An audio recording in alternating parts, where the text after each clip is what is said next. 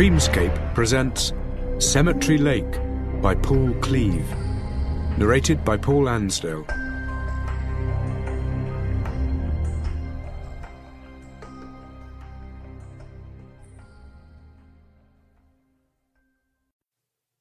Part 1. Chapter 1. Blue fingernails. They're what have me out here, standing in the cold wind, shivering. The blue fingernails aren't mine, but attached to somebody else. Some dead guy I've never met before. The Christchurch sun that was burning my skin earlier this afternoon has gone. It's the sort of inconsistent weather I'm used to. An hour ago, I was sweating. An hour ago, I wanted to take the day off and head down to the beach. Now I'm glad I didn't. My own fingernails are probably turning blue, but I don't dare look. I'm here because of a dead guy. Not the one in the ground in front of me, but one still down at the morgue.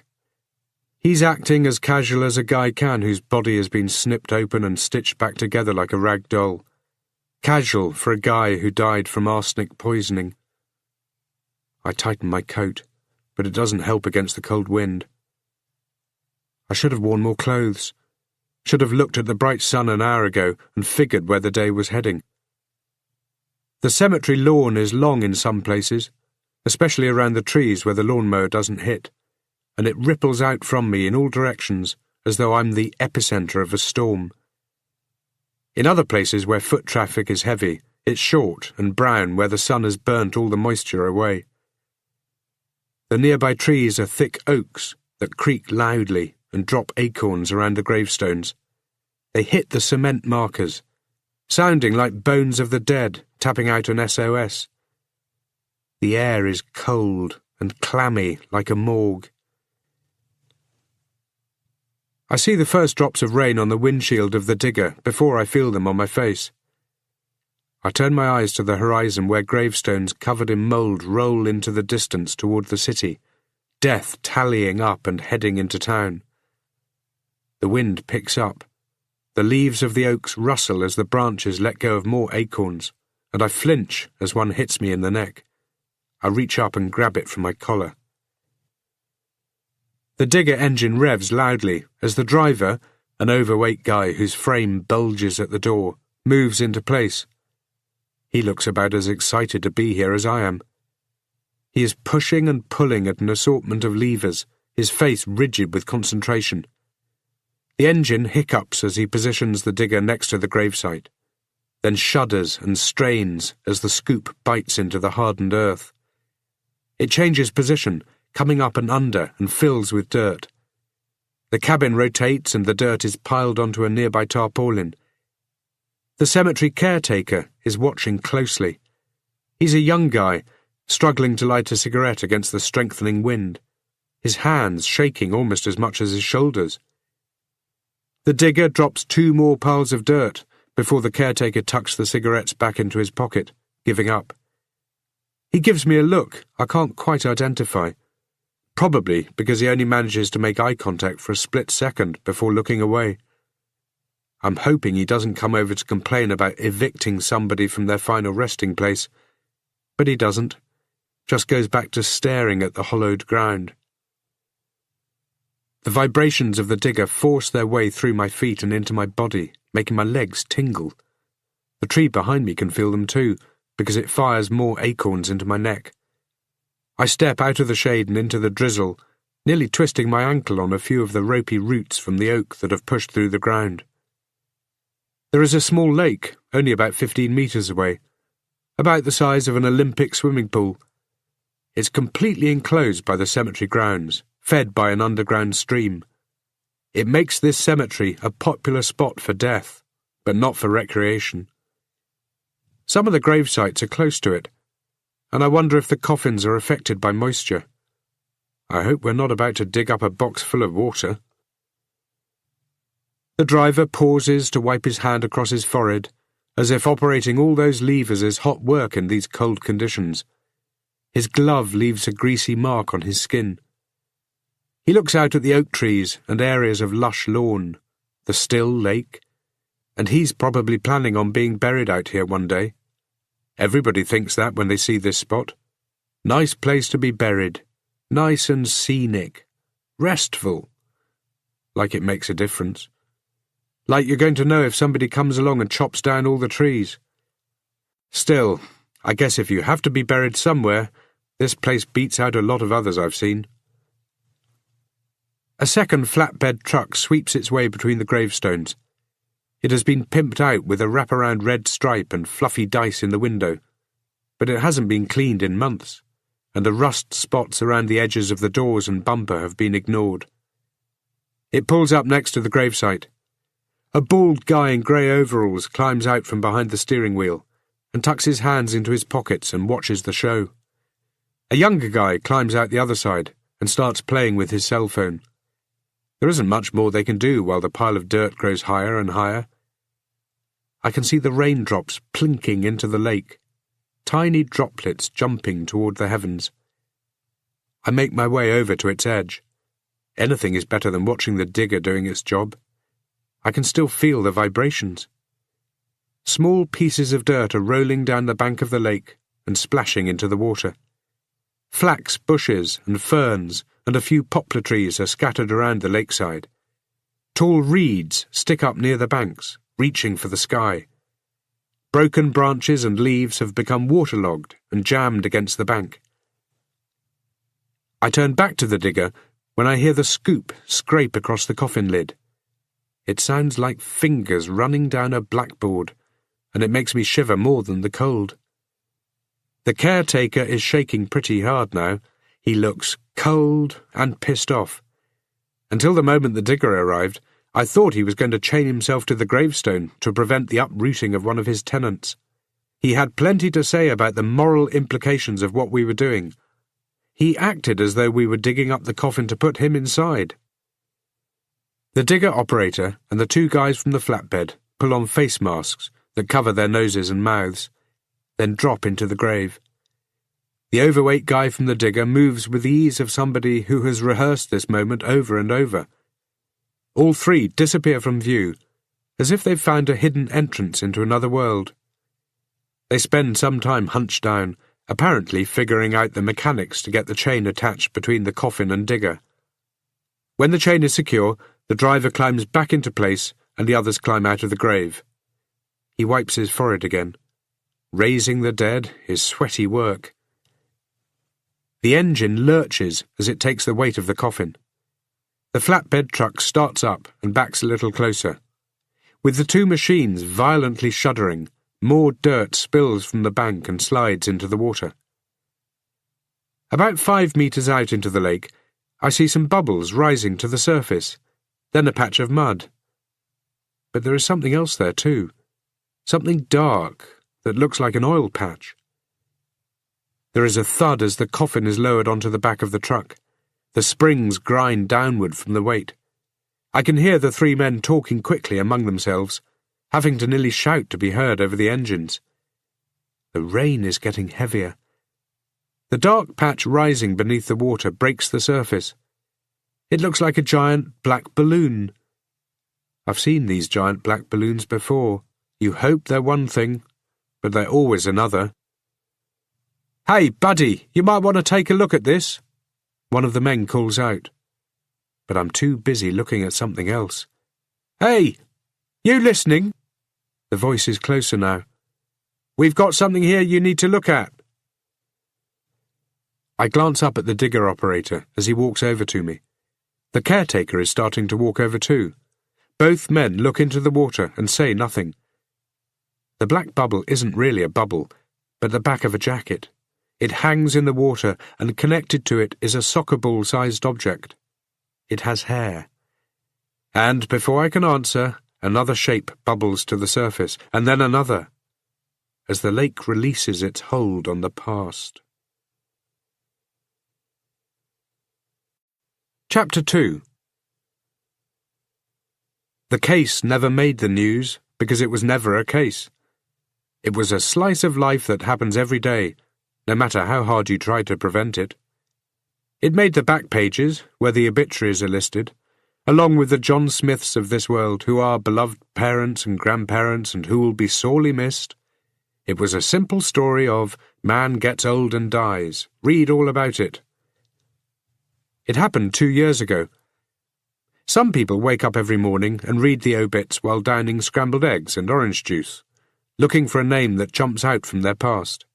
It's a crazy way to kill a few minutes. It's like a morbid lottery, seeing whose number has come up. And I don't know whether these people find relief when they get to the end and don't find anybody they know, or relief when they do. They're looking for a reason. They're looking for somebody, wanting to make a connection and to feel their own mortality. Henry Martins. I pulled those stories from the newspaper database this morning, just like I did 2 years ago, and read what people had to say about him when he died, which wasn't much. Then again, it's hard to sum up a person's life in 5 lines of 6-point text. It's hard to say how much you're going to miss them. There were 11 entries for Henry over 3 days from family and friends. Nobody made my job easier by throwing a "glad you're dead" in with their woeful sorrows. But each obituary read like the others, boring, emotionless. At least that's the way they come across when you don't know the guy. Henry Martins's daughter came into the station a week after the old man was buried. She sat down in my office and told me her dad was murdered. I told her he wasn't. If he had been, the medical examiner would have stumbled across it. MEs are like that. It was easy to see she already had both feet firmly on the road of suspicion, and I told her I'd look into it. I did some checking. Henry Martins was a bank manager who left behind a lot of family and a lot of clients, but his occupation wasn't an opportunity for him to line his pockets with other people's money. I looked into his life as much as I could in the small amount of time I could allot for his daughter's hunch, but nothing stood out as odd. 2 years later, and Henry Martins's coffin is behind me on chains as the wind increases in strength. And Henry Martins's wife is trying to avoid anybody with a badge, now that her second husband has died, his blue fingernails the first indication that he was poisoned. Henry's daughter hasn't spoken to me, because I'm no longer in the same position I was 2 years ago. It's easy to let my mind wander and think of things that might have been. I could have done more back then. I could have solved a murder, if that's what happened. Could have stopped another man from dying. The jury is still out on whether Mrs. Martins had bad luck or bad judgment when it came to men. The rain gets heavier, creating 1,000 tiny ripples on the surface of the water. The caretaker is backing away, keeping his eyes on the water. Slowly the elements seem to disappear. So do the voices and the vibrations. All that is left are the 3 corpses floating ahead of me, each one a victim of something, a victim of age, foul play, bad luck, or maybe a victim of a cemetery's lack of real estate. The 3 workers have all come over beside me. Their excited bursts of started but stilted observations have ended. We're standing, the 4 of us, in front of the water. 3 people are in it. It's like we're all pairing up for a social, but with 1 person left over. The occasion demands quiet, each of us unwilling to say anything to break the silence building between us. More dirt slides into and mixes with the water, turning it cloudy brown. One of the bodies sinks back out of view and disappears. The other 2 are drifting toward us, swimming without movement. I'm not about to jump in and pull them out. I'd do it, no doubt there, if the bodies were flailing about. But they're not. They're dead, have been for maybe a long time. The situation may seem urgent, but in reality it isn't. Both are face down and both appear to be dressed, and not badly dressed either. They look as though they could be on their way to an event, a funeral or a wedding. Except for the ropes. There are pieces of green rope attached to the bodies. The digger driver keeps squinting at the 2 corpses, as if his eyes are tricking him. The truck driver is standing with his mouth wide open and his hands on his hips, while his assistant keeps glancing at his watch, as if this whole thing might push him into overtime. We need to haul them in, I say, even though both bodies are nudging against the bank now. I had planned on staying dry today. I had planned on seeing one dead body. Now, everything is up in the air. "Why, they're not exactly going to go anywhere," the truck driver says. "They might sink, like the other one," I point out. "What are we going to grab them with?" "I don't know. Something," I say. "A branch, maybe. Or your hands." "I'm not stopping you from using your hands," he says, and the other two nod quickly in agreement. "Well, what about rope?" I ask. "You gotta have some of that, right?" "That one there," the truck driver says, looking at the corpse closest to us, "already has some rope." "It looks rotten. You gotta have something newer in the truck, right?" I ask, and we all look over at the truck, just as we hear it start. The caretaker is sitting in the cab. "What the hell?" the driver asks. He starts to run over to it, but he isn't quick enough. The caretaker gets it into gear and pulls away fast. The coffin isn't secure. It starts to slide. It makes a grating sound, like heavy sandpaper dragged slowly against a floorboard. It hits the edge and starts to slide over it. Then for a moment it looks like it's going to hang there, that it's going to defy gravity. But then momentum and physics kick in as the tipping point is reached, and a moment later it goes crashing into the ground. The driver keeps running after the truck, even though the distance is growing. "Hey, come back here! Come back here!" "Where's he going?" the digger operator asks me, and I assume he means the caretaker and not the guy chasing him. "Anywhere but here is my guess," I say, which is both extremely vague and extremely accurate. I pull my cell phone from my pocket. "You got some rope in the digger?" "Yeah, hang on." He wanders over to the digger. I phone the police station and get transferred to a detective I used to know. I tell him the situation. He tells me to sober up. Tells me of course there are going to be bodies out here in the cemetery. It takes a minute to persuade him the bodies are coming up from the depths of the lake, and another minute to convince him I'm not joking. "And bring some divers," I say, before hanging up. The digger operator has made it back. He hands me the rope. The truck driver is back too. He's swearing as his partner uses a cell phone to call their boss for someone to come and get them. I tie an arm-length branch around the end of the rope and make my way down the gently sloping bank, intending to throw the branch just past the nearest corpse to bring it closer. But it turns out the slippery grass beneath my feet has other ideas. One moment I'm on the bank, the next I'm in the water. My feet are submerged in mud, the water up to my knees. Something grabs my ankle, and I lever forward, my arms slapping the surface next to the corpse before I start sinking. I pull my legs from the mud, but there is nothing to stand on. This lake is a goddamn death trap, and now I know why it's full of corpses. These people came to grieve for the dead and ended up joining them. The water is ice cold, locking up my chest and stomach and cramping my muscles. My eyes are open and the water is burning them. There is only darkness around me, compounded by the silence, and I can sense hands of the dead reaching to pull me deeper, wanting me to join them, wanting fresh blood. Then suddenly I'm racing back to the surface, my hand tight around the rope that is pulling me up.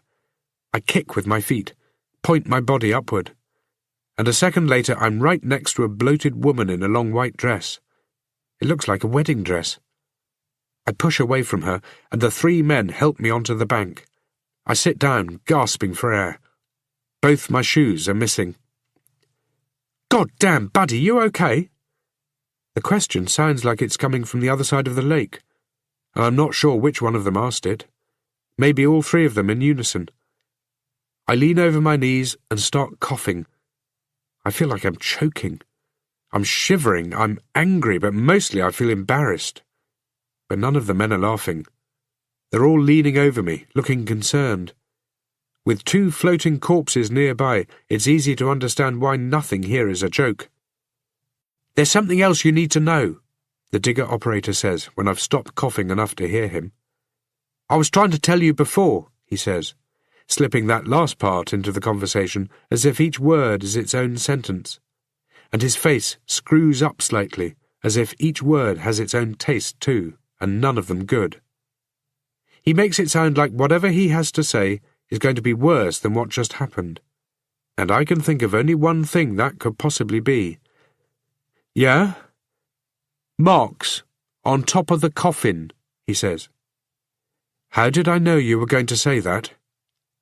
Now it's his turn to shrug. He doesn't come up with any suggestions of mind reading. Thin lines, he says, like cuts. They look like shovel cuts, he says. From a shovel, I tell him. He gives me a funny look. I ignore it.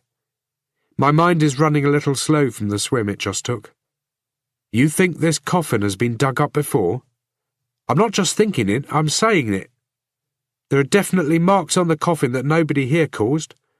Shit, I wonder if she's empty. She? Like a plane or a boat? Because the coffin in a way is a vessel taking you somewhere. We walk over to it. The coffin has survived the fall pretty well. There's a large crack running from the bottom corner along the side from the impact, but we can't see into it. I'm tempted to open her up, see what cargo she has, or if she's been plundered. But the approaching sirens kill the idea. I watch as the 2 police cars arrive, along with an ambulance and a pair of station wagons. Chapter 3. There is a natural progression to things, an evolution. First, there is a fantasy. The fantasy belongs to some sadistic loser, a guy who eats and breathes and dreams with the sole desire to kill.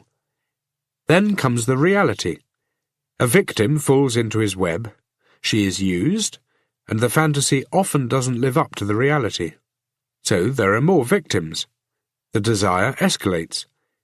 It starts with 1 a year, becomes 2 or 3 a year, then it's happening every other month, or every month. Their bodies show up.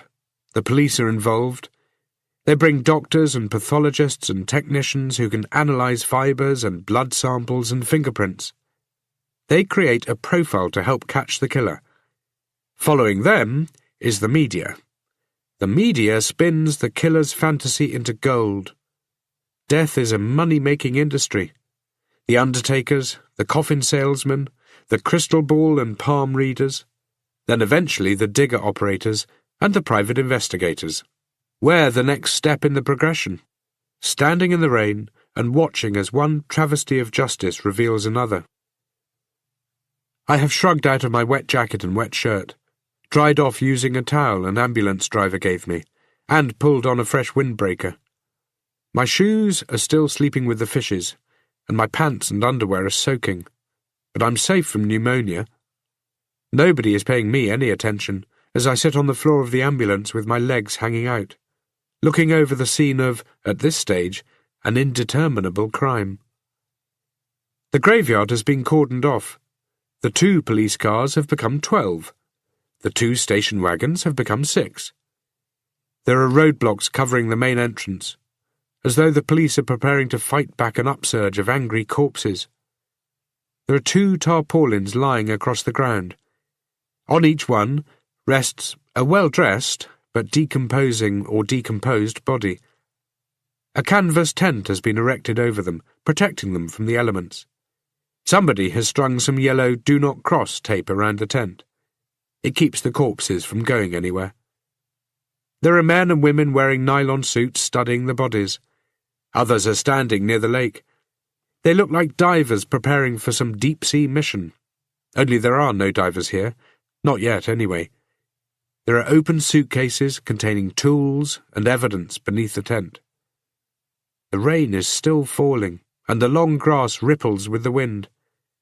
The digger has been taken away, and the coffin has been taken to the morgue. I tighten my windbreaker and reach around for a second blanket. The inside of the ambulance is messy, as if it sped over dozens of bumps on the way. God knows how the paramedics ever know where anything is. I wrap the blanket over my shoulders and let my teeth chatter as I watch the few detectives who have shown up. More will arrive soon. They always do. So far there hasn't been much for them to do other than look at 2 bodies and a lot of gravestones. They can't go canvassing the area because all the neighbours are dead. They have no one to question other than the caretaker, but the caretaker is off somewhere in a stolen truck. The wind has picked up. Acorns are still falling, flicking off the tombstones and making small metallic dinging noises as they hit the roofs of the vehicles. All this extra traffic, yet no other bodies have risen up from the watery depths of whatever hell is down there. I glance over at the ambulance driver. He has nobody to save. He has nothing else to do than watch the show, bury his hands in his pockets, and keep me company. All of us are in that boat. He's probably just hanging around until he gets the call that somebody is dead or dying, blood and limbs scattered across the highway of life that he cleans up every day. The buzzing of a media helicopter approaching from the north sounds like a mosquito. I touch the outside of my trouser pocket and run my finger over the bulge of the wristwatch I stole from one of the corpses after we pulled it from the water. One of the medical examiners, a man in his early 50s who has been doing this for nearly half his life, comes out of the tent, looks around at the small crowd of people, spots me, and then heads over to a detective. They talk for a few minutes, all very casual, the relaxed conversation of 2 men who have delivered and received many conversations about death.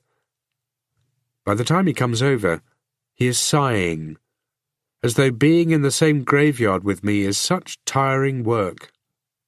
His hands are thrust deep into his pockets. There are small drops of rain on his glasses. I stand up, but don't move away from the ambulance. I have a pretty good idea what the examiner is going to say. After all, I spent some time with those corpses. I saw how they were dressed. "Well?" I ask, clenching my jaw to keep my teeth from chattering. "You said there were 3 bodies," the medical examiner says, and his tone is depressing, the kind of tone you wouldn't want to hear on a suicide hotline if you're calling and wanting to be told things are going to be okay. "Yeah," I tell him. "We've got 2. The other one sank again." "Yeah, bodies will do that. Bodies do lots of strange things." Well, he's right. He's seen it a lot over the years, and so have I. "What else?" "Schroeder," he says, and he glances back at the detective he was talking to, the same detective I called. "Said to throw you some basic facts, but nothing more. Just the same things he'll be giving those vultures out there when he releases a statement in an hour."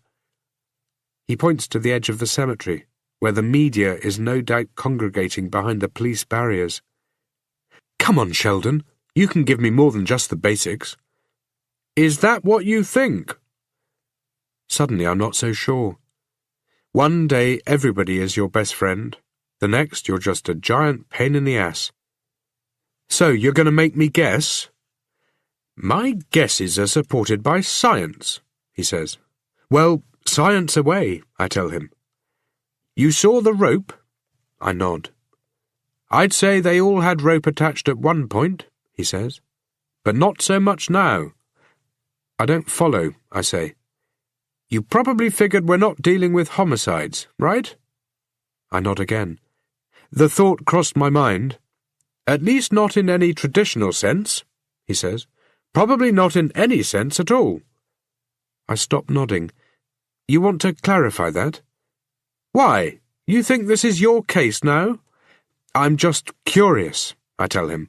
"I'm allowed to be curious, aren't I? I'm the one who found these poor bastards." "That doesn't make them yours. You think I want them? You know what I mean?" He looks back at the tent covering the corpses. The wind has got hold of one of the doors and is snapping it from side to side like a sail. An officer gets it under control and secures it. If the wind gets stronger out here, things might start taking flight. "Okay, let me back up a bit here," he says. "First of all, the 2 bodies we've got, only one of them is intact." "Well, that's got to be one of 2 reasons, right?" I ask. "Yeah, and it's the good one. Nobody tortured these people or cut them up. At least that's my preliminary finding. The worst body is simply coming apart from decomposition. He's missing everything below the pelvic girdle, and what is there is held together mostly by his clothes. Hard to tell how long he's been in the water, but it seems obvious that when we find the rest of him, we're going to find more rope. Could be piles of bones stuck in the mud down there. The thing is, Tate, going by the woman we found, I'm pretty sure these people weren't killed and dumped in the lake. They were already dead. Dead and buried, I'd say, he says. And I think of the coffin with the shovel marks. Don't know what originally killed them, but we'll get there. We'll get some time frames, too. I look past Sheldon to the grave markers all around us.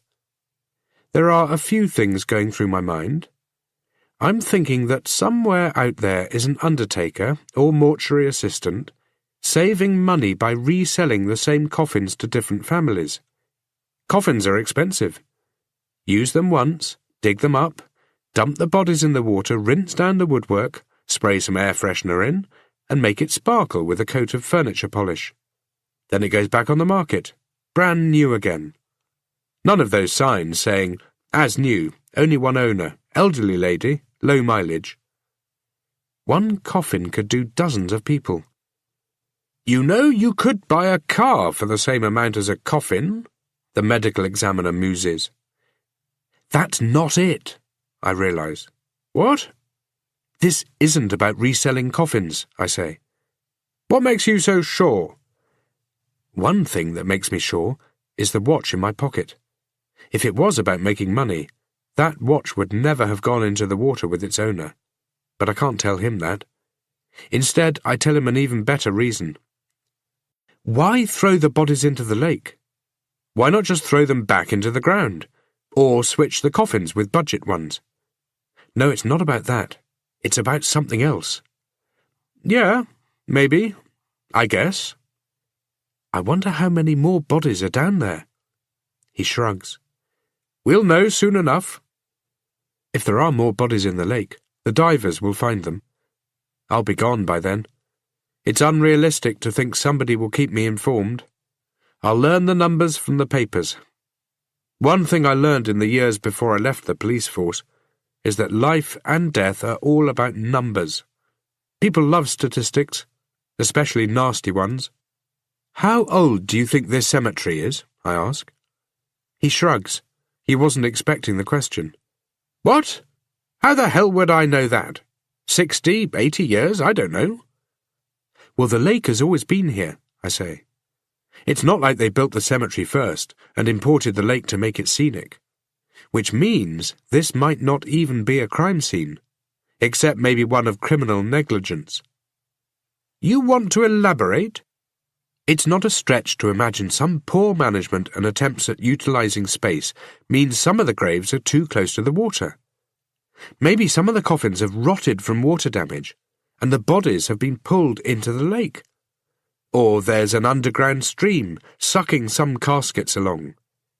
Maybe they've floated up to the surface before, and the way the caretaker here dealt with it was to tie cinder blocks to them to hide them away. Sheldon shakes his head. Not in this case. You sure? I ask. But I can tell he's sure. The woman makes me sure, he says. She's been in the water only a couple of days. No time for your rotting coffin theory. There are signs of mortician tricks that suggest she had a funeral, which is why I'm confident these people were once buried. In fact, she's the reason we're all here. She's the catalyst here. Fat stores and gases brought her to the surface, and she brought the others up with her. She'd do that, even if she was embalmed? She wasn't embalmed. I thought that... He starts nodding. I know what you thought, he says. You thought that everybody has to be embalmed, that it's law. But it's not. Embalming slows the decomposition for a few days so the body can be displayed. That's all it's for. It's optional. Can you tell if anything else has been done to the bodies? Like what? I don't know. It's not about reselling coffins, and none of this is a result of nature, so these people were dug up for something, right? Have they been used for anything? Experimented on? No way I can know that right now, but one thing I can tell you is one of the victims was wearing rings and a necklace. You can rule out grave robbery. Grave robbery. I feel as though I've slipped back into a Sherlock Holmes novel. Holmes, of course, would find some logic in this. Often he would solve a case only by remembering something he read in some textbook 10 years earlier. But in the end he'd get there, and he'd make it look easy. Looking around, I'm not sure if the evidence is here for anyone to deduce whether the person who did this was left or right-handed, or worked as an apprentice shoemaker. Only Holmes would. He was one lucky bastard. Any way we can ID them, I ask. We? You know what I mean. We'll start with the woman. She should be simple, then work backward. I glance past the examiner toward the tent that shelters the dead and the wet. The wind chill seems to have dropped by around 5 degrees and picked up an extra 25 kilometers an hour. The sides of the tent are billowing out. The blanket around me no longer feels warm. So, how do... He raises his hand to stop me. Look, Tate, your colleagues know what they're doing, and I've already told you more than I should have. Leave it to them. He's right and wrong. Sure, they know what they're doing, but they're no longer my colleagues. I think about the watch in my pocket, hoping it will have one of those "To Doug, Love Beryl" inscriptions on it. Then it's just a matter of finding a gravestone belonging to a Doug who was married to a Beryl. With luck, that gravestone is here. With luck, these people were given proper burials by proper priests, under the proper conditions, and not autopsied and dressed up by some homicidal maniac in his basement. A 4-wheel drive pulls up next to the tent. 2 guys climb out and walk around to the back of it. They each pull out a scuba tank, then reach further in for more gear. Look, Tate, I've told you what I can. It doesn't involve you, but if you think it does, then take it up with one of your old buddies.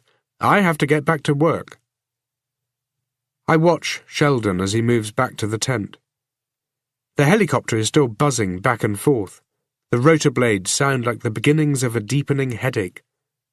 I can imagine what the journalists are saying, what they're coming up with, and there is no doubt they're thriving on it. Bad things happening to good people always makes the greatest news. Chapter 4. I hate cemeteries. I don't have a fear of them. It's not a phobia, like someone who is too scared to fly, but must fly anyhow. I just don't like them. I can't really say they represent all that is wrong with this world, because that wouldn't be a fair comment, not logically. But I feel that way. I think it's because they represent what happens to all the people in the world who've been wronged, and even then they only speak for the ones who are found. There are others out there, in shallow graves, in creeks and crevices and oceans, or held down by chains, who cannot be spoken for with gravestones, only by the memories their loved ones have of them. Of course, that isn't a fair statement either. That would be like assuming all of the graves out here belong to victims of crime. And of course only a few do. Most belong to people too old to live, too young to have died, or simply too unlucky to keep living. The rain is getting stronger, and the sky is getting darker. My cell phone rings every minute or so as I drive away, and I'm lucky the thing still works after going in the drink. Salt water would have been a different story. As soon as I get past the gates, I hit the blockade, where police cars are parked on angles across the road to prevent other people coming to mourn the dead, or to prevent the dead from escaping and mingling with the mourning. I weave my way through them into the media blockade. It's the circle of life out here. Vans and 4-wheel drives with news channel logos stenciled across the side, and satellite dishes mounted on top, are parked at haphazard angles. The rain no deterrent for the camera crews and reporters trying to look pretty in the drizzle. I manage to get past, pretending I can't hear the same questions yelled at me from every interviewer. After them comes the first wave of get-home traffic that creates a blockade in the city at this time of the day. My wet jacket and shirt are in the back seat, along with a borrowed windbreaker. I have the blanket draped over my seat so my clothes don't soak into the upholstery. With the heater blasting on full, moisture forms on the windshield that the air conditioner can't keep up with. Every half-minute, I have to wipe away the condensation with my palm. I turn on the radio. There's a Talking Heads song on. It suggests I know where I'm going, but that I don't know where I've been. I turn the radio off. Talking Heads has got it wrong in my case. The first call I answer is from Detective Inspector Landry, asking me to head into the station to provide a formal statement. He probably figures he could do the world a favour by keeping me squirreled away for a few hours, running over all the exact reasons that added up to my being in a cemetery with dead bodies that can't be accounted for. When I ask him if they've tracked down the caretaker, he tells me they'll inform me when they do, and we both know it's bullshit. The next two calls are from reporters. I knew some of them would recognise me as I was driving away. Reporters are quick like that. I go further back than yesterday's news, and these guys have long memories. I hang up on the questions before they can finish asking them. Then my mother calls me, telling me she saw me on TV sitting in the back of an ambulance and wanting to know what has happened to me. Clearly the police didn't have the cemetery as well cordoned off as they thought. I tell my mother that I fell into the lake, that was all, and that I still have all my limbs. She tells me to be careful, that I shouldn't go swimming with so many clothes, and that she and Dad are worried. Bridget, my wife, she points out, would be worried as well. When I manage to hang up, the phone rings again, and another reporter asks me whether I'm back on the city's payroll. I decide to switch my phone off, which is a pretty good decision considering the alternative of rolling down my window and throwing it into the elements. I put both hands on the wheel and start thinking about the 3 bodies, wondering if there are more.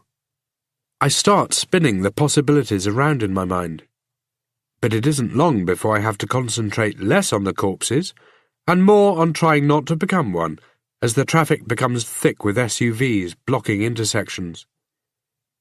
My office is in town, situated in a complex with 100 other offices, most of them belonging to law and insurance firms, from whom I get most of my business.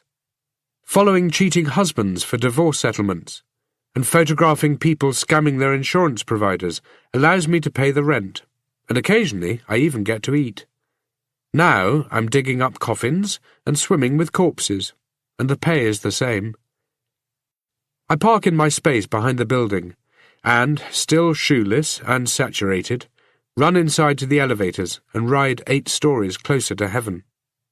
Because most of my clients are in the same building, and any other business I attract comes through phone calls and word of mouth, I come and go as I please, allowing my answering machine to be my secretary. I have enough computer skills to type up my own reports. I know how to file, and I know how to make coffee.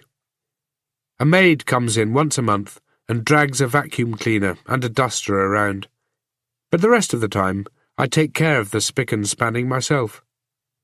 Private eyes working out of dumpster offices, armed with fedoras and cigarettes, live only in the minds of scriptwriters these days.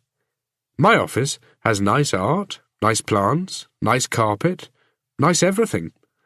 In fact, it's so nice it's a struggle to afford it. I unlock my office door and switch on the light. The air is warm, and has held the smell of this morning's coffee, probably because half of it got spilled across my desk by accident. The smell kicks my energy level up a few notches. The room itself is not large, and my desk takes up a quarter of it, backing onto a view of Christchurch that sometimes inspires me and sometimes depresses me. On the opposite side, there's a whiteboard standing up on an easel that I often use to sketch ideas on in an attempt to connect the dots. The carpets and walls are mixtures of fawns and greys that sound like they're named after types of coffee. There are files stacked on my desk, a computer in the middle, and a bunch of memos I need to take care of. I glance out at the city. It doesn't make me feel nostalgic enough to head back to ground level into the rain to see what I'm missing. I start playing with my cell phone. I turn it back on. It starts ringing. I pop the battery out and sit both pieces under the lamp to dry out. I move into a small bathroom ensuite and clean up. I have a spare outfit hanging on the back of the door. There, for the day, I fall into a lake of corpses, or get shot in the chest. I get changed and ball the wet stuff into a bag, taking the watch I found out from my pocket first.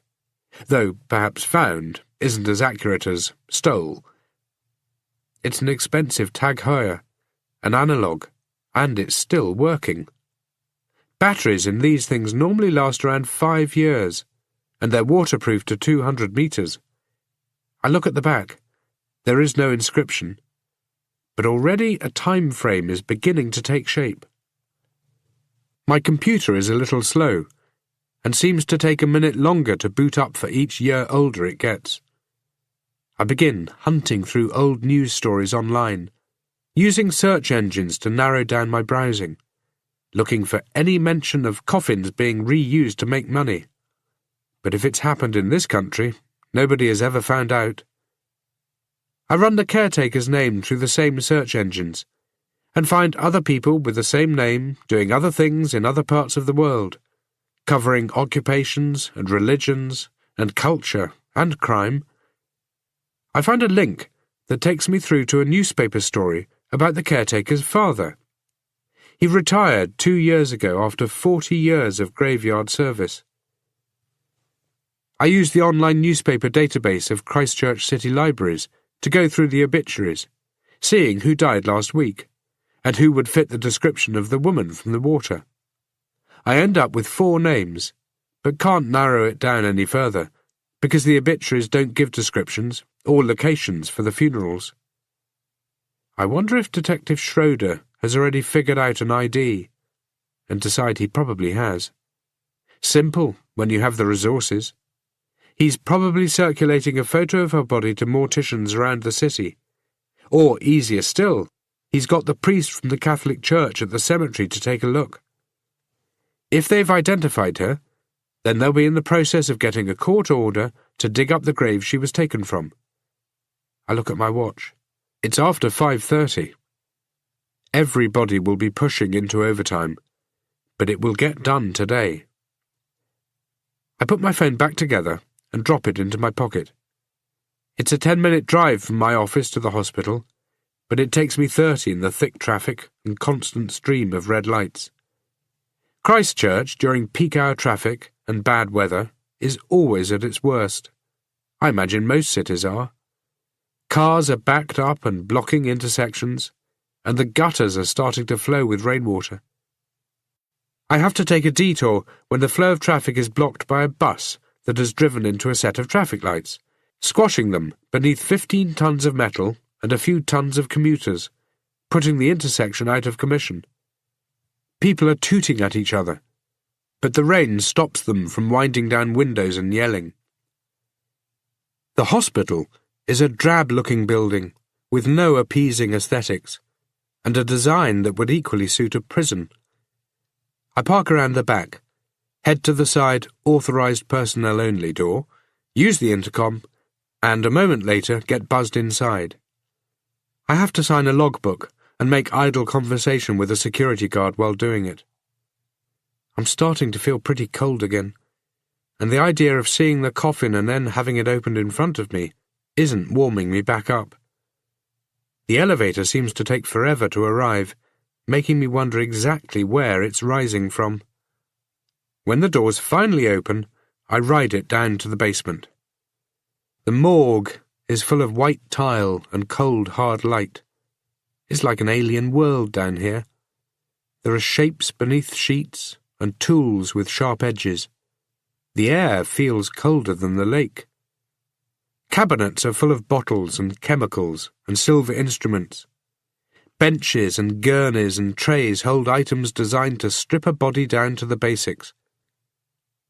The coffin looks older beneath the white lights, as if the car ride aged it by a quarter of a century. Plus it's more busted up than I first thought. There are cracks along the side, and the top is all dented in.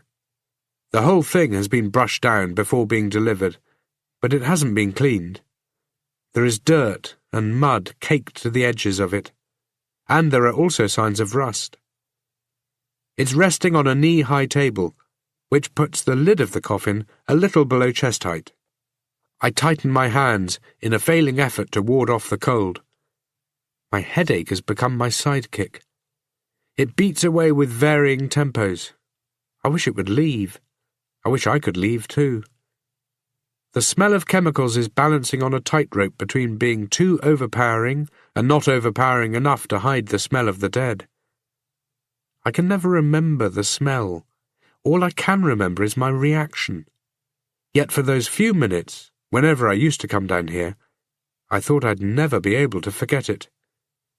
The bodies aren't rotting, they're not decaying and stinking up the place, but the smell is here. The smell of old clothes and fresh bones and old things that can no longer be. The lid on the coffin is still closed, and it's easy to imagine there ought to be a chain wrapped around it, with one of those big old-fashioned padlocks attached. I can barely make out my smeared reflection in places, especially on the brass handles, my face broken up by pit marks made of rust. I run a finger across the shovel marks that the digger and truck drivers pointed out to me earlier. They're right in the middle of a long concave dent. "She's been opened before," the medical examiner says, stepping out of her office and into the morgue behind me. And even though I knew she was there, her appearance still startles me. "I wonder what's inside." "Or what isn't inside," I say. I put my hand out, expecting hers to be cold when she shakes it, but it isn't. "Good to see you, Tracy." "What's it been, Tate? 2 years? 3? 2, I answer. "Of course," she says. "I should have known that." I smile at her and let go of her hand. I look her over without appearing to look her over. Though Tracy Walter must be my age, she looks 10 years younger. Her black hair is pulled back and tied into a tight bun. Her pale complexion is bone white in the morgue lights. Her green eyes stare at me from behind a set of designer glasses. I think about the last time I saw her, and know she's doing the same thing. "Sure got busted up falling off that truck," I say, looking at the long cracks. "Caretaker was in a hell of a hurry." "You've never seen an exhumed coffin before, have you?" "Yeah, you can tell that." She smiles. "Movies don't show how much weight coffins are under once they're in the ground. Often it's enough to do serious damage. Part of this is falling off the truck, but most of it will be from the pressure of being in the ground.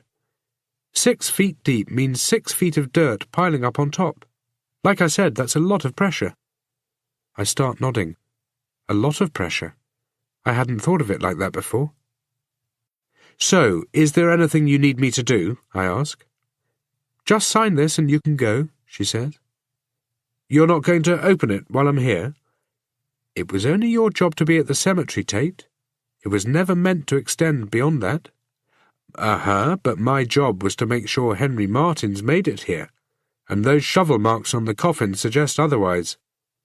She sighs, and I realize she knew all along she would never be putting up much of an argument. "Put these on," she says, and hands me some gloves and a face mask. "The smell isn't going to be pretty, but you better not tell anybody you were here for this." We shift a little closer to the coffin, and suddenly I don't want to see what's inside. This is a topsy-turvy world where corpses bubble up from lakes and coffins are full of empty answers. I pull on the latex gloves and slip the mask over my nose and mouth. If Henry Martins is inside, his fingernails may or may not be blue. If he isn't inside and the coffin is empty, then Martins is one of the bodies on the bank of the lake, or deep within its belly. Tracy sprays some lubricant into the hinges, before shifting a small crowbar into place and pushing down. The coffin lid sticks because of simple physics. They were designed to take people into the ground, not to bring them back out, and, like Tracy pointed out, The structure of this coffin has been altered with all that dirt pressing down on it for the last 2 years. I lean some weight onto the crowbar to help. It starts to groan, then creak. Then it pops open. From inside, darkness escapes. Along with it, the smell of long dead flesh that reaches through the pores on my mask and right up into my sinuses. I almost gag. Tracy lifts the lid the rest of the way open. I stand next to her and stare inside. It isn't at all what either of us is expecting. Chapter 5. Christchurch is broken. What didn't make sense 5 years ago makes sense now. Not because our perspectives have changed, but simply because that's the way it is. All of us are locked into a belief of how this city should be, but it's slipping away from us. Nobody able to keep a firm grasp as Christchurch slowly spirals into full panic mode. Pick up a newspaper, and the headlines are all about the Christchurch carver, a serial killer who has been terrorizing the city for the last few years. The police hate him. The media love him.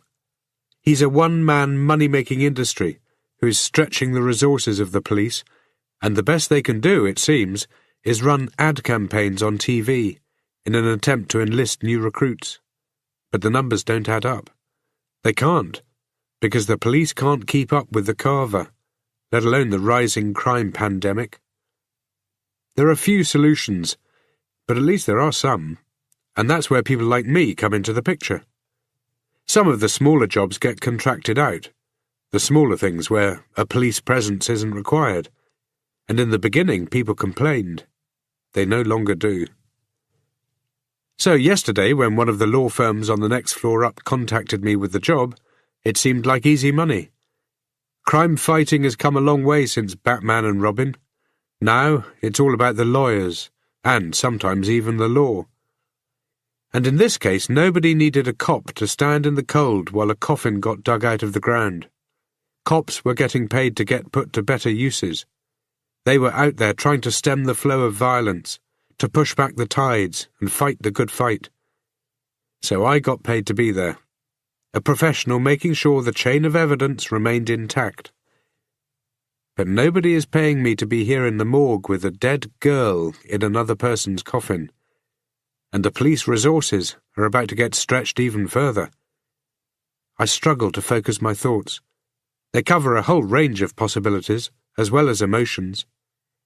I feel sorrow and pain for whoever this woman is, and can't see any reason other than a bad one for her to be in this coffin.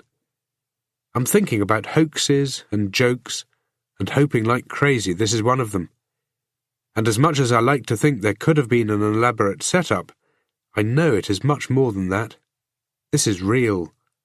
I shouldn't be looking at a woman. She shouldn't be dead. Shouldn't be in a coffin that isn't hers. Yet here she is, all laid out in front of me. Tracy leans over the coffin. "This isn't Henry Martin's," she says, not to be funny, not to state the obvious, but matter-of-factly, in a way that doesn't suggest the same disbelief I'm feeling, but that the cold part of her mind she must engage to do this job is now fully in control. Tracy's emotions have been locked away. She's decomposed, but not badly. Decomp comes down to temperature, soil, depth of the coffin, and how long she was exposed to the air before being put in here. No way to tell what age at this stage. I'm hardly listening to her. My heart is racing hard as I look down at the body. There are areas where chunks of flesh have shrunken and dried, and other areas where it's completely disappeared. What she has looks like a shell, so that if I was to poke her with my finger, she would turn to dust. The few patches of skin remaining are almost transparent, doing nothing to hide the storm cloud-coloured bones that for the most part are exposed. Her face and eyes have gone, just dregs of dried-up skin and flesh and scalp hanging onto her skull.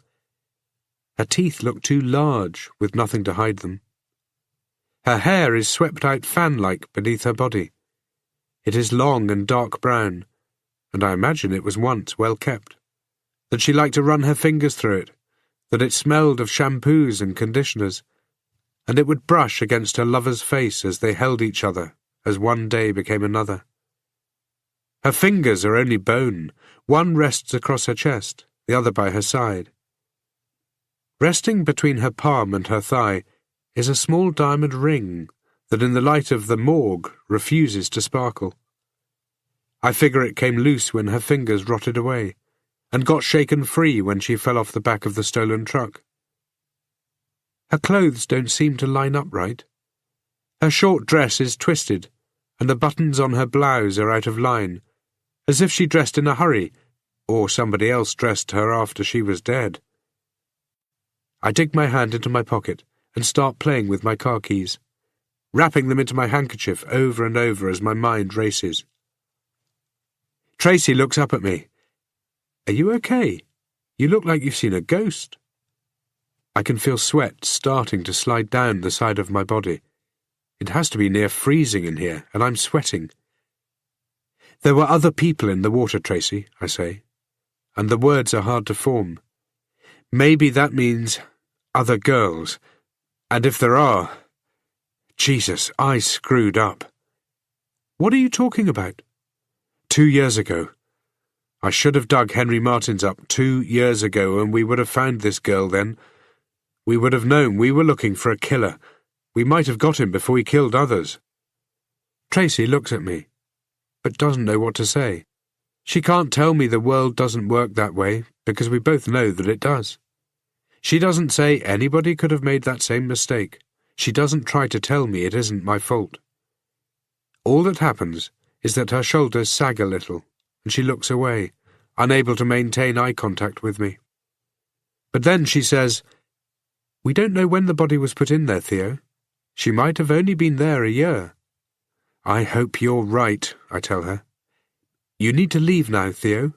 "Oh, come on, Tracy, there's got—" "I'm serious," she says, looking up. "You wanted to know if Martins was inside. Well, now you know. That was the deal. You can't look at this woman and think it's become your case. All you can do by being here now is compromise the investigation. You don't get it, do you?" "What? That you could have made a difference 2 years ago? I know the case, and you're right. It could well be that you messed up, and other girls have paid for it, but we don't know that yet, and won't until we know who this girl is and when she was put into this coffin.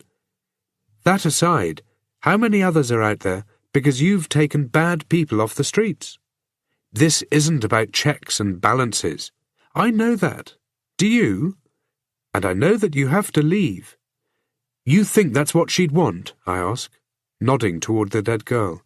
"Or do you think she'd want as many people she could get, trying to find who did this to her? Come on, Theo, it's time to go. I'll let you know if one of the bodies that turns up is Martin's." "Yeah, okay, do that," I say, as she walks me to the corridor. The moment we step into it, her cell phone rings. She shakes it open and starts talking. I pat down my pockets, then turn them inside out. I mouth the word keys to her and point back toward the morgue. "Make it quick," she says, lowering the phone so the person on the other end can't hear. I walk back into the morgue. I stare at the dead girl, and I wonder what she looked like before death crammed her into this coffin, taking everything away from her in one brutal insult. Looking at this cheap imitation of her makes me feel ill. Tracy is finishing up her phone call when I rejoin her in the corridor. "They found the one that sank again, and another one," she says, slipping the phone into her jacket. "That's 4 in total."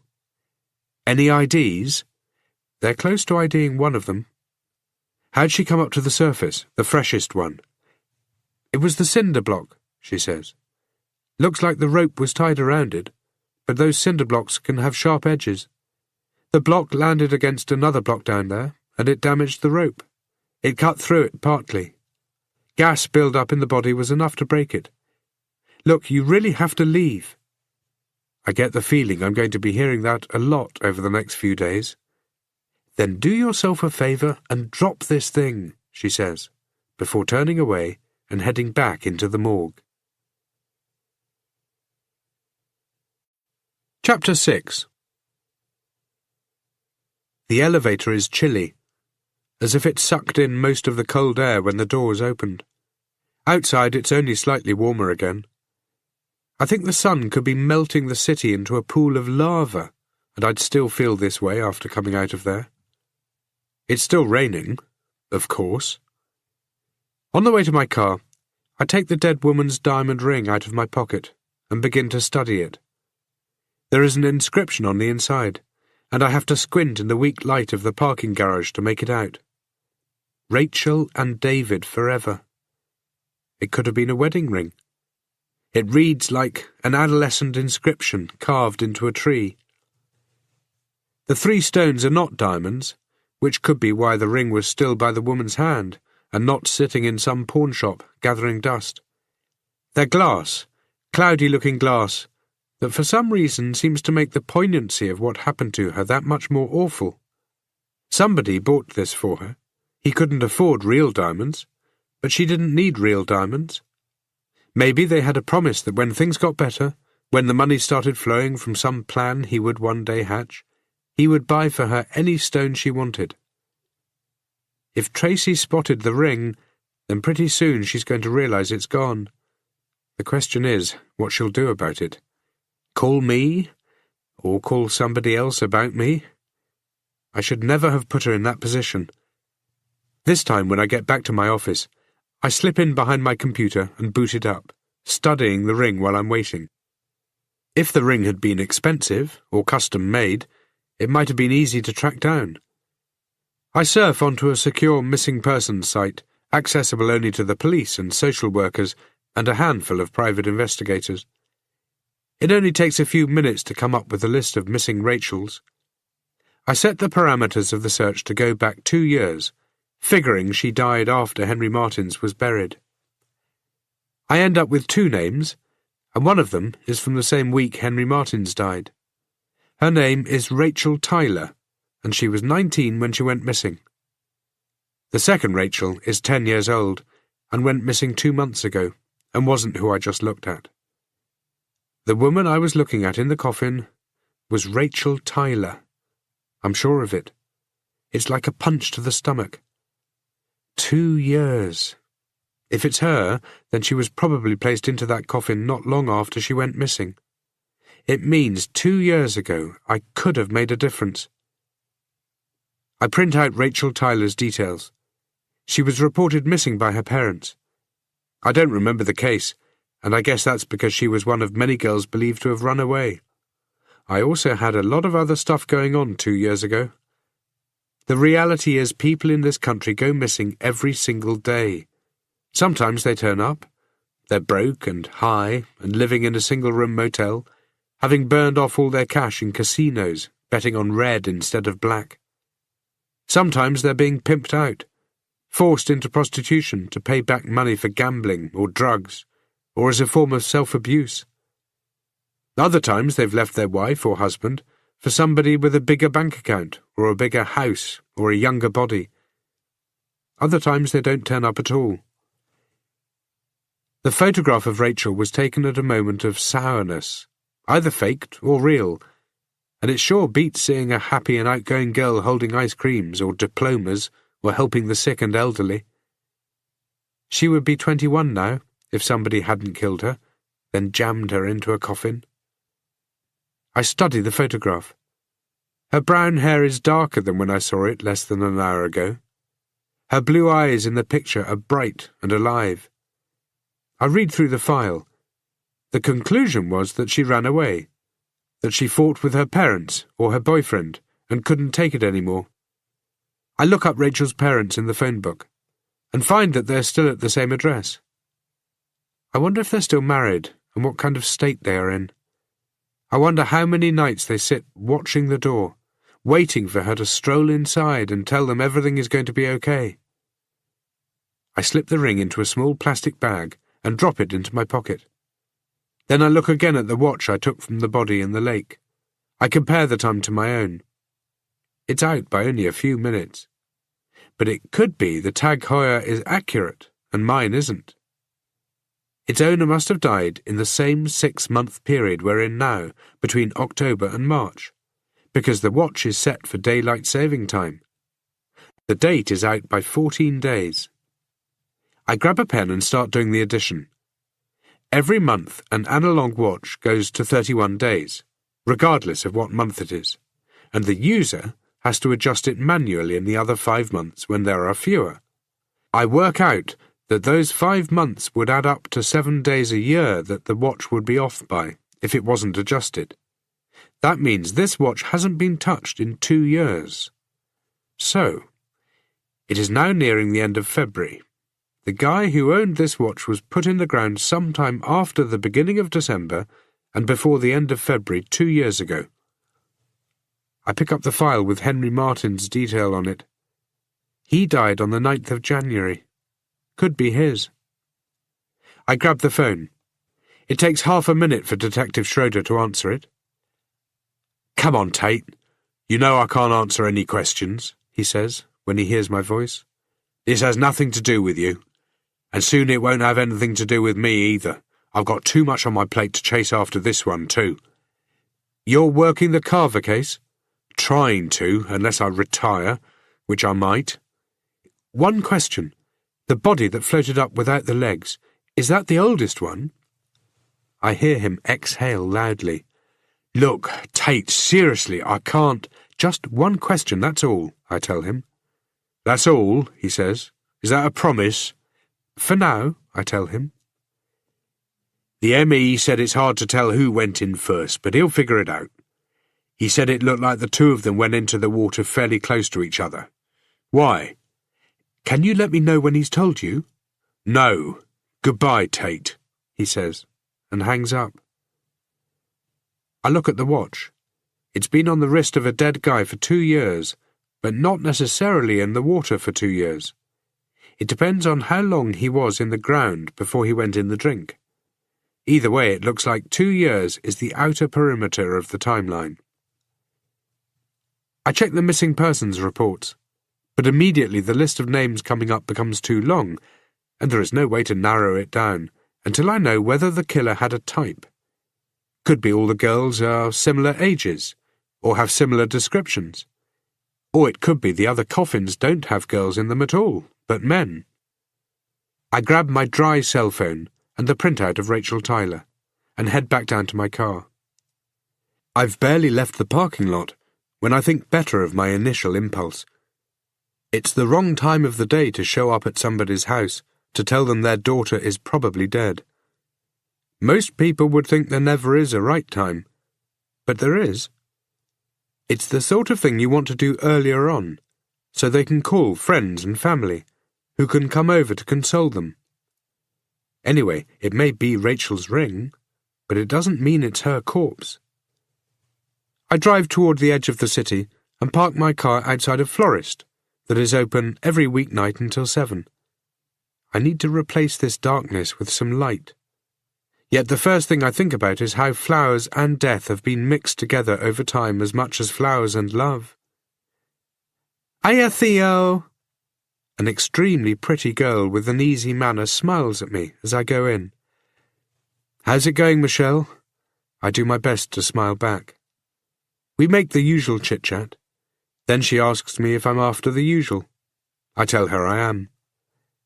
"Your wife must really love flowers," Michelle tells me, and I slowly nod. Michelle picks out a bunch she thinks Bridget will like, wraps some cellophane around the stems, and hands them over. She writes down the amount in a small book behind the counter. At the end of the month, like every other month, she will send me a bill. "Say hi to Bridget for me," she says, and her smile is infectious. Sometimes I think I could just watch this woman smile for ages. I head back to my car and rest the flowers in the passenger seat, careful not to crush them. I glance at my watch. Bridget won't be in any hurry to see me, so I change my mind and decide maybe I can pay a visit to Rachel Tyler's family after all. I do a U-turn and drive back in the opposite direction, taking with me a bunch of already dying flowers and a whole lot of bad news. Chapter 7. Averageville. That's where the Tylers live. All the houses on the street are well kept, but there is nothing special, as if any one resident was too scared to make their house stand out above another.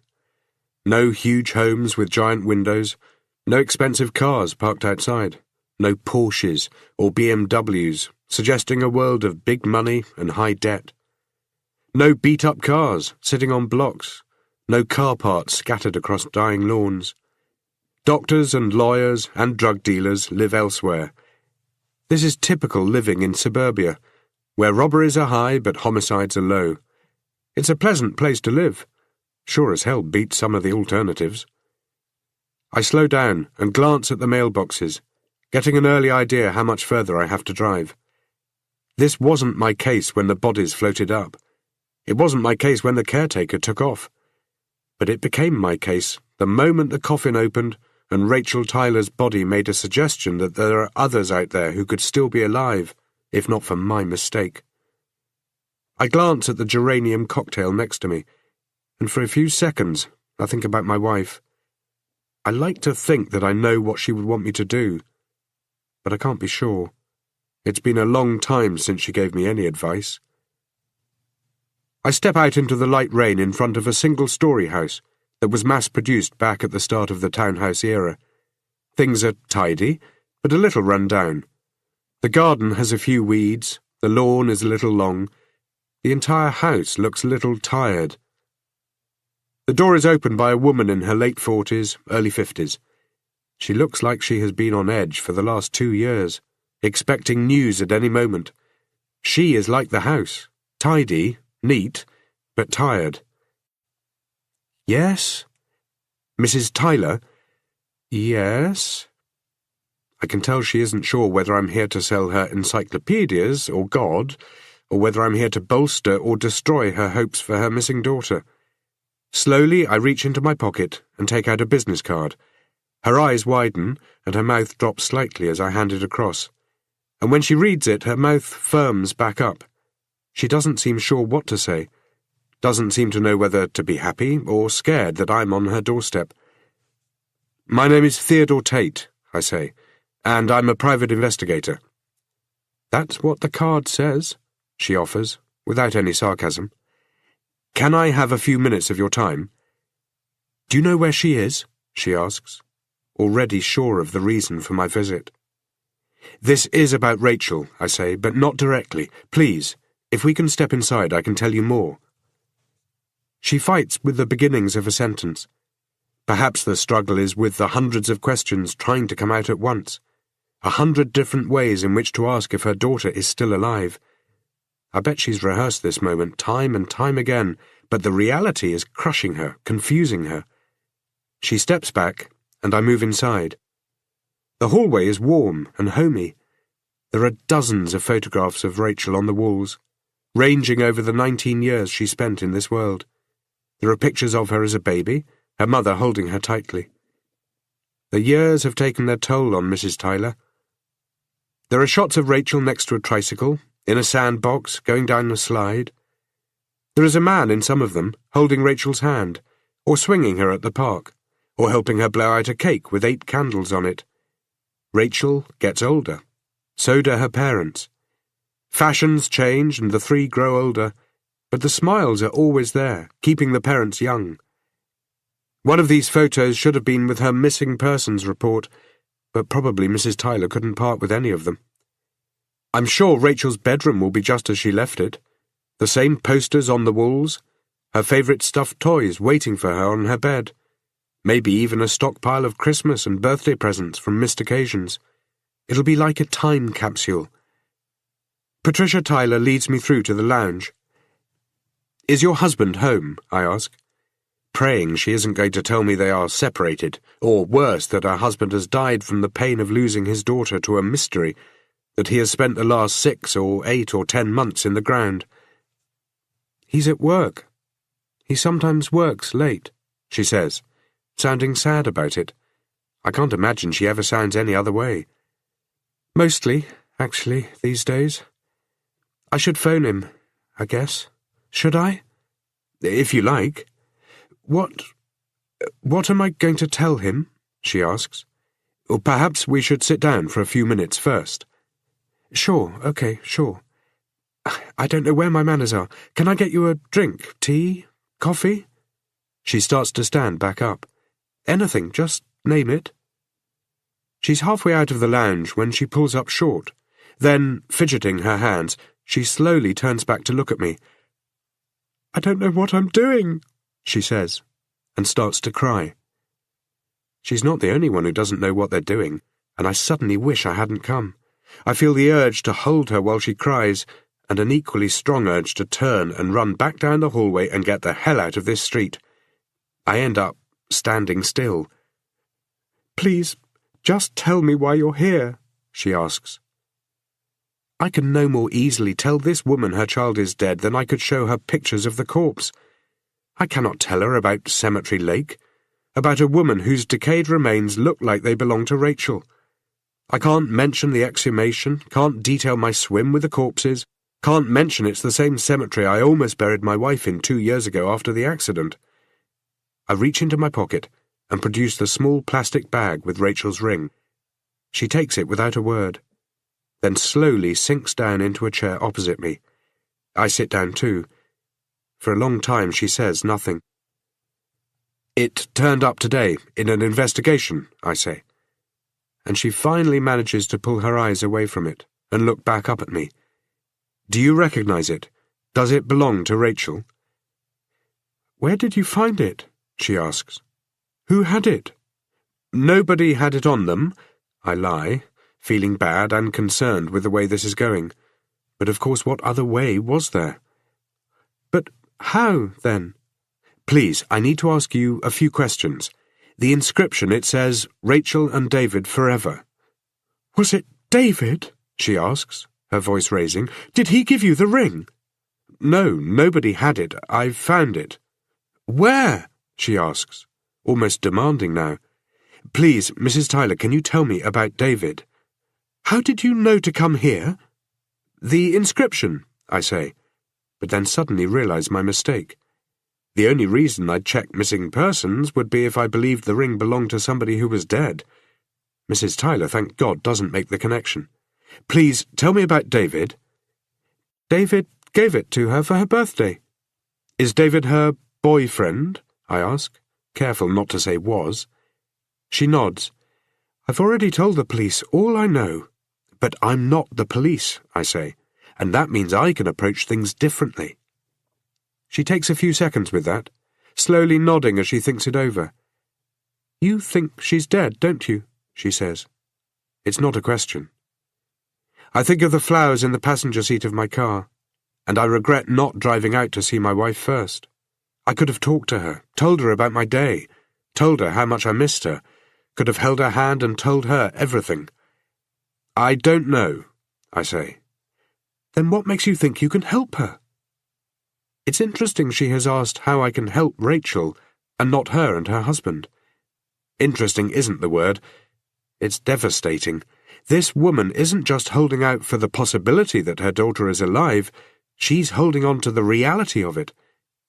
But the question is more than that. It makes me think of exactly what I can do to help Rachel. Nothing. Not now. I can't even help the others who have followed. I would imagine Rachel wants as many people helping her as she can get. The point seems to hit home with her, and she starts up again with a nodding. Then she starts up with telling me about her daughter. I realize I could be anybody in the world, and she'd still be happy to speak about Rachel. She'd probably be the same way if I had been at the door selling encyclopedias or God. She talks for nearly 20 minutes, and I don't interrupt her. I know what it's like to have lost somebody. I know what it is like to hold out hope. False hope is cruel, but perhaps not as cruel as no hope at all. It's a judgment only those who have been there can make. "And David?" I ask, after she has told me what she can about Rachel's life, including in detail the days before she disappeared. "What can you tell me about him?" "I thought he knew what happened," she says. "For those few weeks I was sure she was living with him. See, they were living together, but not really. All her things were here, are still here, but she wouldn't come home for days on end. When we didn't see her for a week, we tried contacting her, then him, but he said he hadn't seen her. I thought he was lying, and that he was shielding her from us for something we must have done. But I knew something wasn't right. I don't know how, but I just knew. So Michael, my husband, called the police. We filed a missing persons report. We hadn't heard from her in nearly a week. It wasn't like her. What happened when the police spoke to David? Nothing. They said they had no reason to believe he was lying. Still, I wasn't convinced. I would... She starts, then takes a few seconds to gather her thoughts. She looks down at her feet. I would go to his house at different times, but there was never any sign of her. I would knock on his door in the middle of the night. After a while I began to see that David was just as distraught as we were, and I started leaving him alone. I don't know if he really believes Rachel is still alive. She looks back up. I nod sympathetically. Then I throw a couple of names at her, Bruce Alderman and Henry Martins.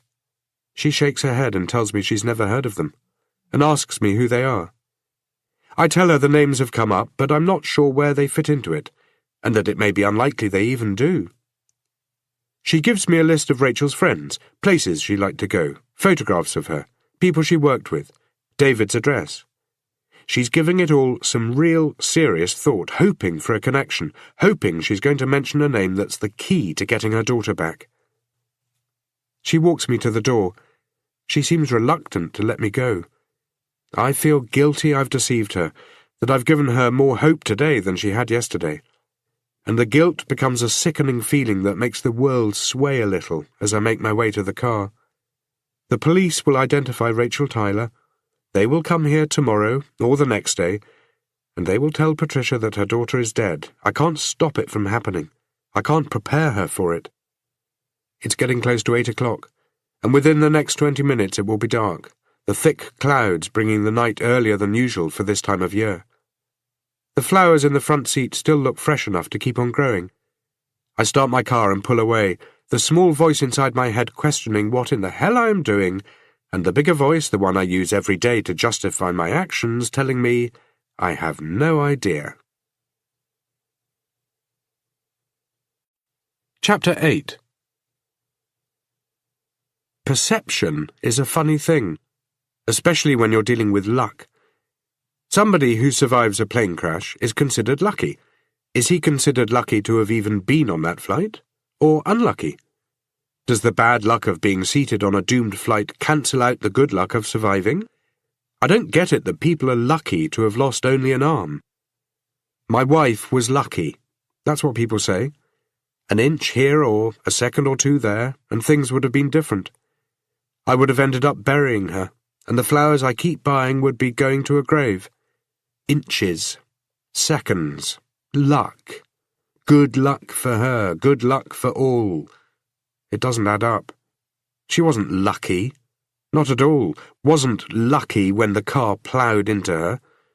She was lucky that her head hit the sidewalk at 40 kilometres an hour and not 50, but unlucky her head hit the sidewalk at 40 and not 20. Wasn't lucky when her legs were shattered, her ribs broken. Lucky to have lived, yes, but not lucky. The nursing home is out of the city, where suburbia kicks in and city noise dies away. It covers 5 hectares of land, with ground scenic enough to be used for a wedding. The buildings are 40 years old, grey brick with the occasional flare of polished oak windowsill, a combination of bad ideas or perhaps good ideas that didn't work. The driveway is long and shaded by giant trees that flourish in the summer and look like skeletons in the winter. I pull up outside the main office and for a few seconds try to imagine that this world hasn't gone mad. The main doors are heavy and made from oak, as if to stop the weak from leaving or tempt the grieving to turn away. The nurse behind the reception desk smiles at me. Her dark red hair matches the sunset in the painting behind her. "Hi, Theo. What have you done with the weather?" I fake a smile of my own, the type anybody with social skills would apply when the weather suddenly becomes the topic of conversation.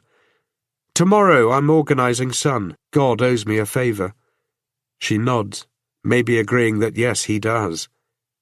"Flowers for me this time?" she asks, like she always does, like she always will.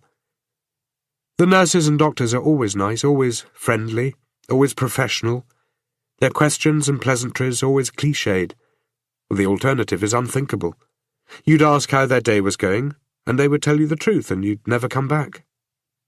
"Next time," I say, which is what I say every time. "How is she?" "She's doing fine, Theo. But what about you? Is that you I saw on the news?" "Yeah, it's been one of those crazy days." A fairly accurate summation, I feel. Not that all crazy days end up with somebody swimming in a lake full of corpses. She nods. "Every day this city shows us a little more how things don't make sense." "Sometimes I think Christchurch is broken," I say, "and nobody is ever going to fix it." I walk down the corridor, passing empty seats and closed doors, and a nurse's station that looks empty, but most likely isn't. The entire floor is speckled green linoleum, the sort that is easy to clean blood and vomit and shit off and will last 200 years. The day is cold, but the air in here is comfortable. It's always comfortable, and so it ought to be. Some of the people in care here don't know how to complain, and some who do know simply don't have the ability anymore. There are more paintings with water and sunsets, peaceful scenes that are perhaps supposed to help calm the residents here before they move on from this world and into the next. There are pots full of artificial plants, and there are decorations for the people who come here who are on the verge of losing it. I climb a flight of stairs, and halfway down another corridor, I stop at Bridget's room. The door is open. She is sitting by the window, looking out at the misty rain and the trees, and the lack of good weather that the nurses mention every time I arrive. She seems interested in all of it. I don't know whether she hears me come in. I close the door behind me. She keeps staring outside. "Hey, babe, I've missed you," I say, but she doesn't answer. I take yesterday's flowers out of the vase and put today's flowers in. She doesn't notice. She doesn't notice as I shuffle them around in an attempt to make them look nicer. I sit in the chair next to her and take her hand in mine. It's warm. It's always warm, no matter how cold the room gets. I'm glad for it, because it helps remind me my wife is still alive. She occasionally blinks as I tell her about my day. There is no expression on her face as I run a brush through her hair, stroking it over and over, searching for the recognition that isn't there. She does not laugh when I tell her how I slipped into the water. She doesn't chide me for not telling Patricia Tyler that her daughter has been dead the entire time she's been missing. Other noises, the shuffling of patients, the squeaking of caster wheels, come from the care home, which for the last few years I have quietly nicknamed Death Haven. I'm not sure why I've come up with the name.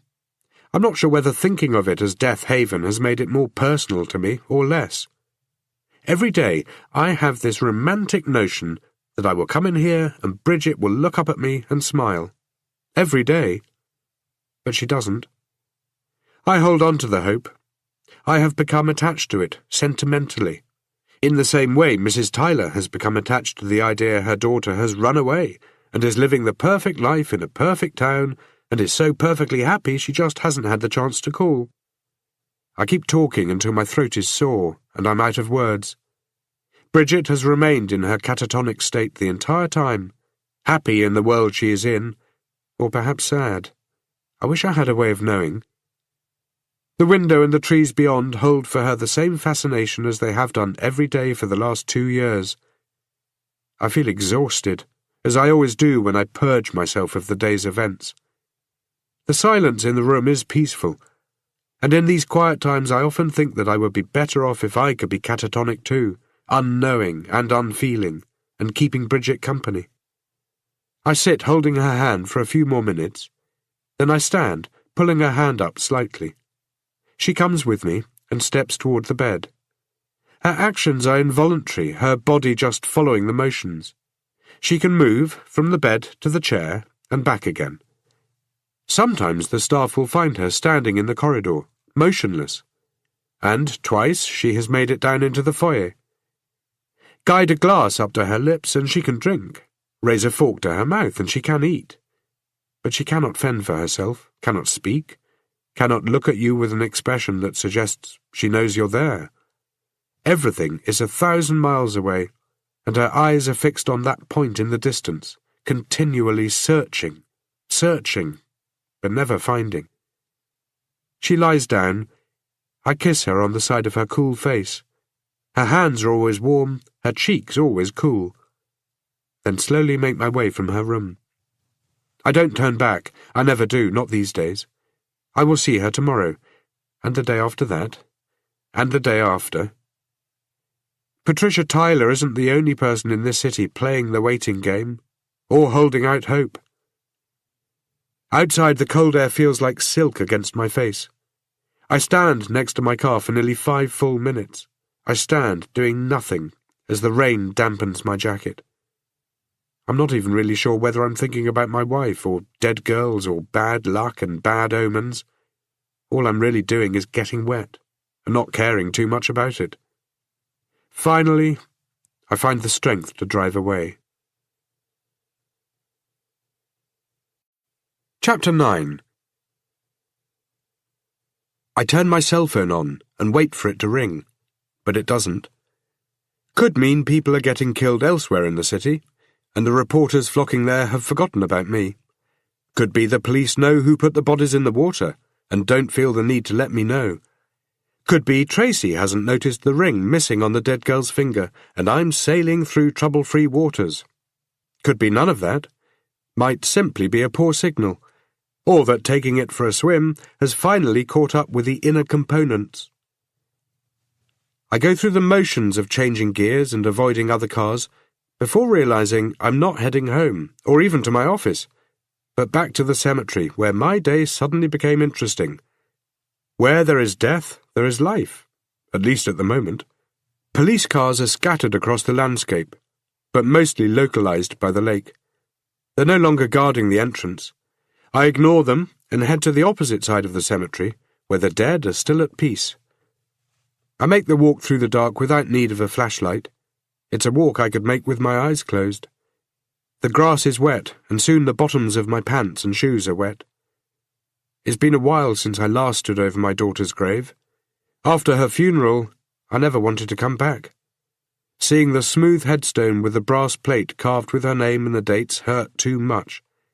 But it hurt even more staying away, and I ended up visiting her grave 2 or 3 times a week for the first year, and less often since then, and not at all in 2 months now. The doctors tell me they don't think Bridget knows that Emily is dead, or even that Emily ever existed. I hope they're right, though I'm not sure what kind of person that makes me. Emily didn't have the good luck to become catatonic, but the bad luck to be killed. She had twice as many bones in her body broken as my wife. She hit the pavement just as hard, just as awkwardly, and just like that, she was gone. No luck there at all, unless you count bad luck. The tears don't come as much these days. The pain is part of who I am now. Getting rid of it would be like losing a limb. There are flowers on her grave that have wilted and died, put there, I imagine, by either my parents or Bridget's parents. The coffin beneath the earth is child-sized, and the mere fact there is a market for child-sized coffins in this world proves it's a messed-up one. And for the briefest moment I think about the condition the coffin is in, whether it's as dented and damaged as the one pulled out of the ground earlier today, or whether its smallness helped it withstand the weight of the earth above it. Then I wonder if she is even in there. I don't bother to tell Emily about my day, because she can't hear me. Emily is dead, and none of the romanticized ideas I have at Death Haven reach out here.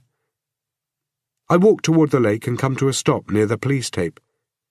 It seems that every year the people who manufacture this stuff have to add another mile to the roll to keep up with the Christchurch crime rate. A good year for them means a bad year for the rest of us. The scene looks like an archaeological dig. There are more cranes and trucks than before. Strings of lights around the edges of the tents are glowing brightly, as if a pageant is going on in the middle of it all. Except that here the performers are women and men in different coloured overalls, marching back and forth, cataloguing death along with the different types of samples that come with it. There is a mound of dirt from another coffin that has been dug up. I thank God that Emily is buried far away from this scene, and then I curse him for making me bury her in the first place. Then I think of the irony of that statement, since I know there can't possibly be a God, or if there is, that he abandoned this city a long time ago. I'm about to duck under the tape, when an officer who wasn't here earlier in the day approaches me and tells me in his sternest voice that I can walk no further. I just want to know how things are going, I say. The officer gives me his practiced, stone-cold glare and tells me to read tomorrow's paper. I feel like hitting him. Has anybody spoken to the caretaker yet? I ask him. Listen, mate, none of this is any of your business. I came to visit my daughter, I say, about to play the sympathy card. Her grave is here. His eyes narrow, and he looks like he is about to tell me that having a dead daughter doesn't give me a free invitation to go wherever the hell I please. But slowly he seems to become aware it's the type of comment I'd make him regret saying. I'm sorry, mate, he says, but you've picked a bad time to come. Yeah, well, she picked a bad time to die. He doesn't know what to say, so he says nothing, figuring this is best, and I figure he's right. I stay at the line of police tape, trying to make eye contact with anybody who will tell me anything, but there's too much going on for that to happen. The officer keeps looking at me like I'm a shoplifter. I feel his eyes on my back the entire way as I walk to my car. He's probably wondering if I'm for real. The cemetery grounds are like a golf course, separated into many sections, divided up by hedges and trees and bushes, and it's easy to get lost in here. The main road through it branches off to these different areas, and one of the bigger branches leads to the Catholic church, which sits left of the cemetery, back some 40 metres from the road. A belt of trees forms a horseshoe barrier around its sides and back, so that if you're at the lake or even in other parts of the cemetery, you might not even know it was there. This is the church that once held a ceremony for my dead little girl, but more recently gave me somewhere to serve the priest with an exhumation order for Henry Martin's. I park as close as I can to the huge oak doors that could pass entry to a fairy tale giant, and I walk up the stone steps. The wooden door on the right swings open easily and noiselessly. Inside the church, the temperature seems to drop another degree with every step I take. Most of the lighting is coming from candles, with a few overhead lights dimly illuminating the chapel. There are dozens of pews, all of them empty, except for one at the very front, where a man is staring ahead, lost in thought, seemingly unaware or uncaring of my presence. I walk down the aisle, letting my fingertips tap the pew backs along the way. Left and right are tapestries of Jesus, and stained glass windows of Jesus, and paintings of Jesus. Somewhere around here there's probably a gift shop with coffee cups, with a smiling Jesus. At the head of the church, behind the altar, is a large wooden crucifix, with a large wooden Jesus carved onto it. Jesus doesn't seem to care that he's hanging on a slight angle, or that he's being promoted so heavily. Before I reach the end of the aisle, one of the boards beneath me creaks, and the priest turns suddenly. He steps out from the pew and smiles at me, but after a few seconds the smile falters, and I realize how hard it must be for him to maintain his composure under the strain not just of this day, but of every day. Priests don't see the same violence that cops do, but they sure as hell hear about it, and worse. They're the ones trying to pick up the pieces of a broken family, looking to blame more than just the man or the disease that took away their loved ones. 2 years ago he was there for me. 2 years ago he tried to help me pick up the pieces of my life, only I didn't want his help. Not really. I wanted to pick up those pieces in my own way. Father Stuart Julian, a man in his mid to late 50s, who has been here for as long as I can remember, offers me his hand. He has a notepad in his other hand that he hasn't written a thing on, and a newspaper folded on the pew where he was sitting. His soft face, grey hair, and black eyebrows give him a kind look, but at the moment he looks tired. Still, I figure in his day, if Father Julian hadn't become a priest, he would have had women all over him. "Awful day, Theo," he says, shaking his head, proving just how awful the day really is. "Just awful." His voice is low and easy to listen to, a voice well suited for the radio. "It's been long and it's already late. You wouldn't believe how many hours I've had to spend talking to police, or to families of those who have loved ones buried here. They keep calling, Theo, scared that their mothers and fathers and sons and daughters are being desecrated. Word has gotten out about the bodies in the water, and people are thinking they might be people who were buried here. The calls finally stopped an hour ago, and since then I've been looking for a distraction." He waves the notepad a little. "Have you seen this?" he asks, and picks up the newspaper. "Seen what?" I ask. Pretty sure that the distraction was 100 miles away, because that's where Father Julian seemed to be looking before he heard me. "This," he says, and he points to the article. "I've seen it. It's a newspaper article about the advertising campaign for McClintock Spring Water. Promotional billboards have been erected across the country, and advertising spots taken out in newspapers. The ads say, 'What would Jesus drink?' and shows Jesus turning wine into water with McClintock Spring Water labels on the bottles." "I just don't understand," he says, shaking his head. "Times are changing," I say, hoping my answer will apply here. I like giving my priest vague answers, the same way he used to give me vague answers. When my daughter was killed and my wife lay in a state close to death, he'd tell me it was part of God's plan. "Father, I was hoping you could help me out." "Helping you out, Theo, has led to a very long day." I nod. Yes, it has. "You'd rather have left things as they were?"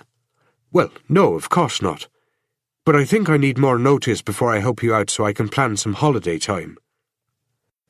We sit facing each other, mimicking each other's position with our elbows resting on the top of the pew.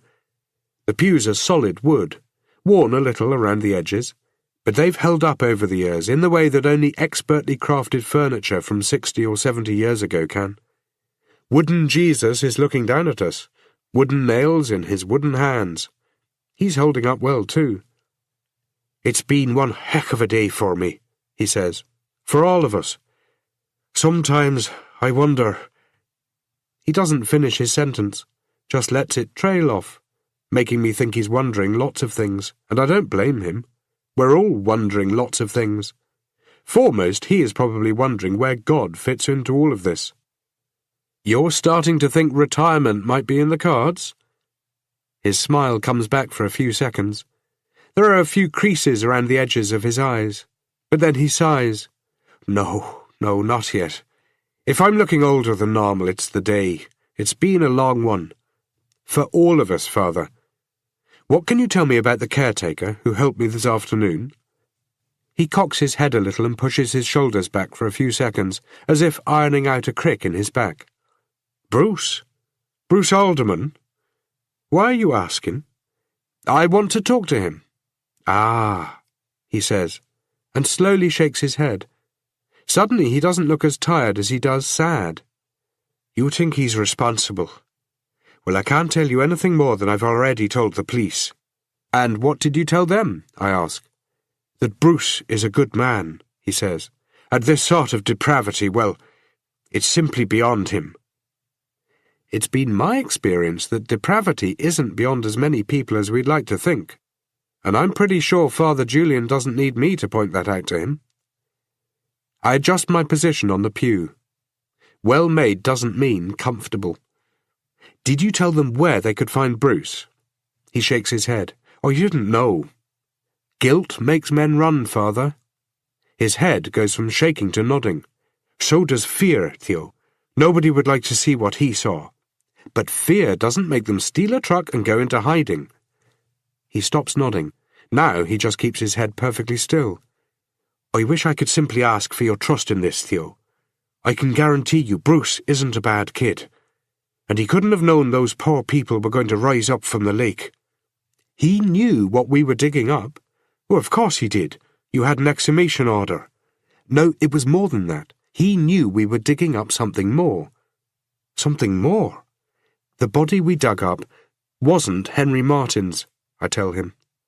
I saw the exhumation order, Theo. I'm sure that's who—" "It wasn't Martin's in the coffin," I tell him. "But," he says, and doesn't know how to continue. Not for about 5 seconds. And then he says, "So where is Henry Martins? Oh no. He was one of the bodies in the water, wasn't he?" "I don't know that," I tell him, "but it's likely." "Then the coffin was empty?" he asks, in a tone of voice that suggests he's hoping his question comes with a yes attached to the end. "No, it wasn't empty. It contained the body of a young woman by the name of Rachel Tyler." The look of horror on his face settles in his features so heavily, I'm worried they might set there. He doesn't look comfortable with it. In fact, he looks downright sick. He reaches out and grabs the back of the pew, as if to stop himself from tipping off and falling into an abyss that is opening beneath him. "She was murdered," I add, "and whether your caretaker did it or not, he certainly knows something. Please, Father, you have to help me." He lets go of the pew, rubs his palm across the side of his face, then lifts both hands into the air, as if the gesture can ward me off. I wish I could help, but there's nothing I can say." "Would you like me to bring you a photograph of Rachel? Show you what was done to her?" The church seems to get colder as his horror turns to disgust, almost anger, and my stomach starts to knot. I wish I hadn't said that to him. He's too good a man to say shitty things to. This is the guy who got me through the hardest time of my life. This is the guy who would ring me every day after my daughter died, and when he couldn't get hold of me, he'd come around to my house to make sure I wasn't going to do anything stupid. Sometimes he'd bring me cooked meals. Sometimes he'd sit and have a beer with me. 95% of those times we wouldn't talk about God or religion or the big plan. We'd just talk about life. We'd talk about my wife and my daughter. Before I can apologize, he stands up and looks down at me. And he doesn't look angry. He looks disappointed, and that's far, far worse. "That sort of parlour trick is beneath you, Theo. If I could help you, I would, just as I helped you 2 years ago when you were lost." "Please, sit back down," I tell him. "You can't. Rachel has nobody to speak for her. I need to do what I can," I tell him. "She has God. God let her down." He sits back down. He breathes out heavily. "You must have faith, Theo.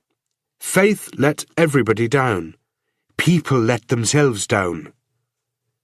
I want to argue, but there is no argument a priest hasn't heard and isn't ready for. Their answers may not make sense, but they are a doctrine, there to be repeated over and over, as if the very repetition makes their case. I could take a photograph out of my wallet and show him my wife and my daughter, but of course Father Julian remembers them. He knew them before they were killed and after. I could ask him where God was during their accident, but Father Julian would have some dogmatic answer that God-loving and God-fearing people love to use, most likely the generic, "God works in mysterious ways," which I want to scream at every time I hear it. "You're right," I concede, "and I shouldn't have said that about showing you a picture of Rachel. But you need to help me find your caretaker. He saw us digging up something that made him run." "I still find that hard to believe," Father Julian says, but I'm starting to convince myself that the look on his face suggests it isn't that hard for him at all. "Unfortunately, Theo, as I keep saying, I don't know where he is." "Start by telling me where he lives." "Well, the police have already been there. And to be honest, I'm not comfortable giving you information. You're not a cop anymore. This isn't your investigation." "No, this has become my investigation. 2 years ago, I had an excuse to raise Henry Martins's coffin, and I never did. That means—" "I know what that means. You think that if there are other people out there in coffins they shouldn't be in, then you could have prevented it. Maybe this is true." "It is true," I say, a little shocked at how quickly he has come to this conclusion. 2 years ago, he repeats. "Exactly 2 years ago." "Well, pretty much," I tell him, knowing where he's about to go. "Then you know you can't blame yourself," he says. But his eyes seem to betray his real feelings. "The accident, that was 2 years ago, correct? Was it the same time?" "I still should have done more," I say, "but I lost my focus." "You lost your family," he says, "and you lost control. This isn't your fault, Theo. There are going to be more girls out there in those coffins, Father. 3 of them. I feel it. I can't make it right, but I also can't let it go. He looks down at the floor, as if there is some internal debate warring inside his head. That debate rages on for almost a minute. I don't interrupt him. When he looks up, he seems to have aged a few years. He thinks this day is hard on him, but if I drove him to Rachel Tyler's house tomorrow to meet her parents, he'd realize his day was easy in comparison. I suppose you could talk to his father, he says. He may be able to offer you something. I recall the article that I read about Sidney Alderman before I left my office for the morgue. The old man's retirement last year had made the newspaper, but it wasn't really news. It was just one of those human interest stories that are interesting to the people who knew Alderman, and not to anyone else. Does he live nearby? Closer than you can imagine, he says. Promise me you'll be careful. Promise me you're looking for Bruce to question him, not punish him. I shrug. Punish him? I don't follow you. Again, Father Julian sighs, then slowly shakes his head. Don't take the law into your own hands, Theo. Vengeance is God's, not yours. You know that. You know that better than anybody, he says. He follows me to the church doors and gives me directions to where I can find Sidney Alderman. I thank him, and he wishes me a good night, and again he tells me to be careful. I tell him I'm always careful. He shakes my hand before he leaves, and when he takes his away, I see that he's shaking. Then he disappears back through the doors. God's working day is still not over. Chapter 10. The rain has disappeared, for now, and the night has set in. I sit in the car with the heater going, trying to collect my thoughts, wondering why I'm chasing down Bruce the caretaker, when I ought to be home, chasing down some pizza with Jim the bourbon. I don't know, maybe it's just that my life isn't interesting enough to be at home getting drunk in front of reruns of bad comedies, and reruns of bad news that happens every day. That's the problem with the news. The victims have different names, the presenters wear different outfits, but the stories are the same. Some of us put our hands up and say, that's enough. We try to make a difference. When I was on the job, we would arrest one killer and another would appear. It was like the sorcerer's apprentice, Mickey Mouse, cutting evil broomsticks in half, only to have each half grow whole and carry on doing whatever it was evil broomsticks did. The inside of the windshield is fogging up, so I redirect the heater to take care of it. My reflection, slowly appearing on the warming glass, looks pale green from the dashboard lights. I take a small detour on the way out, heading back past the crime scene that was once a tranquil lake in the middle of a tranquil cemetery. The machinery is moving around. I can hear and see it. And I wonder what unlucky girl is being dug from the ground by a giant metal claw. The cemetery road veers away from the machinery, from the lake, from my daughter, and toward more darkness and more trees and fewer gravestones, before taking me out onto the street. From there, it's a 30-second drive to Alderman's house, and most of that is taken up with the hedge-line views of the edge of the cemetery. There are only a few houses nearby. One is old and looks like it's ready to fall down. Another looks brand new, as if it was built yesterday. I figure the houses in this area are, like many, slowly getting replaced. New replacing the old. The new then slowly becoming the old. Then the new becoming so old, it becomes condemned. Hard to imagine, I guess, that any house becomes that way when it's getting built. But I suppose the same thing happens with people, too. It's the cycle of life. I strain to read the numbers on the mailboxes, but at last I park outside and walk up the driveway, the murky light from the streetlights detailing more of the house with every footstep.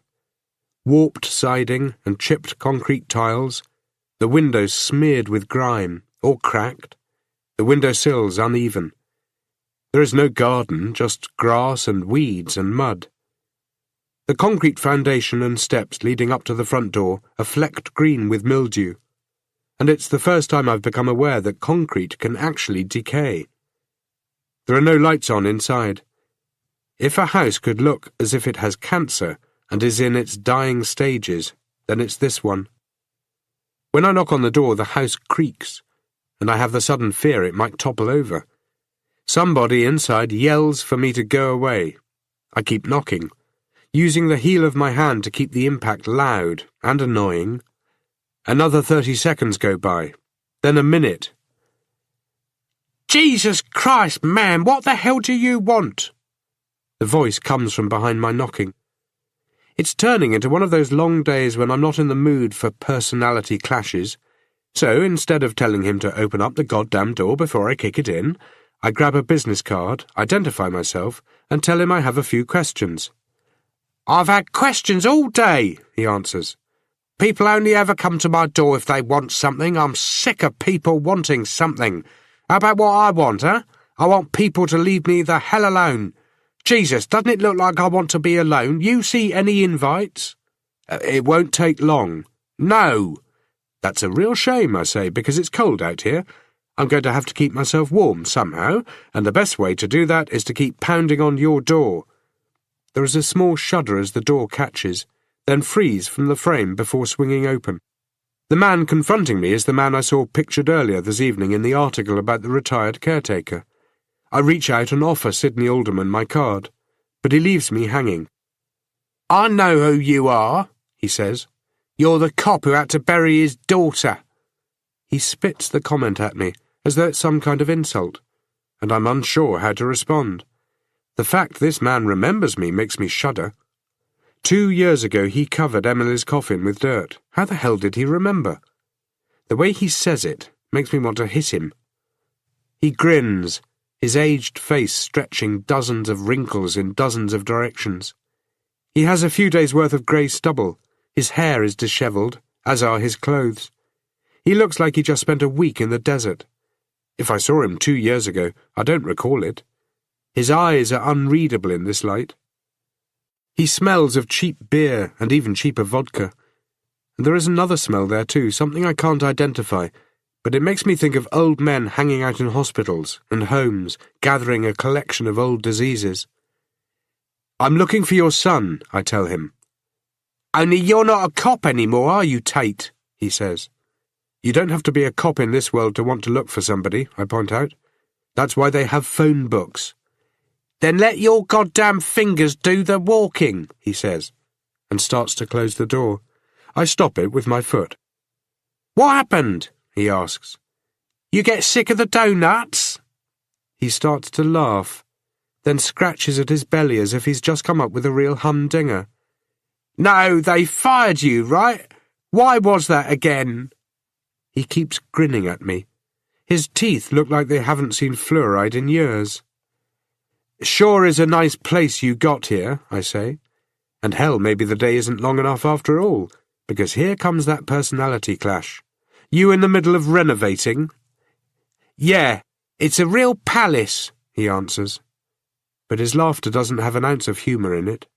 It's as though he's heard other people do it, maybe on TV or on the radio, and he's trying to imitate it. "Somebody died, right? Isn't that why they fired you?" "Where's your son?" I ask him. "Nobody knows," he says. "The police have been here all afternoon, right? They've gone through this place and asked me the same damn things over and over, and my answer didn't change for them, and it ain't changing for you." "Your boy is guilty of something. Things will go easier for him if he starts helping himself here," I say. "Tell me where he is, and I can start to help him." "You're a joke," he says, sneering for a few seconds, and then grinning like the madman he's turning out to be. I feel sick knowing this is the man who covered my little girl's coffin with dirt. Sick he was anywhere near her. "You can't hide him forever," I tell him. "You finished?" I think about Bruce Alderman, and how he was behaving while we dug up the coffin. And I think about him driving away in the stolen truck, with the coffin sliding off the back and hitting the ground. I think about how he has perhaps behaved his entire life. This man was his role model. Maybe the world should be thankful there were only 4 corpses found in the lake, and not 100. You know, I am going to find him, I say. Only now it's going to be the hard way. I don't care about making your life easy. I'm not talking about hard for me, I say. You should have given him up, Alderman. Instead of getting angry, Alderman starts to laugh again. You're a cliché, he says. And on top of that, you have no authority here. He composes himself immediately, as if the laugh was as fake as the concern he's displayed over the years filling in and digging out holes. They never found him, did they? What? You know what I'm talking about? I slip the business card back into my pocket.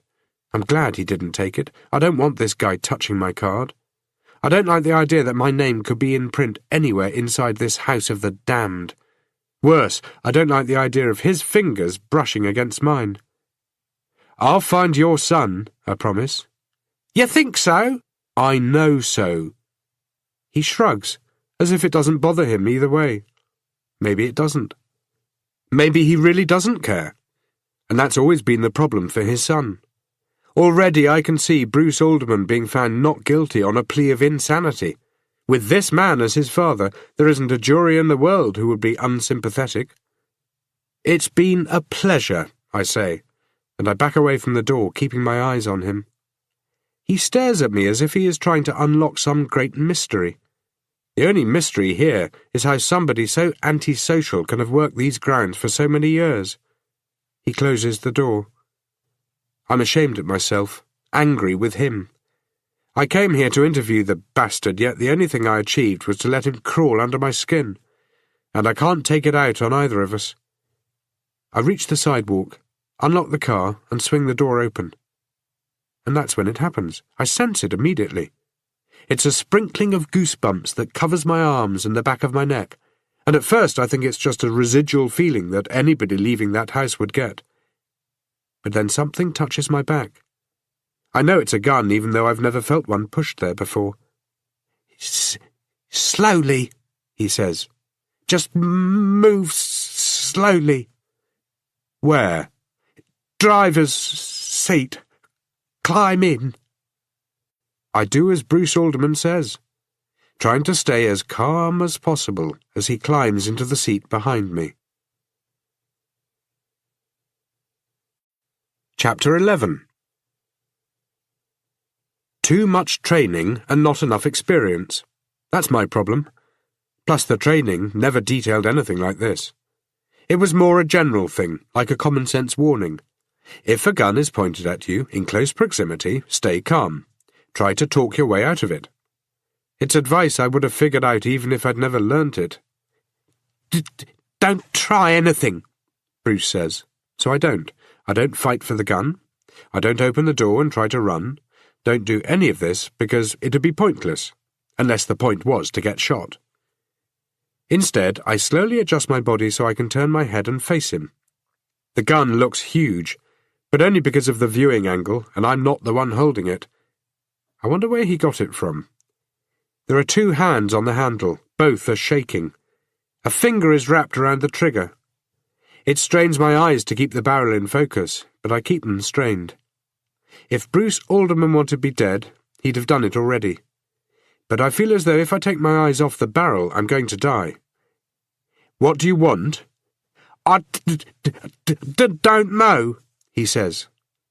And his answer is a problem. If he doesn't know, that means he has no plan, and that makes him far more dangerous, and it means maybe he is planning on shooting me.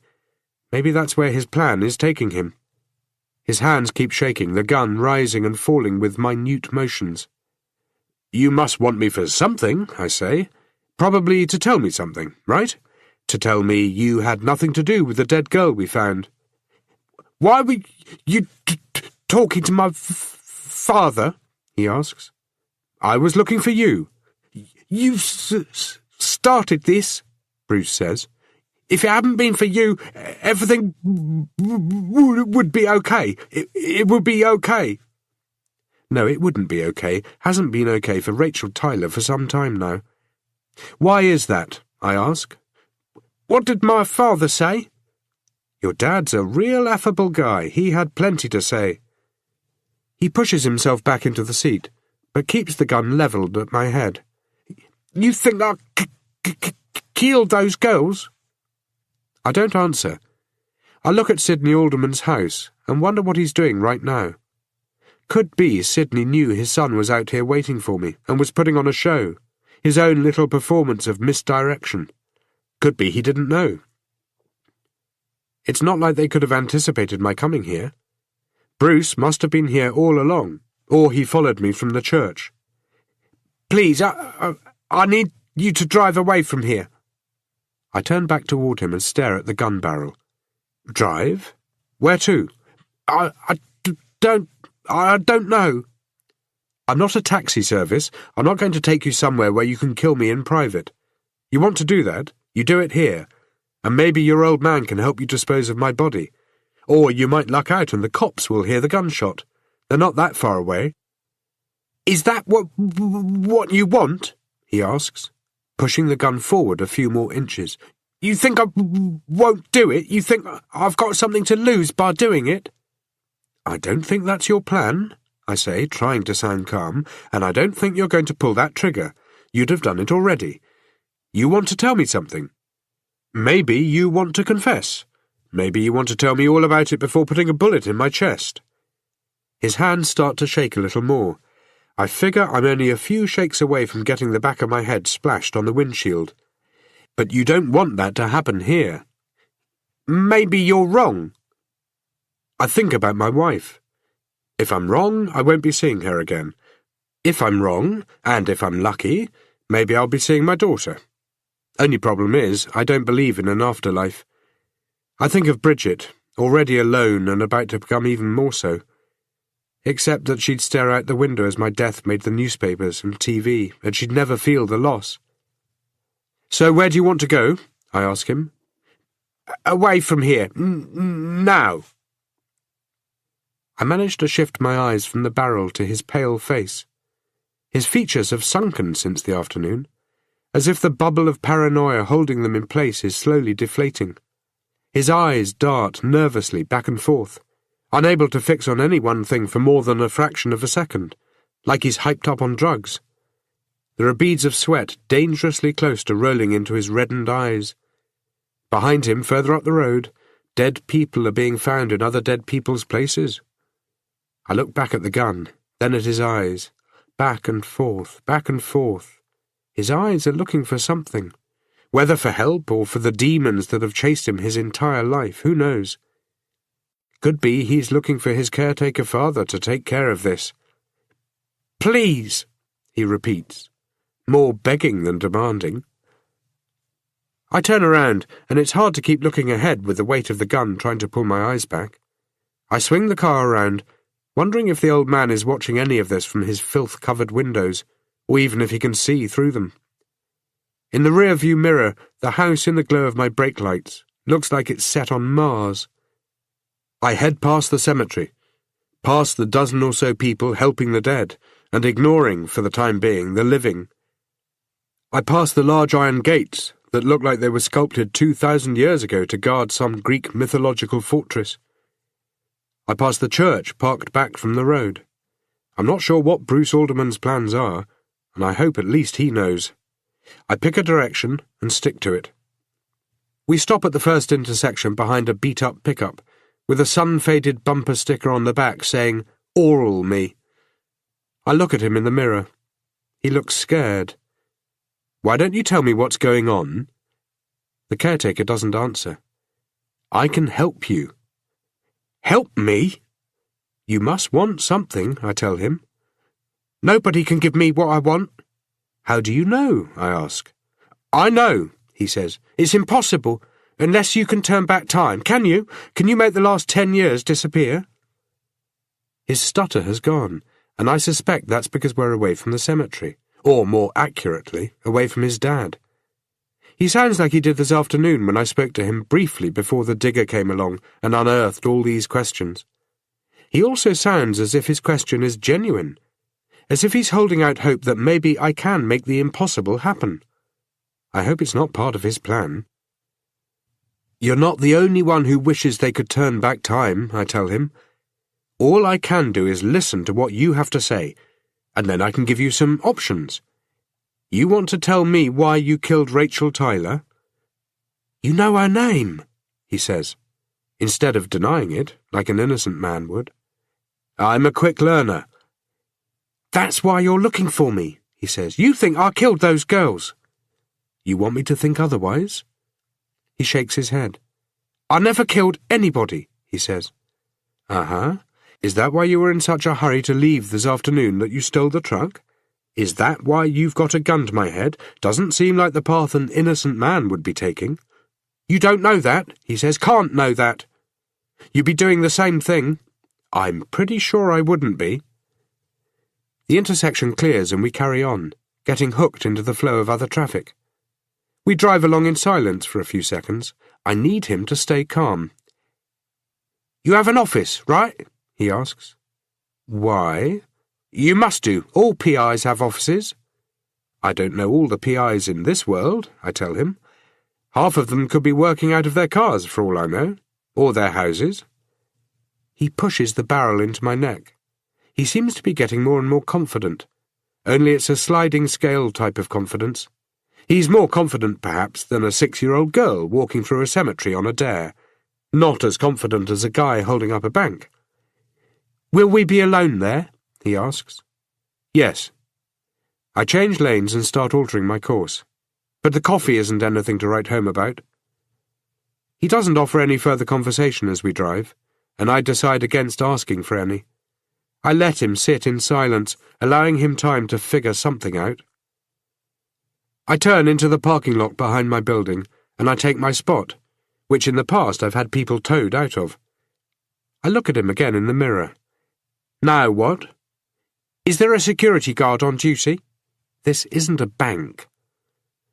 He stays out of reach as we walk to the back entrance, but comes in close when we get there. There's a swipe pad mounted on the wall. It's all very low-tech, and I slip a card through the reader. There's a mechanical sound of metal disengaging from metal, then I push the door open. He follows closely behind me, and my first opportunity of getting rid of him by slamming the door on his face is lost. How many floors? He asks. How many floors what? What floor are you on? The 8th, I tell him. Let's take the stairs. I've already pushed the button on the elevator and the doors have opened. This is much quicker. Too confined, he says. You claustrophobic? Where are they? This way. I lead him into the stairwell. It's cold, and our footfalls echo as we take the stairs 2 at a time for the first 4 floors, then 1 at a time for the remainder. When we reach the 8th floor, we're both breathing heavily. We see nobody as we move down the corridor. There are potted plants full of crisp green leaves and no brown ones. Oil paintings that don't represent anything, just colours and shapes thrown together in appealing ways. We reach my office. I step in. Bruce reaches behind him and shuts the door. Sit down and keep your hands on the desk, he says. I do as he asks, resting my palms on either side of the watch I took earlier. Bruce sits on the other side of the desk, as if he were a client. He stares at the watch. You recognize it? I ask him. How much do you know? He asks. About what? Don't be like this, he says, slapping one hand on the side of his chair while keeping the other on the gun. Steady now, as if all the nerves are gone. As if being away from the cemetery has cured him. As if over the last 15 minutes, all the confusion, all the fear, all the guilt have somehow lined up, found a way to get along, and formed a brilliant idea about what to do next. Okay, here's what I know, I say. From the moment you found out we were digging up Henry Martin's, you were nervous. You hung around, despite that. But as soon as the bodies started coming up to the surface of the lake, you bolted. Things were inevitable then. We were all on the same train ride. In the car, a while ago, you were surprised I'd identified the girl, Rachel Tyler. You asked if I thought you'd killed the girls, not people, but girls. That means you already know that when the other bodies are identified and the matching coffins dug up, there are going to be women in there. The only way you could know that is if you put them there. He doesn't answer, just stares at me, his hand shaking a little, his options racing behind his jittery eyes. I hope he's not coming back time and time again to the one where he pulls the trigger. Maybe that was his plan all along, and he's had it from the moment he climbed into my car. He partners up his free hand with the other one to steady the gun. "What do you want from me, Bruce?" I lean back, keeping my arms out so my hands don't leave the table. "Just tell me." "I need a cigarette," he says, and reaches into his pocket. "I have a no-smoking rule in here," I say. And when he pulls his hand back from his pocket, it's empty. He doesn't complain. "I've never killed anybody," he says, after a few seconds of staring down at his shaking hands, one of which is wrapped tightly around the gun. "I know you think different, but it's the truth. I have proof. It's underneath my bed. I could take you there. You could talk to my father. He knows the truth." "Uh-huh. But you wouldn't let me take you there, would you?" "No." "You don't believe me at all, do you?" I fight the temptation to shake my head. "Why don't you give me a few more details first?" "There's no point. You'll never believe me, and I knew you wouldn't." "Then why bring me back here? Why go through all of this?" "I didn't have anything to do with them dying. Nothing. But I buried them. I had to. The girls, they deserved that. And now," he says, "now their ghosts will leave me alone, and you will take me seriously."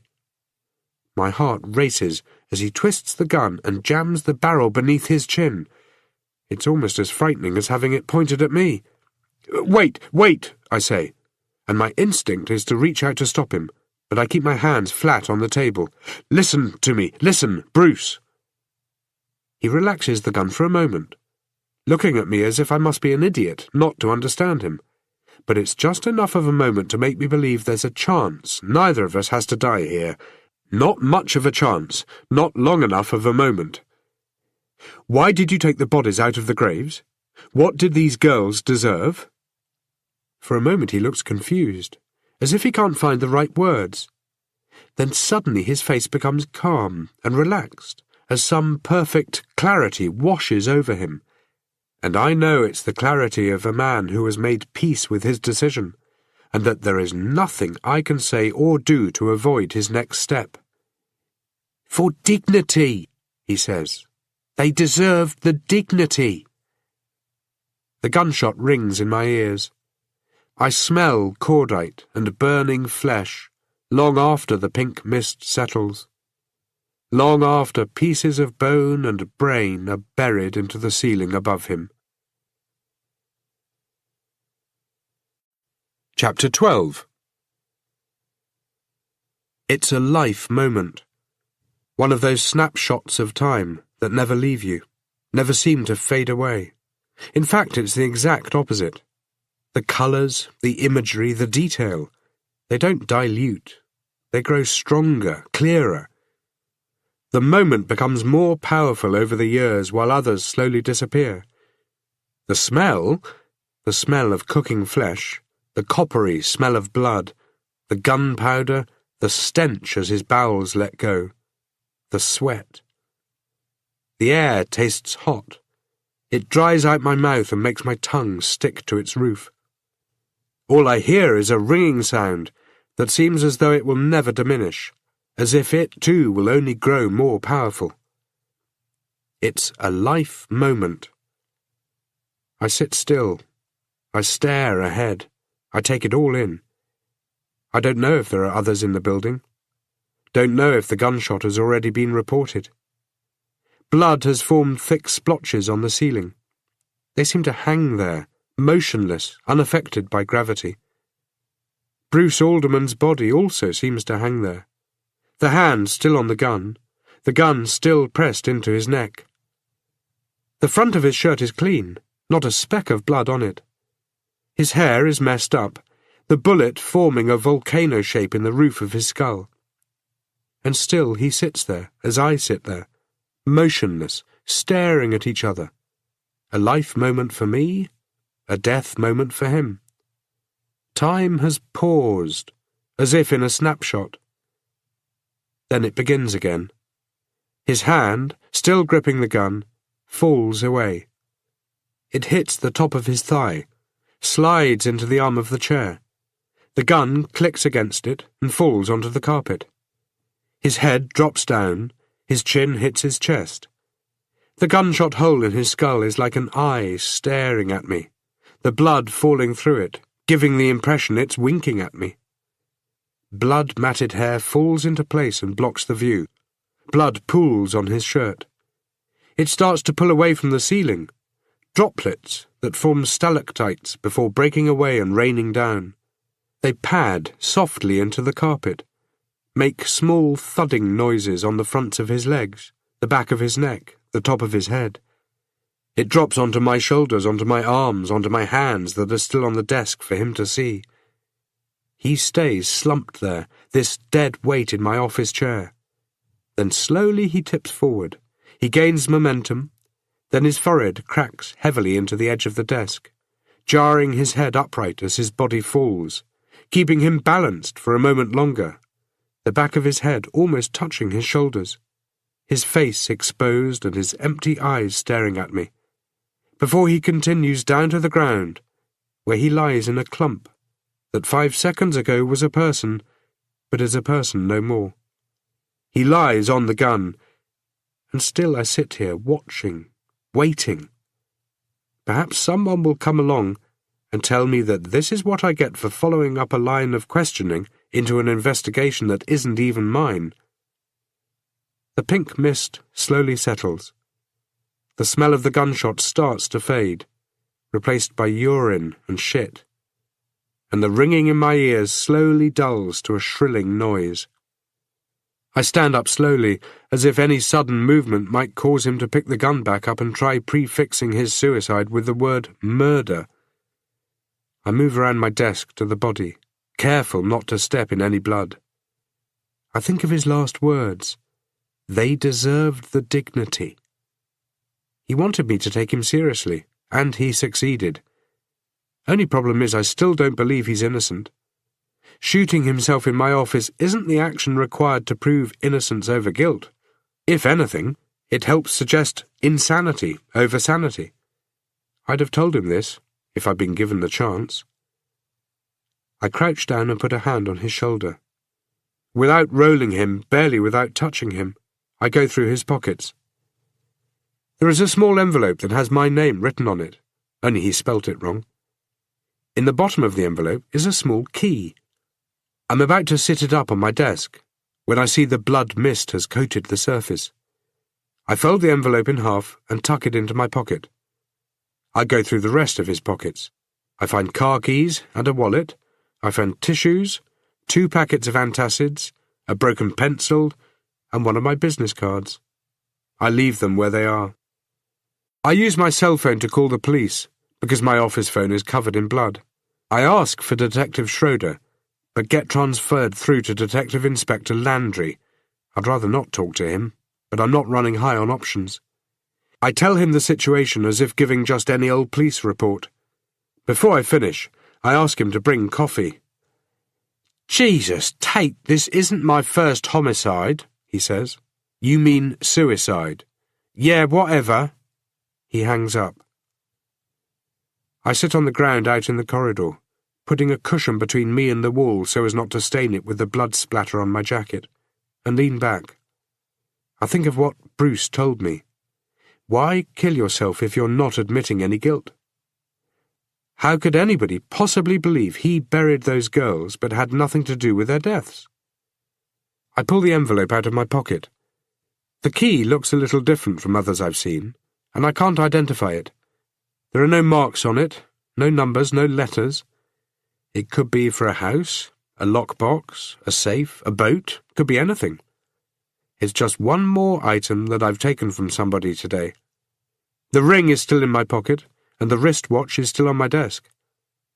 I head back into my office and slip the watch into a plastic bag before dropping it into my pocket. This whole area is a crime scene now, and I don't need awkward questions. I take out the key and put it onto my keyring, so it looks like one of mine. I'm still in my office when I hear them arriving. The elevator pings, the doors open, and 6 police, including Landry, spill into the corridor. Soon there will be others as they come to question and photograph and document and study. The cemetery crime scene was taken away from me, but this one is mine. I stand by the doorway and watch. I've worked with most of these men and women in the past, but they look at me as if I'm a stranger. Their greetings are curt, and I'm told to step into the corridor and wait. Chapter 13. The night drags on. My office is quarantined from me, and from the rest of the world, by yellow boundary tape with black lettering. Forensic guys dressed in white nylon overalls move slowly around inside, searching every square centimetre in case the vital clue is a microscopic one. Nobody asks to search me, but my hands are tested for gunshot residue, and my jacket is taken from me because of the blood dust that has settled on it. I'm not concerned at all, because the evidence will show that the shooting happened exactly as I said it did. It can't go any other way. They can't come back to me tomorrow and say they've weighed it all up, and their conclusion is I put the gun into his chin and pulled the trigger. Still, it's a clear-cut case of suicide that can't be that clear, because of the time they're taking to studying the angles and blood patterns. At least that's how it feels. They're taking this long to deal with it, because they're dealing with me. They don't trust me the same way they trusted me when I was one of them. As an outsider, I fall within the scope of their suspicions, and for this I only have myself to blame. I was a different man 2 years ago, a very different man.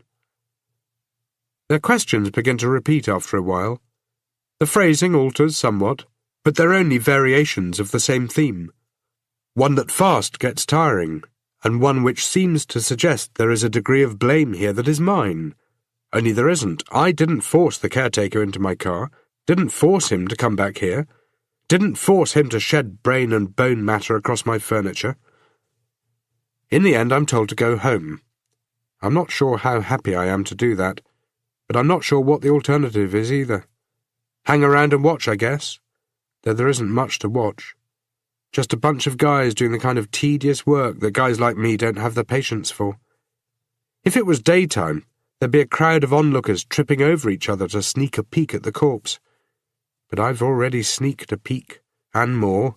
I stole from it. "One last thing," Landry calls out as I make my way to the stairwell. I turn around but keep my hand on the stairwell door.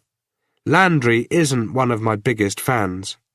There was a time when we were rather alike, but his life became his work, while I did what I could to keep a balance. He's the same age as me, but he hasn't aged very well in the 2 years since I've seen him. He doesn't look good at all. He smells of cigarette smoke and coffee. "What did you take?" he asks. "What?" "Off your desk. There are 3 clear spots, all that misted blood except for 3 places. 2 are from your hands, which is a good thing because it shows where you were when he pulled the trigger. But there's something else, a much smaller patch. My keys. Doesn't look like you took keys. Well, there was so much going on, I don't know, maybe it was my phone. Didn't look like a phone. If I was to search you, I wouldn't find anything else. What's your point, Landry?" "No point. Just curious as to what would be important enough for you to steal from a crime scene." "I'm not stealing anything, and anyway, it's my office. Everything in there belongs to me." "Not everything," he says, and he looks back toward my office where the body of Bruce Alderman is being carried out in a dark canvas bag. Outside it's drizzling again. It's almost 2 in the morning. My car is still damp inside, but at least there's no one in the back holding a gun. I drape one of the ambulance blankets over the driver's seat to protect it from any blood still on my clothes, then begin the drive home. The hookers and the homeless stare at me as I pass. I could be their salvation, their next meal, their next drink, their next score. It's only a 10-minute drive home, but I'm almost falling asleep by the time I get there. My house isn't anything flashy, merely one of many placed slap bang in the middle of suburbia. People live here, they spend their lives here, they make little people and pay big mortgages, and supposedly supposedly, if they play by the rules, then nothing bad happens to them. The problem is that tonight there is a van parked outside blocking the entranceway, so I can't just drive into the garage and walk into the house and ignore it. I pull up behind it and climb out, way too tired for any kind of confrontation. Immediately the doors to the van open. A spotlight comes on. A man with a camera resting on his shoulder circles around from my right, and a woman with shoulder-length hair appears on my left. The bright light accentuates her heavy makeup. "No comment," I say, before the cameraman can settle into a comfortable position, and a reporter can push the microphone into my face. I'm way too tired for this bullshit. "Casey Horwell," she says. "TVNZ News, just a few quick questions." "No comment," I say. "And can you move your van? You're blocking my driveway." "We have a report that Bruce Alderman, the suspect in the burial murders case, was killed tonight in your office." I wonder how long it took for them to come up with a name for the case. The burial murders? Or whether tomorrow somebody will have come up with a better one. Casey Horwell pushes the microphone closer to my face. I recognize her from the news. Her career took a slide a year ago, when she released information she should never have had, along with her own spin on what it meant, and ultimately compromised an investigation. It resulted in an innocent man being found guilty in the court of public opinion for the rape of a young child. The night the segment aired, the man's house was burnt down with him inside it. He survived with third-degree burns, but his girlfriend didn't. I guess tonight Horwell is trying to pick her career back up. "No comment," I say. "That's not going to get you far," she says. "You need to move your van," I tell her, and I'm starting to get pissed off. "Can you tell us about your involvement today?" "No." "You're no longer on the force," she says. "Why were you at the cemetery?" My hands are in my pockets and I ball them into fists. "No comment." "Bruce Alderman was killed 4 hours ago, and yet here you are coming home," she says.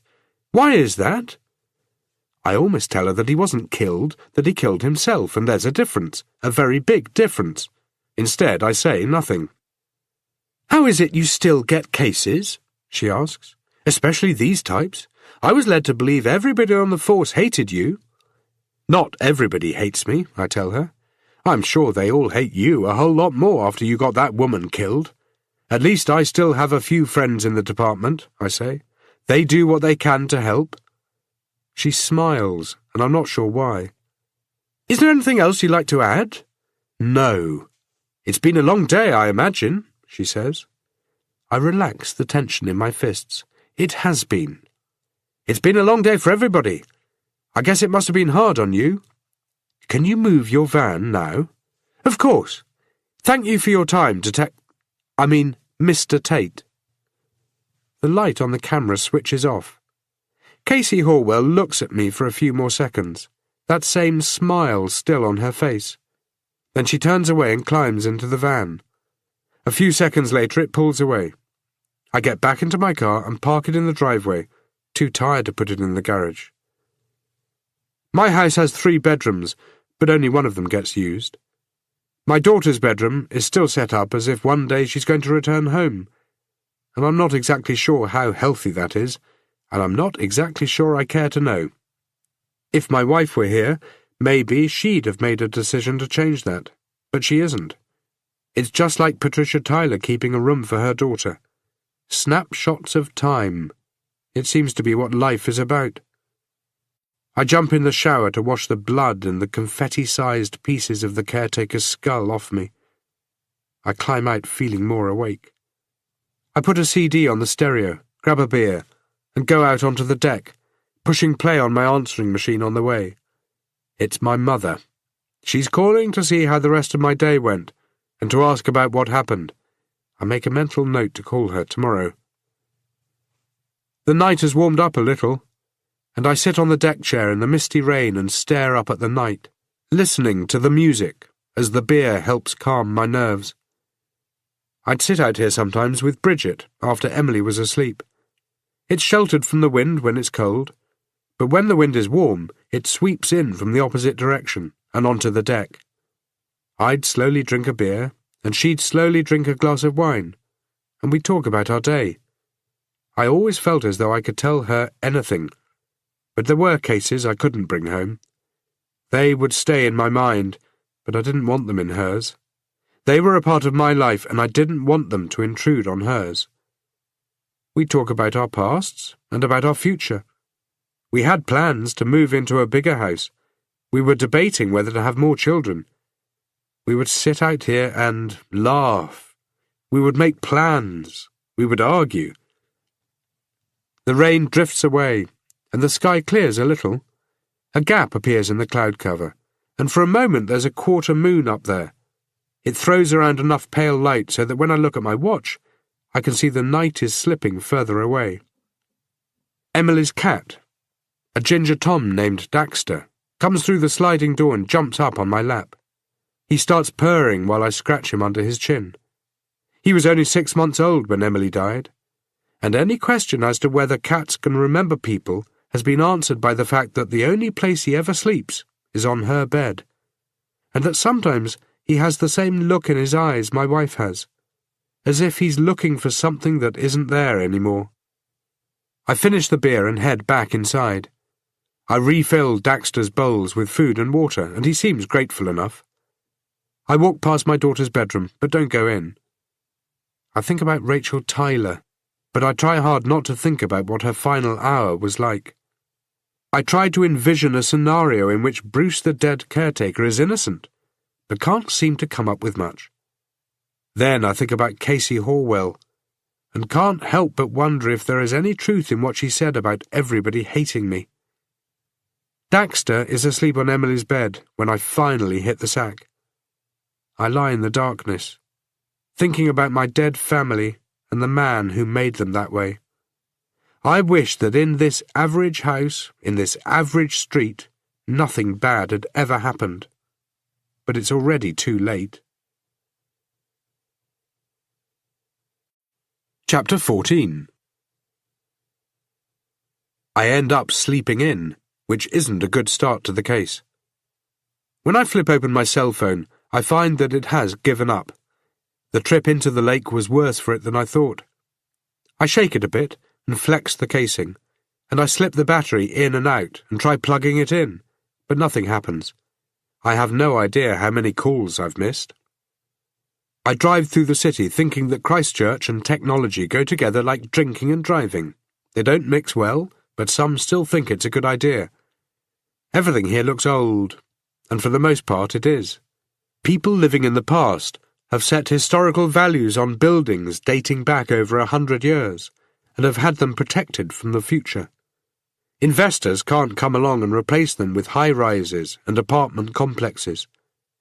It's a cold-looking city, made to look even colder in the dreary weather. Everything looks so damn archaic. Even the hookers look 50 years old. A glue sniffer on a mountain bike has a cardboard tube running from his mouth down to the plastic bag by the handlebars. He's multitasking. He's sniffing glue and riding on the sidewalk, and he can keep doing both without the distraction of lifting the bag to his face. It's only 11 in the morning, yet I struggle to find a parking space at the shopping mall.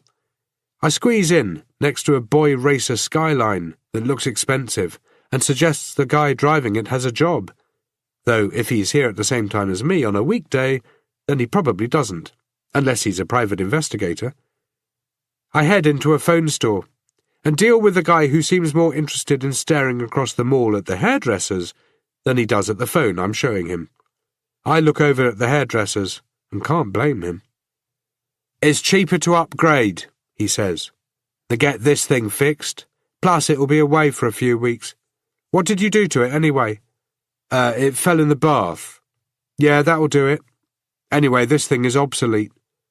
"I bought it 18 months ago. Yeah, like I said, it's obsolete."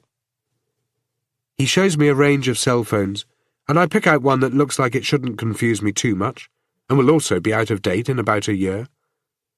He sets it up so my old number will work on it, and warns me it could take between 1 and 2 hours to become active. "Where do I recognise you from?" he asks, handing back my credit card. I shrug. Beats me. He slowly shakes his head. I'm sure I've seen you, he says. I'm sure he has too, probably on TV yesterday when I was sitting in the back of an ambulance. We finish up and I let him get back to watching the hairdressers. The police station is 10 stories of concrete block and glass that was out of date around the same time it was built. I park out on the street and feed the meter before walking up the steps to the foyer. There isn't much going on at ground floor level, just a few people waiting in line to make complaints. I sign in at a desk. The process is simple enough, since I'm expected upstairs. I press the up button, and a moment later the elevator arrives. I hit the button for the 4th floor, and the elevator comes to a stop on the 1st floor, and I have company. A guy in overalls, 30-ish, carrying a bucket and mop. I'm the cleaner, he says, and he grins at me, showing me all his teeth. I smile back at him, and the elevator hits the 4th floor and the doors open. I step out, and the janitor follows. We walk a few paces before Carl Schroeder sees us and comes over. Can I get you a coffee, Detective Schroeder? The janitor asks him. I'm fine, Joe, thanks, though. The cleaner walks away, and I watch him go before turning back to Schroeder. I've known Carl for many years. In another lifetime, we worked the same cases as partners, dealt with the same problems. We used to be pretty good friends, but it's obvious he doesn't really want me here. He leads me over to a table to a bunch of forms and asks me to sign them. He tells me the crime scene has been released, and I ask him how the investigation is going, and he says it's going okay. He doesn't elaborate on that, just says it's okay, and nothing else. Which means he either doesn't want to tell me or things are going badly. Sorry, Tate, I just don't have the time to give you any information. Finding those bodies, hell, you couldn't have picked a worse time. Who for? Them or you?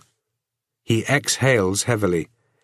It's this fucking Carver case, he says. Talking about the Christchurch carver, who, at this rate, seems will never be caught. Man, it's like every step we take, this guy's taking 2 steps. I don't know what the hell it is, but we're struggling.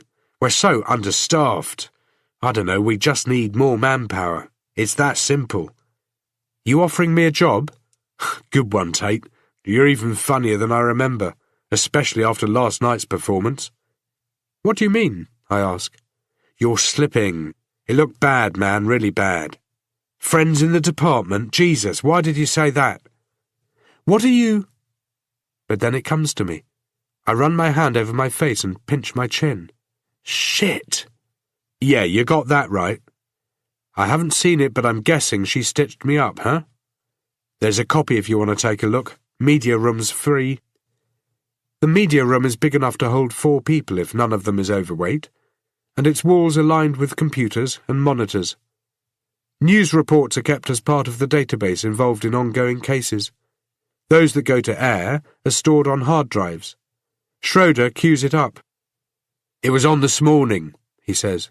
They played it at 7 o'clock, 8 and 9. They're probably waiting till 12 to play it again if they don't have anything more. I'm standing next to my car, coming forward to meet the reporters. From their perspective, they couldn't have picked a better time to film me. From mine, they couldn't have picked a worse one. There is blood on my shirt and on my face, and pieces of what I guess might be bone or brain matter in my hair. My skin is pale and sallow, and there are dark smudges beneath my eyes. I look like I might have been one of the finds in the coffins. And now I know where the phone guy recognized me from. The reporter is talking to me, and I'm talking back, but you can't hear any of what I'm saying, because the conversation has been muted. All you can hear is Casey Horwell's voiceover as they move from a shot of me outside my house to scenes of the graveyard. The shots go back and forth as she talks. Used to be a detective for the Christchurch police, but for the last 2 years has been struggling as a private investigator. He offered to speak to us outside his house, where he filled us in on some aspects of the case, But when we asked him why he was coming home and not being held in custody until the killing of Bruce Alderman was further investigated, he was unsure how to answer. The interview is still showing me talking, but there are no words, just the chit-chat of me asking them to move their van, telling them I have no comments, and whatever else I said to get rid of them. But it looks like we're sharing an in-depth discussion. Then I disappear from the frame, and Casey Horwell is standing there. The only background is her van, and I bet they pulled over the moment they got around the next corner to film her. 2 years ago, the man linked to killing Theodore Tate's daughter disappeared, and has never been seen again. And though the investigation is still open, it appears nobody is making any effort to learn what really happened. The man's disappearance led to Detective Tate being dismissed from the police. Last night, Bruce Alderman was violently killed inside Theodore Tate's office, and again it looks like he's being dismissed. One can't help but wonder what forces are in place to allow a man like this to still be out on the streets, instead of being held accountable for his actions. The segment cuts back to me, still standing in front of my car. I know what's coming up before I hear it. It's the line, my line, and she has placed it perfectly. I still have a few friends in the department. They do what they can. The segment stops, and Schroeder turns off the monitor. That was bullshit, Carl. You don't think I know that? Orwell's a classic case of somebody who threw away a promising career and is grabbing at straws trying to get it back. But you're slipping, Tate. 2 years ago you'd never have made that mistake. And it doesn't matter what you said. She made you look guilty, man, just getting out of your car with all that blood on you. You look like a monster. Can you imagine the shit that'd be raining down right now if you were still a cop? I can feel the anger building up inside. I know, I say. And Carl is the wrong person to be angry at. I'm the one who messed up. But what was I to do, just drive past and not even go home? He walks me back to the elevator. That's exactly what you could have done. Did you even think of that? You still on the case? I ask. Landry's taking over. I'm still on the Carver. Has he identified the woman who was in the water? Yeah, an elderly woman who died and was buried last week, he says. And the coffin? When you identified her, you pulled up the corresponding coffin, right? What was inside? Why do I think you already know the answer to this? Something Bruce Alderman said. Yeah, we got a girl who went missing 6 days ago.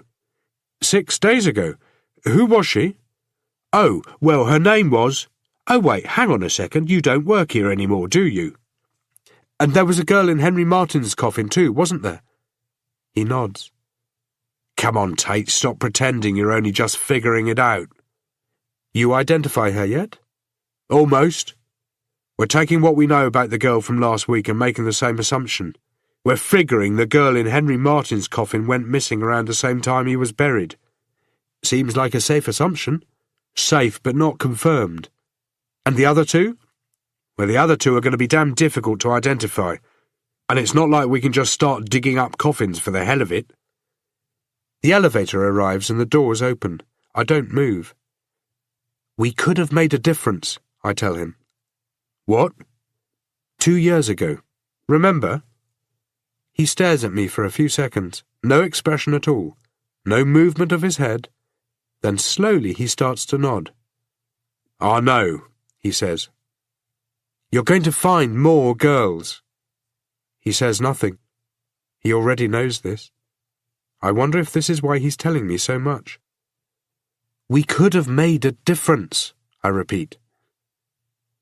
As the doors of the elevator close, Schroeder keeps standing where he is, staring at me. Instead of driving to my office, I take a detour to the morgue. I figure if Tracy had noticed I'd stolen the ring, she'd have called by now. She's a little rushed off her feet and doesn't seem real glad to see me. Nor does Sheldon West, the ME I spoke to at the cemetery. But Tracy decides to accommodate me after I tell her things will be quicker for her if she helps me out, rather than having me hanging around for the next 2 hours asking her the same questions over and over. You're a real pain in the ass, she tells me. You just need to spend more time with me, that's all. Get to know me a little better. Less time, Theo. That's why I'm agreeing to show you. Oh, and by the way, that was a nice job you did last night. You should try to get a job on TV. That's real funny. She rolls Rachel Tyler out of a huge metal drawer and starts pointing things out, as if she were death showing a prospective client a neat way to die. It's hard to pinpoint a time of death, but it's around 2 years ago, she says, which falls in with when Henry Martins was buried. I would have guessed that she was buried in his place, but the shovel marks on the coffin suggest he was in the ground first. However, I'd say she went into the coffin not long after he went into the ground. We're close to IDing her. Landry has a name. We're just waiting to confirm with dental records. There's no point telling Tracy I already know who it is. It'll only lead to awkward questions. And I'm going to be getting them as soon as Schroeder makes a positive ID on the girl and speaks to her family. Yesterday, Rachel Tyler's mother opened the door to Hope. Today, she'll be closing it. You know something, don't you? She says, her lips forming a thin scar as she stares at me. How did she die? Who is she, Theo? Somebody who was too young to die. Aren't they always? I don't know. Maybe. I glance over at another table, where a guy who looks as though he was around when those buildings started getting built 100 years ago is lying. I wonder if he thought he was too young to die, or if he couldn't wait to get it over with. But I'm going to help her. Can you tell me how she died? Badly. But I'm guessing you knew that from the moment we opened up the coffin. Her hyoid bone was broken. She was strangled. Sexual assault? Impossible to tell after such time. She was redressed after she died, right? What does that tell you? It doesn't tell me anything. It only suggests dignity. What? Something Bruce Alderman said to me last night. I'm still trying to figure it out. Tracy shrugs. That's beyond my scope, Theo. I look down at Rachel Tyler, with a huge Y incision cut across her mummified body. She hasn't been stitched back together, because what is left is mostly skeletal.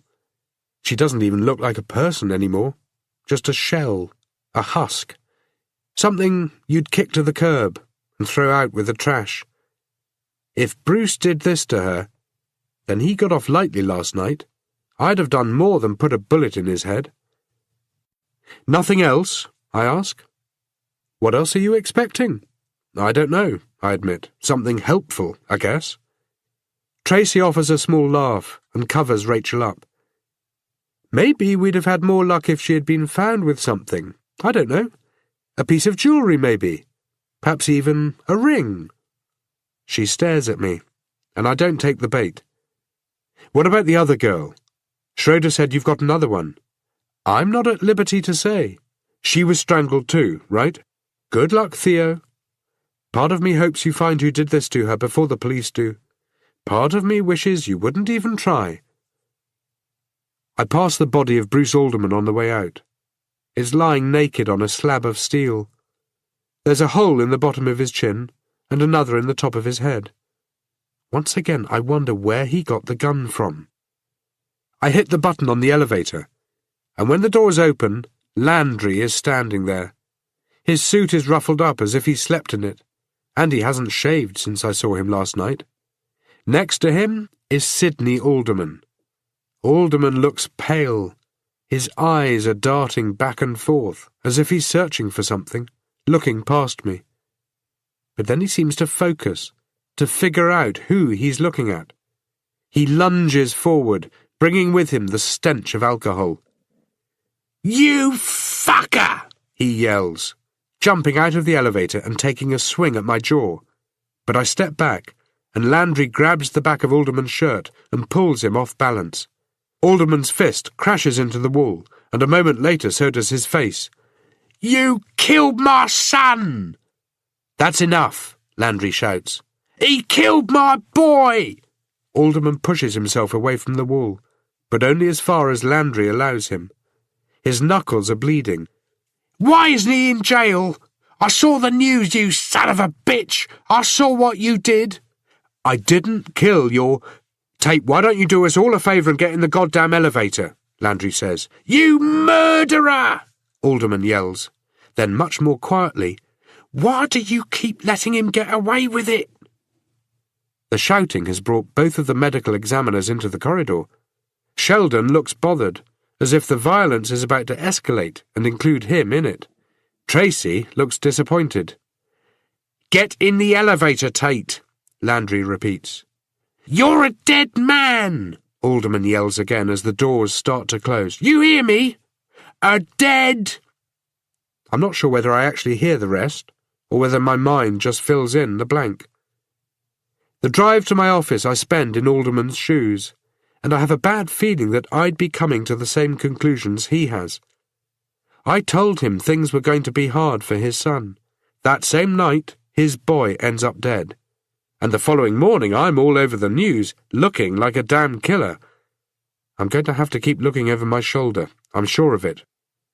Back at the office, I'm greeted by the onlookers who missed out on last night's show and try to supplement their lack of daily drama by staring at me as I walk up the corridor.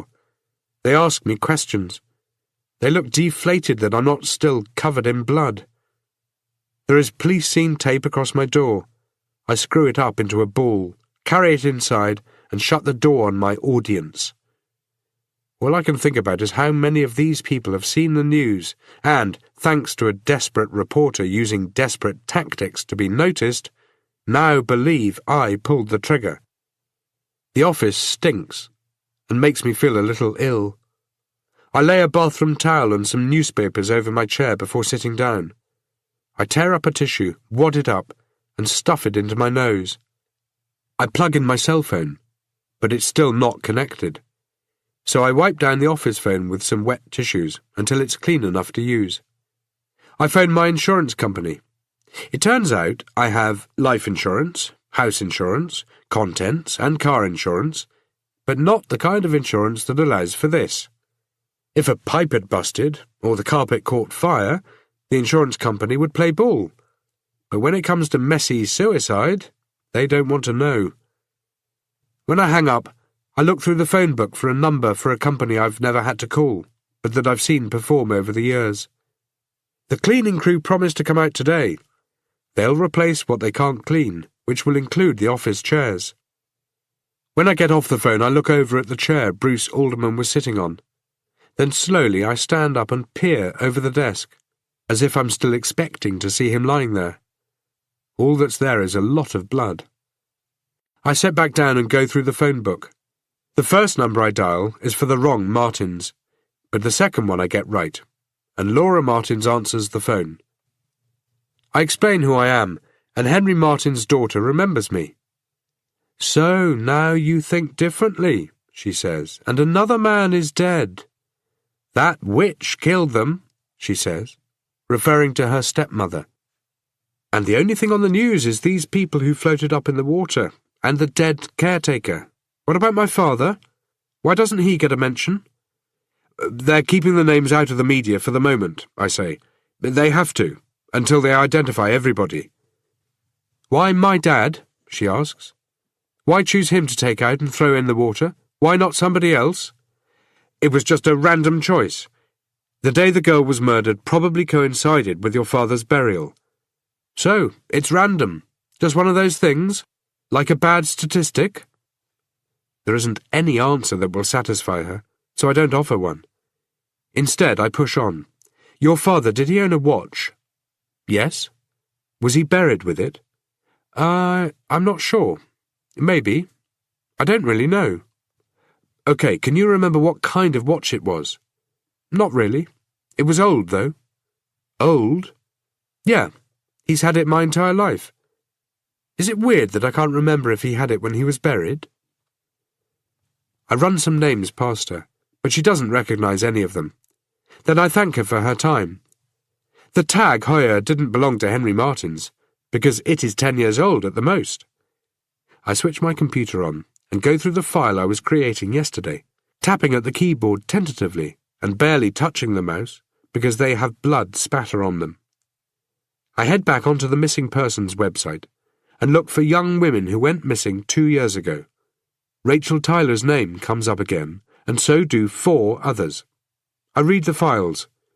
One of them was found 2 months later. The others have never shown up. I look at the photos. One of the girls was 17, another was 32. Could be both are in the ground in the cemetery. The 17-year-old, Julie Thomas, definitely shares some characteristics with Rachel Tyler. Similar height, similar age, long blonde hair, both good-looking. Most serial killers have a type. Looks like I've found it. But to make sure, I check for the reports of women who went missing 6 days earlier. There is only one. Jessica Shanks was 24 years old and was reported missing by her husband the day she didn't come home from work. I read through the details. The file hasn't been reported as being closed, but I imagine sometime within the next 24 hours the update will have been made. I print out the photos, one for each of the girls. I set them side by side on the floor since I can't use my desk. Rachel Tyler, Julie Thomas, and Jessica Shanks. Without a doubt, the killer had a type. Somewhere in this database is another young woman to complete the set. I print out the files, and then I power down my computer and unplug it all. I remove the tissue from my nose, then carry the computer down to my car. I don't want it to get damaged by the cleaning crew, and I'm not sure when I'll be back. Until all the blood is gone, I'll work out of my house. When all the gear is loaded into my car, I return for the whiteboard, which I wipe down with more wet tissues. I also grab my cell phone. It has 1 bar showing on the power scale. I should have bought a car charger too. I leave the easel behind and carry the whiteboard to my car, nodding at the people who ask me questions on the way and ignoring their requests to stay and hang out a while to catch them up on all the gory details. Chapter 15. David, the boyfriend, lives in a house that is almost as run down as Sydney the retired caretaker's. The place hasn't seen as much in the way of paint over the last few years as it has rust and spiders. The guttering has corroded away, the windows are covered in grime, the siding warped and unwelcoming. It's in the middle of dozens of others, each one in need of a handyman's touch or a wrecking ball. I can't figure out how David still lives here. I can't figure out how anybody could live here longer than a week. But maybe he likes it, and it's a simple case of me not getting it. Perhaps this is the stereotypical pop culture way to live. Derelict is the new black. Grunge is in. Being broke is in. Making sure the house you live in looks like crap is in. He doesn't own the place, but rents it, like all the other students in this area, which means he slips easily into the day-to-day routine of not giving a damn about the condition of the property, and the owners know one day they're going to bulldoze or burn it down anyway, and don't care, as long as the rent is paid. This isn't suburbia. Most of the people living around here are university students, struggling to survive. Rachel Tyler was a student. I can't imagine her staying here for more than a few days before returning home to grab a few things, or a good night's sleep, or the chance to step out of a shower cleaner than when she stepped in. A young guy with studs in his ears and lips and nose opens the door. He must have real fun going through the security foreplay before boarding a plane. He's squinting because the cloudy glare is too bright for him. His T-shirt reads, "The truth is down there," with an arrow pointed to his crutch. All of a sudden, the last thing I want to know is the truth. "David Harding?" I ask. "No, dude, he's not here." "Where is he?" The guy shrugs. "Studying, I think. Or sleeping." "Sleeping?" "Yeah, man, you know, that thing you do in the morning after being out all night." "I thought people slept in the night," I tell him. "What planet are you from?" he asks. "An older one. Does he sleep here?" "Yeah, man." "So if he's sleeping, could it be that he's sleeping here right now?" He seems to think about it. "It could, I suppose." Then how about you put that university education of yours to some good use and figure it out for me? Whatever, bro, he says, then turns and walks up the hallway, grabbing the wall twice as he goes to make sure neither it nor he falls down. I take a couple of steps inside, figuring Studface here is happy for me to do so, but simply forgot to extend the invite. It's colder inside than out. Probably an all-year-round feature of these houses. The air is damp, and the carpet, wallpaper, and furniture could do with a permanent dehumidifier. There are posters on the walls, but no photographs of friends or family. I can hear mumbling from the other end of the house, but can't decipher it. It sounds like hangover talk. I keep walking. The hallway takes me into a kitchen, straight out of the start of last century, and with rotting food lying around that could be from the same era. The kitchen bench has a formica top, patterned with yellow flowers and strewed with the remnants of fast food packets. The coffee pot is hot.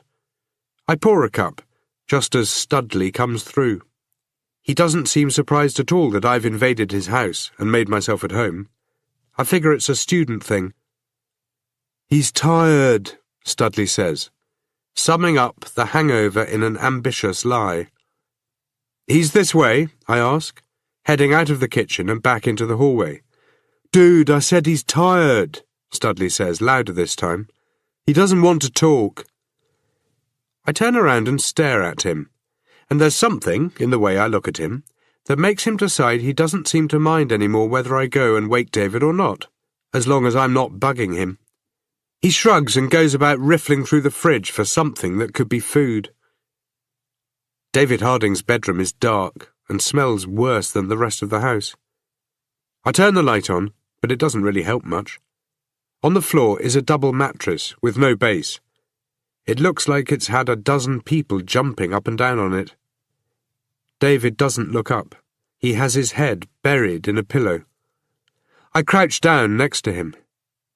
David, go away, he says. I need to ask you some questions. I don't care.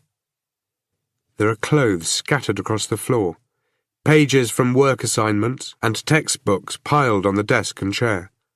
Food wrappers and crumbs cover the carpet. I open the curtains and let in some light. He groans a little. I roll him over, and for the first time he takes a look at me. His hair is sticking straight up around the back and the left-hand side from where the pillow has crushed it. There's gunk in the corners of his eyes. His skin is pale, suggesting he doesn't get out much. There is something that looks familiar about him, and I put it down to the possibility I might have seen his picture in the papers when Rachel disappeared. He looks lost. The kind of lost only somebody in their 20s looks when they're still at university, racking up the degrees, with no idea of what they really want to do in life. Drink this, I say, handing him the cup. Go away, he says, not taking it. It's hot, I say, and you don't want to risk me spilling it all over you. He sits up and takes it. What the hell do you want? To talk to you, about Rachel. Let me guess. Her mum asked you to come here, right? He says. She still thinks I killed her. I'm working for Rachel, not for her mother. Did you kill her? He looks ready to throw the coffee at me. Get the hell out of my room. I found her body. He stares at me for a few seconds without moving. Then he sits up straighter and tightens his grip on the coffee mug. She's dead? It's such a simple question.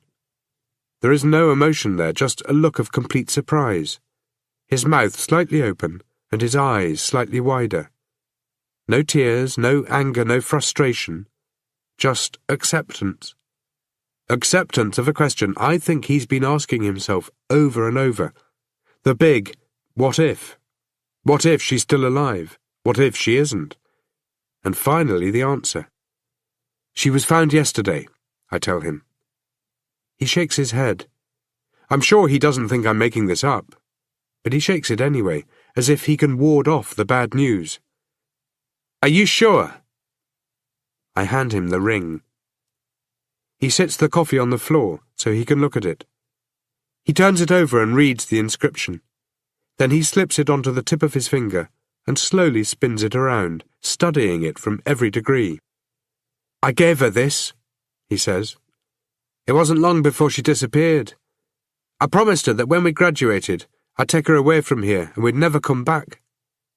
He smiles, then gives a short, half-second laugh that sounds more like a grunt. "It feels like a lifetime ago. She hated it here. Why?" "I don't think she really did," he says. "I guess that's the thing about this city, right?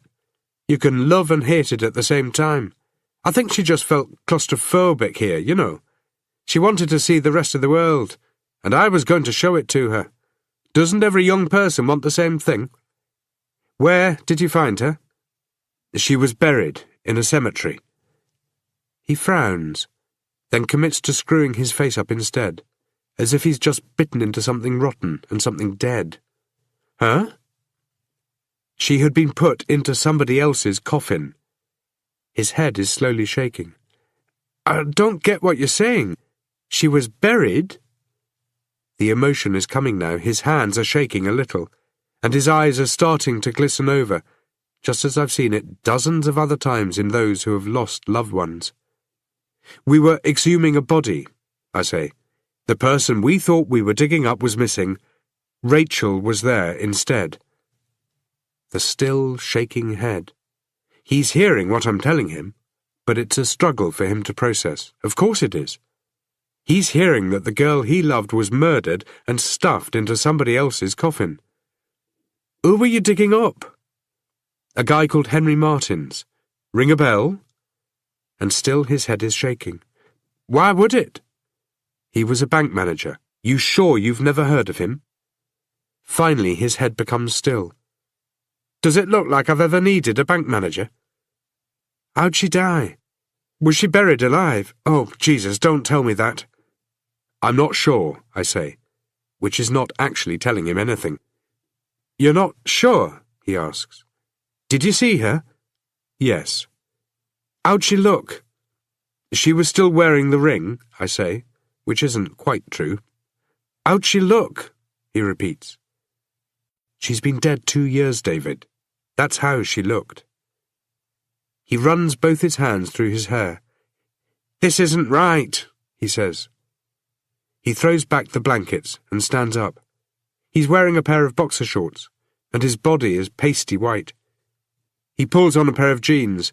The ring is still on his finger. "It never is." "Tell me what happened," I say.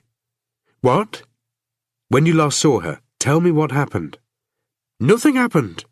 It was just a non-moment. I can't even remember," he says. "Sure you can. Everybody remembers the last moments." David's moment turned out to be like any other. He had dinner with her. They ate fast food while they studied. They went to bed together, though he tells me the house was tidier back then. They woke up together. He headed for class, and she went to find some breakfast.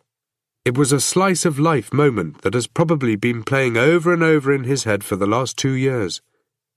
He'll have been thinking about all the factors that had to come together for this to have happened. He could have skipped class. His class could have been at a different time, or hers could have been. They could have had breakfast together. They could have had dinner separately the night before. Any link in the chain could have been broken, and the result would be that they'd still be together. The reality is, of course, they could have broken up, or he could have got her pregnant and left her for a life of less responsibility, or she could have cheated on him. Young love can lead anywhere. But it never should have led to this. He says he didn't even know she was missing, that he figured she'd gone home that night and hadn't called. "Was she having any problems?" I ask. "No, none that she told me about." "Anybody giving her a hard time, hanging around? Anything at all out of the ordinary?" "You don't think I've been asked these questions? Man, I've been over this with so many other people, and I've been over it with myself every single day. I loved her. I still do." I nod. "Okay, where'd she go for breakfast?" "She ate at a university cafe. You guys already know that." I don't feel the need to correct his impression that I must be a cop. Humour me." He starts pacing the room. "She was spotted in there. She left around 10:30. She ate bacon and eggs smothered in tomato sauce. I never figured out how she could eat that combination. Then she left. That's all anybody knows." "Was she supposed to meet anybody?" He shakes his head. "She was going to class." "Was she seeing anybody?" He stops pacing the room. He stares at me. It's similar to the look I gave the cop in the cemetery last night. "What, like having an affair?" "Was she?" I ask. "Rachel would never have done that." "Would you?" "Hell no! I loved her." "So you can't think of anywhere else she might have gone?" "I don't know, man. If I did, I'd tell you. I'd have told you 2 years ago." Okay. Who else can I ask?" "What? She has to have had a best friend, right? Who would she talk to when she was complaining about you?" "She didn't complain." "Then you must have been the perfect boyfriend." "Alicia North. They go shopping all the time, and they complain about men. Rachel said she did it more for Alicia than for herself. But Alicia didn't see her that day. I think Rachel did it because she loved shopping. It was kind of annoying. She used to make all these damn impulse buys." "Where does Alicia live?" He starts pacing the room again. "I don't know," he says. "I haven't spoken to her since." "Ever heard of a woman called Julie Thomas?" "Julie Thomas? I don't know. Is she a student here?" "No. I don't think I've heard of her." "You sure?" "Yeah," he says. "Why?" "She went missing around the same time as Rachel." "What about Jessica Shanks?" "She go missing too?" he asks. "You heard of her?" He shakes his head. "What about Bruce Alderman?" I ask. "Alderman? No, I don't think so. Should I have?" "I don't know." "Did he kill Rachel?" "I'm not sure." "Can't you interrogate him, or something?" "He's dead. He shot himself last night. But he said he didn't do it." He stops pacing. "What? He shot himself? What, do you believe him, that he didn't do it?" "Enough to keep looking into it," I tell him. "Her mum thinks it were me." "I know. I didn't do it." I look into his eyes. There is sorrow there. I recognize it, and I feel it. And though he doesn't know it, that sorrow is a bond between us. He isn't acting. His pain is real. Real enough that if I put him in the room with the man who killed Rachel, he would become a completely new man. He would cross a line that he could not turn back from, and it wouldn't bother him. He'd cross it again and again if he could. "I know." "And that Harry dude," he says. "What happened to him?" "Henry Martins. We're not sure exactly. Look, David, don't try to get back to sleep. The cops are going to be here soon. Just tell them what you know." He looks confused. "You're not a cop?" I hand him my card and take the ring back off him. "I used to be, but that was a long time ago." Chapter 16. There are no police cars parked outside the Tyler house. They've either been and gone, or are on their way. There is, though, a car parked up the driveway that wasn't there last night. Probably the husband. He'd have got the call seconds after I left last night and rushed home. He didn't put the car away, didn't get up this morning to go and move it. He's waiting, inside with his wife, waiting for the news. Waiting to hear about his dead daughter. I check my phone. It has 1 bar of battery life, 3 bars of signal, but it still hasn't been connected to the network. The door is open before I get to it. Patricia Tyler's wearing the same clothes she had on yesterday. She probably slept in them, or hasn't slept at all. "Something's happening, isn't it?" she says. "Yes," I tell her. There's no way around it. "We're finding out today, aren't we?" "Yes." "Did you know yesterday, when you came to my house, when I let you inside, did you know my daughter was dead?" "I suspected." "Yet you said nothing." "I'm sorry." "You're sorry," she says, and her voice is calm and even tired sounding. "They called 15 minutes ago. They didn't say anything, but I could tell. They're on their way to speak to us." There is nothing I can say to make her feel any better, so I say nothing. I wait her out, knowing she hasn't finished, but also knowing I can't wait too long. The police are going to be here soon. "You're sorry," she says, "yet you came in anyway. You made me believe there was a chance my daughter was still alive." I didn't make her believe anything. I could have shown up with her daughter's hand in a plastic bag along with the ring, and she'd still have held out hope. I think she's still holding out for it now. "Can I come in?"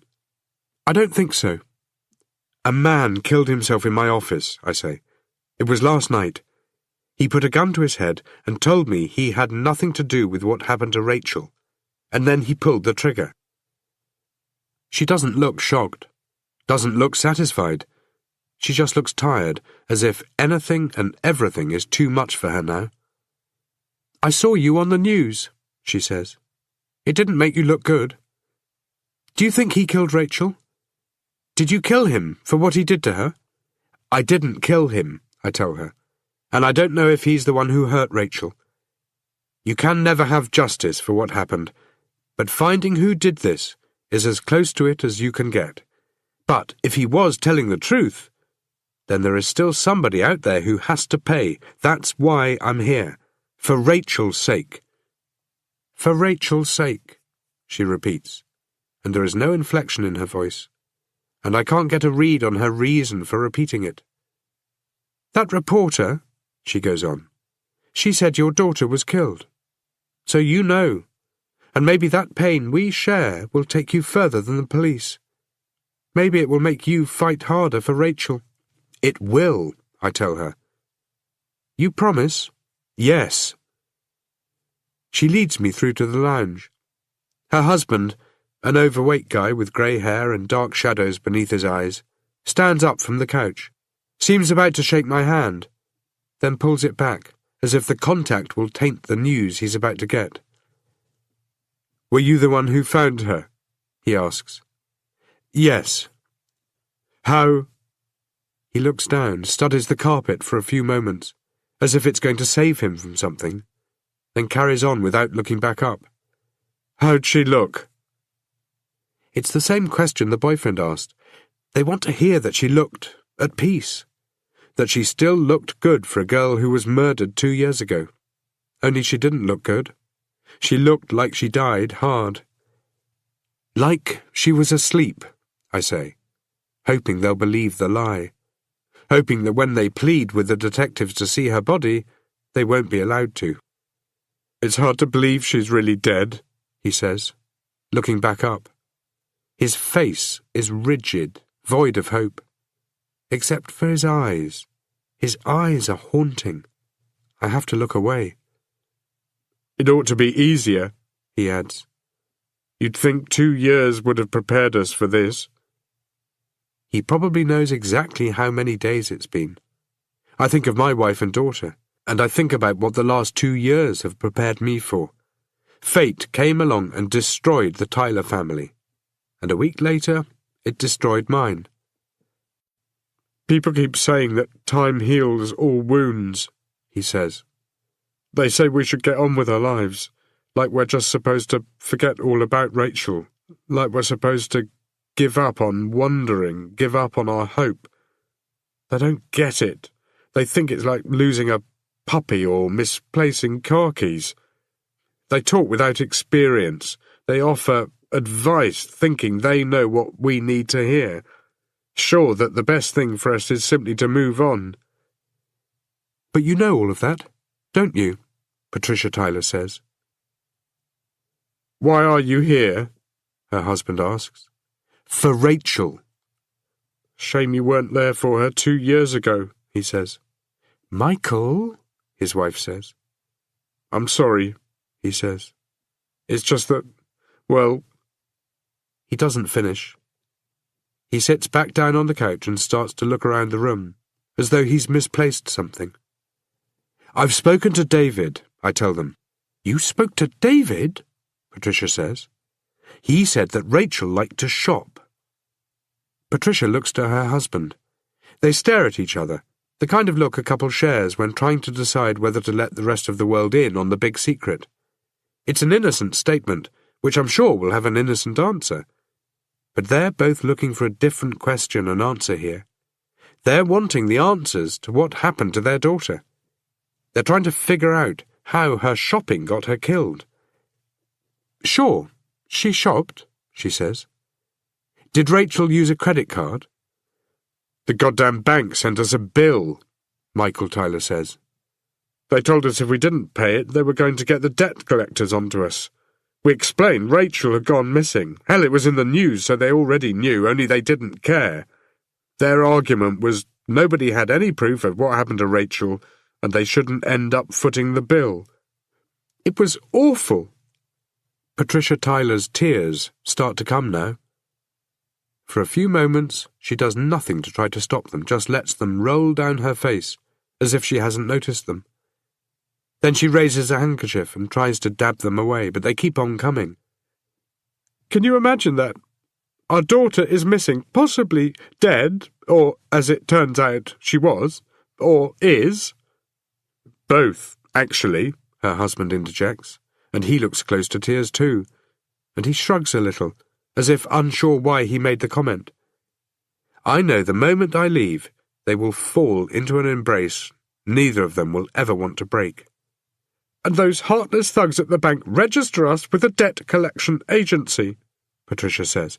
And we had to pay it. Can you believe that? Do you have that last credit card statement? We have everything, she says. Can I see it?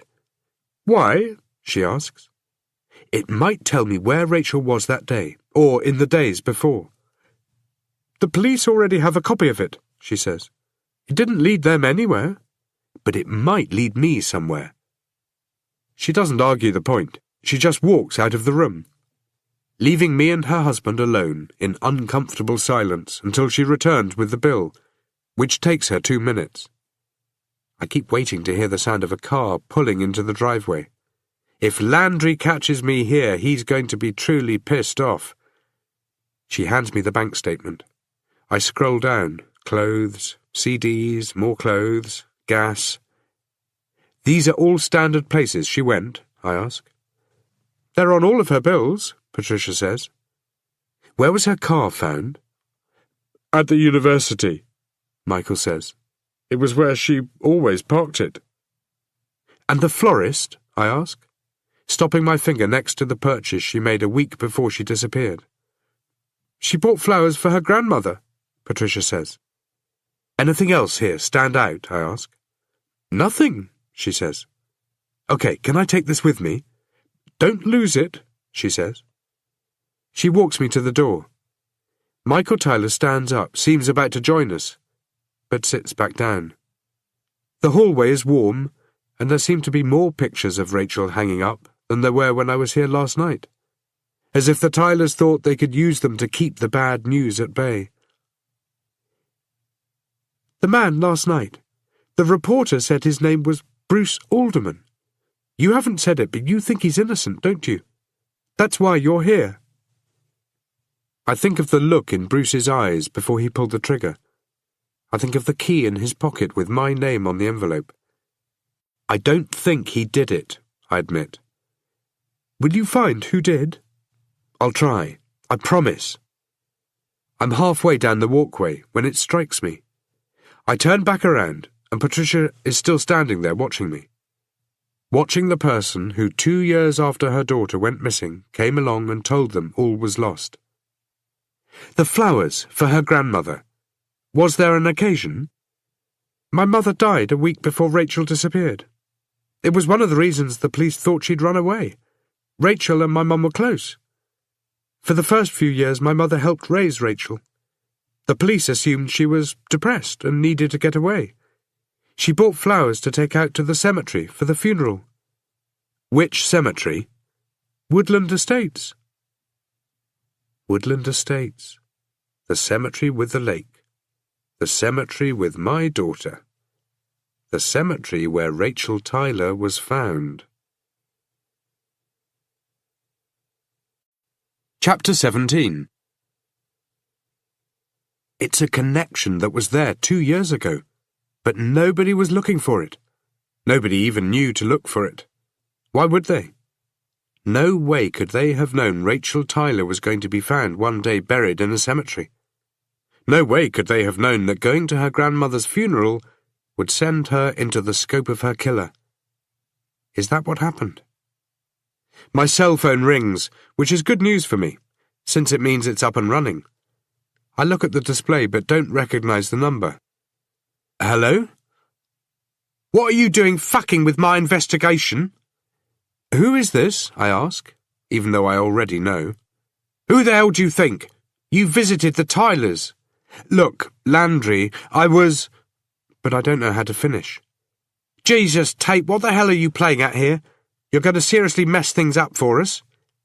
I know what I'm doing, I tell him. If you knew what you were doing, you'd still be carrying a badge. You're going to mess things up, and if it wasn't Bruce Alderman who killed those girls, that means we've still got a serious investigation on our hands.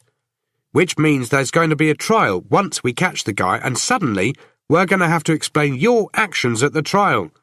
How's that going to make you look, or us?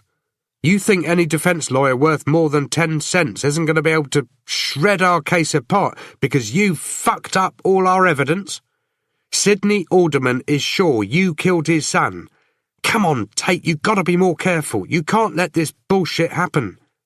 I didn't kill him. I know that, we all know it, he says. But not Alderman.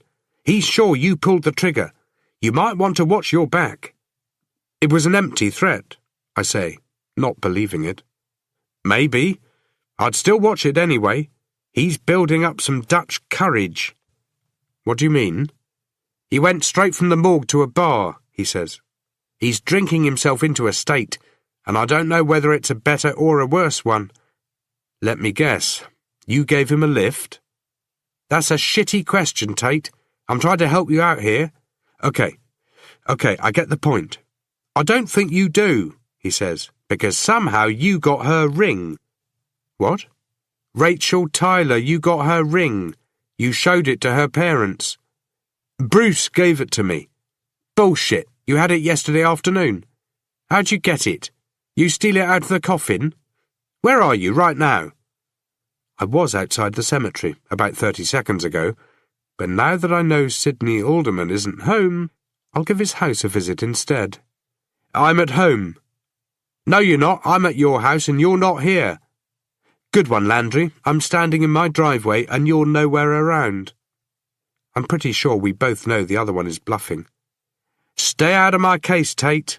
Your name comes up one more time and I'm going to take some action. Got that? You could do time here, man. You're compromising things. You stole evidence, which, by the way, I want back. Okay, But he's already hung up. I step out of my car and look up and down the street, suddenly worried that Landry might be watching me after all. There's no sign of anybody. He was right about one thing, though. My name is about to come back up in about 20 minutes when he goes and talks to David. Things, like he said, are fucked up. I knock on the door, and nobody answers. So I move from window to window, peering inside. But since even sunlight can't seem to penetrate the grime, there isn't much chance I can see anything. A guy like Sidney Alderman would come out and tell me to go to hell if he knew I was looking through his windows. That means he definitely isn't here. I try the back door. It's locked. So is the front. I get out the key Bruce left for me and try both doors. But it doesn't fit. It's not even close to fitting. There are still plenty of ways to get inside, and I opt for the less subtle approach of kicking in the back door. It opens easily enough, bouncing back off the wall and almost closing again, stopped only by the busted-up jamb. The cops will know who did it, but if I'm right about things, it won't matter. They'll be glad I did it. The first thing I can smell is alcohol. I move up the hallway.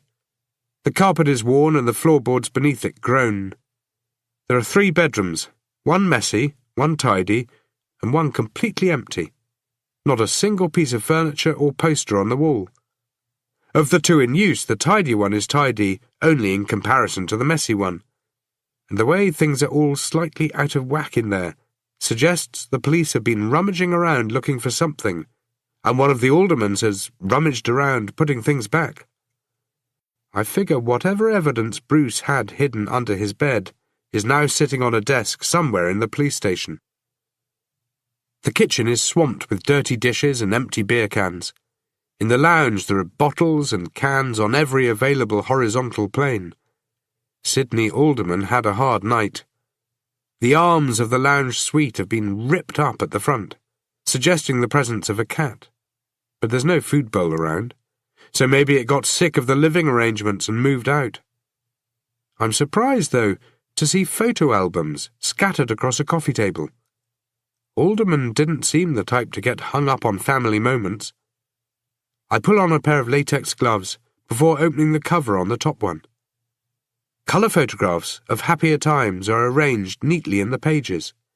A man, a woman, a child. The Alderman nuclear family. They all look happy. Smiles, relaxed, candid moments, posed photos for birthdays and Christmas. Sidney Alderman is a different man here, the type of man who back then was mostly likeable. I keep going. I already have a feeling about what is coming up. The man and woman and child start to get older. They grow. They still look happy. I recognize the house in the background of some of these shots. Summer photos, winter photos, snapshots from school plays and school sports. I move from one album to another. The house is neat and tidy and looks welcoming. It looks well maintained.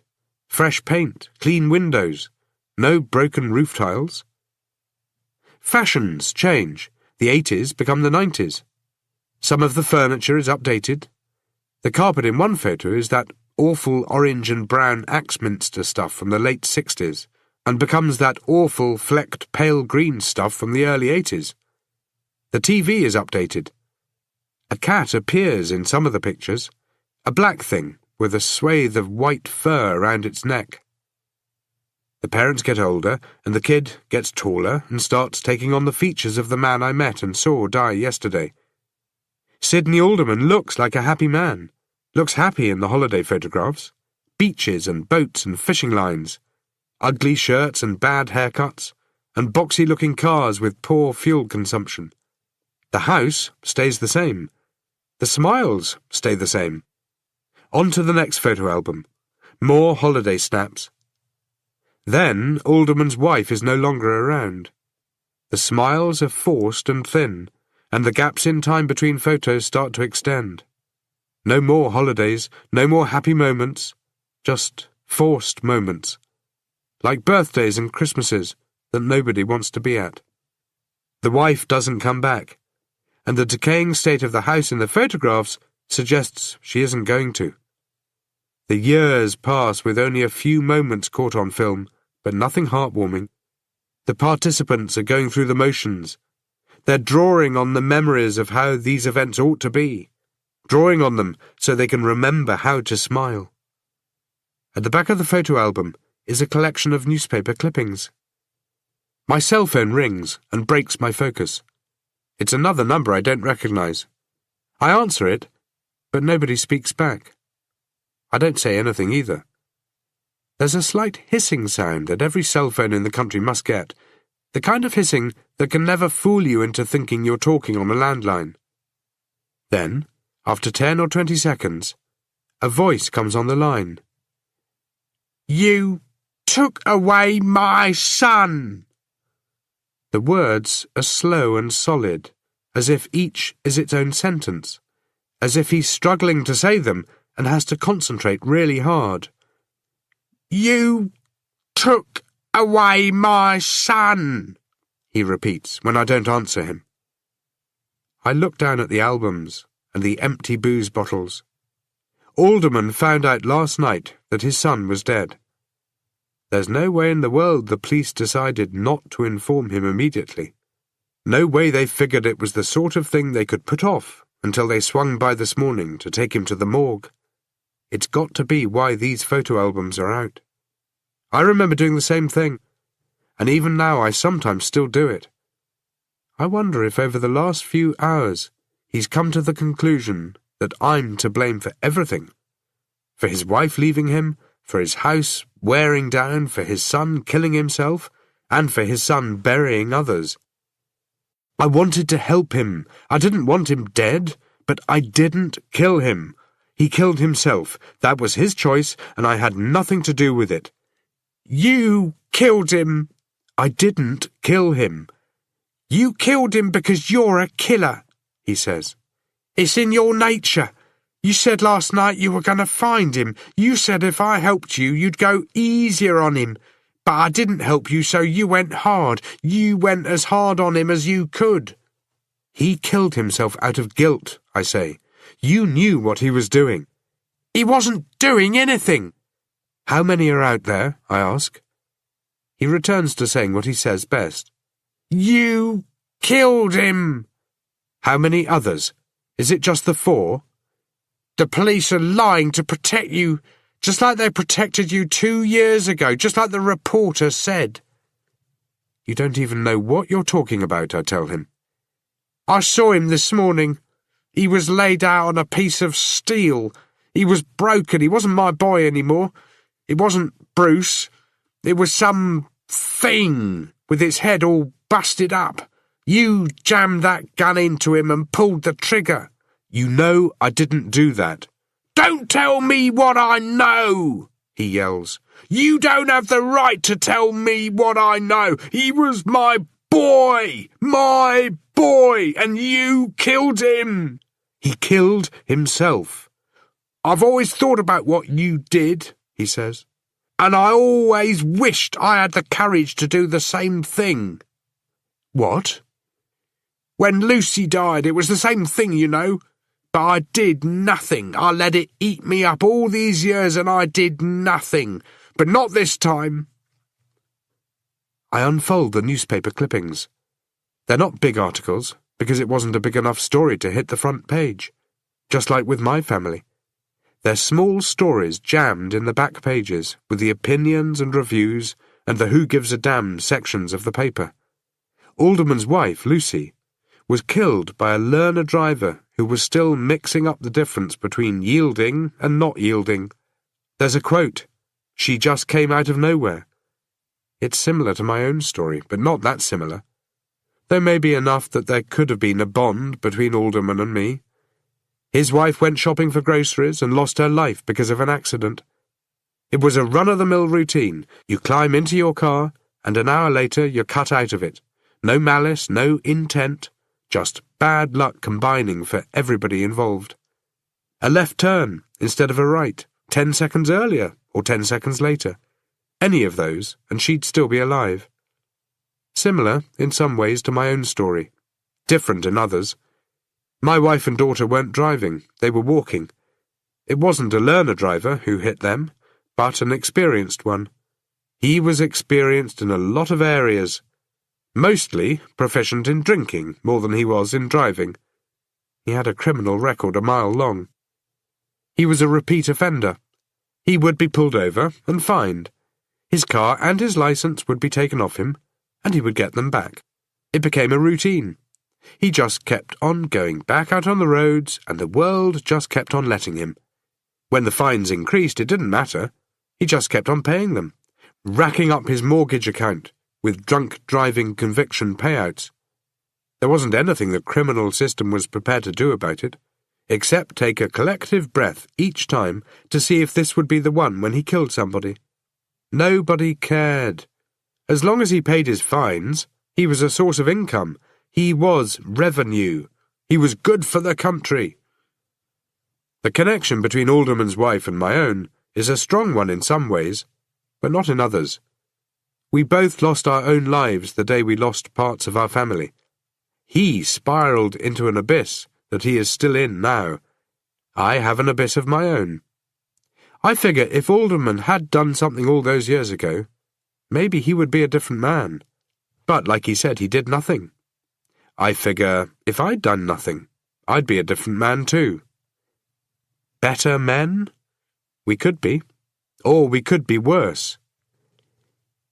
You took the law into your own hands, he says. You did it after the accident, and you did it again last night. You killed my son. You killed him for doing nothing. 10 years ago when Lucy died, I did nothing. Not this time. This time you are going to pay. Your wife is going to pay. And this time your friends in the department can't do a damn thing to help you. The temperature in this impossibly cold house drops even further. It's like somebody has just strapped a block of ice onto my back. I can feel the weight of it pushing me down. I tighten my grip on the phone. The air is thick and damp and tastes like sour sweat, and all the words in the newspaper article seem to swirl around as if the ink is wet and running. You better be kidding right now, you son of a bitch. You think the police are kidding and my son isn't really dead? What do you think, Tate? My wife has nothing to do with this. How can you be so stupid as to think bad things don't happen all the time to innocent people? You know that firsthand. You experienced it last night when you killed my boy. You experienced it 2 years ago, and you're experiencing it right now. The phone goes dead. I look at the display. The battery hasn't gone flat. Alderman has hung up. I dial him back. He doesn't answer. I hit the driveway running. I reach the car and the tyres shriek a little and leave some rubber behind. I speed past the cemetery where a patrol car is just entering the gates. The driver looks back over his shoulder, but he doesn't turn around and try to pull me over. The cemetery and the patrol car quickly get smaller in my mirror. I call the nursing home where my wife lives. If live is an appropriate word, she resides, maybe, not lives. A nurse I've spoken to only a few times answers the phone. I ask for Nurse Hamilton. A moment later she comes on the line. Theo, what can I help you with? It's Bridget. What about her? I think she's in danger, I say, and I hold the phone between my ear and neck so I can change gear. I need you to go and check on her. Danger? What kind of danger? Can you just check to make sure she's okay, then stay with her until I get there? But, please, I'm on my way, just go and check on her. Fine, but I can tell you now there aren't any problems. We provide excellent care, as you know, and I'll stay on the line, I say, hoping it will hurry her up. It does. I continue to speed. I wish I had my car from 2 years ago with a siren installed. I wish I could flash and sound it at the surrounding traffic to get them the hell out of the way. I hit 3 green lights in a row.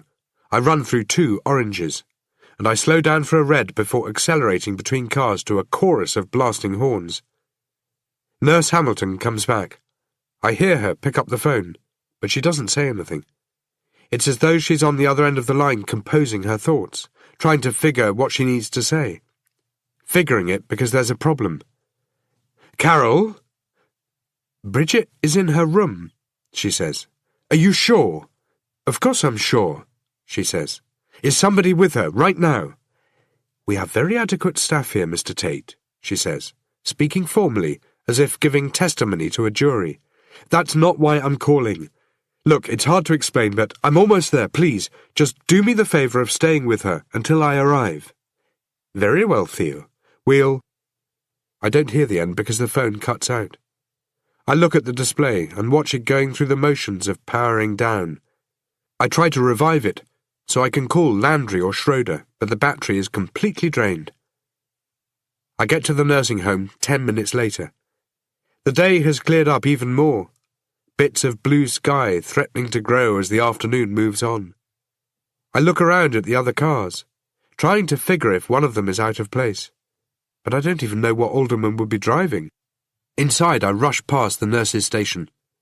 The woman at the desk recognizes me as the guy who rang not long ago, and gives me the sort of look that suggests I've ruined her afternoon. Bridget is sitting in front of the window the same as any other day. Being here in the early afternoon is no different than being here in the early evening. She's not watching TV, not getting up and taking a shower, or doing a crossword puzzle. Her world is 24/7 and there are no breaks. I rush to her and hug her, and she doesn't hug back, but that's okay. This is all very out of the ordinary, Carol Hamilton says. I pull back and hold Bridget's hand. Has anybody come here to visit her? Nobody who hasn't visited before? What about somebody else? Anybody unknown show up to visit? Anybody at all? What's your point, Theo? My point is simple for me, though perhaps not for her. Still, I decide to give it a go. I explain the conversation I had with Alderman, touching only on a few of the points, and even then only briefly. She takes it all in stride, as I figure only a cop or a nursing home professional could. Both have seen way too much to be surprised anymore. In the end, she points out that nothing bad has happened. Therefore, the man who threatened Bridget must have been lying, must have been making a desperate attempt to upset me because of his son. The care home is a top-rate facility, she reminds me, and they let nothing happen to their charges. She does make a concession about being more vigilant, and tells me to call the police. I tell her that I will. She leaves me alone with Bridget. I don't want to leave her here. Not anymore. I want to be able to take her with me. But where to? Back to my house? How would I even begin to look after her? No, she's safer here. Carol comes back. There's a phone call for you. You can take it in the office. I follow her back downstairs. Hello? How did it feel, huh? Alderman asks. To think she was dead. To think I'd done something to her. That's how I feel, you bastard. You killed my son, so for me the feeling is always there. It's going to stay the same. I wanted you to know how it was going to feel. I wanted you to imagine the loss. And not the same loss you suffered 2 years ago, but the kind of loss that's deliberate. The kind of loss you can only experience when one human being goes out of his way to kill someone you love. Hurts, doesn't it? But I just did you a big favour and left your wife out of it. It wasn't her fault. I still want to make you suffer, though. I want your pain permanent. And you still have another family member who won't care what I do to her. What are you talking about? You took my son, he says. You still owe me. He hangs up. I hand the phone back to the nurse, extending my arm without really seeing her. The desk, the paintings, the window into the office behind her. They all seem to lose detail and disappear. Theo? I know Carol is speaking to me, but I don't look at her.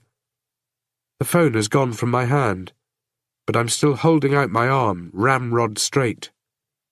Theo? She touches my shoulder, and the contact seems to work. I look at her, and she starts to say something, but I don't wait to hear what it is. I cover the foyer with large strides, and the heavy door weighs nothing as I pull it open. I make the drive back to the cemetery in about the same amount of time I made it from the cemetery to the nursing home. People toot at me and give me the finger. I race through intersections and run red lights when there are gaps in traffic. When I reach the cemetery, I have this hollow feeling in my stomach, similar to the one that was there the day my daughter died. It's a feeling that grows worse when I bring the car to a stop. I run toward Emily's grave, though the pile of dirt next to it already tells me what I'm going to find. All these cops out here, and nobody stopped Alderman from desecrating her grave. But why would they? They were never there to protect her from dying, just as I wasn't there. And in this case it simply would have looked from a distance as if Alderman was doing his job, just digging a hole, just moving on with life after losing his son, if they even saw him at all. And looking toward the lake, I can already tell they couldn't. There was no way. I stand at the edge of the grave. I know now there were 2 reasons Alderman threatened my wife. The first was to scare me. The second was to send me away from the cemetery. That means he was watching me all along. He was waiting. My little girl's coffin is down there. The lid is open. And Emily is gone. Chapter 18. All the oxygen is sucked out of me. I stare down at the coffin with the silk linings and soft pillow. and the world outside of the grave fades away and goes black. There are crumbs of dirt where my daughter should have been. The brass handles have pitted, the glossy sheen of the wood long since gone. There are cracks and dents in the wood. My first reaction is to climb down and make sure with my hands as well as my eyes that Emily isn't in there.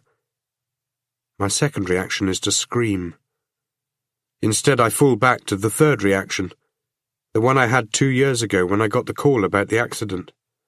I drop to my knees and start to weep, and try to convince myself this isn't really happening.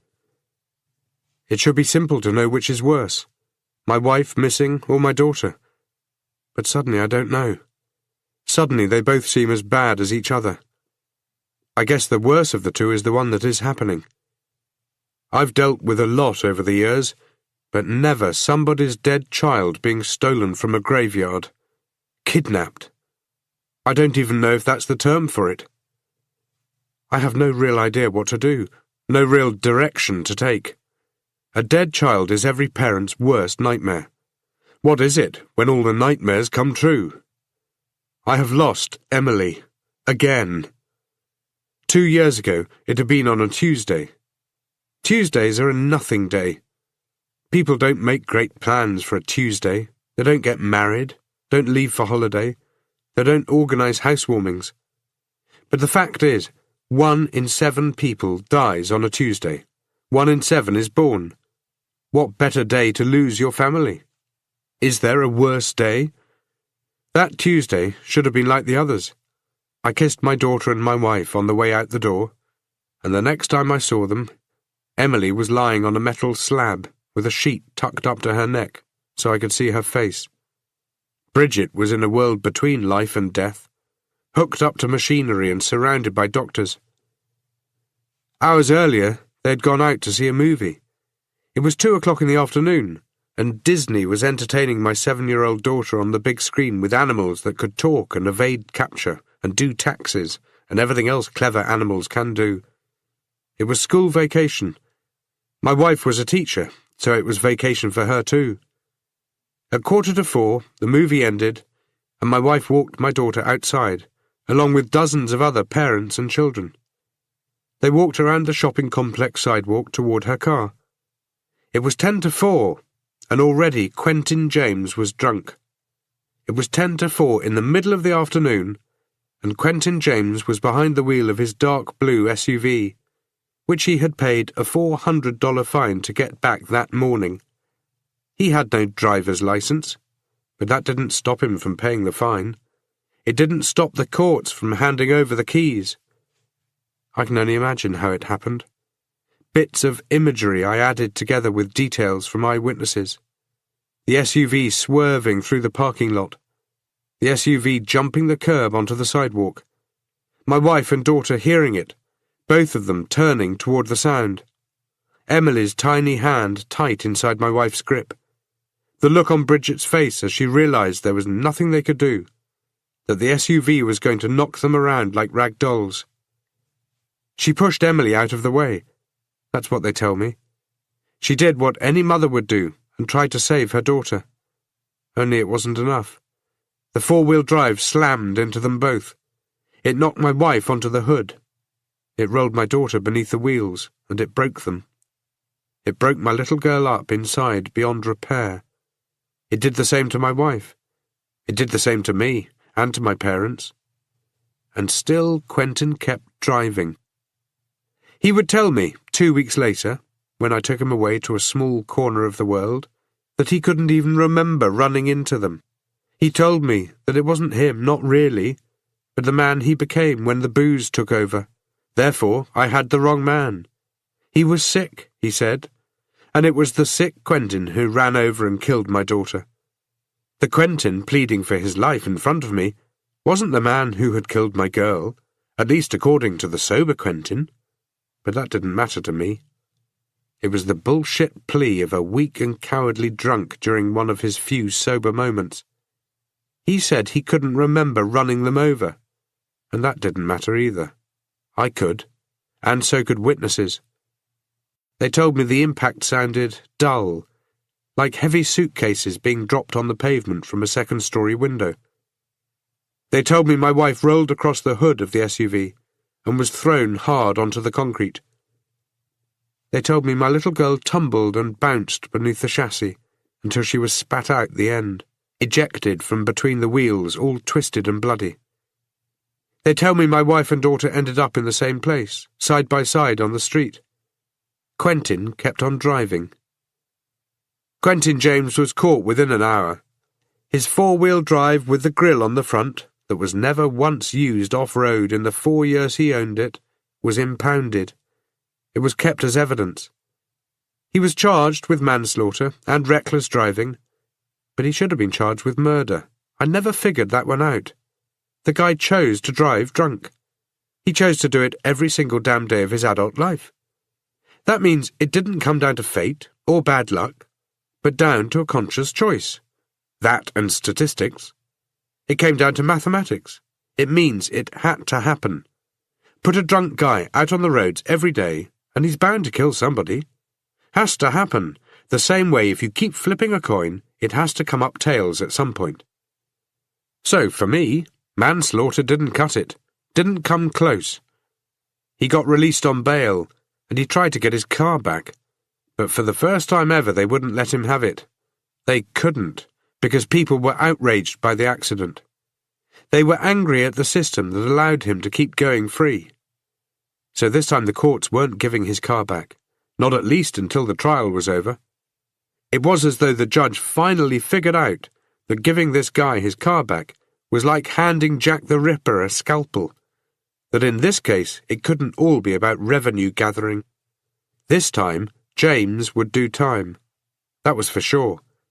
They'd lock him away for 2 years in a cell that was a hell of a lot bigger than the coffin my daughter got locked in. But everything worked out different. Quentin James never went to jail. My daughter is no longer in her resting place. The world has gone topsy-turvy, and I don't know what to do. I'm kneeling in the grass next to a mound of dirt and an empty coffin. Sydney Alderman has come along and dug up her grave in the same way his son dug up others. He has dug up and torn the stitches from the memories, and the pain of losing my daughter is as strong as it was the day Quentin James stole her from me. James is no longer around to direct my anger toward, but Alderman is, and I'm going to find the son of a bitch. I stand up. I turn my back on the grave of my little girl. The sky has cleared even more, and it looks like it could actually turn into a pretty good day. As good as it can get weather-wise. As bad as it can get in every other way. I start my car and drive to Alderman's house. I'm tempted to drive right into it, just hit the sucker at 100 kilometers an hour and shred the siding and plasterboard to pieces. Instead, I bring the car to a fast stop up his driveway, skidding the shingle out in all directions and creating a thin cloud of dirt that drifts past the front of the car and toward the house. I get out and slam the door, wishing I had access to the gun the caretaker's son used on himself. All I have access to is my anger. It should be enough. I think in the end, anger will beat out sorrow on any given day, even on a Tuesday. Chapter 19. The house still smells of alcohol, and the air is damp. The furniture bugs me in a way that furniture shouldn't be able to do. I want to set fire to the place. Pour gasoline all over the walls and floors and the clawed-up lounge suite, and turn the whole fucking lot to ash. Preferably with Sydney Alderman in here. Preferably with him gagged and tied and very aware of what is going on. Only he isn't here. He's off somewhere with my daughter doing God knows what. Burying her somewhere, I guess, or dumping her in another lake or a river or an ocean. The photo albums have all disappeared. It tells me Alderman knew I was here and was figuring I'd come back. I start looking through the house again. I go through his drawers and his cupboards, but I don't find anything useful, because anything useful the police will already have found. I pull everything apart. I dump files and trash and books on the floor as I go, but there's nothing. I push everything aside roughly, making a mess, enjoying the process of damage. It's not enough to take away any of the pain, but for the short term, it will have to do. I head back out to my car and grab the charger for my cell phone. I plug it into a socket next to Alderman's toaster and watch as my phone starts to power up. I leave it charging while I check the bedrooms. Bruce Alderman said the proof was under his bed, but he may as well have said that a year ago. The two bedrooms in use have completely distinct personalities. It's obvious to see which one belongs to the old man and which to the son. The father's bedroom has wedding pictures up on the wall. It has underwear scattered across the floor. It has a busted-up clock radio lying on a pile of old newspapers. There are booze bottles stacked along the windowsills. The curtains are grimy and old. The bed hasn't been made. The pillowcase is blackened in the middle from sweat and dirt and whatever product the old man once ran through his hair. The loss of his wife was so hard on the guy that he never recovered. He lost control of his own life, and 10 years later, he's still losing control. I walk into Bruce's room. It's like walking into a cheap motel room that prides itself on doing the best with what it has. The bed has been made. Books are stacked almost neatly on the bedside table. 3 pairs of shoes are lined up beneath the window. Sneakers, dress shoes, work shoes. I look under the bed. Whatever evidence was there has gone. I check the closet and go through the pockets of whatever is hanging there. Then the drawers. I'm not tidier than the police. I pull the drawers all the way out and check beneath them for any taped-up envelopes or photographs he has hidden there. But there's nothing.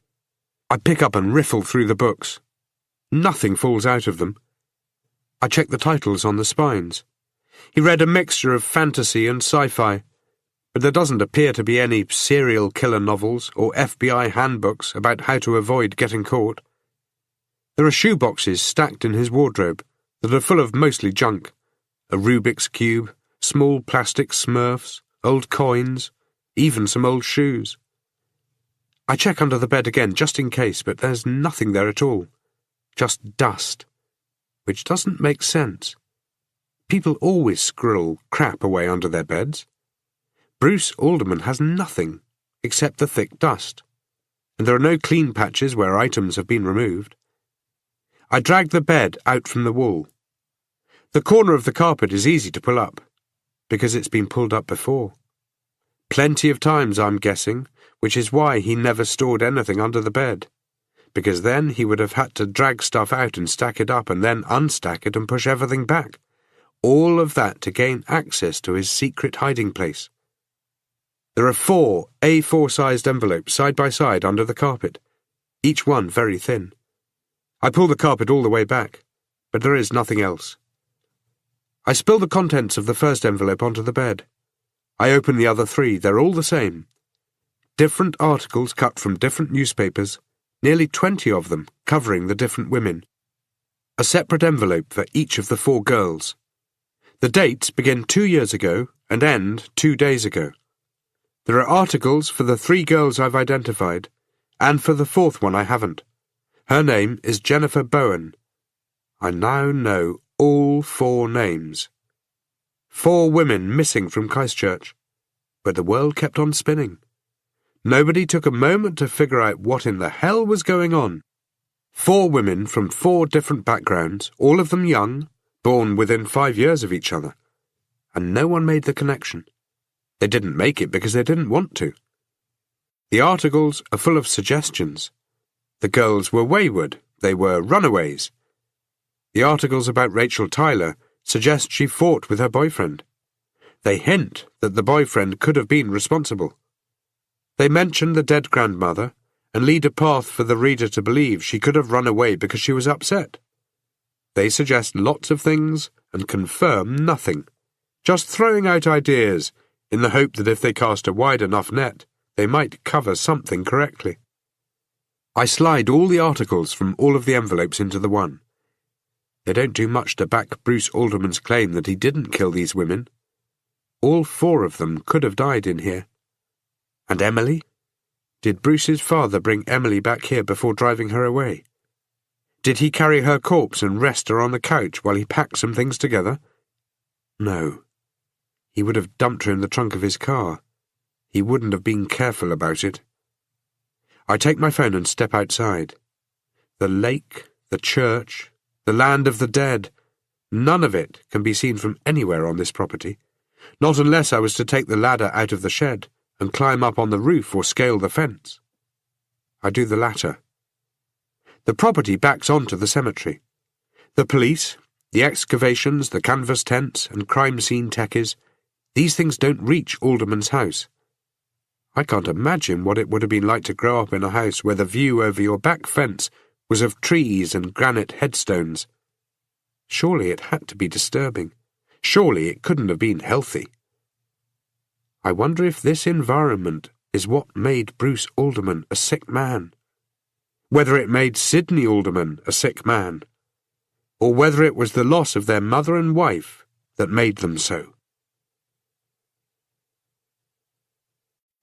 Chapter 20. I'm half expecting to find my house has been set on fire when I get home, or the windows broken, or, at the very least, to have murderer spray-painted across the garage door and fence. I pull into the driveway, stand next to my car, and stare up and down the street. I'm looking for Sidney Alderman, but he isn't here. Nobody is. Not even Casey Horwell. All of my neighbours are off doing whatever it is that neighbours do. Mow lawns, pull weeds, cook food, and watch TV. None of them are trying to figure out where their dead children are. I'm careful as I make my way inside. I had a gun pulled on me last night, and hours later a microphone, and I'm not eager to make either mistake twice. I plug my cell phone back into the charger. Then I bring the computer in from the car and set it up on the dining room table. Bridget would not be pleased. I use the Christchurch Library's database of newspapers to find more articles related to the ones Bruce clipped. I take on board as much as I can from them, and from the missing persons reports, and as much as I can about their lives and about their deaths. Not that any of the articles say they are dead, but they sure read as though the journalists were all betting heavily on it. I print out a photo of the fourth girl, then line the pictures up in a row. Their killer certainly had a fondness for a specific type of girl. I spend 2 hours reading all about the missing, and it's hard, because my mind keeps returning to Alderman and Emily. I search the obituaries for the weeks prior to the girls' deaths, looking for the same last names to see if there was a reason for any or all of them to attend a funeral. I come up with nothing. It's not a busted lead at this stage, because it could be they still went to funerals of people outside their families, or family members with different last names. The only way to know for sure is to start making some phone calls. But right now, talking to these dead girls' families is the last thing I feel like doing. I set the whiteboard up, propping it up on a chair and leaning the top against a wall. I've got nothing but a permanent marker to draw with, but go ahead anyway. Starting with a timeline. I figure that Henry Martins would have been buried 2 days after he died. If I add those days onto the date of his death, it matches up nicely. Henry died on a Tuesday and was buried on a Thursday. Rachel was last seen Thursday morning and was reported missing by her parents the following Tuesday. But then I add the other missing girls to the timeline and find that the dates between disappearances are not that even. The first 2 girls went missing within a month of each other. Then there was another 18 months until the third went missing, and the last was less than a week ago. It doesn't suggest that the murder is escalating or slowing, and I'm not sure what that in itself suggests. Guys like this tend to start killing more often as the need overtakes the desire, or there is something in their life that triggers the impulse to kill. I look at the timeline and wonder what made this guy kill at these particular moments. Was it simply that the right type of girl came into his localized view of the world? Or did he go hunting for women to fit his type? There has to be more to it. I write prison on the board, wondering if the killer could have been in jail for 18 months. It's common for serial killers to get arrested for an unrelated crime. I go through the obituaries again hunting out those who died in the days leading up to the girls' disappearances. 4 of these people are no longer in their coffins, and are lying on morgue tables in different stages of decay, their bodies waterlogged and bloated or decayed. I look at the timeline. I think about Emily. I think about Bruce Alderman and about his father. Then I think about where I was 2 years ago and the difference I could have made. That was my chance to save these girls. Maybe Landry was right, and I am fucking everything up. I don't know. All I know is that I have to find Emily. My cell phone finally has a full charge. I go through the memory of incoming calls, put Landry's number into the address book, and then dial his phone. He picks it up after half a ring.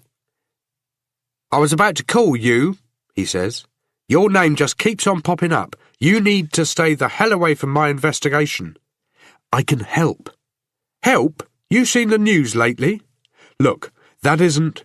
I don't mean that screw-up you made last night. I mean the new one you've got on your hands today," he says. "I haven't heard. What have I done now?" "You must have really pissed off this Orwell chick at some point. What'd you do, sleep with her?" he asks. "Yeah, good one, Landry." "Turns out when people don't like you, they really don't like you. I guess I'm starting to see why." "There a point here?" I ask him. "She interviewed Alderman this morning. Had to be some time after he hit the bar, but looking at him he couldn't have been long after. Didn't seem to have many drinks under his belt.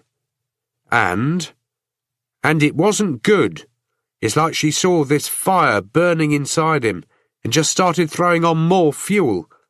Hadn't been for all those angles and splatter trajectories, even I'd be thinking you were guilty. Anyway, whatever anger he had about you before, you can double it and double that again. Just keep an eye out. Do us all a favour, huh? Stay indoors and turn off your phone until we get this thing nailed down. When it goes to court, we're going to be looking at some defence lawyer pointing the finger at you and saying, 'Yeah, we covered this already.' Then why don't I feel assured?" I look down at the photographs and the newspaper clippings. "Look, Landry, I got something for you. You want to hear it or not?" "That depends on how you got what you got. Is this going to backfire? If you've got anything and you've obtained it illegally, I don't want to know about it, right? Otherwise it'll blow up in our faces." "Okay." He doesn't say anything, and I don't add anything else, and he reads my silence accurately. "You're unbelievable, Tate." "You want the names of the other girls or not?" "Do me a favour and don't tell me. There's a hotline for information. Ring it anonymously and give it to them, okay? Call from a payphone or something. Anything you give me from an illegal search is poison. Come on, Tate. You know that." "I'm no longer a cop. Those same rules don't apply." "Yeah, and this serial killer's defence lawyer you don't want me to keep reminding you about is going to—" "Right," I say, interrupting him. "No problem. So you don't want my help?" "Help? Is that what you think you've been doing?" "I gotta go. Make sure you—" "I've got something else." "You're going to give me a heart attack, Tate." "Look, this is something good. It's something you can say you came up with on your own, so you don't have to—" "Come on, I know how to do my goddamn job." "Rachel Tyler," I say, "before she died, she visited Woodland Estates. Her grandmother died. It's the same cemetery." Landry doesn't answer. I can tell he hadn't made this connection. I press on. "I think the others might have been there too. I think that's the connection. That's what drew them to the killer." "You got anything to back that up?" he asks. "Not yet, but I'm—" "No buts, Tate. You're off this thing. Go ahead and make that call to the hotline. Give us those names. Do it, now." He hangs up without me telling him Alderman has my daughter. And that's okay. I want to deal with Alderman myself. The phone call I'm going to make will take most of their legwork out of play. It'll mean the contents of the other 2 coffins are no longer up for grabs. But that call can wait. First, I'm going to find Sydney Alderman and do what it takes to get my daughter back. And that's something I don't need Landry's help for. Chapter 21. The church is bathed in sunlight on one side and shade on the other. the two halves separated by a thin line, like good and evil. It looks like there's probably a difference of 20 degrees between the two. The stained glass windows look dull and fogged up with age. The concrete brick around the edges of the shady side has speckles of mould. The gardens have low-key and low-maintenance shrubs, spaced out about a metre apart. There aren't any weeds, but that'll probably change now that Bruce is gone. Mine is the only car out front, and there's nobody inside the church either. Except, of course, for Father Julian, who appears from a side door to the right of the altar when I'm about halfway up the aisle. Maybe I passed through a motion detector. Maybe he's been hanging out all day for the chance to trap some soul into a conversation about God. But the way he moves toward me makes me think he's been waiting for me to show up. "You're here," he says, gravely. "We need to talk." "You're right. We do." He looks paler than yesterday, as if a chunk of his faith has slipped away during the night, or been stolen. "We need to talk about Bruce. Though, to be honest, I don't know if I can. I don't think I can talk to you." "Father Julian, please, you have to—" "I don't know, Theo," he says, glancing at the large envelope in my hand. Some of the colour is coming back to his face, and the look in his eyes suggests it's coming back on waves of anger. "I remember what it was like for you 2 years ago." "It's not like that now." "Do you remember I used to come around to your house?" he asks. "Of course I remember, but this isn't like that other time." "Perhaps not for you, but perhaps it's like that for me. Bruce was like a son to me. What you've done—" "I didn't kill him." His expression doesn't change. He looks as if he was prepared to hear me say that, and equally prepared to dismiss it. He looks like a man struggling to stay in control. "This is not the time or especially the place for your lies." "I didn't touch him." He shakes his head. "You lost your way, Theo. You lost your God. You lost your faith." "I lost my family," I tell him. "You used to think that was part of God's plan. If you were right, then what happened last night was also part of his plan." "You're trying to be smart," he says, "after all that you've done." "I didn't do anything," I tell him, putting my hands up in a warding-off gesture, the "there's nothing up my sleeve" sign. "No, I know what you're capable of. The man that killed your daughter. Do you remember what happened after he disappeared?" "I remember you stopped coming around," I tell him. "I tried to help you," he says, "but you didn't want it. I tried to stop you from heading down a path, but you wouldn't be stopped. And this is where it has brought you, this path where innocent men die, innocent men like Bruce." "I didn't touch him," I say, "and I sure as hell don't hurt innocent men." "Oh, you didn't touch him, did you?" he says, his voice getting louder now, and I realise it's the first time I've ever heard him yell, first time I've heard anybody in a church yell. "Then how in the hell did he end up dead?" "He shot himself. There was nothing I could do." "You sure found yourself able to do something 2 years ago." "That was completely different." Now I'm the one getting close to yelling, and you know that. You damn well know that. "I told you that Bruce was a good boy," he says, his arms going out to his sides and his hands flicking forward, as if trying to discard something sticky from his fingertips. "I told you he had nothing to do with those girls dying. I told you, why couldn't you have listened? You've shown so much trust in me in the past. Why couldn't you have shown it now?" "God damn it, Father Julian," I yell, and the words don't make him step back. In fact, he takes a small step forward. It looks like he wants to hit me. "I didn't kill him. Why the hell don't you pick up the phone and make a call and speak to anybody down at the station or at the morgue and ask them what happened? They'll tell you." "You mean your friends?" "Oh, come on, you can't believe that bullshit you saw on TV, I tell him. He nods. He concedes the point. "He was a good boy," he says, much quieter now. Maybe he was. Part of me certainly believes he was. So instead of getting angry at me, Why don't you stay angry at whoever did this? How about you give me a hand here and help me clear his name? Bruce told me he was innocent, that he buried the bodies, but that he didn't kill those girls. How about you help me? Or are you too caught up with those assumptions of yours? He looks at me for what feels like a long time, as if inside somewhere he's searching himself for the right thing to do. The time it takes him suggests he's either searching real hard or he's slipping on just what the right thing is these days. I'll listen to you, Theo, just one more time. Then you have to promise me you'll never come back here. Once you hear what I have to say, you won't ask me to. He shakes his head and cuts me off. Promise me, he says. Under the eyes of God, inside his church, promise me you'll never come back here. I make the promise. It's easy to make when you don't believe in God or his church. My office, he says. We'll talk there. I follow him through the side door. The corridor is dimly lit, and we pass other doors and plenty of drafts. Churches are full of drafts. He leads me into a small, dusty office that is cluttered with old-looking books and mismatched furniture. He takes a seat behind his desk. The sun has arced around in the sky and is shining directly on him. It makes his face look whiter, almost glowing, like a halo.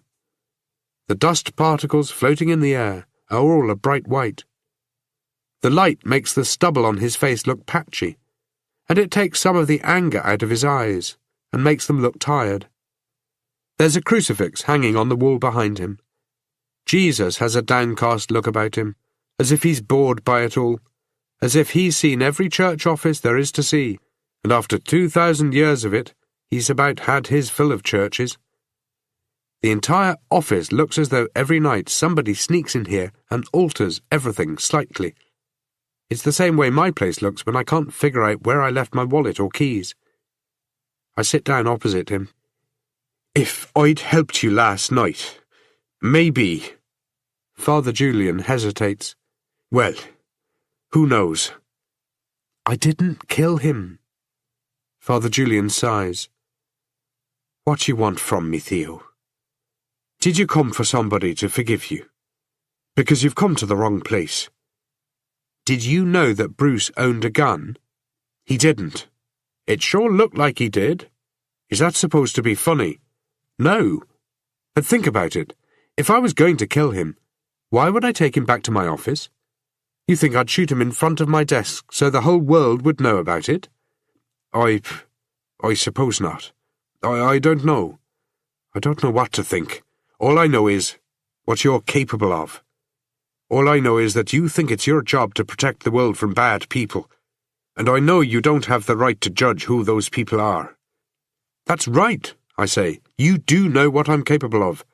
So you know that if I'd wanted to kill Bruce, I'd have taken him somewhere else. Nobody would ever have found him. His jaw tightens, and his eyes narrow slightly, and the look he gives me is the kind of look I never want to be given again. It's one of disgust and disappointment. Finally, he leans back in his chair and forms a steeple with his hands, touching his fingertips to his chin. He looks like he's praying. Jesus looks down on him, but doesn't seem to be listening. Come on, I say. You don't have to like it, but it's a good point. He nods. What else did Bruce tell you? Did he know who killed the girls? He didn't say. He just said talk to his father. The only person I can think of who Bruce Alderman would be burying those girls for is his father. You think Sidney killed them? It's possible. So what you want from me? To tell you about Bruce. I've already told you he was a good kid. There is one more thing, though, and I want you to think deeply on this. Yesterday, he was alive, and today he isn't. I don't answer him. I just let him have his say, knowing the sooner he gets everything off his chest, the sooner I can get on with things, and the sooner I can get my little girl back into the ground. The world is definitely fucked up when the goal of the day is to bury your daughter. What happened after Bruce's mother died? What happened to Sydney? What? He looks shocked.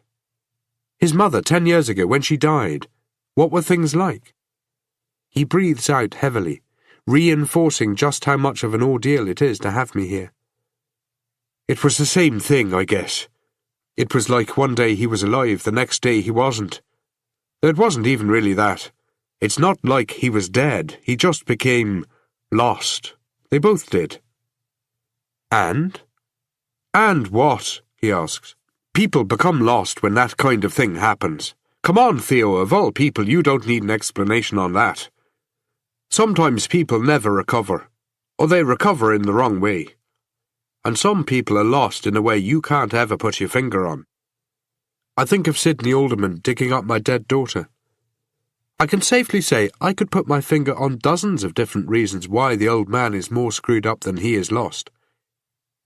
Did either of them ever give you a confession? Come on, Theo, you know I can't answer that.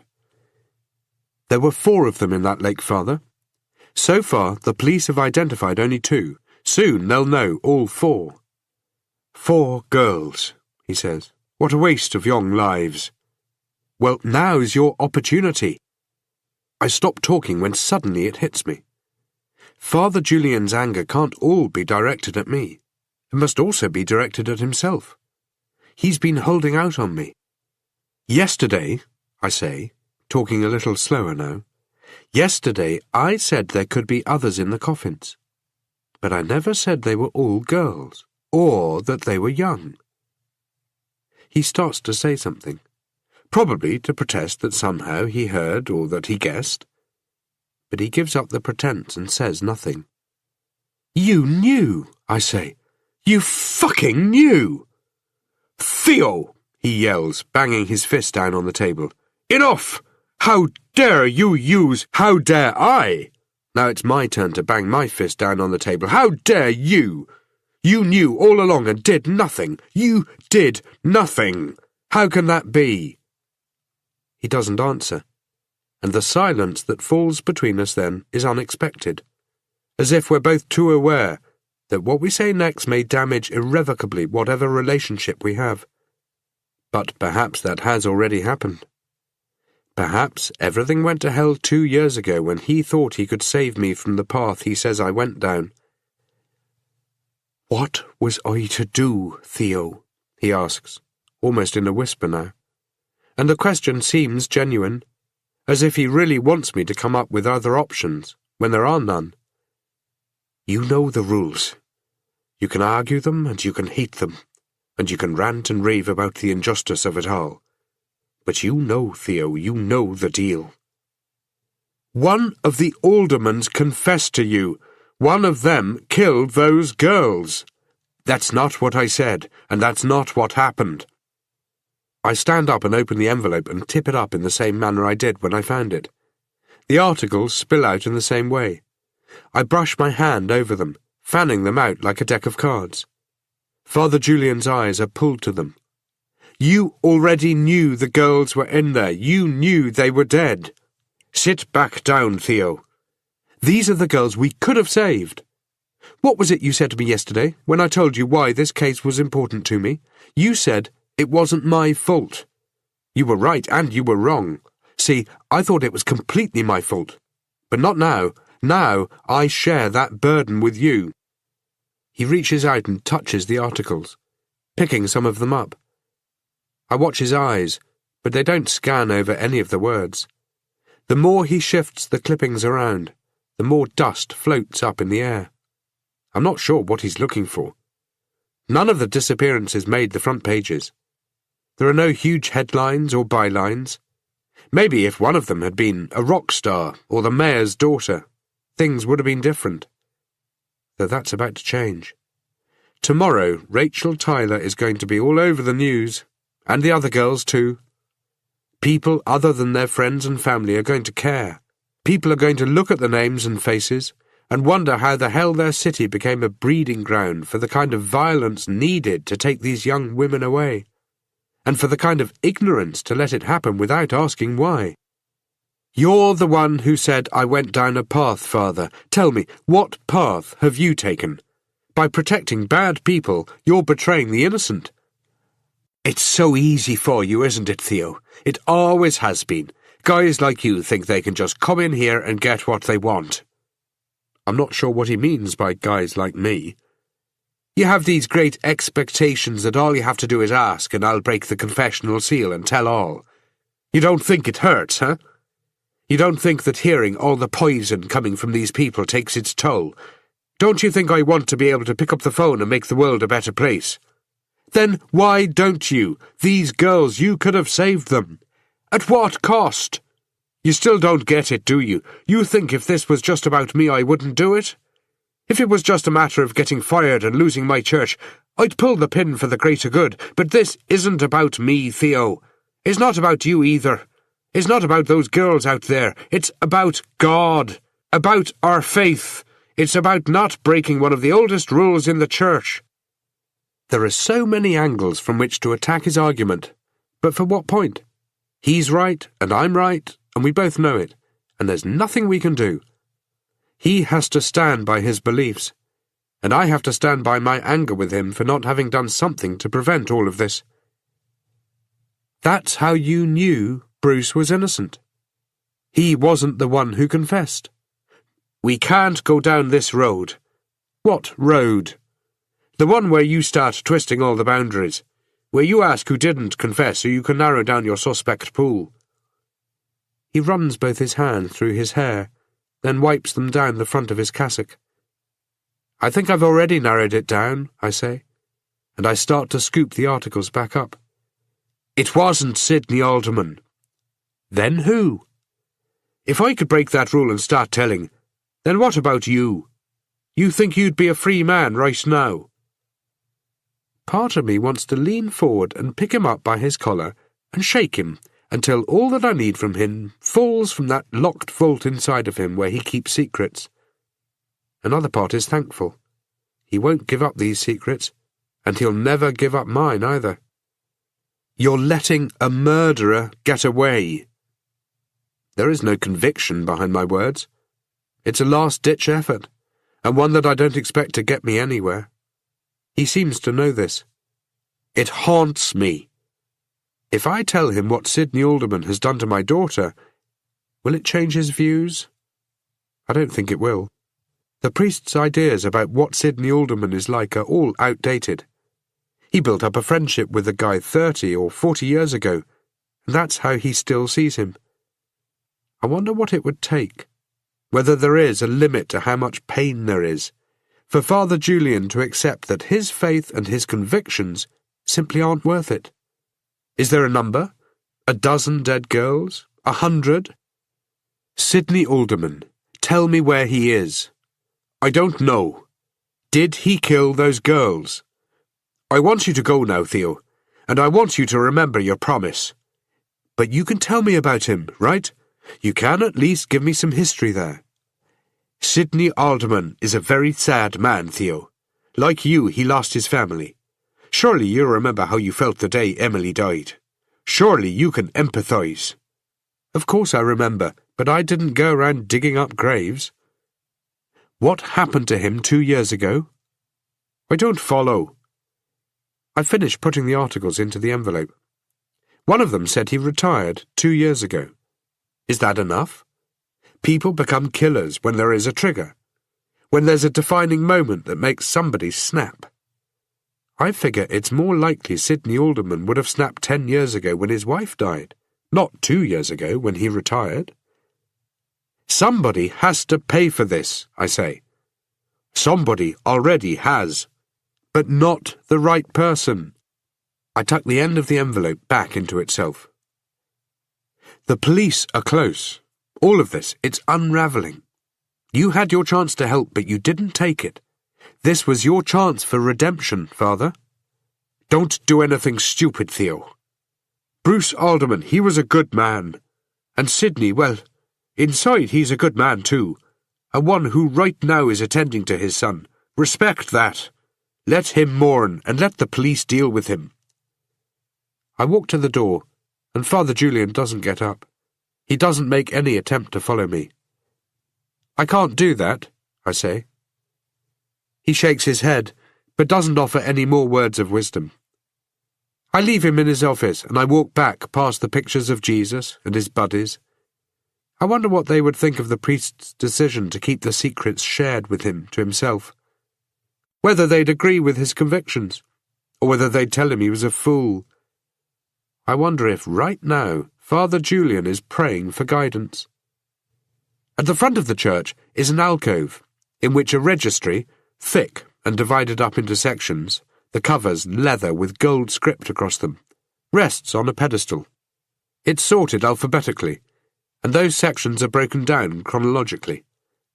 I go through the pages, looking for more connections between the girls and the times they went missing. I can't find anything. There's also a large reference map pinned on the wall. It has the cemetery divided up into numbered sections, like a street map. It's all I need to find my next 2 locations. The first one is a grave.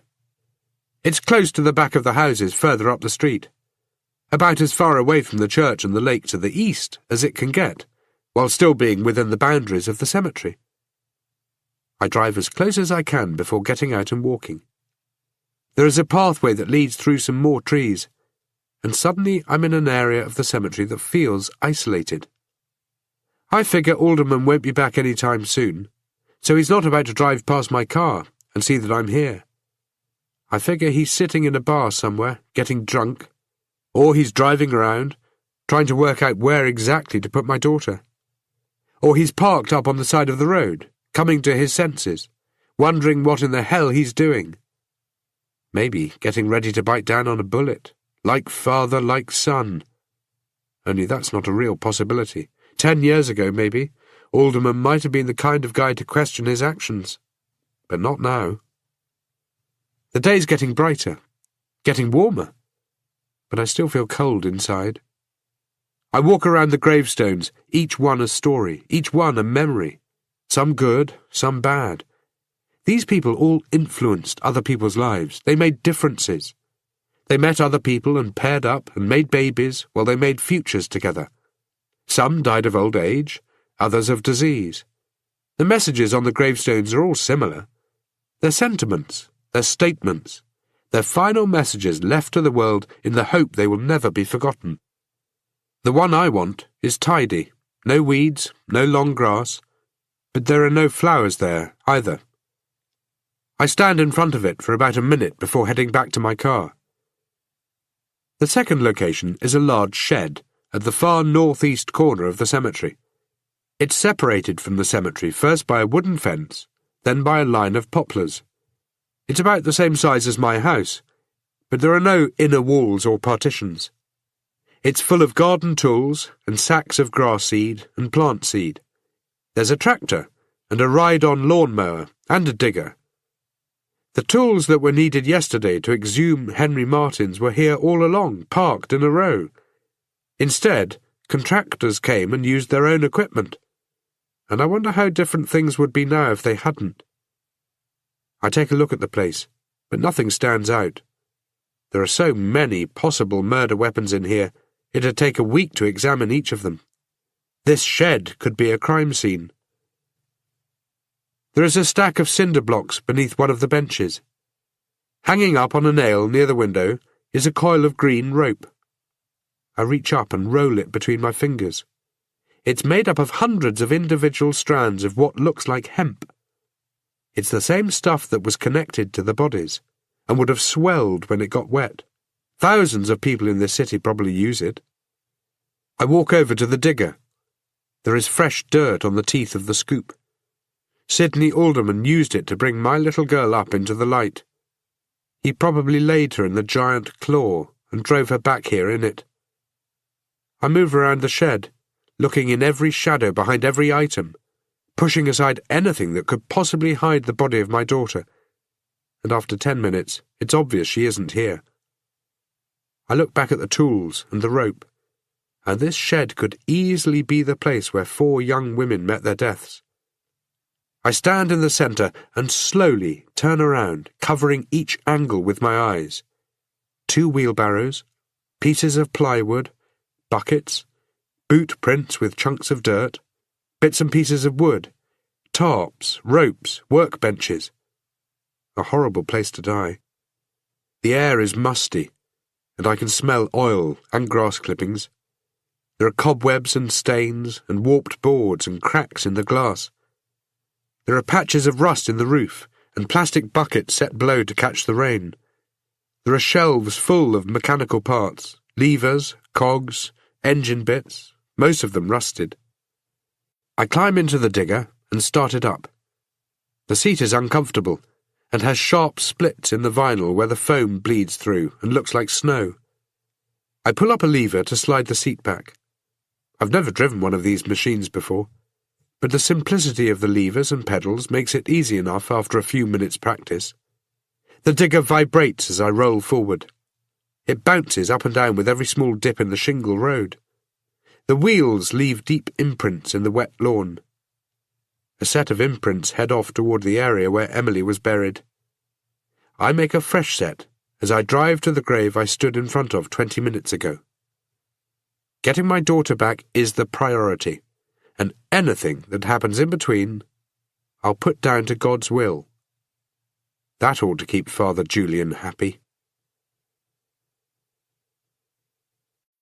Chapter 22. There is an abyss. Those it waits for can stand on the precipice. Some live there, and then there are those who sink into the depths, as if attached to cinder blocks. I'm not sure where I stand, and that might be one of the problems with the abyss. You never really know if you can keep dropping lower. That's what the last 2 years have been like. I slid into the abyss, and what I saw down there frightened me. Since then, I've been doing what I can to pull myself away. Perhaps, though, all I've been doing is staying at the same depth, just waiting for one more moment to sink me lower. I think that moment is here. I don't know. I hope the fact I'm indulging in some self-evaluation means I'm aware of the slide, just as an insane man can't be insane if he's wondering if he is. A man who thinks he has sunk as far as he can perhaps hasn't sunk that far at all. The problem is, when you're sinking, and not looking for a life preserver to pull you back, then perhaps you really are gone. I try making another call, but Sidney doesn't answer. His phone is switched on because it goes to voicemail after 5 rings. He's probably sitting there staring at it. He's got my dead daughter in the back of his car, and that means he's going to ignore my calls. He's got his own dead son, whom he has to start making arrangements for, lying on a slab of steel in the cold morgue, with a sheet draped over him. He has to start picking out coffins and flowers and headstone engravers. He has to pick out a suit for his son, and a funeral home, and he has to let people know so they can show up. He's got a lot on his mind. But he has to figure out first what he's going to do with Emily, and he's worrying about what I'm going to do to him. I close my eyes. I question what I'm doing, but not enough to stop doing it. I send him a text. I want my daughter back, and you're going to give her to me. We're going to make a trade. Trust me, it's a trade you'll be willing to make. I'm sitting in the digger underneath one of the bluest skies this summer. I'm parked back by the shed. It feels like I'm melting out here. It's taken me the best part of 2 hours to do what I figure would have been a 20 or 30-minute job for one of the alderman duo. Nobody came over to investigate the sound. Cemeteries don't get a lot of foot traffic in the middle of the week, and I've had this area all to myself. The phone starts to ring. I flip it open. "Fuck you," he says. "You murdered my boy, and you think you have something to trade?" His words are slurred, and I realise he has crawled back into whatever bar he dragged himself out of to take my daughter away. "I didn't kill your son." "He's dead, ain't he?" "Bring back my daughter and we'll talk about it." "What?" "You heard me," I say. "I want to make a trade." "Trade? You have nothing that I want." That's what I thought at first, until I started playing your game. The digger wasn't that hard to use. I got the hang of it in the end. "Where are you?" he asks. "I'm where you were 10 years ago," I say, and I hang up. A few seconds later the phone rings again. I switch it off. There's a faucet outside the shed, and I'm thirsty, but I don't want my lips to touch anything that Sidney Alderman's lips might have touched. I climb down from the digger and step into the shade. I start going through the tools. Gardening equipment, mostly, but some carpentry stuff as well. Could be that 20 years ago, and in a different life, Alderman had a hobby. Maybe he and his son would hang out in the shed and make wooden stools or birdhouses, and they'd shoot the breeze with small talk about angles and mitre cuts and joints. There are power tools for every occasion, too. I ignore them all and pick up a shovel. I carry the shovel back to the grave, rather than taking the digger. I rest beneath a tree that shelters me from the sun. I try not to think about the last 24 hours that have led me here. Then I realize it's actually the last 2 years that have done it. I wonder if the man I was back then would ever have thought of pulling the sort of crap he's able to do now. I hope not. Then I figure that if I was going to hope for anything, it'd be that the last 2 years never happened. That immediately leads me to start thinking about Quentin James. I have had 2 lives, the one before meeting James and the one after, and I've been 2 separate people. Father Julian would say there was Theodore Tate with his family, and then there was Theodore Tate who went down a path he shouldn't have taken. The same could be said of Quentin James. There was sober Quentin and drunk Quentin. There was probably a third Quentin too, one who recognised the change, but one who was kept quiet with beer and sports TV and mortgage payments. There is a third Tate, one who can't say no to whatever the hell it is that I'm doing now. I felt so many things when Quentin told me he was sorry, but pity wasn't one of them. I don't feel it now either. It takes Alderman 30 minutes. The sun is a little lower, but no less hot. The beat-up SUV comes along the road, the sun glinting off the windshield, which is the only clean surface on the vehicle. The vehicle sways left and right as he struggles to control it. I don't move. He parks as close as he can get, and when the door opens, he steps out and pauses, looking around for what I can only guess is me. He doesn't see me. He has to pass through the section of trees where I'm sitting, but still he doesn't see me. He approaches the grave slowly, swaying slightly as he walks, as if the world is dropping away from beneath him with every footstep. Me, I'd have been running. He reaches it, and he stands at the edge, and he looks down, and he does nothing. Just looks into the earth and sways, staring, just staring, until finally he climbs in. I move toward him. The angle increases the closer I get, allowing me first to see the opposite edge of the grave, then Alderman's head, and then the rest of him. He's in there, trying to pry up the edge of his wife's coffin, but it's difficult because all of his weight is on the lid. My shadow moves across the casket, and he notices it. He looks up, having to twist his body to do it, which is a little awkward for him.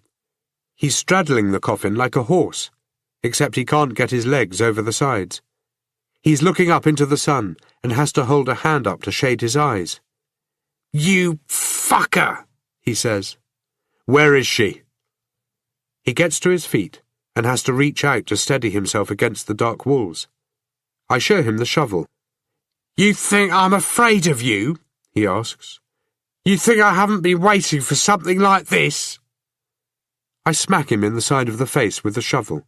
Not hard, but hard enough for him to fall back, his legs coming up and his head bouncing into the coffin. "Jesus!" he says, touching his face. He leans to his side and spits out some blood, then wipes his hand across his mouth. "Fuck!" "Where did you put her?" "Fuck you," he says.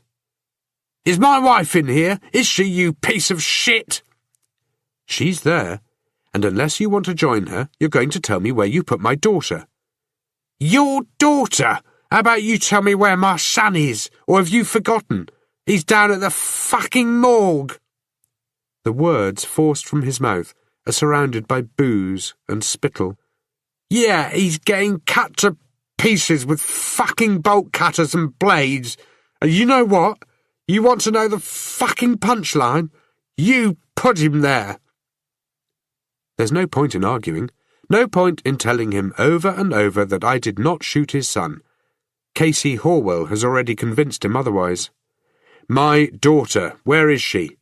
You shot my boy. Tell me. You'll never find her. God damn you, I say, and raise the shovel as if I'm about to hit him again. He flinches away and I take a step back. God damn it, I repeat, and I throw the shovel at him. I throw it hard. The shovel head hits him in the shoulder and bounces onto the coffin lid. Alderman falls back and braces himself against the wall. He starts massaging the impact point on his body. I curl my hands into fists. I'm shaking, and I'm not really sure exactly where this anger is going to take me. The bottom of the abyss is waiting.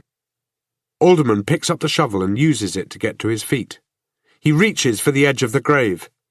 I figure he must be drunk, because he puts his hands over the edge, as if he thinks he can pull himself out, and not have anybody try to stop him. I squeeze my foot down on his fingers. He pulls them back, raking the skin off the back of his hand. He looks up at me as if he's the victim here, as if he's done nothing wrong. There is a patch of blood starting to spread on the shoulder of his shirt, and now on his hand. The girls. What happened? I ask. What girls? What girls do you think I'm talking about? He shrugs, but he knows. I had nothing to do with them, and nor did Bruce. He buried them. He admitted to that. Did he kill them? Fuck you, he says. Or did you kill them? I ask. This is bullshit. All you've done is kill my son and you don't even know why. How about you explain it to me? You're asking the wrong man, he says. Who should I be asking? Who the hell do you think? Your pal, Father Julian. Go ask him all about it. What does that mean? I'm not saying another word until you let me out of here. I back away from the grave. Where are you going? Alderman calls out. I don't answer him. I walk over to his SUV. It's dusty and there are several rusting stone chips across the front of it. The driver's door is open and there is a ding-ding sound coming from the dashboard. His keys are still in it. I pop open the back door. My daughter is sprawled out in the back beneath a dark blue tarp, her hair all matted and limp, her favourite dress in better condition than her body. Her little body has been ravaged by decomposition. I lean against the SUV and I keep my eyes downcast, fighting the nausea, not wanting to look at her face because much of it has gone. It has rotted away, leaving a mask of such horror that all I want to do is scream.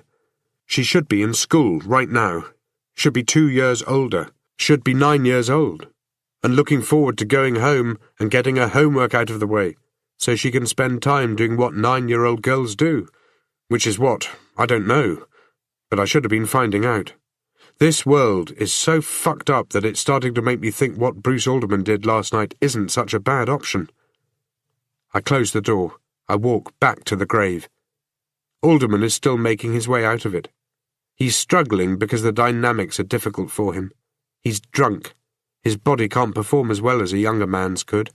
His shoulder hurts, and his fingers hurt, and he's having difficulty getting up over the edge. He needs to be taller, or stronger, or younger, or sober, or he needs a ladder. He looks up at me. "You son of a bitch," I say. So I was wrong. So you did find her. It's time you gave me some answers, I say, and I reach down and grab a handful of his hair in one hand and the front of his shirt in the other. I pull him up hard, wanting it to hurt, and he grunts as his body is dragged over the edge of the grave. Ah, fuck! Slow down, damn it, he says. But I have no intention of slowing down.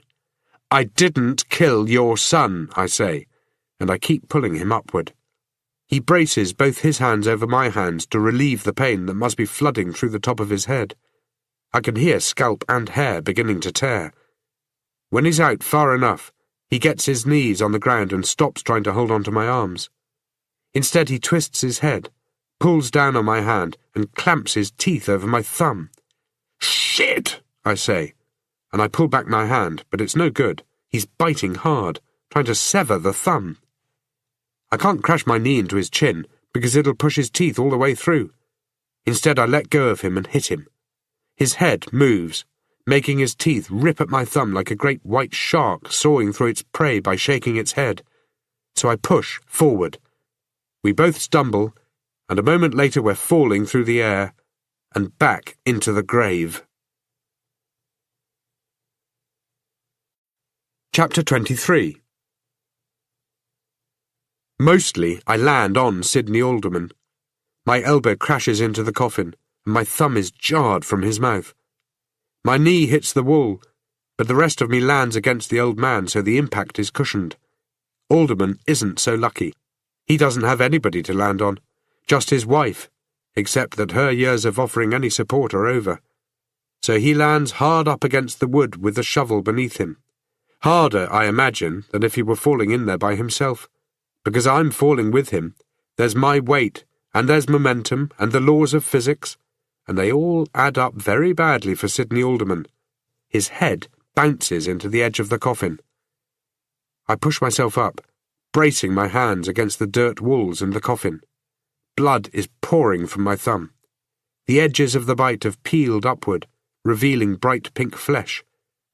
I reach into my pocket for my handkerchief and wrap it tightly around the wound. It doesn't hurt, but I figure in about 20 seconds it's going to be killing me. I get to my knees and shake Alderman a little. There is no response, so I shake him harder.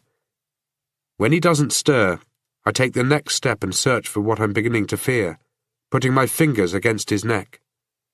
Blood starts to leak onto the coffin. The lid is curved slightly, so the blood doesn't pool. It runs down the sides and gets caught in a thin cosmetic groove running around the edge of the lid. Drop after drop, and it starts building up.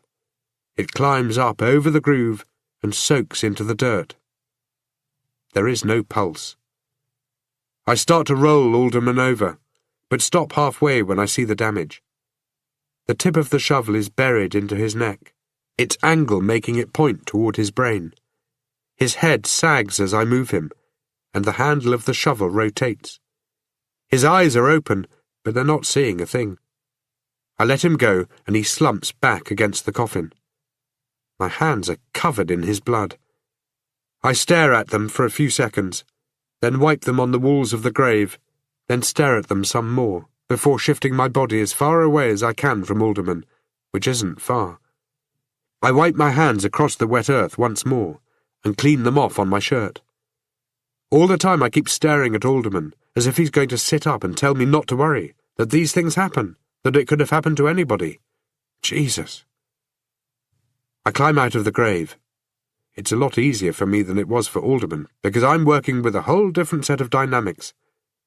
I lie on the lawn, staring up at the sky that is just as blue as it was when I was sitting in the digger, digging up the grave. Jesus. I get up and start staring at Sidney Alderman from different angles that don't improve the situation.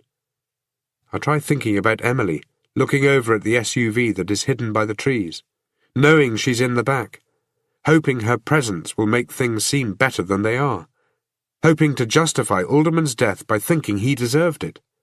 I try this, but it doesn't work. It should, but it doesn't. He deserved the chance to tell me everything he knew about the dead girls, and those dead girls deserved that too. I think about Casey Horwell, and I wonder how she'd react if I called her and told her where her story had led. I figure she'd be thrilled. It'd give her the airtime she's desperate to get. I walk over to the trees, so I can see both the grave and the SUV. I look from one to the other. Is there a next step? I figure there is. There always is. I have, in fact, 2 first steps to choose from. The problem is, each one heads in a different direction. The first one requires me to reach into my pocket for my cell phone and call the police. Only I don't. They'll say I wanted this to happen. They'll say Alderman pushed me too far, and that I reacted. Only they'll say I had time to calm down, because there were several hours in between Alderman taking Emily out of the ground and me putting him in it. Hours in which I dug up his wife's grave, spoke to the priest, and continued the investigation. So they'll say I didn't snap. They'll say it had to be premeditated, because I had plenty of opportunities to go to the police, but I didn't. They'll say I knew what was happening, that I looked into the abyss and dived right in. I go with the other direction. I climb back into the grave and roll Sidney Alderman over. His blood is now pooling on each side of the coffin. I tug at the shovel, but at first it doesn't move. It's caught on something inside his body. I shift it from side to side, loosening it, like removing a tooth, and it comes away with the squelching sound of pulling your foot out of mud. I toss it out onto the grass and climb back out. I walk to the other side of the trees and scan the graveyard. There isn't a soul in sight. I walk back and start to scoop dirt on top of Alderman. It hits him heavily. Some pieces stay where they hit, others roll down his side and into the blood. The sound can't be mistaken for anything other than dirt against flesh. I drop the shovel. There are black crumbs of soil stuck on the end of it, glued there by Sidney Alderman's blood. I make my way back to the shed and return with the digger. I can only take the road so far before I have to drive over and around other graves, and around trees to reach the plot, and when I get there it doesn't take as long to fill the grave as it took to empty it. When I'm done, I drive the digger back and I stand in the shed, trying to keep my feet under me as the world sways. Another Tate has just been added to my collection of personalities, each one more messed up than the other. Leading me where? A tightness spreads across my chest, and suddenly the shed seems way too small, the walls cramping in, the ceiling lowering down. I get outside only to find that the whole world doesn't seem big enough anymore. The clouds are back, the sun completely gone now. Dusk is here, and it's a little hard to make out the scenery. I find the SUV and drive to my daughter's grave. There, I sit until a few nearby mourners leave the area. Then I carry her gently, scared she'll fall apart, scared that I'm going to fall apart. I rest her on the ground, then climb 6 feet closer to the hell that I've proven again I'm destined for.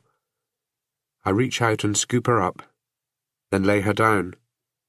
She doesn't look like Emily. She may be wearing the same dress, have the same hair, but everything else is different. It's different in a way I don't want to think about. I tuck her hair away from what face she has left, and stroke it behind what ears she has left. I close the lid, not wanting to spend any more time with her, but at the same time I want to spend all night here, holding her hand. I use the same shovel that killed Sidney Alderman to bury her. It seems right that I do it this way, and I relish the pain that courses from my thumb and up through my entire arm. It takes me an hour, and when I'm done my shirt is covered in dirt and is damp all over, and the day is dark, and the makeshift bandage on my thumb even darker. I throw the shovel in the back of the SUV. The vehicle is covered in my fingerprints. My own car is still here. I'm a murderer, and if I'm not careful, the world is soon about to know. I drive back to the shed. I find some turpentine and soak some rags in it. Then I go around wiping down every surface I've come into contact with. I drive to Alderman's house and park up the driveway, and I do the same thing there. I wipe down the SUV, and I carry the shovel back to my own car. When I leave, nobody follows me. Nobody seems to care. I drive to the nursing home. The staff at the home doesn't appear thrilled to see me. Carol Hamilton has gone for the day, and nobody else asks me what in the hell I was on about this morning. Nobody asks why I look like shit, my clothes messed up, my skin black with dirt, why I have a filthy handkerchief on my thumb. I spend an hour with my wife, and now, more than ever, I need something from her, a squeeze from her hand, or her eyes to focus on me and not past me, but she can offer me none of this. I don't fill her in on anything that's happened. I stare out the same window she stares out, and I see the same things, and this is the closest I have felt to her in 2 years. Part of me envies her world. When I get home, I use a saw to cut the shovel into 6 pieces. I wipe each of them down, but I know I'll need to do more than that. We'll have to dispose of them where they'll never be found. I climb into the shower then, and watch the dirt and blood wash away, though I still feel covered in it. I remove the handkerchief from my thumb and rinse the wound, which continues to bleed weakly. It needs stitches, but I'm not going to get them. I bandage it and make some dinner, but I can't eat. I turn on the TV, but can't understand what the news anchors are even talking about. I grab a beer and sit out on the deck and stare at a piece of concrete we left exposed 5 years ago when we built the deck. The cement was wet, and we carved our names into it so they could never be washed away. Daxter comes out and jumps up on my lap, but only stays a few seconds before jumping back down. I stare at the names in the cement as I finish my beer, and then I stare at the ceiling of my bedroom while looking for sleep. I think of Quentin James and the Alderman family and the 4 dead girls I've never met. I have robbed their families of any closure, because the man who could help me is dead. Any hopes they had for answers, I took down into the abyss with me. Chapter 24. At 4 in the morning, I give up on sleep and sit at the table drinking coffee. I keep going over what I've just done, as if by picturing each detail, there might still be the chance to go back and change it. 2 years ago, after I spoke to Quentin James, I slept like the dead. I got home and made some dinner, I watched some TV, and an hour after midnight I went to bed. It was a new day and I was a new man, and when I slipped between the sheets, I closed my eyes and pictured my family, and I fell asleep. There were no nightmares, no questions, no guilt. I remember waiting for the guilt. I went and spoke to Father Julian and confessed my sins and waited for it to kick in. But it didn't. I slept like a baby that night. But not this time. I drive back to the cemetery.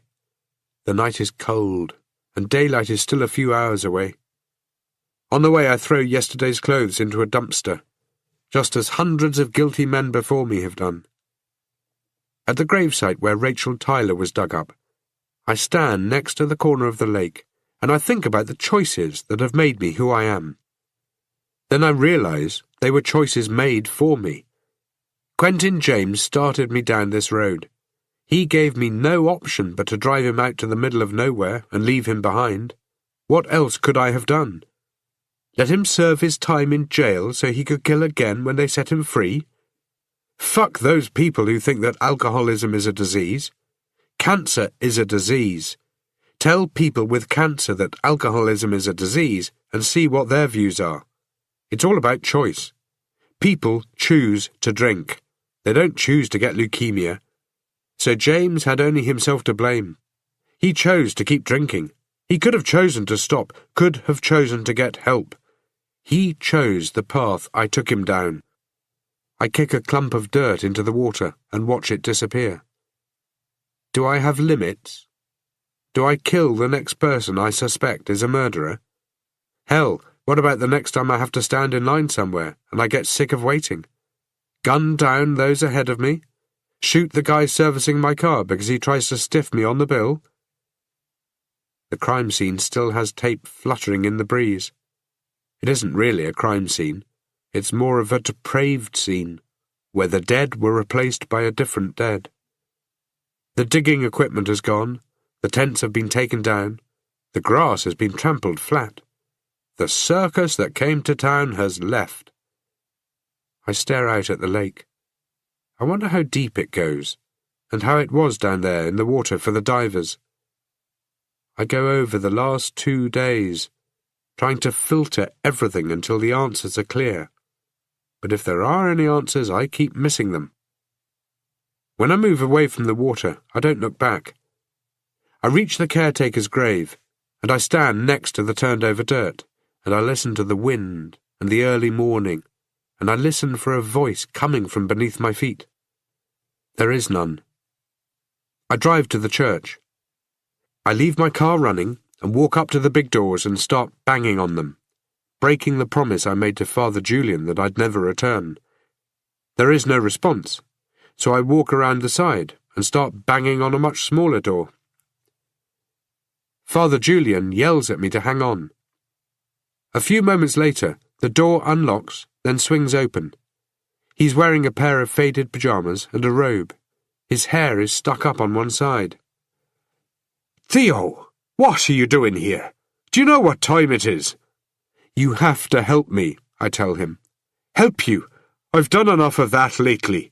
Please, this is important. Sidney Alderman, was it him? I can't. I reach out and grab hold of his arm, and rest my other hand on his shoulder. I grip him tightly and pull him forward, so our faces are almost touching. Was he the one? Theo! If he was, you don't have to tell me. You wouldn't be breaking the confessional seal, I say, and I can hear the desperation in my voice. But if he isn't, if he didn't confess, you can tell me. God won't care about that. What have you done, Theo? What have you done? Tell me. He looks into my eyes, because at this distance there is no alternative. Slowly he then starts to shake his head. Go home, Theo. Not until you tell me. He reaches beneath my grip and pushes me in the chest. I stumble back and don't fall down, but I feel like I've fallen anyway, back into the abyss. Bruce buried those girls for somebody, I say. Was it his father? This has gone on long enough. Was it for you, Father? I ask, unsure where the question is coming from. Did you kill those girls? Was Bruce burying them for you? Sidney said to ask you about it. He said you knew a lot more than you were saying. How deeply are you involved? Did you kill those girls? Or are you just happy to protect the man who did? Get out of here, Theo. Get the hell out of here, or I'm calling the police. I mean it. He takes a step back and slams the door. I stand in the same spot for half a minute, wondering if the exchange really happened the way I recall it. Whether Father Julian had Bruce bury those girls, and questioning what insanity has come over me to think such a thing. I'm sure he watches me from somewhere inside the church as I make my way back around to the car. I feel dizzy, and I feel sick, and my stomach feels hollow, as if I haven't eaten in months. I climb into my car, and I drive away from the graveyard, certain now that the man I killed was certainly one sick son of a bitch, but he was also innocent of murder. I drive away, thinking how much right now I could really do with a drink. Part 2. Chapter 25. The city is white and cold and full of long shadows. The air is like ice. The heater is strong enough so only the edges of my windshield have frosted over, but not strong enough to stop the middle of it from fogging. There are circular smear marks from where I've wiped it with my hand. My drink seems to be keeping the cold at bay much more effectively than the heater. It's June now, and winter has arrived. The grass has become crisp with frost, and cracks like glass underfoot. The shadows of the cement markers are longer than they were 2 months ago, when I fell into the lake. At the moment, the air is deathly still. The trees are motionless, caught in a snapshot. Nothing out here is moving. The church looks uninviting, as if the desperately cold temperature inside has convinced even God to move out. But it's not completely empty. Father Julian is in there, somewhere. I take another sip. My throat burns. I shiver. The clock on my dashboard is off by an hour, because I never got around to changing it when daylight saving ended back in April. It says 9 a.m., and I know that means I have to add an hour, or perhaps subtract one. I can't remember which. Not that it matters. I watch the police car in the rear-view mirror as it rolls to a stop behind me. the gravel twisting and grating beneath the wheels. Nothing happens for about 30 seconds, as the occupants wait in the warmth. Then the doors open. The two men approach. I roll down the window just enough to speak through. The winter morning seizes on the moment, and floods the car with such savage cold air that every joint in my body starts to ache. "Morning, Tate," the taller of the men says, using just the right tone to suggest he's ready to haul my ass down to the cinder block hotel. His words form tiny pools of fog in the air. "I thought it was afternoon." "You can't be here." "My daughter is buried here," I say. "That gives me the right." "No, it doesn't. This is public property." "There's a restraining order against you, Tate," he says. "You know that. You can't come within 100 metres of Father Julian." "I'm not within 100 metres of him." "Yes, you are." "I don't see him," I say. "That's because he's inside." "But it would have been illegal for me to go to check, don't you think?" "What I think is that you're doing your best to get arrested." "Then you need better thoughts. Shit like that will only bring you down." He nods, but he's no longer looking at me. He's looking at what's in my hand. "Is that what I think it is?" He's looking at my styrofoam coffee cup that doesn't have coffee in it. "Don't know. It depends on what you're thinking. You're a whole lot more negative than I gave you credit for." He looks over at his partner, then back down at me. "Jesus, Tate, it's a bit early to be drinking, isn't it?" "It's happy hour somewhere in the world." "Then coming with us isn't really going to set you back." They open the door for me, and I step outside. My breath forms clouds in the air. The gravel crunches beneath my feet, tiny pieces of frost snapping between them, and the trees that were ever so still while I was sitting down seem to lunge toward me as I walk. The officers escort me to the back of their car, and I have to reach out and grab hold of it to stop from falling over. Then they take the bourbon off me. Hell, what next? First I lose my family, now I lose my ability to drink. The police car is warmer than my own, and the view somewhat better since the windshield isn't iced over. The drive doesn't include any conversation, and I pass the time by looking down at my feet and telling myself not to be sick, since the car seems to be swaying all over the place. At the station we ride up an elevator that seems to move way too fast, and I have to grab a wall. Then the men march me past dozens of sets of curious eyes. I don't meet any of them. I just glance at their looks of disappointment before reaching an interrogation room. They sit me down in front of a desk that in another life I used to sit on the other side of. They close the door, and I stand back up, only to find that it's locked. I walk around for a bit before deciding I might as well sit back down. I know the procedure. I know they're going to make me wait before sending somebody in. I need to use the bathroom, and if they wait too long, I have no reservations about pissing in the corner. Why should I? If I can kill people, I can do anything. It takes 40 minutes before Detective Inspector Landry comes in. He's carrying only one cup of coffee that I know isn't for me, and a folder that he sits on the desk, but keeps closed. He looks like he hasn't slept in about a week, and there are dark smudges beneath his eyes. He still smells of cigarette smoke and coffee. He looks stressed. He's been a busy man with all the rest of the bullshit that's been going on in the city, while he's been trying to figure out how those bodies got in the water. Other murders, other cases. He sits down and stares at me. "Explain this obsession to me once again," he asks. "It's not an obsession. Am I free to leave?" "What do you think?" "You violated a restraining order. You were in an automobile behind the wheel while under the influence." "I haven't been given a breath test." "You want to take one?" he asks. "What would be the point? I wasn't driving. But I could argue that you drove there drunk, or were about to leave drunk. Your keys were in the ignition." "You could argue that, and I could argue that you're an asshole." "Fuck it, Tate, why the hell don't you try to help yourself here, huh? Why don't you capitalise on the fact that right at this moment I'm the best friend you have in this city. And why's that? Because you made the call and gave us the names of the other 2 girls. That got us started. That was 2 months ago, I say. It was the same day I contacted Alicia North, the best friend of Rachel's that David had told me about.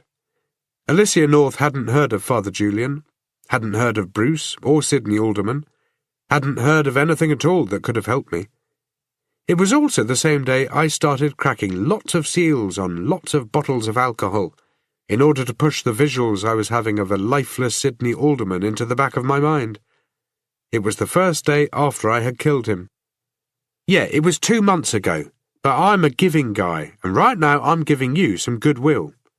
See, the way we've been seeing it, Sidney Alderman did a runner the same day you told me you had the names of the girls, and a day before somebody rang the hotline with the anonymous information. Since then, there haven't been any more missing girls. So, I'm in your good books, and Alderman is in your bad books. Fine. You going to let me go? The problem, he says, and he makes a face when he sips at his coffee, is Father Julian. Somehow he fits into all of this, and that's a problem. For us, for him, and for you. If you thought the case was over, you'd be at home right now. You wouldn't be following Julian. And if you believed Alderman was guilty, you'd be out there looking for him. Now you're the one who seems obsessed. Strange that Alderman didn't wait to see his son buried. He didn't take his car. He didn't pack any clothes. That adds up badly, Tate. And I keep coming to the conclusion that you know something about that. How many times have we pulled you in here now? If you've got a point, just make it. How about you take this chance to explain things to me? And maybe I can start to figure out what in the hell is happening to you. You're more drunk each time we drag you in.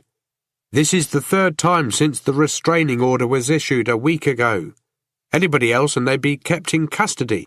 They'd be facing time. There ain't going to be any favours if we bring you in for a 4th. Come on, man, you know sending an ex-cop into prison isn't going to be pretty. Can I go now? I ask. No, tell me about Father Julian. Or what about him? You're practically camping outside his church in your car most nights.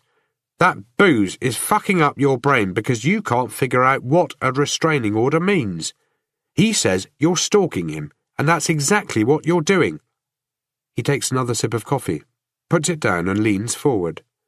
Unless I'm missing something here, it looks like you want to end up in jail. Is that it? I shrug as if I don't care. But the truth is, I don't want to end up in jail. If I wanted that, I'd tell him all about Sidney Alderman and where they could find him. So, what is it about him that makes you want to sit outside his church watching? He asks. I try to maintain eye contact with him, but say nothing. Come on, Tate, give yourself a chance, he says. We're through playing games. Next time we bring you in here, you're staying. You get my point? You've said it twice. I got it each time. Yet here you are, he says. Look, I've got nothing else to say. Well, the opposite goes for Father Julian. He has plenty to say about you. I doubt that. Why's that? You think anything you've said to him is covered by priest-parishioner confidentiality? You're right, to a point. He says anything you've told him he can't share. But what he can share is his concern.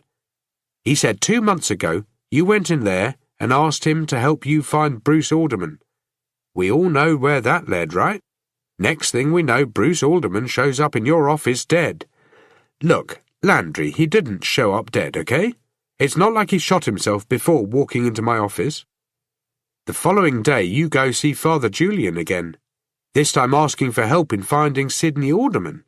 It's the same day you call me telling me you know who the missing girls are. Father Julian said that if he knew where Sidney was, he'd tell him to stay clear of you. Why do you think he say that? I look down at my thumb and the deep scarring from the bite that Sidney Alderman took. Sometimes it still hurts. You think Father Julian is guilty of something? He asks. What would he be guilty of? I ask. I don't know. You tell me. You think he killed those girls? This is bullshit, I say. He knows something about you, something he wouldn't tell me. But I'm figuring it out, he says. And he runs his hand across the cover of the folder he brought into the room with him. The folder is thick, and the pages between its covers could be blank for all I know, though Landry wants me to believe they're full of circumstantial facts that any moment are going to line up in the right order for him to arrest me for something. I say nothing. Landry fills in the silence. See, it's just a matter of connecting the dots. Yours are easy, because it's a simple timeline. The last 2 years, Tate. You've had a lot happen. The accident with your family. I sympathise with you. Nobody should lose what you've lost. I still say nothing. I don't want to help Landry get to wherever he is leading. What do you think ever happened to Quentin James? He asks. I don't know. You seem calm about that, Tate. Me? I'd be angry as hell. I don't think I'd have resigned myself to the fact that he got away. I'd be jumping up and down and phoning the police and phoning the media, and I'd be out there looking for him. I'd be annoying the hell out of everyone, asking questions, putting pressure on anybody I could to make finding Quentin James a priority. But not you.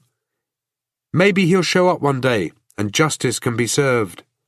If it hasn't been already. It's hard to go missing for that long, especially in this country. Then 2 months ago, things change again. People die, they go missing, and what happens? You start drinking.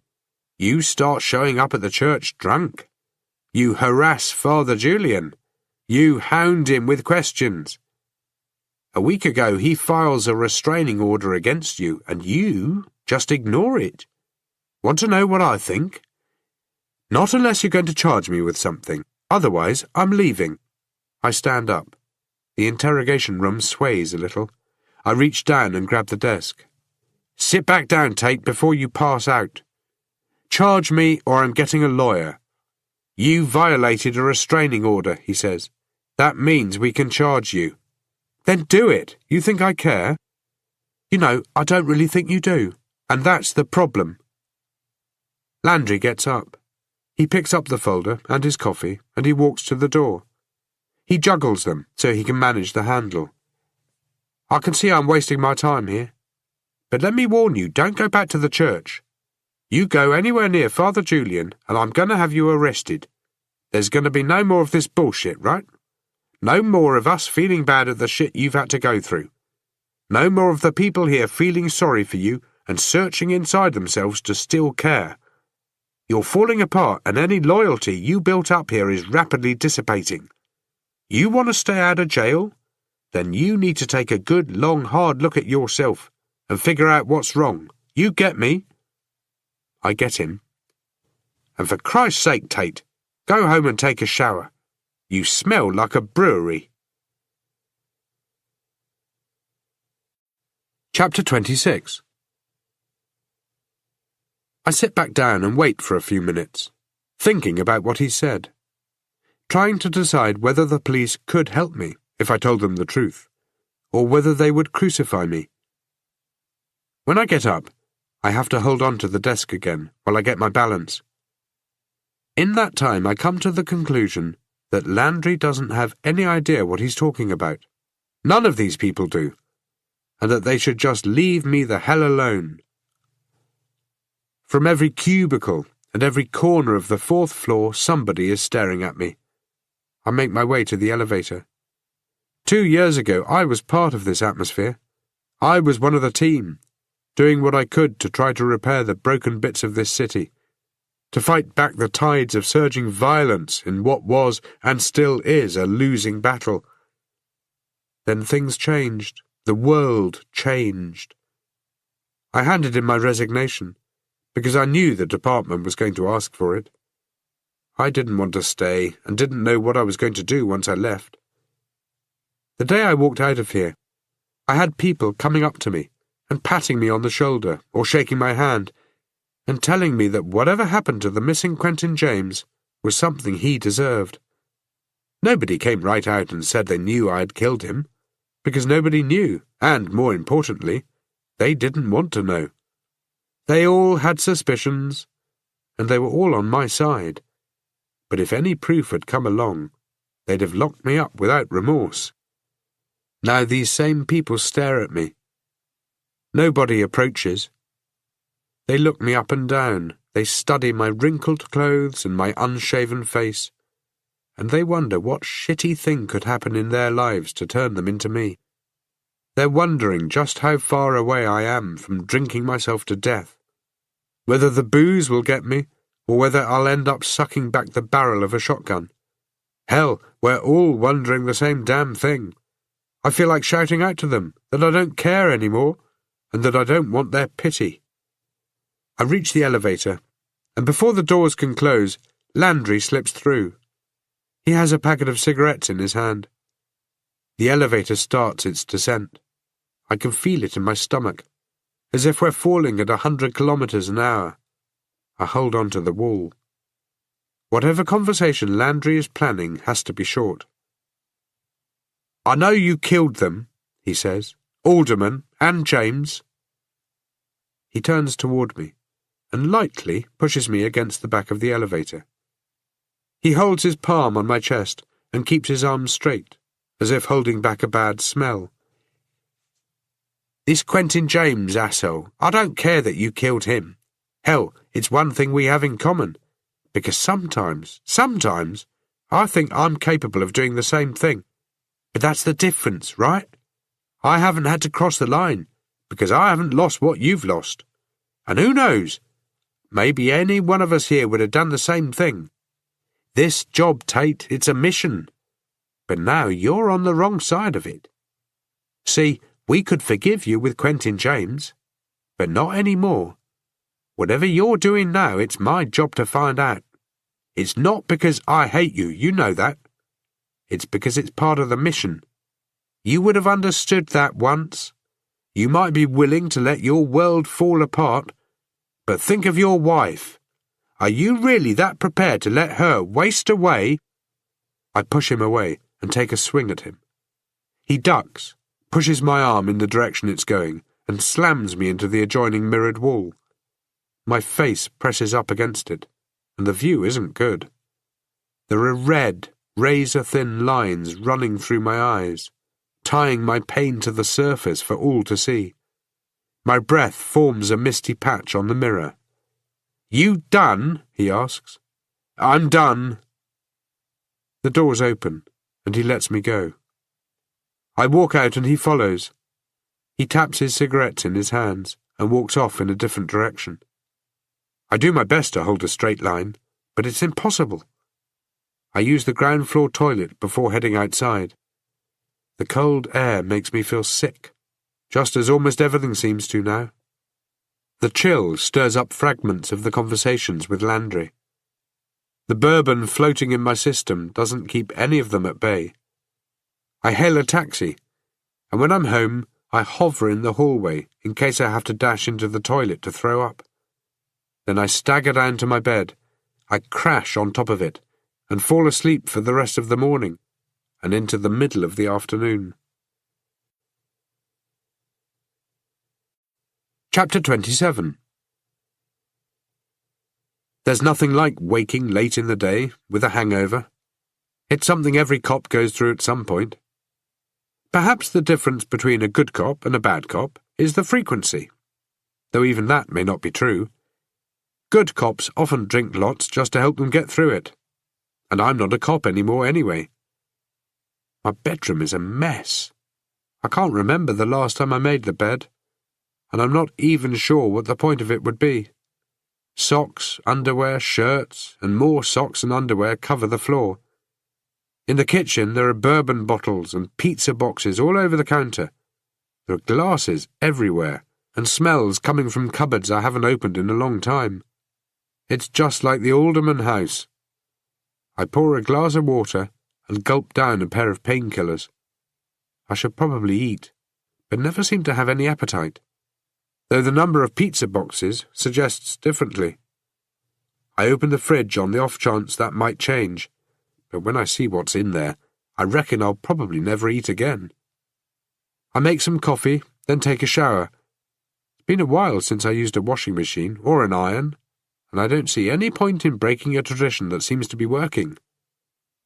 I grabbed some clothes from the top of one of the hampers, figuring they'll smell less than the ones at the bottom, and definitely less than the ones I just slept half the day in. I dig my hands into the hamper and pull up the clothes from the bottom, recycling them to the top where they'll air out more. The dining table has a stack of unopened bills. Bills for power, for the phone, for the mortgage, and for my wife. Most of Bridget's bills are covered by insurance, but not everything. There's even an outstanding bill from the florist. The rent on my office has expired, or more accurately, I stopped paying it, and a message left on my machine says the lease is being terminated. I think after what happened the last night I was there, they were quick to kick me out. The industrial cleaners came out to give me a quote, but I wasn't there to see it. They tried contacting me for a bit, but then gave up. I don't even know what in the hell happened. There's probably a bill in here to tell me. I don't have the money to pay for another taxi. I'm not even sure how I paid to get home from the station. The small amount of cash left in my wallet already has a designated purpose. I don't have a lot of options. It takes me over an hour to walk to the cemetery, by which time the day is fading and my hands and feet are almost numb. The church looks dark and gloomy. Mine is the only car parked out front. I'm violating the boundaries of the restraining order even approaching it, but that's just one more thing I couldn't really give a damn about. Just as I get the car started, a van pulls up behind me, blocking me in so that I can't go anywhere. It's a similar view to the one I had this morning, except it isn't two policemen who wander over, but a reporter and a cameraman. I recognize Casey Horwell immediately. She pulls down on the front of her suit jacket to try to get her breasts looking a little better than they are, and it occurs to me that if she can't get a miracle like that in a church parking lot, she's never going to get it. "Just a few questions," she says, knocking on my window. Her voice is muffled behind the glass. "No comment," I say back. I don't know what to do. I can't drive anywhere, and I can't talk to these people, and I can't just sit here hiding, because that makes me look guilty or stupid or both. The only alternative is to open the door and climb out, which I do. Then I think there was another alternative, but it involved pushing Casey Horwell over into the gravel and stealing the cameraman's camera. Instead, I try my best to put on a blank face and use it to look into the camera, and I say nothing. "You're back here at the cemetery where it all began," she says. And I wonder how she knew I would be here. A tip-off, or a lucky guess. Maybe luck didn't have anything to do with it, just logic. I don't respond. Which is strange, because it's now on public record you have had a restraining order filed against you. You were picked up this morning violating it, and instead of being thrown in jail, the friends you so proudly have in the department let you out. And what's worse is they bring you right back here so you can get your car. I let her carry on, not bothering to correct her mistake on how I got here. The last thing she wants me to do is to say absolutely nothing and give her dead air. She starts to scramble, trying to keep up. "Would you care to comment on the disappearance of Sidney Alderman?" I don't answer her. "Because my source tells me that you're involved with his disappearance." Still nothing. "What do you think Father Julian's involvement is in all of this? How long will you keep stalking him? And how far do you think you will take it?" Her questions are suggestive, but I don't answer them. I'm sure that on camera I look tired and hungover and every bit the murderer she wants me to be, but there's no way I'm going to say anything to her. Finally, she gives up. "That's a wrap," she says, and drags her finger across her throat. The cameraman lowers his camera. The light switches off. "Who's your source?" I ask. "Didn't think you were talking," she says. "Who?" "You don't seriously think I'm going to tell you that?" "You can't, can you, because there is no source," I say. "You keep pissing people off, Horwell, and it's going to catch up to you." And you'll take care of that? It's what you do, isn't it? I climb back into my car. She walks with the cameraman back to the van, and I think I hear her saying there's enough time to do something with the piece tonight. Great. That means I'll be making the 10 o'clock news, just when my parents are likely to be watching. The van pulls away, and I wait until the lights disappear before driving off in the same direction, heading for the nursing home. I don't want to spend any more time with the dead. I'm aware of the irony, of course. Sitting with Bridget is hardly like spending time with the living. But Bridget doesn't seem to mind the way I look, or that my clothes are covered with stains that were once food-related. She doesn't care that I no longer show up with flowers. She lets me hold her hand while I stare out the window at the same useless view she's been staring at for 26 months now. I don't talk to her. What would I say? That I spent the first third of the day drunk, the second third asleep, and I'm planning on repeating one of those thirds for the rest of it? The darker it grows outside, the more our reflections start to solidify in the window. If the accident hadn't taken her away from me, would she still love me? Would the last 4 weeks of my life have turned her away? Or would she have saved me? When I get outside, I look up to see her sitting by the window, staring out. I give her a wave and allow a flutter of hope that she might wave back. She doesn't even move. I stop at a bottle store on the way back to the cemetery. The pull of both these places is so strong, I'm unable to drive anywhere else. The store is small and cold, and full of bright colours and shiny bottles that suggest drinking ought to be a lot more fun than it is.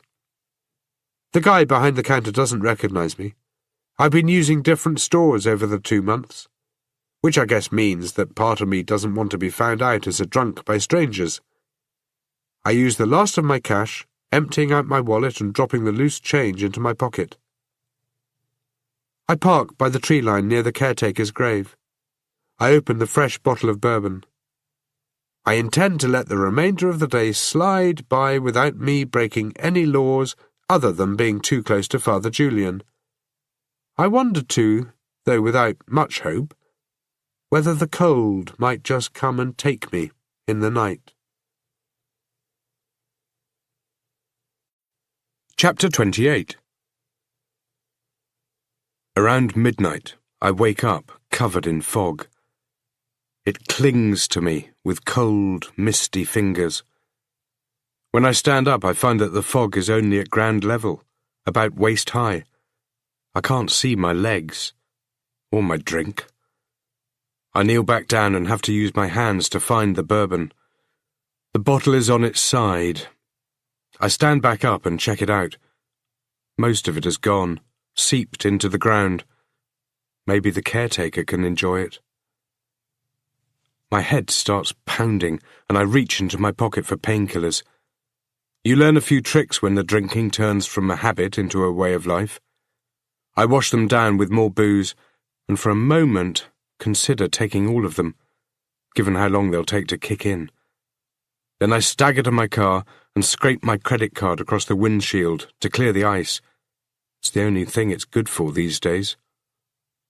I turn the heater on full and start the car, but keep the lights off and wait for things to warm up before rolling through the fog. I kill the engine at the edge of the parking lot and take another swig from the bottle. Things are obviously turning my way, otherwise all of the bourbon would have poured out while I was asleep. The church is still dark, and the living quarters around the back are out of view. I sit in the car with the heater on, sipping more bourbon to summon up the courage, all too aware there was once a day when I didn't need bourbon fuel to find my strength. I need to talk to Father Julian. I can convince him to tell me the truth. I get out of the car. I close the door quietly and walk slowly toward the church.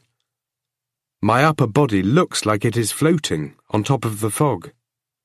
The quarter moon is forming weak shadows, making pale reflections dance off the stained-glass windows, making the images move, making them look like they're watching me. My toes are numb and painful, and my legs are getting wet from the fog.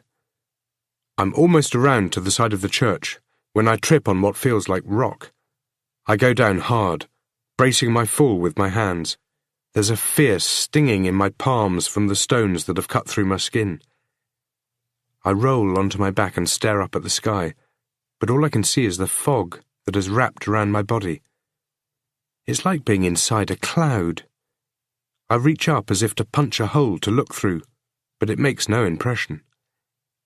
I'm lying there, picking away at the stones in my palms, when the sound of the church door opening and then closing makes me go completely still. I stay flat and roll my head toward the sound, but can't see anything. I can feel the moisture from the ground cooling the hot blood on my hands. I have to sit up to see through the top layer of the fog. A figure moves along the wall of the church, keeping in the shadows. I stay calm, knowing there's no way Father Julian can see me. Suddenly, I feel something sparking away inside of me. Something that has been numb since I killed Sidney Alderman. It's a mixture of hope and curiosity. The ground seems to sway as I stand back up and begin to follow Father Julian.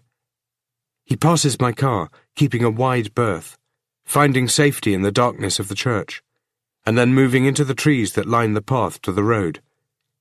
Had I still been in the car, I would never have known he was there. He's deliberately trying to hide from me. Julian crosses the road to where his car is parked and starts to work the key into the lock. I turn back and race to my own car, then wait until I hear Julian starting before I start mine. Out on the road, I see that he is about 3 blocks ahead of me. The fog that had attached itself to the cemetery and church has just as strong a grip out here, only the street lights make it look thinner. Julian turns left. I turn my lights on and begin to follow him.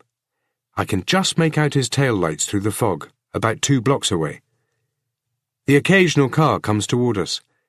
Julian drives around the cemetery, then turns toward town. He starts to drive faster, and I do the same, knowing if he gets too far ahead, I'll lose him as soon as another set of tail lights appears. He races through the intersection, and I follow suit.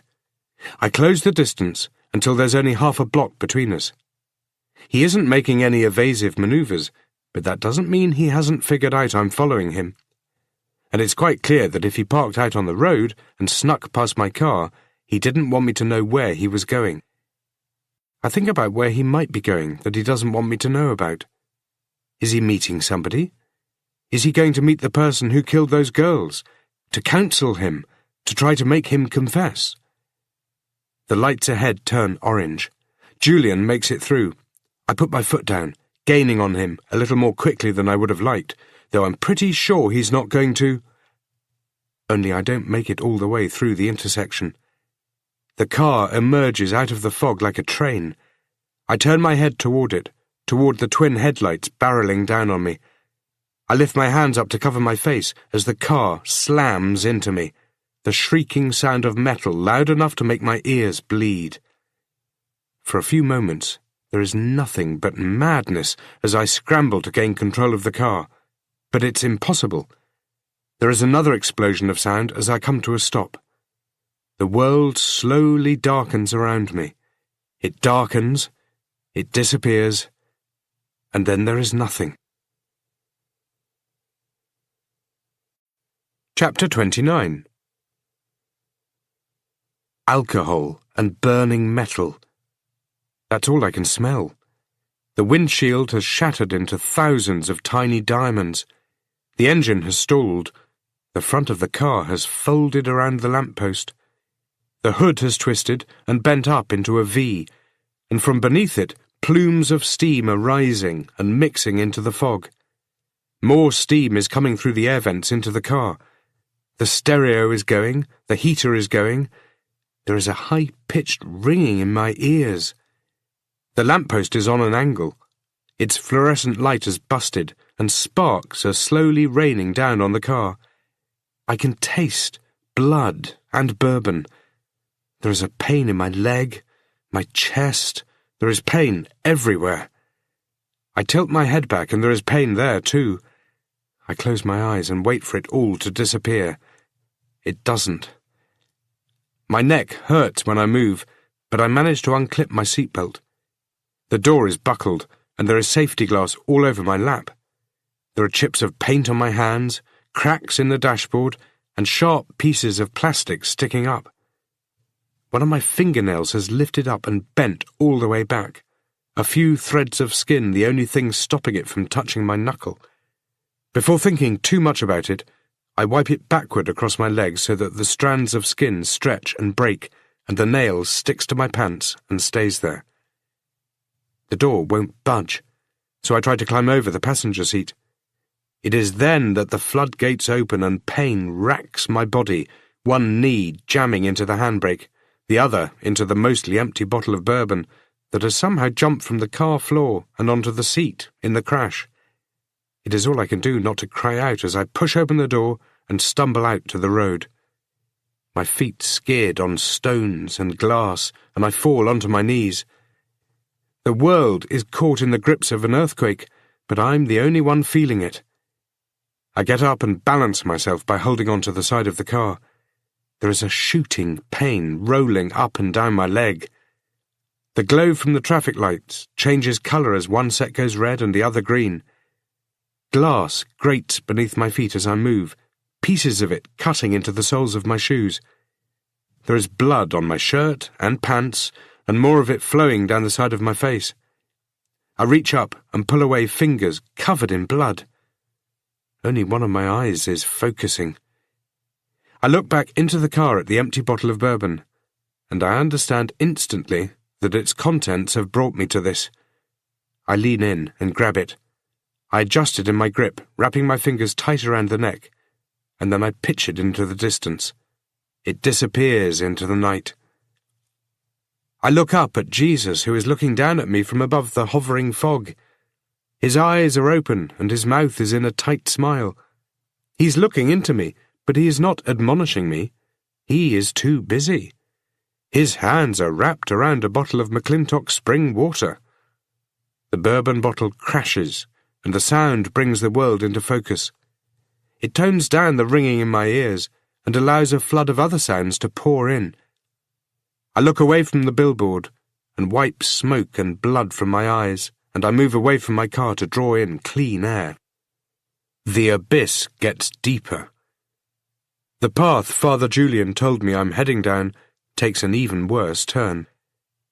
A woman is screaming. It's a high-pitched note that threatens to break the windshields of other cars pulling over. Ahead of me, a 4-door sedan has spun around in the intersection. The front of it is completely caved in. Clouds of steam surround it, so I can't tell if anybody is inside. The screaming is coming from a woman who has pulled over and has probably thought her entire life that she would take action in a moment like this, and is quickly finding she can't. She has opened her car door, stood up, but hasn't gone any further. Another car is starting to pull over. I reach the wreck first. I push my arms into the steam and touch metal, pushing myself close enough to see inside. There's a woman in there, slumped over the wheel. She looks young. Like me, she had no airbag. I try opening the driver's door, but it's jammed. The woman's eyes are open. They are rolled into the back of her head, and her jaw is pushed forward, either broken or locked, and there is a steady stream of blood coming from the left side of her mouth. I pat down the pockets and find my cell phone, but can only stare at it in my hand. "Out the way, buddy," a man says, reaching past me. He tries the driver's door too, then moves around to the passenger side. He opens it. It screeches loudly. He looks over at me. "You gonna use that thing?" I look down at my cell phone. It has survived the crash, but still I can only stare at it.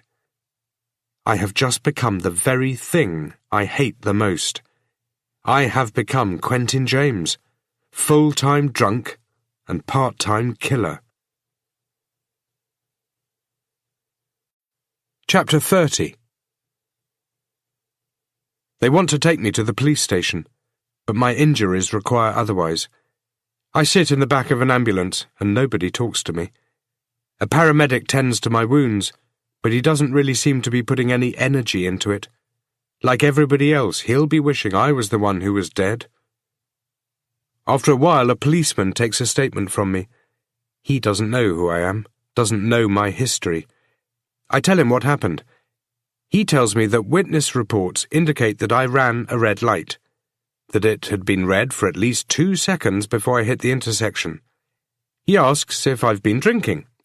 I tell him I have, because he's going to test me anyway. He pulls out a breathalyzer and makes me say my name into it, as though he's giving me an interview, and the breathalyzer is a microphone. He looks at the numbers, then writes them down. I know what they're telling him. I'm way over the limit, even though I feel sober. Killing a woman will do that to you. At the hospital, I'm put up in an emergency ward with dozens of other people. My bed has a curtain drawn around it.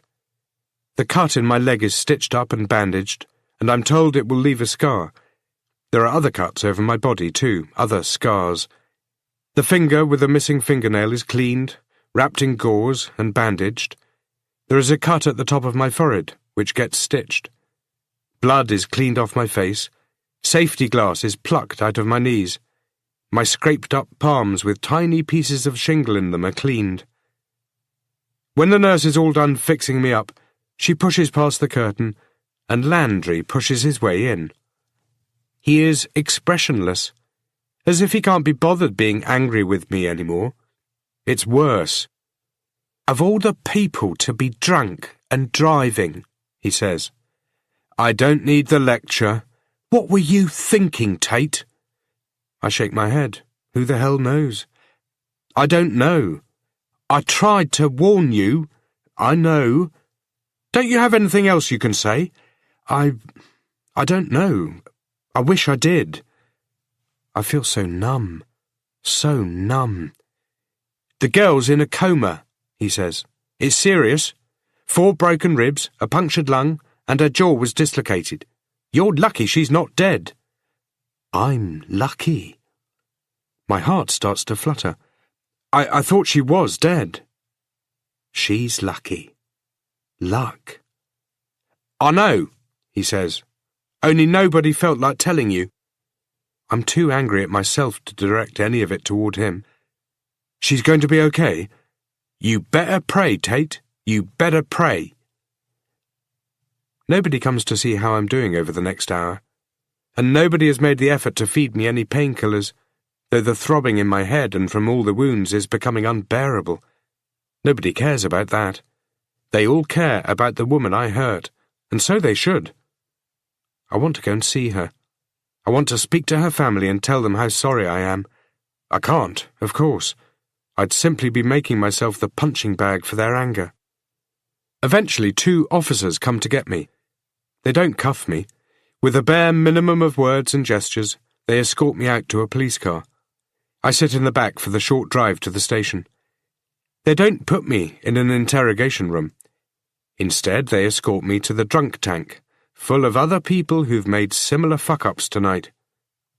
I find a small piece of real estate I can call my own, a piece of bench between one guy already passed out and another guy on his way to passing out. I take my jacket off and ball it up so I can lie down and rest it behind my head. I've never been in jail before, not one I couldn't freely leave at any time, and even this is only a waiting room for the real thing. The smell is overpowering, and the moans coming from the other drunks irritating. The floor is covered in piss, and the toilet looks about as bad as toilets can possibly get. The cream cinder-block walls spread a chill into the room. I stay awake all night. Occasionally our numbers go up, and in the end we all make it through to the morning.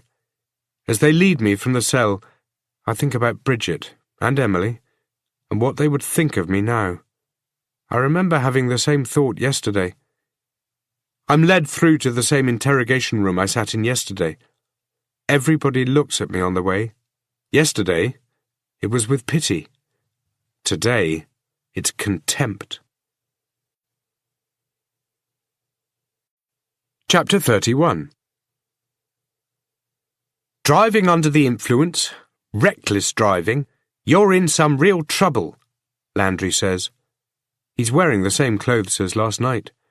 They're all wrinkled up, which means he probably slept in them. He looks even more tired than the last time I saw him. How's the girl? Stable. Stable.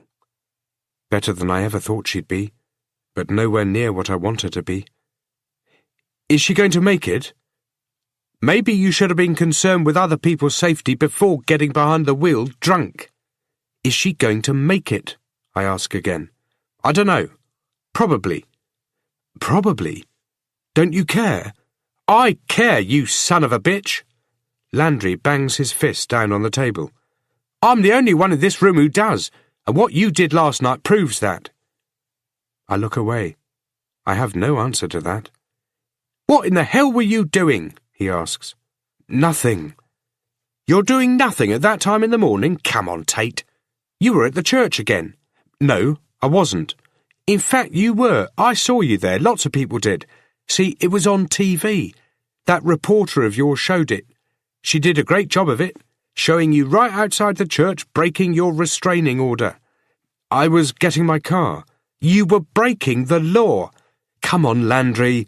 You could probably see me climbing into the damn thing, and I left straight away. Then what? You go back a few hours later and decide to watch Father Julian? What's the big plan here, Tate? Are you that desperate to kill yourself? I wonder if Father Julian heard the crash. I wonder if he looked in his rear-view mirror and decided he had more important things to take care of. What's going to happen now? 2 things. We're going to talk to Father Julian. We're going to ask him if you were there last night. And if he says you were, you know what happens. We're going to take his word for it. We're going to ask him once and let him think about it, and if he says yes, we're not even going to ask him if he's sure about it. You get my point? I get it.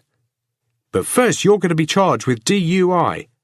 You'll be escorted down to court later this morning. I'm going to do you a favour and let you wait here rather than back down in the cells, but it's the last favour I'm ever going to do for you. He leaves me alone. I rest my head in my arms and manage to get 2 hours of sleep before the same 2 guys who brought me upstairs take me out to a patrol car and drive me to the courts. The day is wet and cold and grey. The drive is depressing. We make no conversation, and the driver has the window cranked down halfway so the cold air keeps blasting me. I watch the world go by, feeling so disconnected from it, I'm not sure if I'll ever make it back. I'm kept in the holding cells with a whole bunch of people whose futures are about to be determined by the same people about to determine mine. My headache hurts, and so do the wounds. I'm given a court-appointed lawyer who doesn't introduce himself, so I don't get his name, and he talks low and quickly to me in the 2 minutes we have before my arraignment. In court, I stand in the dock with my head down and listen to the charges. I know how it all works. This is the same thing that happened to Quentin James. The judge sets bail and says that if it can't be paid, they will hold me. I can't pay the bail. I'm taken back to the cells, the plan being that sometime in the middle of the afternoon, I'll be transferred to prison. I need a drink. The holding cells are full of people who have done shitty things too. Some worse than me, others not as bad. But we're the dregs of society. We all sit on benches and keep ourselves to ourselves. The entire place smells like urine. I don't know how much time passes before one of the court security officers opens up the holding cell and tells me to follow him. All I know is that the next step in the chain isn't going to be any prettier than this one. Your bail's been made, he says, surprising me. Made? Who by? Your lawyer. I slow down my walking and almost come to a stop. He glances back at me and tells me to keep up. I don't even know my lawyer, I tell him. Yeah, well, it's not the same guy, the officer says, shrugging. You got a new lawyer now? Means you might have a chance at a real legal defence. We go through a few doors, and I'm asked to sign some forms. Before I can, a guy in an expensive-looking suit comes to greet me. The suit is so sharp it's hard to believe he dare sit down for fear of it wrinkling, but it isn't as sharp as his smile. Theo, he says, stepping forward and pumping my hand so vigorously it's suspicious. glad to finally meet you." "Glad?" "Well, of course the circumstances are awkward," he says. "Not dire, but with your past there shouldn't be anything we can't handle." He introduces himself as Donovan Green. He stands over my shoulder as I sign the series of forms in front of me. The officers hand me over my wallet and my watch and my phone. The phone is dead. Green walks me outside toward a black BMW in the far corner of the parking lot, between a high concrete wall and a dark blue SUV with tinted windows and mud splashed up the sides. The day's cool, and the breeze makes the exposed grazes on my body sting. I pick up the pace a little to get to his car faster. "Who hired you?" I ask. He doesn't slow down, just keeps on walking like a man on a mission. "You mean you don't know?" "I have my suspicions," I answer, but truthfully, I don't have any idea. "You still have friends in the department," he says, and the line is starting to sound all too familiar. "I wouldn't have thought so," I tell him. "Listen, thanks for bailing me out, and I appreciate all you're going to do for me, but all I want right now is to go to the hospital." He doesn't pause, just keeps walking. "The hospital? Injuries hurting, huh?" "I want to see the woman I hurt." He slows down, he comes to a stop and turns toward me, his back now to his car. "I don't understand," he says. "You want to see her?" "It's not that hard to understand," I tell him. "I want to see how she's doing. I'm the reason she's in there." "I'm well aware of why she's in there," he says, a little too harshly. "Look, Theo, it's just not a good idea." "I need to see her." He shrugs like he no longer cares, but he also keeps staring at me. Hard. "Okay," he says. "It's your idea. I don't agree with it, but let's go." We reach his car. It turns out it's the dark SUV and not the BMW. He puts his briefcase down while he digs into his pocket for his keys. He checks one, then the other, and I know how the routine goes when you can never find them. "Must be in the briefcase," he says, and he pops it open. "Yep, here we go." He unarms the car and the doors pop open. "Hop on in," he says. I climb inside. The interior is comfortable and warm. A small fantasy plays out in my mind, and in this fantasy, I climb into the back seat and lie down and get a few hours of sleep. Green plays around with his briefcase before opening his door. Then he leans in. He's pointing something at me. "Whoa, waiter!" But it's all I can say before he pulls the trigger.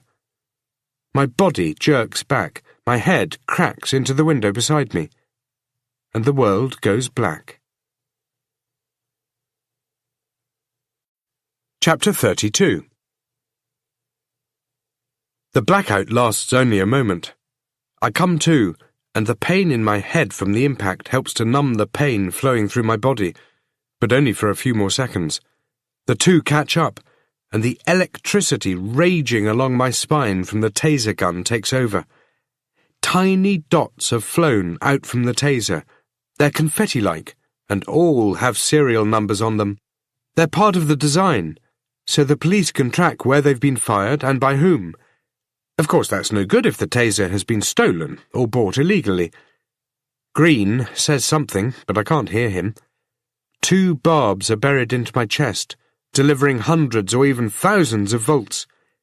He turns the gun off, but there's no relief. He rips the barbs out. The pain drops, but I still can't move. Blood drips from the barbs onto my shirt. He wraps the cords around the unit and drops it into his briefcase.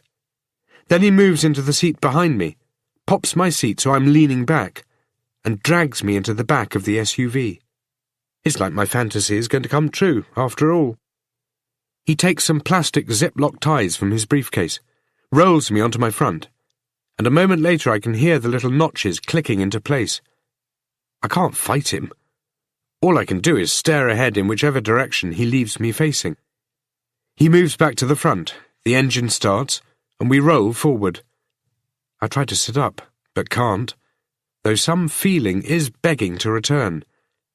The tinted windows mean nobody can see in. I can't speak and don't know what I'd ask if I could.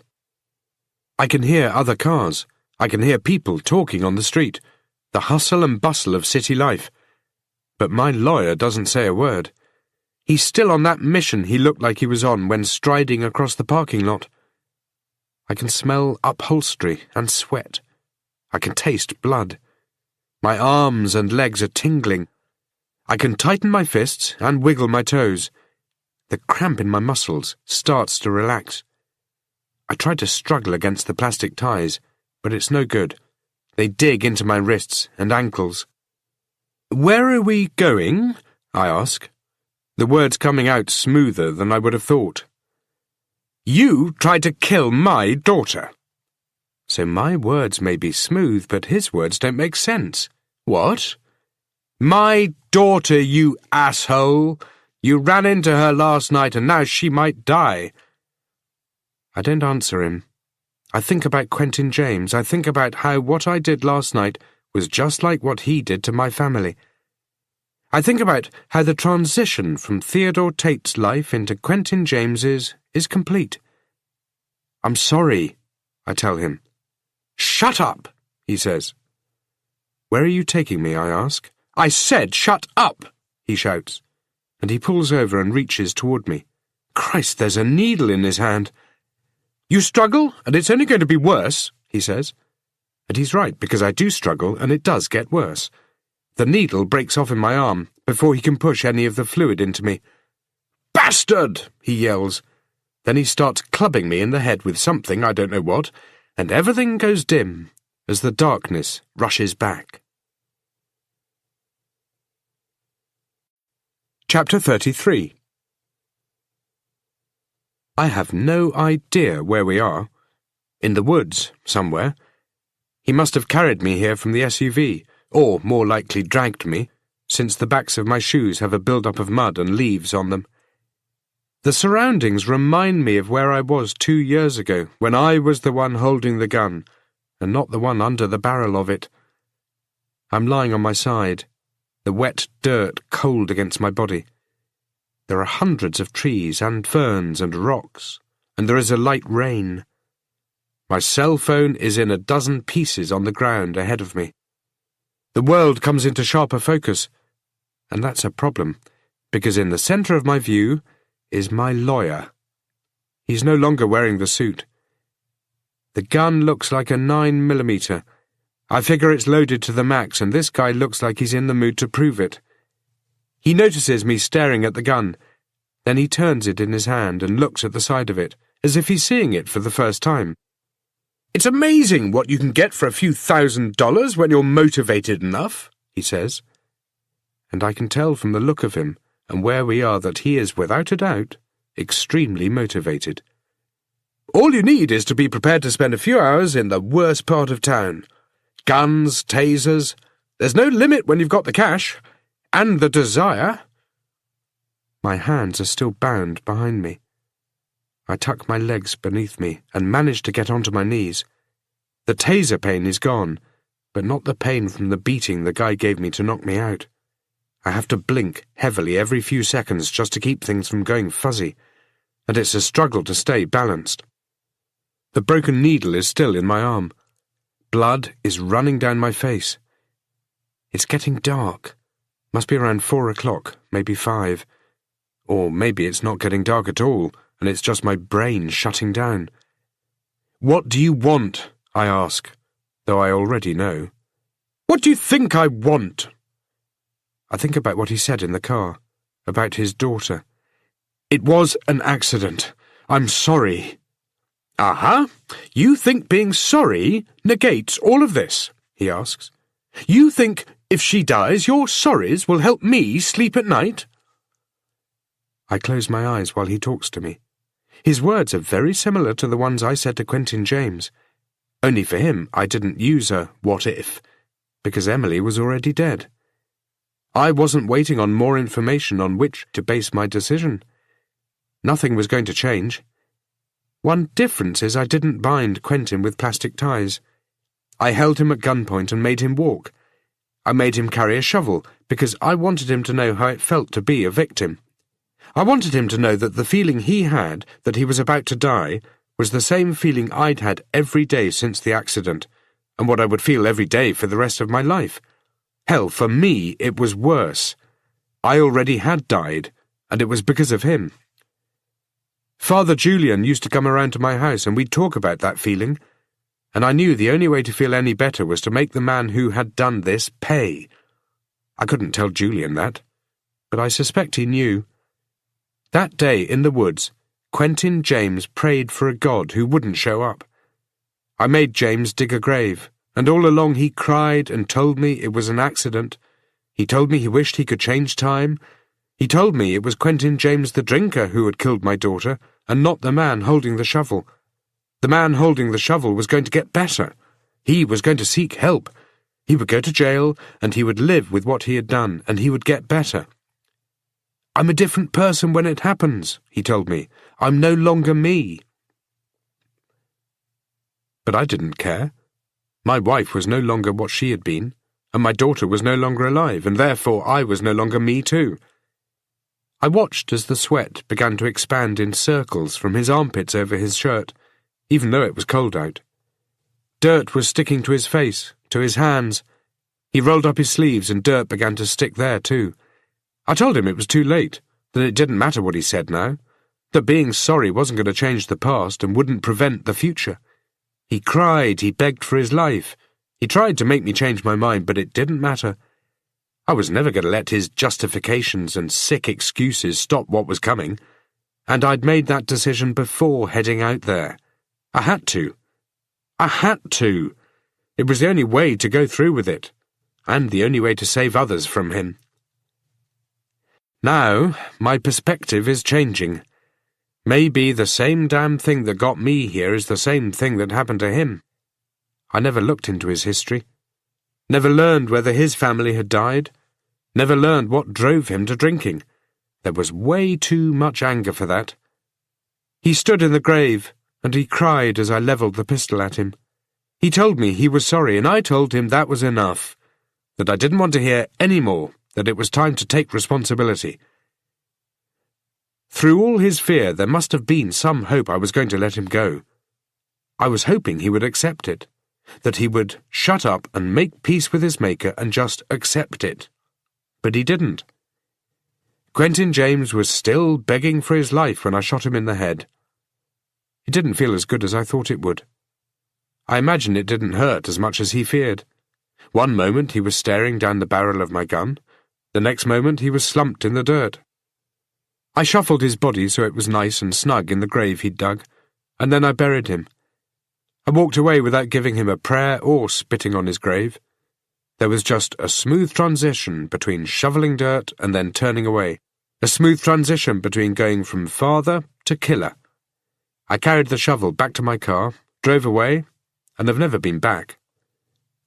Unless I'm back here now. These could be the same woods. It was an accident, I repeat. My lawyer is nodding. You had a daughter, he says. It's all over the news now. How the hell can you, of all people, drive while completely tanked? It's a good question. One with a complicated answer. One that involves me accidentally killing a man who dug up my dead daughter. One that involves a priest who once tried to help me and is now hiding the truth from me. I don't tell him any of this. Instead, I say, "There's no shovel." What? There's no shovel, I repeat. You should have made me bring a shovel. What for? What do you think? He nods. He's figured it out. You think I care whether I bury you or not? You think I care whether you're ever found? Well, you should, I tell him. Yeah, why's that? Because you're going to throw away your life, I tell him. I deserve what I get, but you don't deserve to be punished. He takes a small step back. I'd rather he come forward. I'd rather he was pointing the gun at my head. Rather he did us both a favour and got this over with. What? He asks. I look from the barrel and into his eyes. Just pull the trigger. I'm going to. Yeah, you're saying it, but you're still talking about it, I say. Look, for what it's worth, I'm sorry, but if you're waiting for me to beg for my life, I'm not going to. You might want that, but it'll only make it harder. It'll haunt you. The fact is, you'll shoot me and you'll discover it wasn't satisfying. You'll feel nothing. At least that's how it was for me. What do you mean? Could be different for you, I say. Your daughter's alive, right? Rather than being with her, you decided to come out here and be with me. You've got your priorities wrong. You could have brought me out here any time. There's a wedding ring on his finger. Your wife and daughter, they need you now. Shut up, he says. Don't tell me what my family needs. What's her name? What?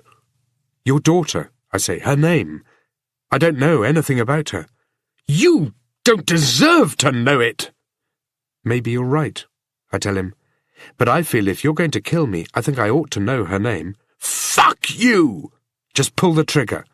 What's your hurry? He asks. I don't know, I say. And it's true. I really don't know. You don't think I'm going to do it, do you? What do you want me to say? I ask. You want me to say something that will sway your decision? How about this? Your daughter could have died, but she didn't. She's fighting for her life and she's still with you. Does that make a difference? Of course it does. You'd have to be stupid not to recognize it. Do I deserve to die for that? Well, that's up to you. Me, I'm at that stage where it doesn't matter either way. He says nothing for a few seconds. None of the anger has disappeared from his features. In fact, he looks even angrier. How dare you? What? How dare you kneel there and act like a goddamn martyr? He says. How dare you act like you're the one who's the victim? Like you're the one having a bad day. Don't you get it? Don't you get what you almost did? Of course I do. Yeah, you're good at taking responsibility, right? But all you're doing is trying to mess up my reasons for bringing you out here. Why don't you just shut up, huh? Shut up and let me decide for myself what I'm going to do, he says. This is my life we're talking about. My 16-year-old daughter you tried to kill. How dare you kneel there acting as if you don't care whether you live or die? Show some respect and at least beg for your life, right? Make me feel something. Make me want to hate you even more. Make me want to hate what I'm doing. I'm sorry about your daughter, I tell him. I really am. Emma, he says. Her name is Emma. My daughter's name is Emily, I say, as if she's still alive. At first I'm not sure why I say it. But then it comes to me. I want to live. I don't want to die out here. I want the chance to make things right. Emma. Emily, he says. He doesn't expand on the thought, but he's really thinking about it, thinking hard. Maybe drawing some parallels between the two names.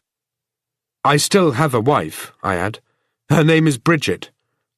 I know. And I'm sorry about what happened to your daughter, he says. But that makes what you did even worse. Don't you get that? It doesn't make me sympathize with you, it only makes me angrier. And so it should. There you go again, he says. You're trying to diminish the moment.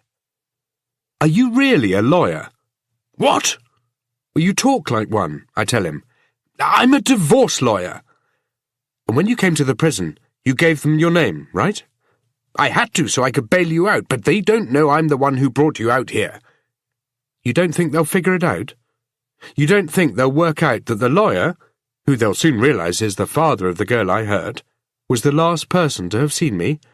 It'll take them all of about 30 seconds to figure out. And you went into town and bought yourself some black market weapons. That shows premeditation. That's bad for you. He thinks about it for a few seconds. Fuck, he says. See, you're being driven by emotion, not logic.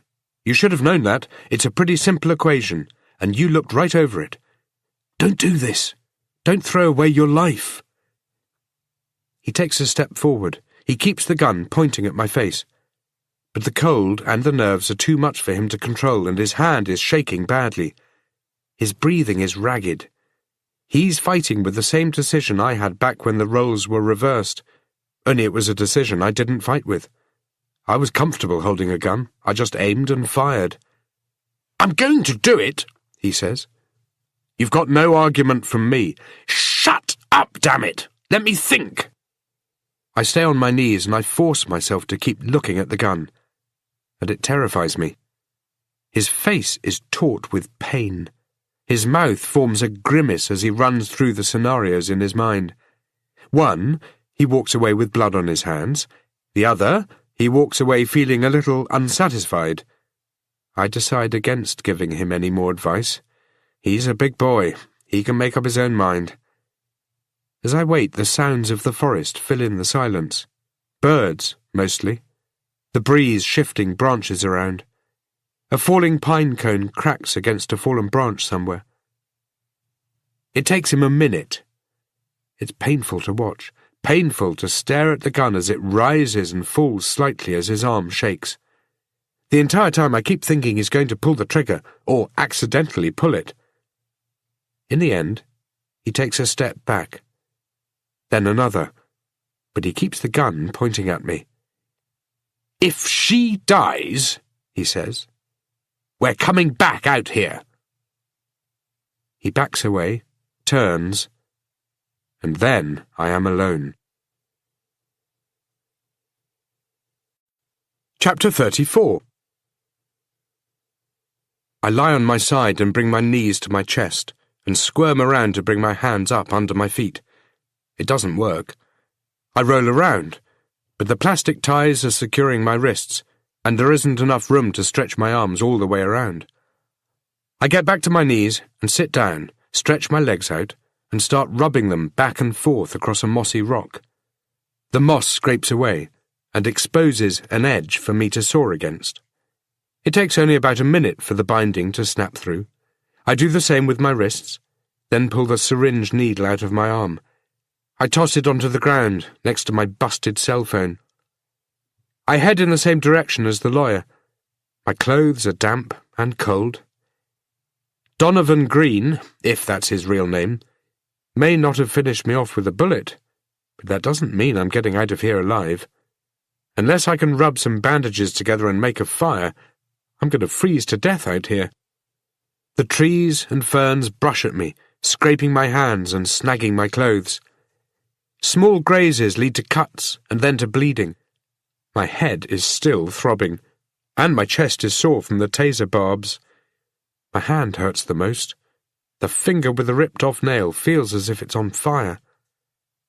The lawyer has left a path, and for a moment I wonder if Father Julian would suggest this is the path I created 2 years ago, the path in which there can be no redemption. I keep my eyes on the ground, and follow the twin lines that have been cut into the dirt by my dragging feet.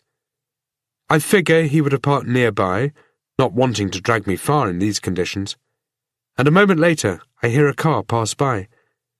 I pick up the pace and break through the trees and onto a road. Red tail lights are disappearing in the distance. The mud has had a snowball effect on my shoes, and I kick and scrape them against a tree to break it off. With no other options, I dig my hands into my pockets and start walking. No other cars come past as I walk in the same direction as the one I saw. I still don't even know where I am.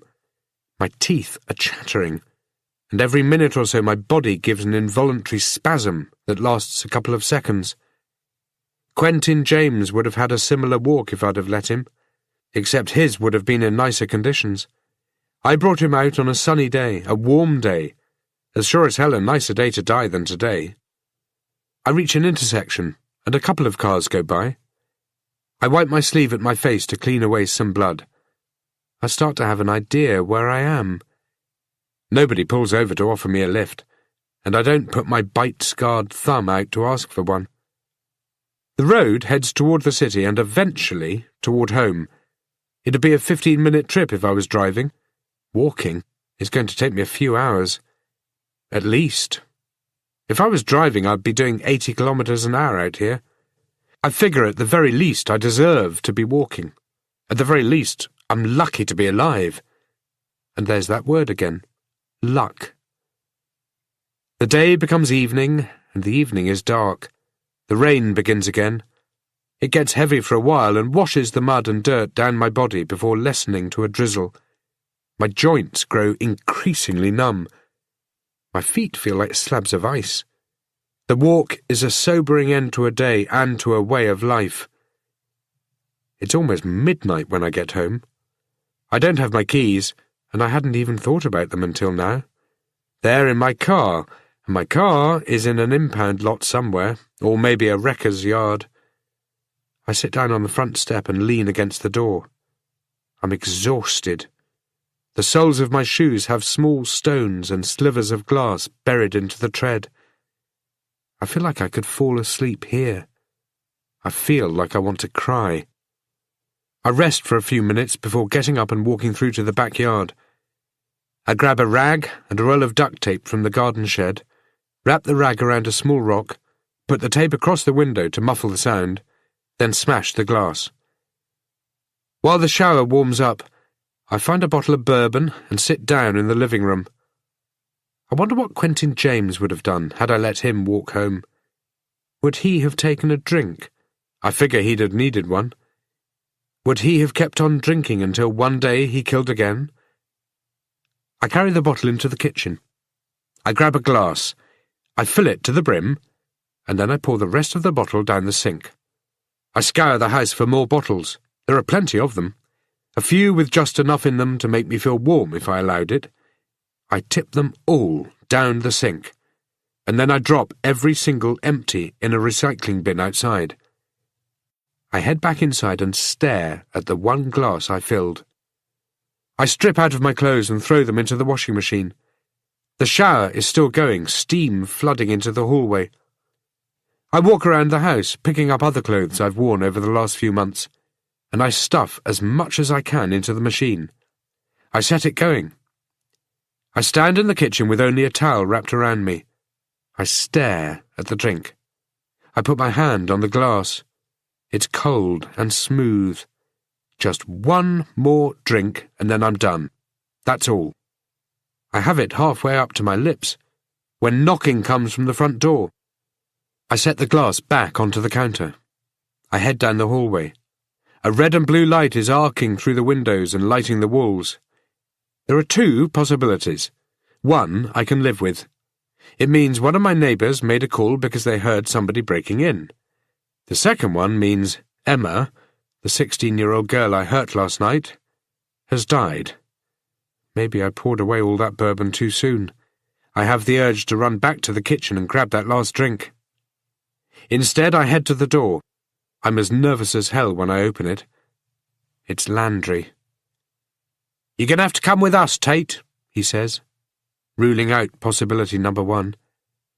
"She's dead, isn't she?" I say. "What? No, it's not about that." "Well, then what?" "Just get dressed, Tate," he says. "We'll talk about it at the station." "We'll talk about what?" "I said we talk about it at the station." "I'm not going anywhere with you unless you tell me what this is about," I tell him. He sighs. "It's about Father Julian." "What?" "Look, this is bullshit. I haven't been near him all day." "You're coming with us." "It's true. I've been in jail half the damn day and I spent the other half with my lawyer. He can vouch for me." "Tate, it's simple. Don't stand there and pretend you don't know." "Don't know what?" He sighs again, this time much deeper. And this time he slowly shakes his head to stress just how tiring he is finding me. "Come on, do you really want to play this game?" "Humour me." "OK, fine. We went to speak to Father Julian this afternoon. You remember Father Julian, right? He's the man you've been stalking. Well, we were going to ask him if you were there last night on account of the fact we're pretty sure you were, and I'm sure he would have said yes." "Would have?" "See, that's the problem, Tate. He's dead. Somebody murdered him last night, and right now, my money is on that somebody being you." Chapter 35. I try to figure out what he's saying. I don't even know when last night was. Technically, it's just been. It's after midnight now. But he doesn't mean today, he means yesterday. Technically. He's talking about 24 hours ago. A lot has happened since then. It feels like 2 days have passed since I followed Father Julian from the church, but it's only been 1. Hell, it's probably only a few minutes either side of that. What? You're going to need to come with us, Tate, he says. I look down at my towel. I look at my dirty feet and the lines of blood on my chest. I didn't have anything to do with it. Landry looks me up and down. No? No. You're saying even though he had a restraining order against you, even though you were picked up at the church the morning of the day he died breaking that order, even though you were caught on film there yesterday evening, and even though you crashed your car, drunk, a few minutes from the church around the same time Father Julian died, that you had nothing to do with it? I don't bother answering. It's hard to defend yourself when you're only wearing a towel. But I figure Landry or one of his buddies must have been dropping by the house on and off all day, since I was signed out of the courthouse in the afternoon. That means Julian wasn't found till around then at the earliest. Any earlier, and I'd never have been released. Put on some clothes, Tate, you're coming with us. I'm calling my lawyer. I think of Donovan Green, but can't really imagine him being happy to take my call. Get him to meet you at the station. I have nothing to put on except a pair of shorts and a t-shirt that have been building up dust in the corner of the bedroom.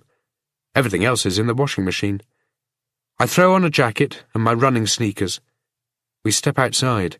It's cold. I can see faces in neighbouring windows. I'm put in the back of the car and driven away, and this time I'm handcuffed. Landry stays behind with some others to go through my house. At the station, I'm reacquainted with the interrogation room. They lock me in, and the call I get to make to my lawyer isn't brought up again, but that's okay. I haven't been having a good day with lawyers. I rest my head on my arms and close my eyes, knowing I'm going to be waiting here a while. Landry comes in an hour later, and he has Schroeder with him. That means one of them is going to be my friend, while the other puts on the pressure. I already know who will play which role, and I figure they know I'll know that too. They set up a video camera and point it so it covers all 3 of us. I can hear it recording. Schroeder sits opposite me, and Landry stands. It's pretty cold in here, especially as I'm dressed for summer. Schroeder sets a folder on the table and opens the cover. There are photographs of Father Julian in there. His head has been beaten in. Blood all over his face and neck. His clothing is dishevelled. One eye is open, but the other is closed because of the way his face is pressing against the floor. He doesn't look like he died easy, not like I could have earlier on today out in the woods. His open eye has a tiny pool of blood in it. Schroeder starts to lay the photos out on the table. There is a close-up of Father Julian's mouth. His lips are open, his teeth are exposed and bloody. Behind them is a deep darkness. Some ground rules first, Schroeder says. You know how this goes. You've been on this side of the table, so we're not going to try and play you, he says, trying to play me. We're just going to lay out the facts, and you're going to get to state your case. That sound good to you? I shrug. Sure. What about my lawyer? You think it'll sound good to him? You can have a lawyer if you want one. We're not going to feed you that bullshit line about only guilty men wanting them, he says, which is his way of feeding me the line anyway. Let's just get this over with then. He slides a piece of paper over to me. Just sign this, he says. I don't read it over. I just check a few of the words, to make sure it's the same form I used to slide over the table to people. It's a waiver, saying I'm happy to talk without a lawyer present. What's the problem? Landry asks. You decided maybe you got something you don't want to share with us? I sign the form. The alternative is to phone Donovan Green and get him down here. The form disappears back into the folder. The photographs of Father Julian remain. The message is clear, Landry says. What message? He looks at Schroeder and shrugs, as if he really can't believe what he just heard. Schroeder lays out a few more photographs. You didn't want him to talk, Schroeder says, and you wanted to leave him a message. That's why you cut out his tongue. Hang on a second, I say, leaning forward. Why are you in such a mess? Landry asks. You're covered in blood, in dirt. What have you been doing? You been burying something? I was in an accident last night. And you were cleaned up. All the clothes you were wearing today are in your washing machine. They all have blood on them too, Schroeder asks. You'd be better off dumping them, Tate, Landry says. All those years busting people for this same kind of shit? I'd have thought you'd have learned more. When the hell did you make it a law that a man can't start cleaning up after himself? The way you've been lately, Landry says, leaning against the wall, we've all thought it was a law you've made. I look at their positions, one sitting, one standing, one my friend, the other my enemy. The acting is going to be a stretch for only one of these men. Soon, Landry will pace behind me, in and out of view, then he'll lean over me. The game they said they wouldn't play, they're already playing. They have to. They don't know how to do it any other way. Why don't you tell us about Julian? Schroeder asks. Why were you following him? I haven't been following him, and I certainly didn't do this to him. First of all, if I was trying to leave a message by cutting out his tongue, the only person that message could be for would be you guys, right? It'd be stupid of me to have done that. Listen to him, Landry says, looking at Schroeder but really talking to me. He thinks there's some sense in all of this. I didn't kill him. Try selling us another story, Landry says. Nobody in this room has any false pretenses about what you're capable of, Tate. We know you're the reason nobody has heard from Quentin James in 2 years. Look, Tate, cut us some slack here, okay? Schroeder says. You know how it works. You could sit there all night stonewalling us, but in the end we'll learn what we need to from you. Why don't you save us all some time? I look at the photos of the dead priest. There are 8 of them. Why? So you can pin this bullshit on me? If you didn't kill him, then what's the problem? Schroeder asks. The evidence will prove that. Depends on how you're going to look at the evidence, I say. Seems to me you're already looking at it and don't have a clue how to read it properly. We're wasting our time, Landry says. I say we lock him up and tell his fellow prisoners he used to be a cop. Let them loosen him up. Yeah, good one, Landry. Why were you following him? Schroeder asks. Like I said, I wasn't following him. Schroeder presses on. What were you doing before the accident? I wasn't following him. We need to show him a few things, Schroeder says. Then he stands up and walks out of the room. Landry doesn't fill the empty seat. He pushes his hands against the top of it and leans forward.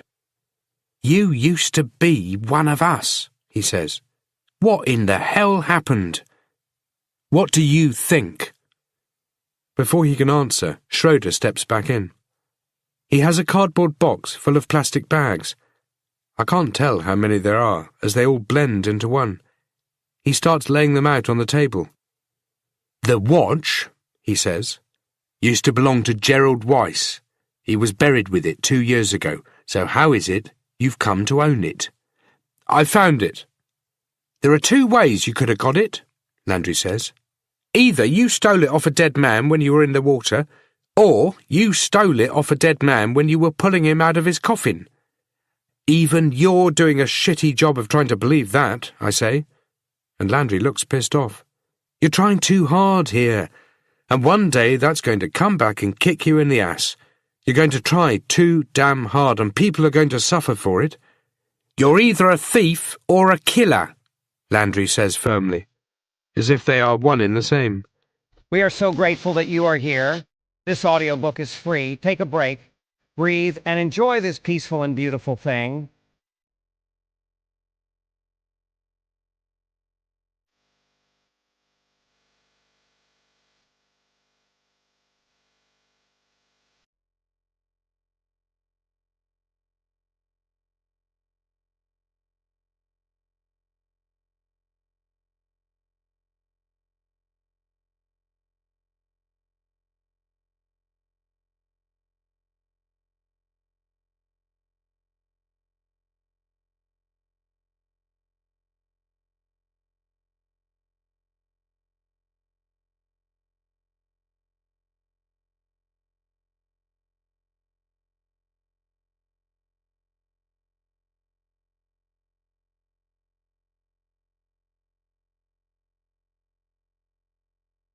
I think that's why you were so damn keen to help out with the exhumation of Henry Martins. You knew who was going to be in there.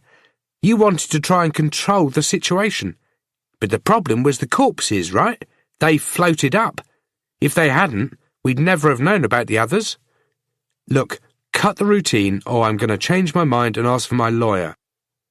Schroeder slides over another bag. It has the newspaper articles I found in Alderman's bedroom. You've been holding back on us, he says, adding the printout I made when sketching out the timelines of obituaries and the missing girls. You knew long before us who was in the ground. That's because I used to do this too, I say, and it's true. I used to do this, and between the times I did and the times I haven't, nothing really has changed. Violent acts are still a huge part of this city, as are the grey skies and the rain waiting at the threshold of every cooling hour, bad things happening to good people. There are kids in this city being born, being loved, growing up into the choices that make them good or bad. There are kids out there without any chance at all. Some will become good, some will become evil, some are born and tossed into dumpsters. I was part of the world that tried to correct all of that. The world that tried to keep some of it in check. But somewhere along the way I lost track of it all. I fell into the abyss. Nobody seems to have forgotten that as much as you, Tate, Schroeder says. You're nothing like the man you used to be. You used to be a real stand-up guy, and now you've got a DUI hanging over your head. We've got you for theft, for stalking, and you're looking real good for murder. Without any evidence, you can't hold me here without charging me. That means I'm here on my own merits. That means I'm free to get up and leave. No, you're not free until I say you're free, Schroeder says. We've got a techie going through your computer files. You've been following Father Julian since the day Sidney Alderman went missing, and these newspaper articles. How is it some of them are originals? To me, that suggests they were cut out as the girls went missing. How did you get them? Bruce Alderman gave them to me. He left them in my car when we drove to my office. Schroeder slides another plastic bag over. It has a small envelope inside with my name written across it. There are bloody smudges across it. For a brief moment I'm back in my office. The smell of burning metal and blood in the air. A pink mist creating a cloud over the caretaker's head that has just been distended by a bullet. What was in here? Schroeder asks. The articles? See, the articles aren't folded up, and they'd need to have been folded to fit in this envelope. I can't remember. We found writing samples at the church, Schroeder says. This is Bruce Alderman's handwriting. So? So what else have you stolen? Landry asks. I haven't stolen anything. That envelope has my name on it, so whatever was in there was mine. He wrote you a letter? A confession? A suicide note? Schroeder asks. No. Thought you couldn't remember what was in there. I can't. But you can remember what wasn't in there. Memory is a funny thing. Cut the crap, Tate, Landry says. It was the watch, okay, I say. And it sounds believable enough. Alderman had the watch. I don't know how he got it, and when he gave it to me, I didn't know who it belonged to. Bullshit, Landry says. Then you ought to shut up until you can prove otherwise. Out of all the people in this city, why'd he come and see you? Schroeder asks. I shrug. I don't know. I think it was because I was the face he connected to what was going on. I was the one who found the bodies. I was the one who came along with the exhumation order and started all of this. You kept things from us, Schroeder says. You stole evidence that would have helped us piece things together quicker. That ring you took from Rachel Tyler. Let's not forget you took the ring from Rachel Tyler. The timeline would have changed. We probably have caught the person who started all of this. It's true. But the moment that coffin opened and I saw a dead girl, I had no choice. There were other dead girls because of me, because of a decision I failed to make correctly 2 years earlier. How could I not take the ring? It led to suicide. It led me to murder. It led me to drunk driving and to being taken into the middle of nowhere where I should have been left. All these innocent girls, Schroeder says, spreading out the articles, one bag for each. Do you even care? Of course I do. He doesn't, Landry says. Otherwise he'd be helping us. You've turned one of your rooms into an office, Schroeder says, into a command post. You're charging me with that, too? Just tell us, damn it, Schroeder says, getting angry now. You were following Father Julian for a reason. What do you think he did? You think he killed Sidney Alderman? He leans back in his chair. No, I don't think that's it, he continues. You wouldn't be following him for that. You wouldn't care about one angry old retired caretaker getting taken out. So there's more to it. You were following him because you think he had something to do with the dead girls.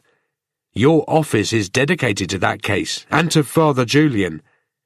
You have pictures and articles pinned up all over the walls. You think the two go hand in hand. We were looking at Sidney Alderman as a possibility, and more so after he disappeared. We thought he ran. But not you. You kept looking at Father Julian. He was on our radar simply because everybody connected to the graveyard was on it. Only Alderman made a bigger blip, and when he disappeared, his blip overshadowed everybody else's. So we kept looking for him. It's as though you knew something. It's as though you gave up looking for Sidney Alderman because you didn't think there was a point. Either you thought he was innocent, or you thought he would never show up again. It's just like 2 years ago with Quentin James. Which is it? You tell me. You think Julian killed those girls, Schroeder says. We'll know soon whether your thoughts have any foundation. In the meantime, tell us what happened to Sidney Alderman. I don't know. But you knew to stop looking for him, Landry says. Why did you focus on Father Julian? I wasn't focusing on him. Why did you kill him? He asks. I didn't. This is going nowhere, he says.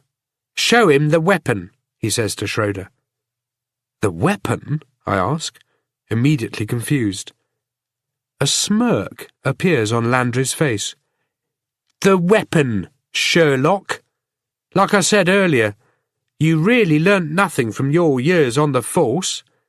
We searched your house, remember? What, did you think we wouldn't find it? Schroeder lifts the last plastic bag from the box and puts it on the table. Inside is my hammer from home, and it's covered in blood. And I already know it's going to belong to Father Julian. Chapter 36. You've been following him for 2 months, Schroeder says. I keep staring at the hammer. My hammer. My hammer and Father Julian's blood. I have this weird thought that maybe I got so drunk I picked up that hammer, drove to the church and beat him to death.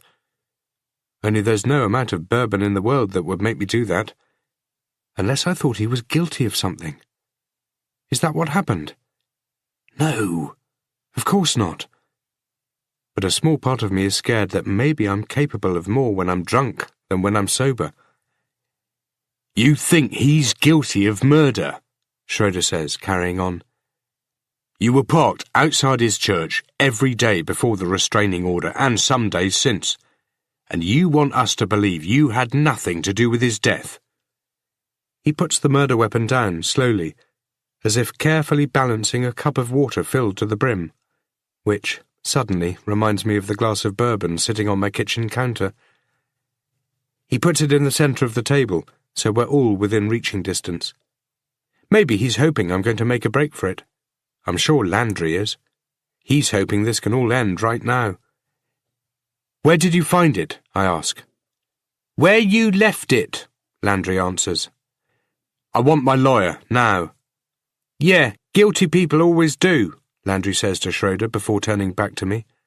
Come on, Tate, you know how it goes. You've seen it before, and you used to hate it too. Hate what? When the perp keeps on denying it even after we've got so much evidence against him, Landry says. It's pathetic, and in your case it's downright embarrassing. You've got nothing, I say. Nothing? Are you kidding me? Tell us again why you were following him, Schroeder says. Come on, Tate. If he was guilty, then let us help you. I mean, hell, if it turns out he killed those girls, we'll probably end up giving you a medal, he says, which is the biggest lie anybody has said inside this room. Just tell us what happened. We're all on the same team here. I didn't kill him, I say, but my teammates don't believe me. I want a drink. Give us a few minutes alone, Schroeder says. And Landry looks angry, but I know it's an act. I know they've queued up their conversation before coming in here, and this is the point where Schroeder becomes my friend. Landry shakes his head, then walks out without saying anything else. It's part of their game. Schroeder leans forward. He gives me a sympathetic smile. Anne, I know how you're feeling, look. But he doesn't know how I'm feeling. He never will. You have to give me something here, Tate, or I can't help you. I figure it's best if I play the game too. But before I do, I decide to give him something. Father Julian knew who killed those girls. What? He told me he knew. And Bruce Alderman, he buried them. He told me that. He leans further forward. What? Why the hell didn't you tell us that? I explained to Schroeder my conversations with the priest, detailing my pleas for Julian to tell me who had done it, even touching on the frustration I felt. I can see Schroeder wondering how far he'd have pushed it if he'd known that Father Julian had been confessed to. I tell him about Bruce Alderman and what he said about dignity before elegantly blowing his brains out. It takes me 10 minutes to tell him, and he goes through a different range of emotions, starting with anger and ending with much deeper anger. When I'm done, he sits there staring at me. He's no longer leaning forward, as if trying to protect himself from what he would do to me if I were in range of his fists. You should have told us, he says, his voice low and firm. We could have convinced Julian. I doubt that. We could have done something, Tate, he says, his voice raising. Anything. But instead you let 2 months slide by, and now it's too late. That's why you were outside his church, right? You weren't following Father Julian. You were watching to see who came to see him. You were waiting in case the killer showed up, only you didn't know who the hell you were looking for. I had to do something. He bangs his hand down on the table, hard. The noise bounces around the small room. You fucked up, he says. I know. And now Father Julian is dead, and you're in a world full of shit. It's an abyss. What? Come on, Carl, you know me. You've known me for nearly 20 years. Which is why this is hard for me too, he says. But I'm pretty sure it's harder for me. We found the hammer in your garage. And that's why you're going to let me leave. It's time to play the game. What? You've got nothing to hold me here, I tell him. He looks down at the hammer in such a way as to suggest maybe I've forgotten it's there, but I haven't. You found it in my garage. Yes.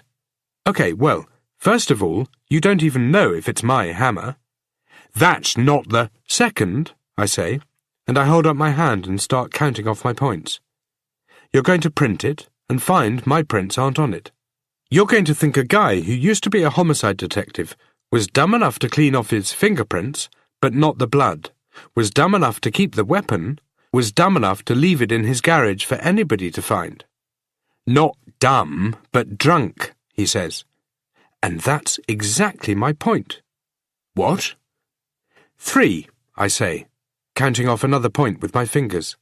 And this one is the kicker. This is the reason I'm about to get up and walk out of here. Schroeder slumps slightly in his chair, not much, but enough to show he knows what's coming.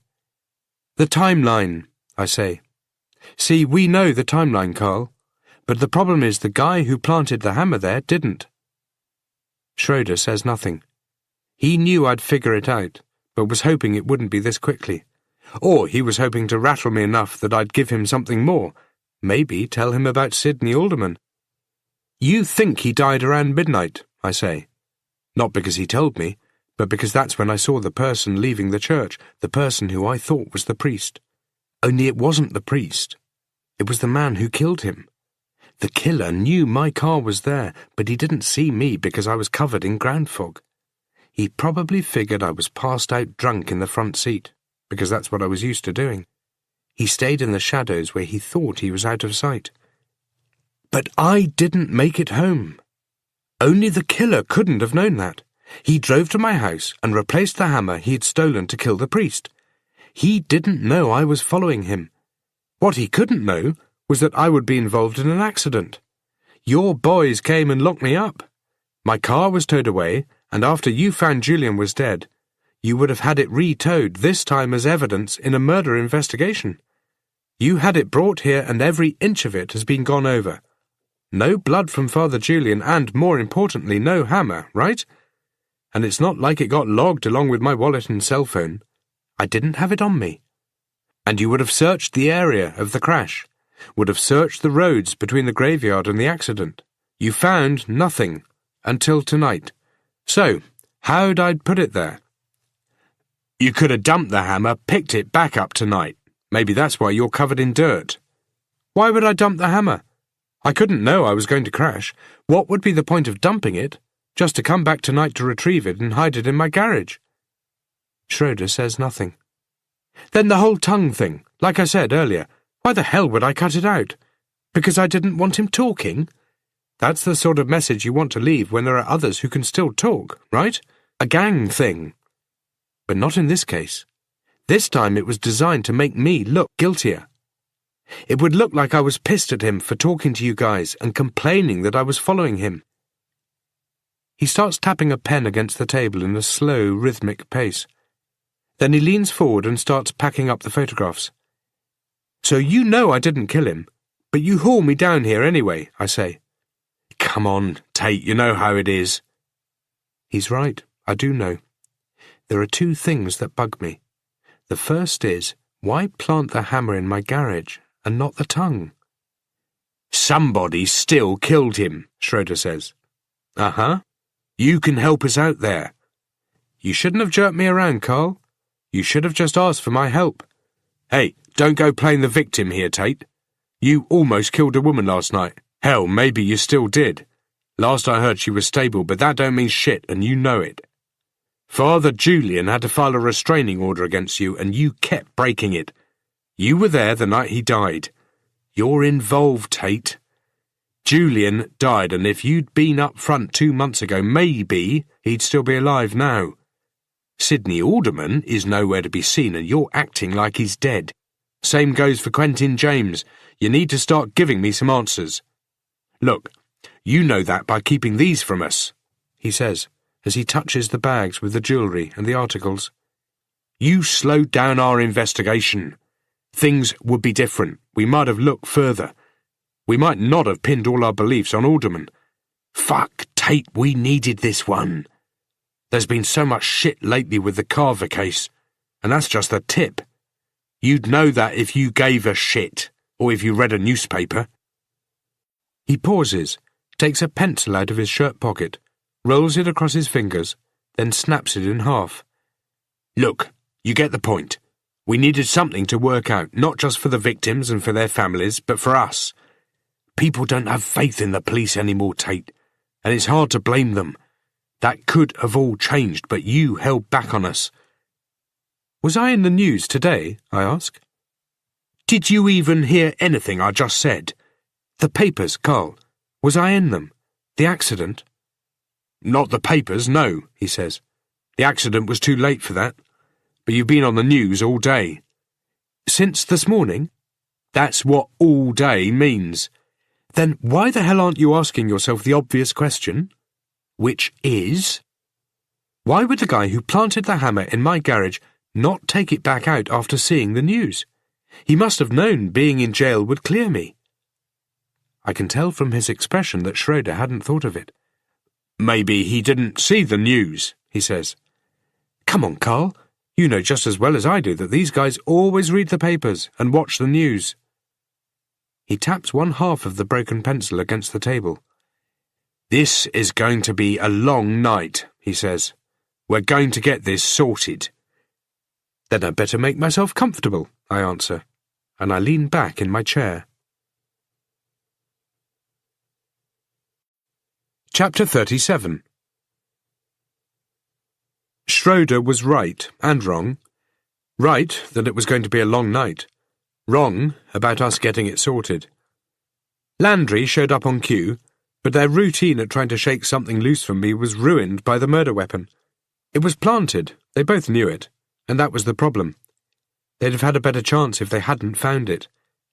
They held me long enough to go over the same questions, and until they were satisfied, the people going through my house had searched enough for what I imagine was evidence of what really happened to Sidney Alderman. Evidence of what I suspected Father Julian was up to. Only there was no evidence there. I could tell Landry was itching to keep me locked up, and that Schroeder was tempted to go along with it, but in the end, they had nothing to hold me on. Even the blood and dirt on my body I explained away as a bad fall while I was out walking, trying to clear my head. Nobody bought it, but it didn't matter. When we're done, I'm escorted to the elevator by both Landry and Schroeder. "This isn't over," Landry says. And he's right, it isn't over. Somebody killed Father Julian, and that same somebody tried to send me to jail for it. I suspect that same somebody will be the man who killed those girls. I'm going to find that somebody. When I get to the ground floor, there are 2 officers there waiting for me. I follow them outside, and I climb into the back of their car, and none of us make any kind of conversation as they drive me home. We drive through the city. I stare out at the nightlife, people driving to or from work, to or from bars, to or from something better, or something worse. They drop me off in my driveway. They back away, and this time there are no faces pressed up against neighbouring windows to see what I'm up to. My house is locked up, and I still don't have my keys, so I go inside using the same busted window as before. Schroeder never mentioned the window, and I guess maybe he figured out why it had been busted. My house isn't any tidier since the police have scoured their way through it. The articles and pictures from the bedroom I'd set up as an office have all gone. All that are left are pinholes in the walls. The computer is gone, my notes are gone, even the whiteboard has been taken. Landry will trawl through everything, and he'll get me back in to answer more questions, maybe even later on today. But there is nothing in any of those notes about Sidney Alderman, nothing about Quentin James. I make some coffee, and the caffeine wakes me enough to realise I'm so tired I don't even know what my next step should be. The coffee tastes good, but not good enough to consider making another. I stare at the glass on the counter, which is still full of bourbon. I think about tipping it down the sink. Then I think about tipping it down my throat, and I don't do either. I head down to the bedroom. Everything is messy. The mattress has been tipped up and thrown back on the base. All the drawers have been pulled out. The wardrobe has been opened and everything inside pulled out. I head down to the laundry and check the washing machine. At some point the wash cycle stopped. The clothes I put in there are all done. There are bloodstains on some of them from the accident and from the trip into the woods, but those bloodstains are mine. I take a quick shower. It feels like the best shower I've ever had, but I'm too tired to really appreciate it. Daxter stands in the bathroom and watches me as I dry off. When I'm done, I feed him, and he seems appreciative. It's almost 6 in the morning before I climb into bed. I reckon Landry and Schroeder will probably be going through the same motions. I start to set the alarm, but in the end I can't decide what time to set it for, so I switch it off. I bury my head into the pillows and try to get to sleep. Chapter 38.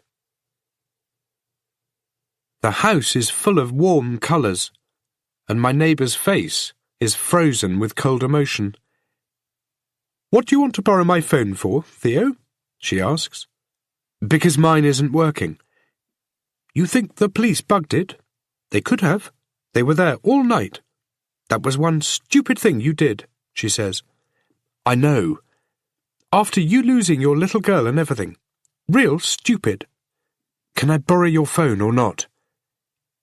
Mrs. Adams stares at me for a few seconds without saying anything, and I can tell she's really debating the issue. She doesn't want me inside her house. This woman who looks like everybody's grandmother and who brought cooked dinners to my house at least once a week for almost a year after Emily died.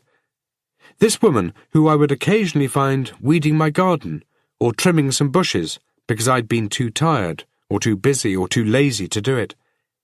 There was always a wave and a smile and a good word that things would be okay, that Emily was with God, that everything would be okay. I don't know, she says. You could have killed her. That wasn't my intention, I say, as if that could possibly excuse it, just like it wasn't Quentin James's intention to kill my daughter. Mrs. Adams doesn't pick up on the comment, and instead stands aside. Don't take too long, she says. She stays a step behind me as I make my way through her house, as if suddenly she thinks I'm not only a drunk driver, but also about to steal one of the 1,000 knickknacks covering the tables and countertops. Phone book? I ask. She sighs, and I have the impression that if she'd known in the beginning I was going to be this much trouble, she wouldn't have let me in. She rummages through a kitchen drawer and pulls out the white pages. I call the hospital and ask after the condition of Emma Green. It turns out that's the girl's real last name. Donovan Green wasn't faking it after all. The nurse tells me she can only give information out to a family member. Can you just tell me if she's doing okay? I ask. When are you guys going to learn you can't just keep chewing up our time and questions all day long? She asks. What guys? Reporters, she says, almost spitting the word out before hanging up. My guess is, if she knew who I was, it would only have been worse. I make my second call, this one to the morgue. It's Tate. Tate? My God, I heard about what happened. Are you doing okay? Tracy asks. She's the first person to have done so, and it feels kind of nice. Doing okay? I guess that depends on your definition, I tell her. Listen, I need to ask if you can help me out on a few things. There's a few moments of silence, and I'm about to ask if she's still there when she speaks up. Tate, I'm sorry about everything that's happened, she says. But you know I can't help you on anything. Not just because of the last few days. But you stole that dead girl's ring right out of my morgue. I had Landry down here asking me about it this morning, and I didn't know what to tell him. I'm sorry I had to put you through that. Yeah, well, I'm sorry too, she says. And I can picture her slowly shaking her head, because now I'm the one who's getting a reprimand. This could end up being serious. For all I know, I could get suspended. Or worse. I gotta go. Listen, Tracy, please, it's important. I can't. It's the girl, I say, that's all. What? I need to know how she's doing. The hospital won't tell me. I don't know how she's doing, she says. But you can find out, right? You're really pushing it, Tate. Please. It's important. She goes quiet again. This time I know she's still there. I just wait her out. Call me back in 5 minutes, she says. I've got to come down there anyway. Put my name on the list. I'll see you in a few hours. Look, I can't just... Thanks, Tracy. I'll see you soon. I hang up before she can object. Mrs. Adams doesn't seem too impressed that I'm taking up so much of her time. Scattered across the kitchen are baking ingredients that must all have come together to form whatever fantastic-smelling thing is turning brown in the oven. I make another call. My mother answers, slightly out of breath, as if she's just run in from the yard. I've been trying to call, she says. Your cell phone isn't switched on. I lost it. And your home phone is disconnected. I forgot to pay the bill. Is it true what the papers are saying? She asks. Please, Theo, please don't tell me you did what they're saying you did. I haven't seen the papers, I tell her. But yes, it's true, I'm sorry. I should have done more, she says. What? This is my fault, she says. I should have seen what was happening to you ever since the accident. But don't worry, we're here to help you now. It's not your fault.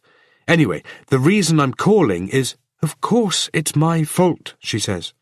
Your father and me failed you. We must have. I'm so sorry, she says, which makes me feel even worse. Listen, Mum, it's not like that. I'll explain it better when I see you. But for now, I want to ask if I can borrow a car.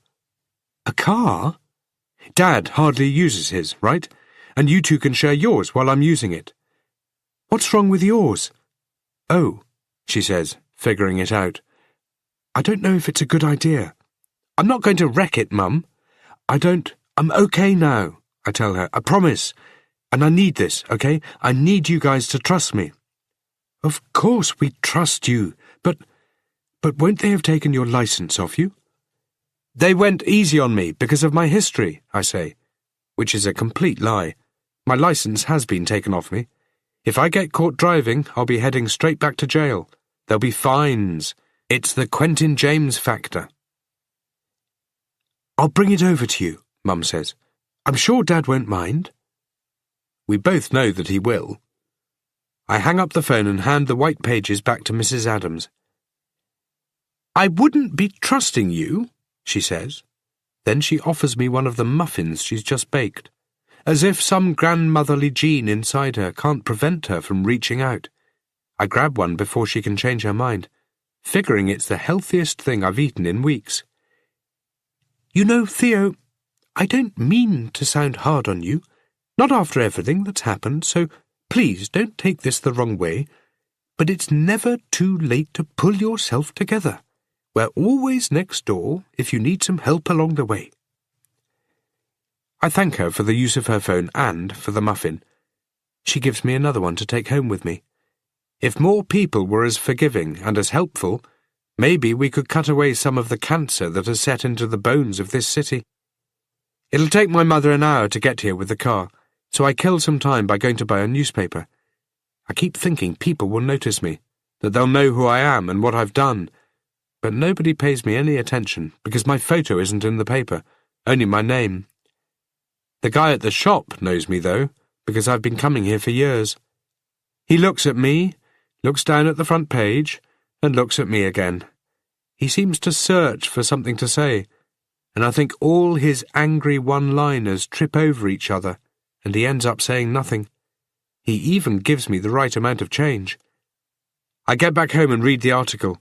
It's all about the accident. About me. It doesn't paint a pretty picture. I read the article about Father Julian, but it doesn't reveal anything I don't already know.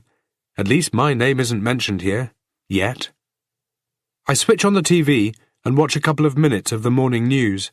Father Julian's murder is the headline, and it looks like it's going to be a busy day for the media. Casey Horwell gives a report. She talks about the murder weapon being found, and she says where, offering my name as if she knew all along what I was capable of, her smirk suggesting she could see this coming, even if the police couldn't. I wonder how in the hell she found out where the weapon was found, and who her source is.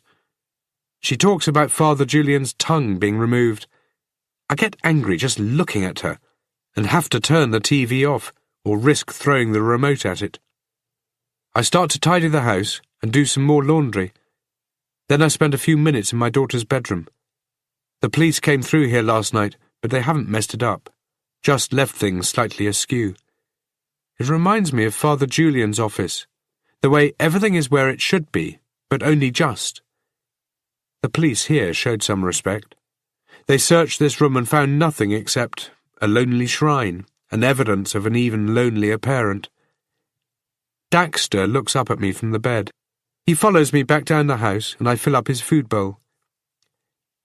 6 months ago, I had a spare bedroom that seemed to be a magnet for all the crap in my life that I couldn't seem to fit anywhere else in the house or garage. These days it's an office, or at least was until last night. I sit down at the desk and drag a pad out from the drawer.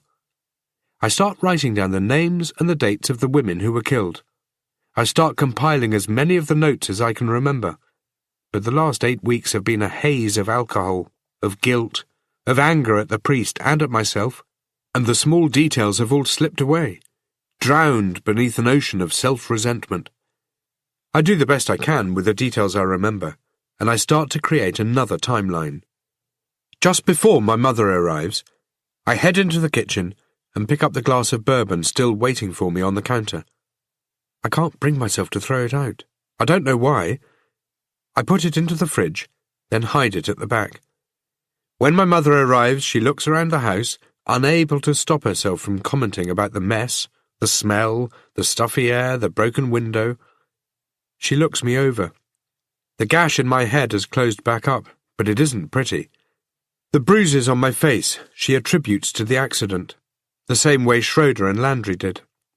There is a huge bruise running down the side of my neck, and she can't see the bruise across my chest from the seatbelt.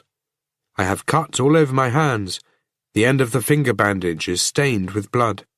My mum is in her late 60s, but thinks she is in her 40s and that I'm still 9 years old. Her hair isn't quite as grey as my neighbour's, and her glasses aren't quite as big, but I figure in 10 years there'll be a match. "You need to go to a doctor," she says. "I'm fine, I've already been checked over." Doesn't look like they did a good job. She starts to tidy up. I tell her not to bother, but the only thing she doesn't bother to do is listen to my requests. Mum tells me how disappointed Bridget would be if she knew what was happening, not just about the drunk driving, but also the way I've been treating myself lately. I keep saying "I know" over and over, but she doesn't seem to get tired of hearing it. After nearly an hour, she lets me drive her back home, and I keep the car. "I'm also strapped for cash," I say, "and I need a new phone. I hate asking, but can you help me out here?" "There's already some in the glove box," she says. "We worry about you, Theo, more than you think. Are you going to come in and say hello to your father?" "I don't know. I guess that depends on how disapproving he is that I'm borrowing his car." "Then you best be on your way," she says, grinning at me. She leans over then and gives me a hug, and for the briefest of moments I feel like everything is going to be okay. When I get to the library, I open the glove box and find an envelope with $1,000 in cash. She must have dropped into a bank on the way. She knew I didn't forget to pay the phone bill, that I didn't pay it because I haven't worked in weeks. I suddenly feel like turning around and giving it all back, the money and the car, because I don't deserve anybody to worry about me. But I don't. There are too many dead girls, too many dead caretakers, and a dead priest all pressing me forward. Plus somebody out there tried to frame me for murder. The library is warm and quiet. Plenty of people who live in different worlds from me are sitting down reading about worlds similar to the one I'm falling into. I find the newspaper sections on the computer and print out all the articles that mention the missing girls. There are the ones I got from beneath Bruce Alderman's bed, plus the stories that have been in the papers since the girls were discovered. I spend the rest of the afternoon rereading these stories and printing them out.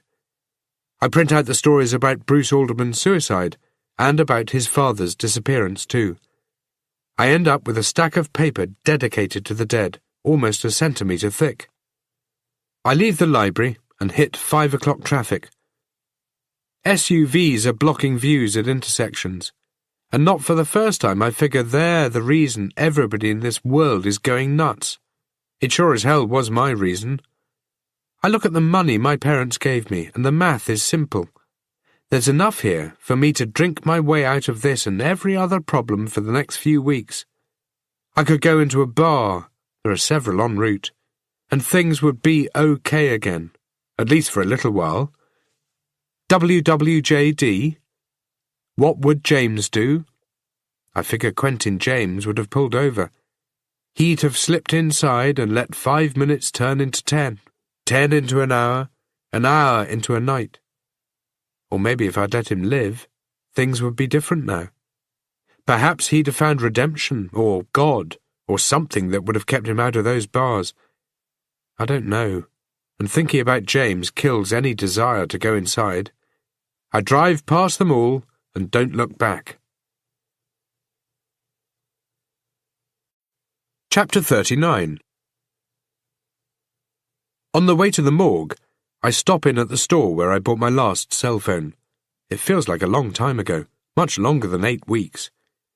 I spend $150 on a cell phone that has more features than even Gene Roddenberry could have dreamed of. I asked to get my number transferred over, and am told it'll take an hour or two. There's a security officer sitting behind a desk at the entrance to the morgue. I give him my details, and he checks my name on the list. He gives me a visitor's pass, and I attach it to the front of my shirt. He seems friendly enough, which I suppose must mean he hasn't spent any time reading the papers or watching the news. The guy probably gets a big enough dose of reality working the morgue. As I head down the corridor, the temperature drops with every footstep. I go through the large plastic doors that separate the corridor and offices from the freezer, where all the work is done. It's been 2 months since I was last here. Before that, it was 2 years. It means my visits are becoming more frequent. "Hi, Tate," Tracy says, moving over toward me from the large sets of drawers in which are stored the other people unlucky enough to be here at 6 o'clock on a Friday night. "You just caught me." She looks different. Her hair is a little frazzled. She looks paler and tired, more worn down, as though both life and death are starting to get on top of her. "It's been a rough week," she says, as if acknowledging my thoughts. "Yeah, tell me about it." There are empty metal tables with sheets and tools, but no bodies. "I could really use a drink," she says, then pauses, recognizing her mistake. "Sorry, Tate, that was a bit insensitive." "Yeah, so is drinking and driving. How is she?" "She's doing okay. She's pretty banged up, but she's out of the woods. The head trauma was the problem. There was some internal swelling, but the pressure's been relieved. She's going to have some tough months ahead of her, but it could have been worse, right? You know that more than anybody." You know that more than anybody. How many people have said that to me over the last 24 hours? "So, she'll get back to 100%?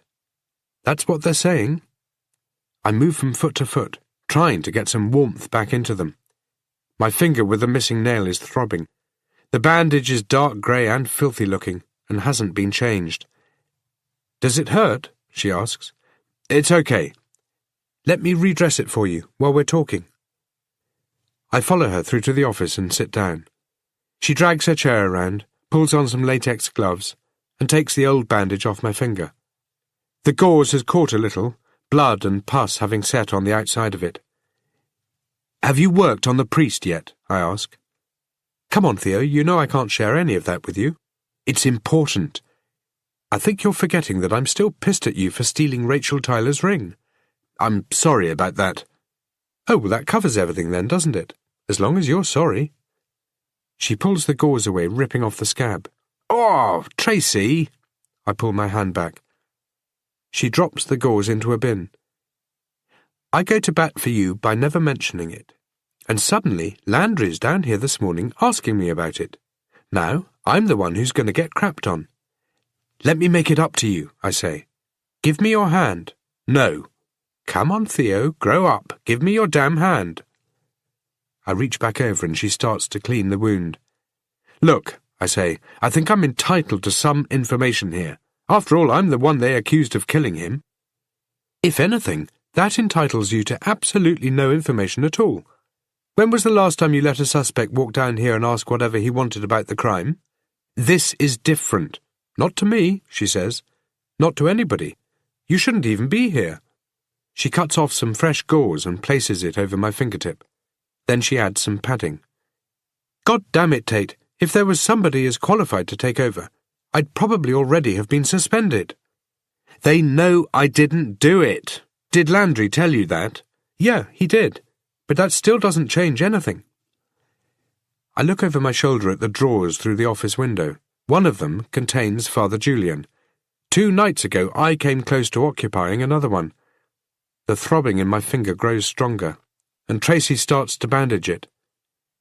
'It changes it for me, right? Think of it from my perspective. The cops know, and I know, that somebody killed Father Julian and tried to pin that on me. I think that means I have a stake in this investigation. I think that it means I deserve to be told as much as possible so I can try to defend myself.' 'Defend yourself against what? They already know you're innocent.' 'Come on, Tracy, you know the score. You know 3 of those girls would still be alive if I'd done my job properly 2 years ago. I want this guy off the street. She tapes off the bandage and leans back. People who you want off the street are never heard from again, Theo. I'm sorry, but I can't give you anything. Was the hammer the cause of death? It's getting late. I've got a family to get home to. Come on, give me something here. Bruce Alderman, his father, now the priest, they're dead for a reason. And this person who planted the hammer in my house is probably the same person who killed all those girls. Sidney Alderman is dead? How do you know that? She asks. I'm guessing, but it makes sense, right? Everything is related. Not everything, Tracy says. What do you mean? She sighs, and her shoulders slump as if she's sick and tired of talking to a 10-year-old. Please, just drop it, she says. Would you? Come on, Tracy, name me one detective you know who wouldn't be trying to do the same thing. The problem is you're not a detective, Theo. Not anymore. I know, but look, one thing, okay? I'm going to tell you one thing, then I want you to leave. Okay, and you can't come back. You promise? I've heard that line before. What is it? She sighs. Okay, Theo, I tell you this, and then you leave. Sidney and Bruce Alderman. They're not related. Sidney Alderman is not Bruce Alderman's father. Chapter 40. I pin the photocopies of the newspaper articles up on the wall in my office and stare at the spot where my computer used to be, until knocking at the front door breaks me out of the fugue. I think about ignoring it, but it just keeps going. I head into the hallway and swing the door open. Carl Schroeder is there, holding 2 pizza boxes in his arms. Suddenly he really is my best friend. Thought you might do with some food, he says. I'm in the middle of cooking something. I looked in that fridge of yours, Tate. What in the hell could you possibly be cooking? He braces the pizzas in one hand, a bottle of Coke under his arm.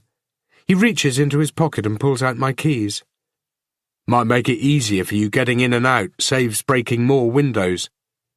Seriously, Carl, this isn't a good time for me, I say, taking my keys off him. The small key I got from Bruce Alderman is still attached to them. Spare me the bullshit. This place hasn't had any food in it for a long time, except for this kind. You've got enough pizza boxes stacked in your kitchen to build a fort. My stomach starts to growl, and my mouth waters. I was going to bring beer, he says, reaching under his arm and grabbing the Coke. But something told me that was a bad idea. You're a real funny guy. We move through to the dining room. I grab some plates and a couple of glasses. The pizza has a range of different types of meat on it, so between that and the Coke, I reckon I'll get the nutritional value I need for the day. So, why are you here? I ask him. Look, Tate, Landry can be a real asshole, but that doesn't mean he doesn't have a point. Which is? The fact you've become a real mess. I'm in the process of changing that, I tell him. He looks around the room, absorbing the comment. I guess you are. That's what life-changing moments will do to you. And what was that? He asks. What do you think? The accident, he says. And he's right, it was the accident, more than it was being taken into the woods or being framed for murder. It's kind of ironic, he adds. I know what he's getting at. He's saying that if it hadn't been for me driving through that intersection and hitting that car, I would now be in jail. I'd have been arrested for murder. He's saying that picking up the bottle and getting hammered was the only thing that kept the frame job on me from being complete. It all comes back to that word, luck. Did you really think I did it? I ask. Sure we did, until the weapon showed up. That threw a wrench in the works, or a hammer, I guess, in this case. It messed everything up. So you were lucky.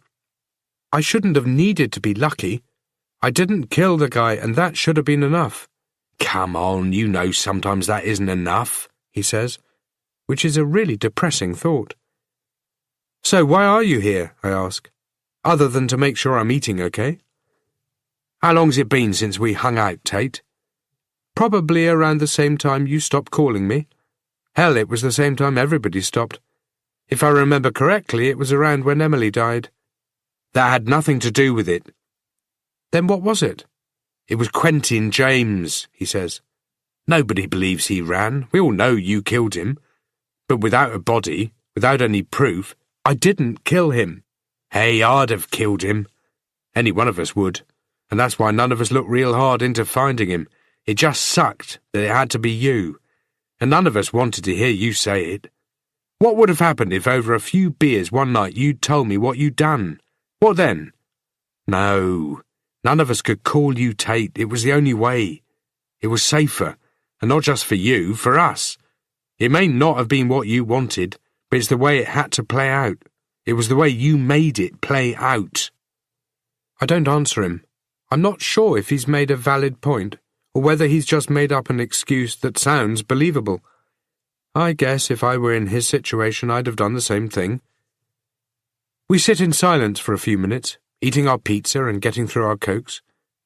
The Coke tastes different without bourbon added to it. Tell me something, I say, finishing one slice and getting ready to start another. Bruce Alderman, did you ever look at him for the murders? We looked at everybody. Yeah, but how much did you look at him, I ask. Not as much as his father. Which father, I ask. If you're trying to get at something, Tate, just spell it out. I didn't mean his priest. He sets down his pizza. Who told you? That Bruce and Sidney weren't related? I've known from the beginning. Do you know who the real father is? He picks up his slice and starts back in on it. Tracy told you, that's what I think. Probably recently too. Maybe today. No way you could have known from the beginning. How do you figure it out, I ask. Probably the same way you did. You want to share first? Come on, Carl, you wouldn't have come around unless you had something for me. And you need to stop reading things into situations that aren't there. I don't have anything for you. I came around to check in on you. I appreciate that, I say. But come on, just give me that one thing. You know we screwed up 2 years ago. You know we could have stopped this, and 3 more girls would still be alive for it. I can't let it go. He sets his pizza back down. I'm surprised it took you this long to play that card, he says. I don't answer. I just wait him out, and he carries on. Like I said, we were looking at everybody, right? A case this big, all those girls, we're going to run all the DNA we can get hold of. Absolutely, we're going to do that. And Alderman agreed to that? No, he didn't agree, he didn't even know. He came down to identify his son's body. When he took a swing at you, he hit the wall, right? That gave us his blood. We threw it into the database we were building. And the results are still out on DNA. Come on, Tate, this shit still takes a couple of months to get back to us. Nothing has changed there. But we'll know any day now. Blood tests prove the 2 aldermans weren't biologically related. Why do you test? Like I said, all that stuff just gets done, right? What about Father Julian? You checking to see if his DNA shows up anywhere it shouldn't? How did I know you were going to ask that? Well, you've had plenty of opportunities to tell us about Father Julian, Tate. You kept refusing. But, like I say, we're still waiting for DNA results. Father Julian was Bruce's real father, wasn't he? What makes you say that? I think about what Father Julian said about Bruce being like a son to him. A hunch? Don't know. It's quicker to disprove parenting through blood comparisons, which we've done, but it's going to take longer to confirm. We'll know soon. How soon? We'll know when we know. That's just the way it is. I wish testing were as quick as it is on TV. It's not. It's about 8 weeks of sitting around waiting while the specimens are sent out, tested, retested, and sent back. Like Schroeder says, it'll be any day now. You're going to compare the DNA you've been collecting against the samples found at the crime scene in the church? I ask. Gee, why didn't we think of that? I didn't realize the impact of you leaving the force. Yeah, good one, Carl. You fucked up, Schroeder says. What? This whole thing, you fucked up. and it's only a matter of time until we find Sidney Alderman. When you do, can you ask him about Father Julian? Maybe he knows something." "Yeah, I'll make sure I do that. I'll wrap his hands around a crystal ball, see if that'll help the conversation. It sure has to be better than this." He swallows the last of his drink, then stands up. I walk him to the door. On the step he turns around and faces me. "You know his wife died in an accident, right?" He knows I do. I found the article online and printed off a copy. It was pinned to my wall with all the others. "What of it?" "With everything that's going on, some bright spark had the idea that maybe there was something more to her death." "You're kidding," I say, suddenly worried about where this is going. "No, it's bullshit, right? It's a stupid idea. But the decision has to come down from the top. One of those dot the I's and cross the T's that's going to cost time and money and get no result. The upshot is we're digging her up on Monday." My stomach lurches upward, and I'm worried the motion is strong enough to knock me off my feet. My future flashes in front of my eyes. It starts with me throwing up all over myself. Then it skips forward to another exhumation that goes horribly wrong. It's 2 for 1 Monday at the cemetery. It's not just one alderman being dug up, but 2. Then it ends with handcuffs and another ride in a police car, interrogations and trials, then jail time. Lots and lots of jail time. "Don't you need something more to be able to do that?" I ask. "The gun Bruce shot himself with," he says, ignoring my question. "Do you know where he got it?" "I always wondered," I say, "and the visions are still happening. 2 dead aldermans and me in jail getting the shit kicked out of me by 2 guys I arrested years earlier." "It belonged to his father," Schroeder says. "I mean, it belonged to Sidney Alderman." "And?" I ask, not sure where he's going with this. "And Alderman bought that gun years ago. He bought it the same week his wife died.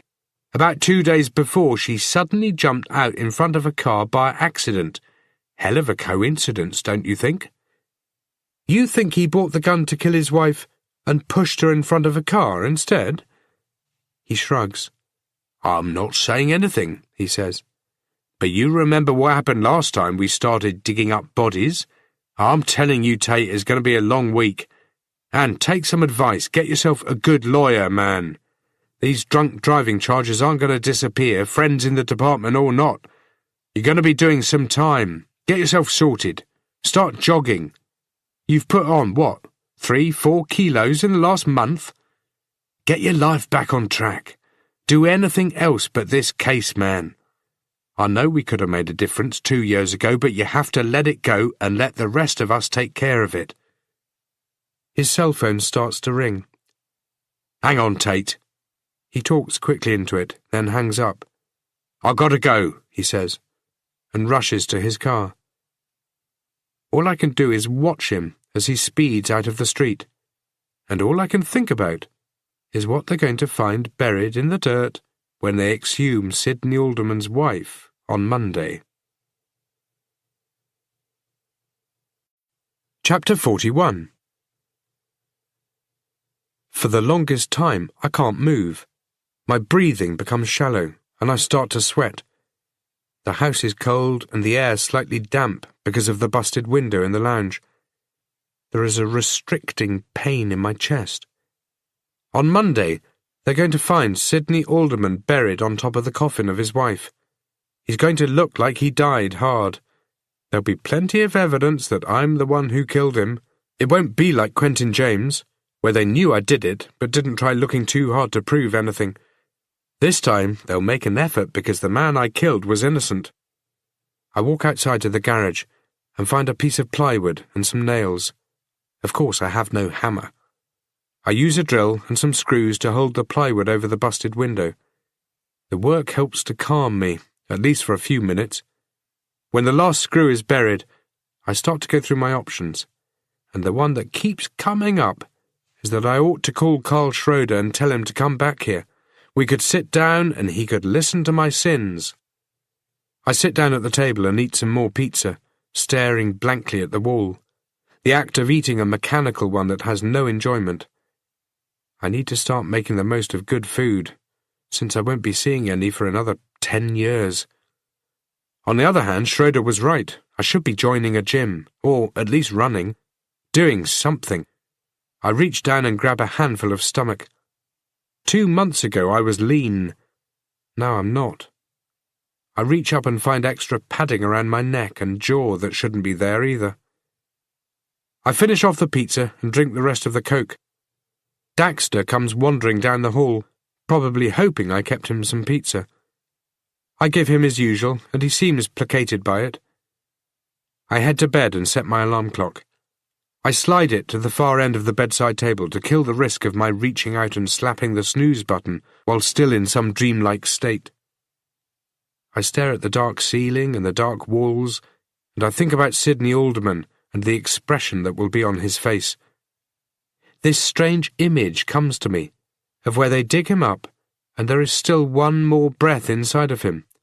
One breath in which he can tell the police that it was me who did this to him. When I fall asleep, I end up dreaming about my wife, about Emily, and in my dream they are both alive.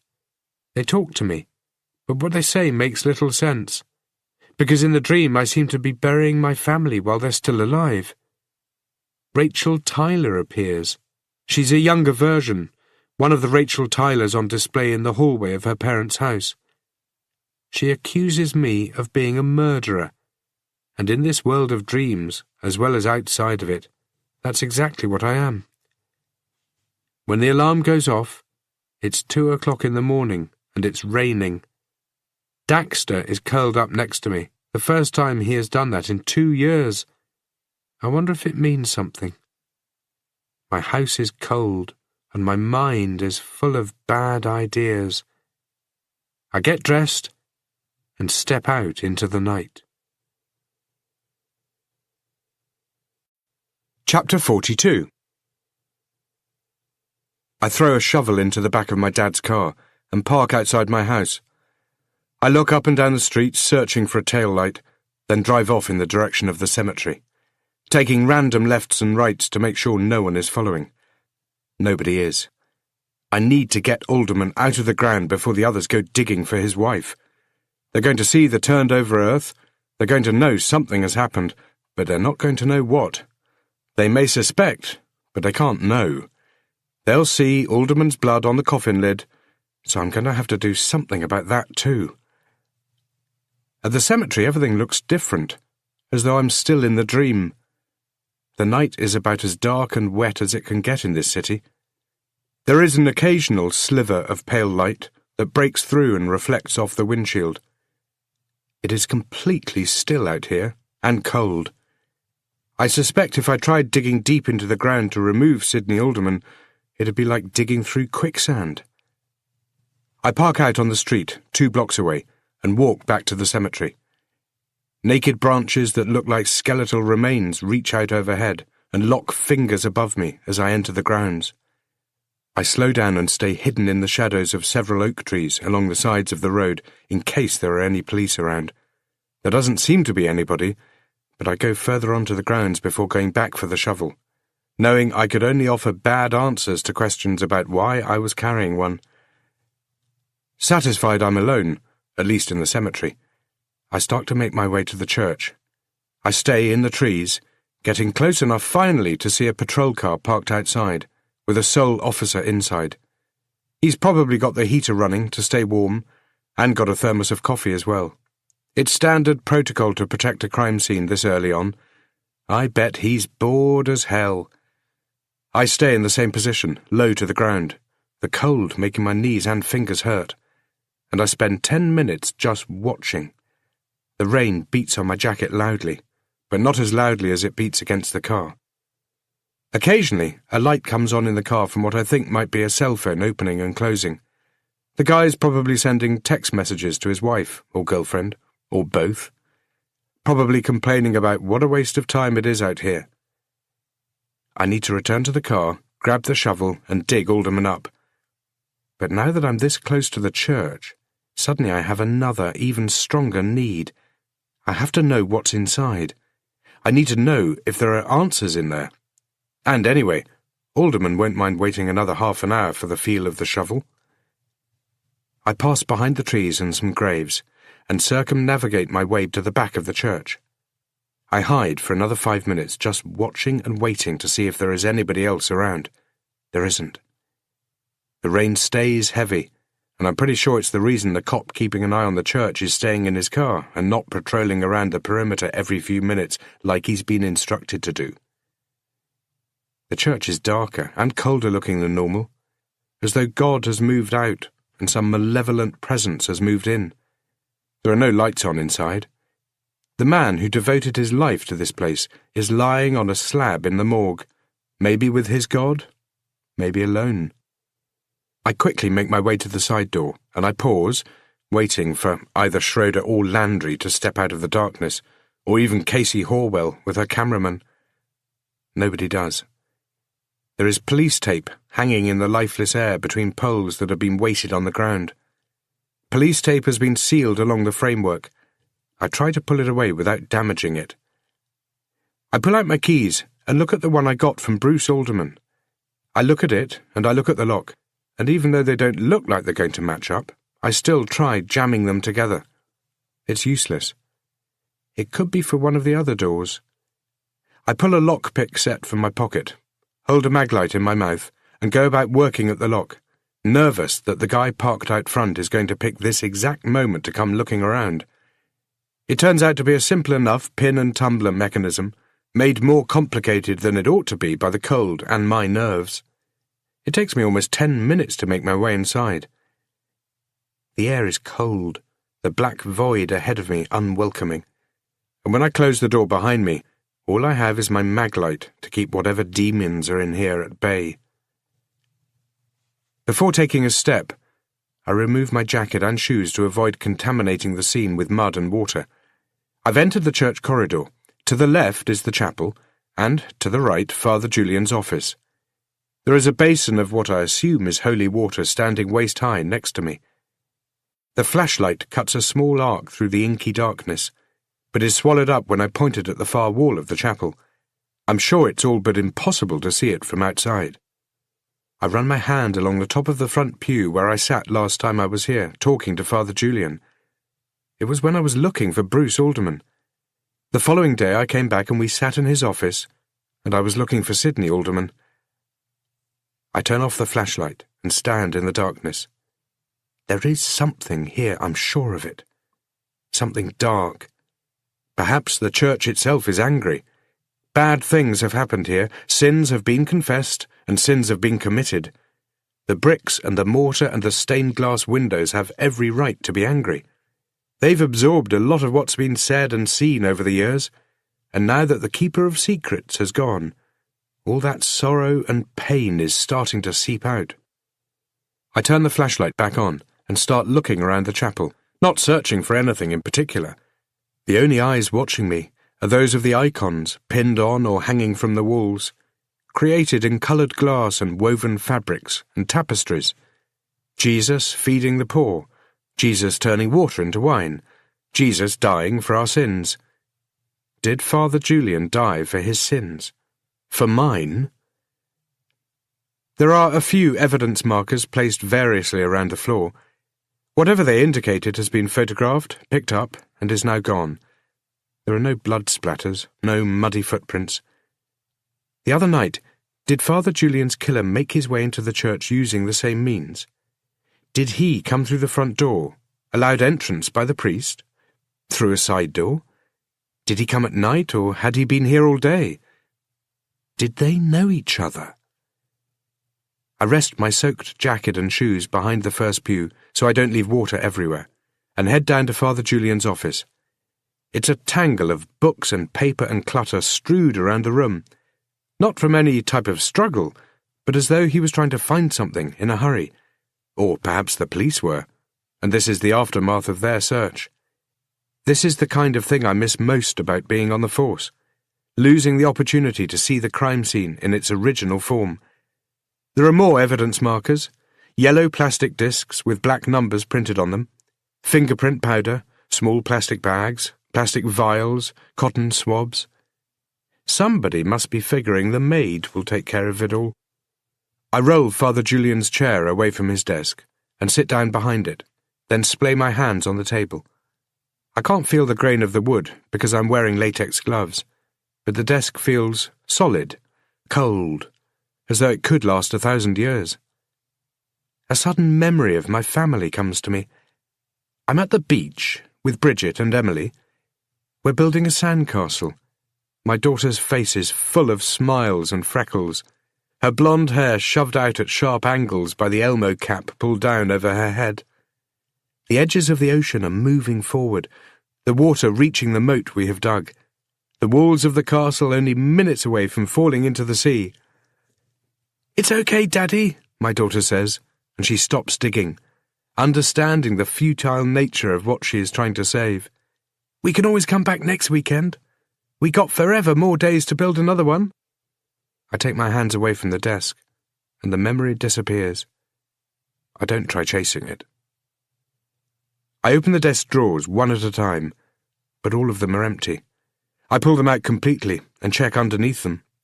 Again, there's nothing there. I put them back and start flicking through the books on Father Julian's desk, hoping something might fall out from between the pages. Nothing does. No doubt somebody else has done this already. I search under the desk, but there's nothing. I make my way around the room, unsure of what I'm looking for. I open Bibles and books, novels and how-to guides, flicking through them and finding nothing, then putting them back. I remember 2 months ago when I came in here and how everything looked back then. Like nothing was quite in place.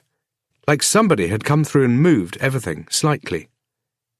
Was Father Julian looking for something back then? In this instance, it doesn't look like Father Julian was the one who made this mess. The Father Julian I knew never would have allowed his office to get like this. There are holes in the plaster walls, obviously formed by fists.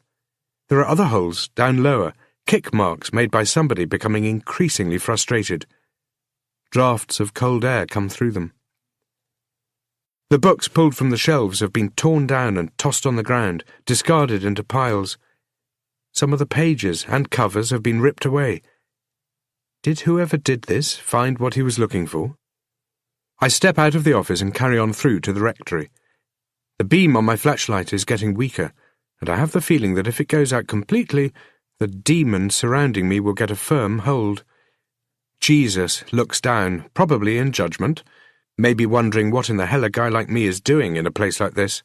"Well, Jesus, I'm trying to make compensation. I'm trying to repent. That's what you want, right?"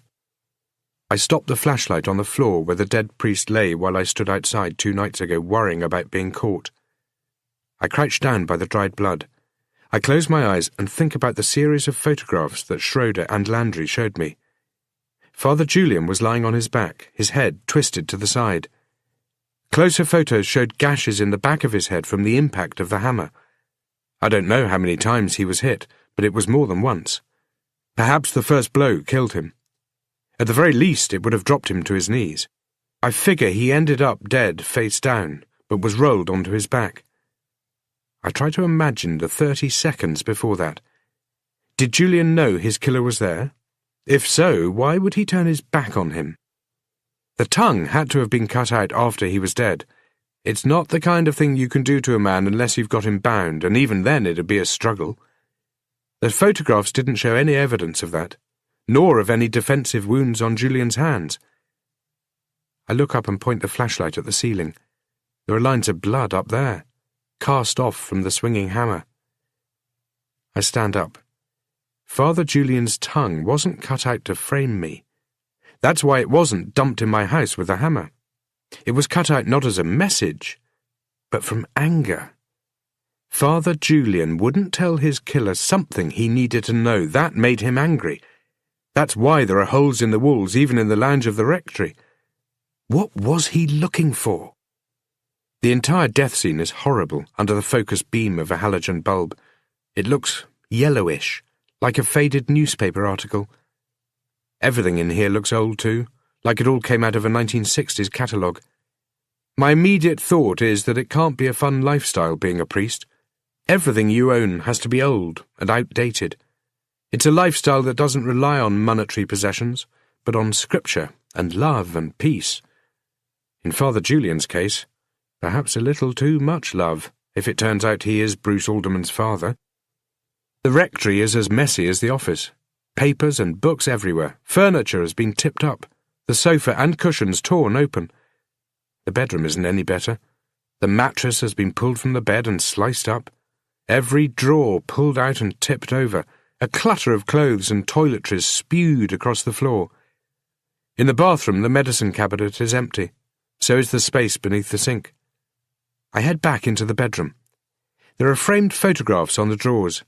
Some have been tipped down, some have cracked glass. I don't recognize anyone in them, except Father Julian and Bruce Alderman. Most of the others in the pictures are wearing cassocks. I pull up the corner of the carpet in the bedroom then, and it's a case of like father, like son. There is an envelope beneath it.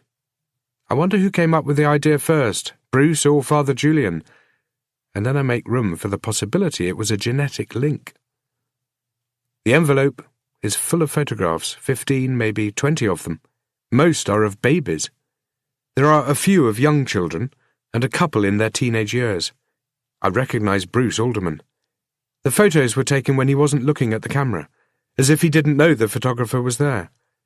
In most of the shots he is isolated, alone. But these images are out of context. They don't mean anything by themselves. It's hard to know how many children I'm looking at here. The ages and faces seem to change to a point where I can't tell if a 6-month-old baby is the same 6-year-old or 16-year-old. There are 16 photos in total. It's obvious the age of the photographs changes by the quality and condition of the paper they've been printed on, and by the clothes the kids are wearing. Some pictures look 30 years old. Some look like they may only be a few.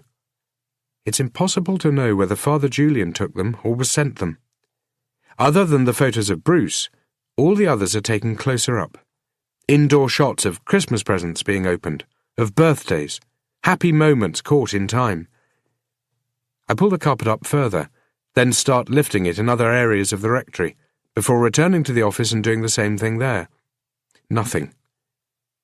These photographs, these children. Is this the secret Father Julian died for? I head back down the corridor. I've been here over an hour, and Alderman is still waiting for me. I pass Father Julian's office. When I was here a month ago, he apologized for the mess. He'd obviously been looking for something. I squeeze my eyes shut and try to focus. Something here is falling into place. I can see the edges of it. Forming. And I think of the key that Bruce Alderman gave me. No numbers, no markings. Did that key belong to Father Julian? Is that what he was looking for? Suddenly the door I used to enter the church opens up, then closes. The muffled sound of a voice drifts down the corridor toward me, followed by high squawking radio chatter. I duck down behind Father Julian's desk and turn off my flashlight. There is more radio chatter. I hear the word backup, and I know the officer parked outside has asked for it, because for some reason he's decided to do his job and walk around the building, and he's found the security tape over the door has been tampered with. I move to the side of the desk so I can see into the corridor. The beam of a flashlight is bouncing from the floor to the walls. It's getting brighter. I pull back just as the officer reaches the office. The light hits the wall behind the desk. It moves over it and then moves on. He takes a step into the room and then takes a step back out of it. He carries on to the next room. I figure I have about 2 minutes to get the hell out of here. I get out from under the desk and move to the door. My feet are silent on the cold floor. I listen to the officer making his way further along the corridor. Then I look around the doorframe. He's further down the corridor toward the rectory. He goes around a corner, and as soon as he's gone, I start back toward the chapel for my clothes. I reach the end of the corridor. A second flashlight, this one moving around the pews, suddenly moves across the room and hits my body. I look away before it can hit my face. "You! Hey, you! Stop!" But I do the opposite. I turn and run toward the exit. Chapter 43. I'm out of shape. I can feel it in the first few strides. My socks slide on the floor, and the chase is almost over before it begins. I can hear the officer behind me, and a moment later the first one I saw appears at the other end of the corridor, running toward me. I pull the door. It opens into the corridor and blocks the path of at least one of my pursuers. Then I grab the basin of holy water and throw it in the opposite direction. It clatters on the ground without hitting anybody, but a moment later there's a sliding sound, and the man behind me yells, "Shit!" as he slips and falls. It forces his partner to slow down. I keep running. I hit the line of trees as the two men burst from the building behind me. I change direction and keep running, not slowing when my feet crash into tree roots or get punctured by pieces of bark and acorns and stones. I can hear them following me, closing the distance. I make a left and a right and keep making them. I can see the beams of their flashlights falling on me, on trees around me, but then they appear less frequently. The rain is pouring down heavily, drowning out all sounds of pursuit. I keep running, altering direction through the trees. Suddenly I'm out of the trees, heading across the cemetery between gravestones and graves. I have no idea where I am, and the best I can hope for is that a cemetery at this time of night, in this kind of weather, is a hard place in which to follow anybody. A car comes toward me from the road, and I duck down behind a gravestone. It passes me by. There is yelling and confusion. I look out and see one of the officers is only a few meters away. He comes toward me, and I duck back down. He passes me and keeps going. He's making quick ground. I crawl toward another grave and then another, staying hidden for a few more seconds. I look back up. The officers are now 20 meters away. I stand up and run deeper into the cemetery. My feet sink slightly into the grass. Another car travels along the road and I have to hide again. The cold air makes it harder for me to breathe, and I start sucking down oxygen in deep lungfuls that burn and make me dizzy. I hide behind a tall grave marker and look back in the direction I've come from. I can see flashlights moving around the trees and graves not far from me. I'm unsure now of what direction to run. I stay low and move further away, putting more grass and graves and meters between me and the flashlights. More patrol cars arrive. I can see their headlights, hear doors banging. I reach another cluster of trees and rest for 30 seconds or so. My feet are aching and probably bleeding, but I don't want to look. I check back in what I believe, though I'm not certain, is the direction of the church. I panic for a moment about whether my wallet or keys are in the jacket I left behind, and I quickly check. My keys are in my pants pocket, and my wallet, I remember now, is still at home. I stick with the direction I was heading. I'm aware of more cars arriving and rest for a few more seconds behind another grave marker to watch the show. Their pooling location shows me where the church is. There are no sirens sounding, but there are plenty of flashing blue and red lights from patrol cars through the trees and from others moving through the cemetery grounds. I keep running and running. I think about the extra weight Schroeder told me I'd put on, and I can feel every kilogram of it slowing me down. The contours of the land change. I head up and then down and then up again, hitting slight slopes that feel steeper than they really are, and they soon make it difficult to see anything behind me. I reach another section of the cemetery, but still have no idea where I am. I forge ahead, trespassing over the dead. I keep looking back. No more light, no more patrol cars, not that I can see. More trees ahead of me, another stretch of graves. I burst through another patch of bushes and grass. Then suddenly I'm at a fence line. I want to scale it, but I can't, not yet, not for a few more moments, not until my heart rate slows some and my body is convinced enough to keep going. The fence backs onto somebody's house, an old clapboard home with a huge gap between the house and the garage. I drop down into the backyard and I run for the gap. There is no other fence. I reach the road and look left and right. I know where I am. There is a bus stop a few meters away from me. I walk down to it, and then decide it's a bad place to be waiting. I cross the road and sit down behind a hedge. I take some slow, deep breaths in an effort to bring my heart rate back to normal. I start back toward the car, ready to duck down behind a tree or a bush, or whatever else I can find at the first sign of any other cars or people. 10 minutes later, I'm heading along the same road as the cemetery. I can see lights and commotion way up ahead, but the car is a good 2 blocks short of it. I unlock it and duck into the driver's seat, traipsing mud and leaves and blood into the car floor. I set the envelope of photographs on the passenger seat. It's been a bit bent out of shape, but is mostly dry, except for 2 of the corners. I start the engine, but leave the lights off until I've rounded the first corner. I think about the shovel in the trunk, and I figure tonight wasn't the best night to go digging anyway.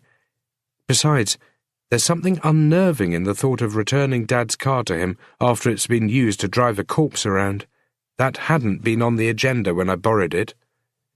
By the time I get home, I'm bordering on exhaustion, though I don't feel tired. It's sensory overload. Without the benefit of alcohol to keep things running smoothly, without sleep, I know I'm going to crash and burn. I take a quick shower and check my banged-up feet. They're grazed, but not as bad as I'd expected. Then I take the pictures from the damp envelope and separate them so they can dry out. I don't look at them closely, not right now. I can't. But I can't leave them out either, in case Landry or Schroeder show up. I wipe them dry with a hand towel, then put them into a fresh envelope and throw out the old one. In the corner of my bedroom, I lift up the carpet, figuring that since it worked so well for Alderman and Julian, it's got to work well for me too. I hit my bed and fall asleep without even willing it. Chapter 44. Nobody comes to my house during the night. I reckon the police will have narrowed down last night's visitor to the church to one of 3 people: me, the killer, or a reporter. They'll have found my jacket and my shoes, but even if they recognise them, there's nothing on them to say they're mine, only DNA, and that'll take weeks to arrive. Landry and Schroeder will undoubtedly be thinking of coming to talk to me. They'll be wondering if they can bluff me into admitting I went into the church, though they'll know they can't. I know the game. And anyway, all I have to say is the same person who planted the murder weapon in my garage also planted my clothes to try to complete the frame job. And that's also what I'll be saying in 2 months' time when they get DNA from hair follicles caught in my jacket. Landry will have gone through all of this, hitting it from all sorts of different angles, without coming up with one that will help him cement a case against me. I'm betting that in the end he'll know his argument and he'll know my argument, and he'll know that mine is stronger. Of course, all of this is moot if I can't get back into the cemetery and dig Alderman up before Monday.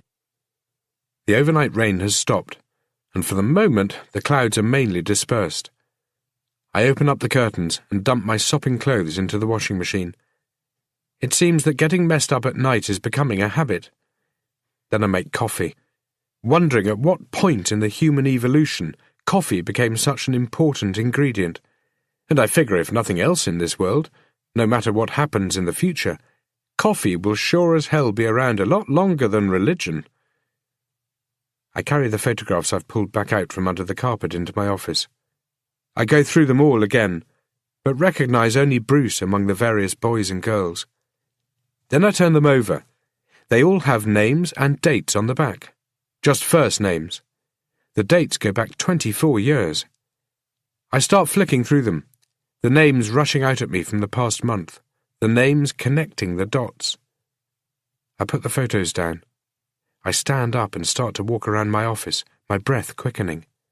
Excitement is starting to build. The kind of excitement I haven't felt in a long time. Not since working homicides in my previous life. Not since the thrill of feeling things coming together and knowing you're heading for the finish line.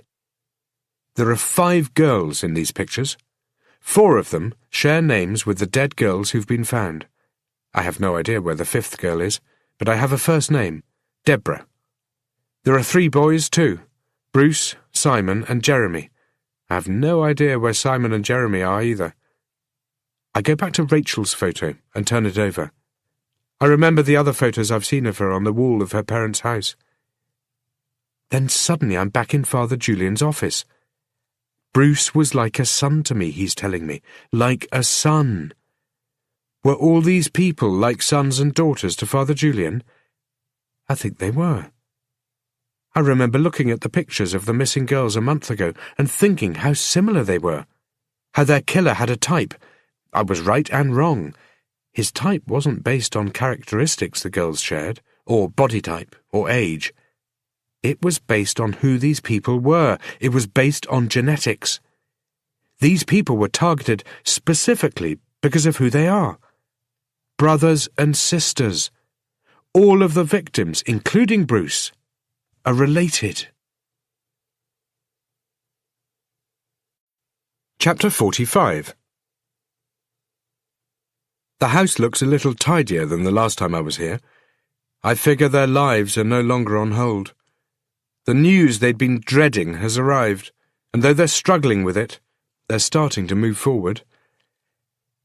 I don't know whether to thank you or hate you, Patricia Tyler says, and she really seems to be trying hard to make up her mind. Can I come in, please? It's important. I don't know, she says. The truth is I hardly know what to think anymore. I pull out the photograph from Father Julian's collection. The rest are in the envelope tucked inside my jacket pocket. I hand it over. I know immediately that she recognizes it. Her knuckles turn white as she holds it ever tighter. Where did you get this? She asks, though I'm pretty sure she already knows. Please, can I come inside? She takes a step back for me to move in and leads me down the hallway. Michael isn't here, she says, then pauses. Thankfully. The photographs on the wall are all the same as the last time I was here, but I see them a little differently now. Michael Tyler, who is holding her hand when she is maybe 5 years old, doesn't appear in any earlier photographs. We sit down in the lounge. Patricia Tyler offers me a drink, and I tell her I'd like some water. She gets up and returns a minute later carrying 2 glasses. She sets them down carefully on a pair of coasters, and I ask the question I came here to ask. You're right, she says. It all seems like a lifetime ago. Longer when I think about it, really hard. Rachel was 4 when I met Michael, and 6 when we got married. It was like starting a new life. I could only hope that Michael would one day look at Rachel as if she was his own. She takes a sip of water. He did see her that way too. He loved her. And the past years, well, they're killing him as much as they're killing me. And Father Julian, he was Rachel's biological father, I say. And it isn't a question. It's been over 20 years, and you're the first person to ever ask me about him. She looks back down at the photograph. I remember this moment, she says. It was the day Rachel turned 2. I was leaving work early. My mother would look after Rachel while I was at work. She made a cake, and we had a party, but Rachel didn't understand the occasion. I remember a similar party for my own daughter. I remember getting carried away and buying too many gifts. Emily was excited tearing them open, but her concentration would drift from her new toy to the wrapping paper the toy had come in, and she would run around the room as if she was on a sugar high, while friends and family watched and laughed and played with her. She would have 5 more birthdays. Rachel Tyler had 17 more. This moment, she says, and she twists the photo toward me for the briefest of seconds. Rachel is sitting in the corner of a room, with her head resting on her knees, her arms wrapped around her legs, and her eyes either half open or half closed. It was at the end of the day. I was getting ready to take her back home, when she didn't want to go. She wanted to stay with my mother, because she thought that it meant there would be more presents tomorrow.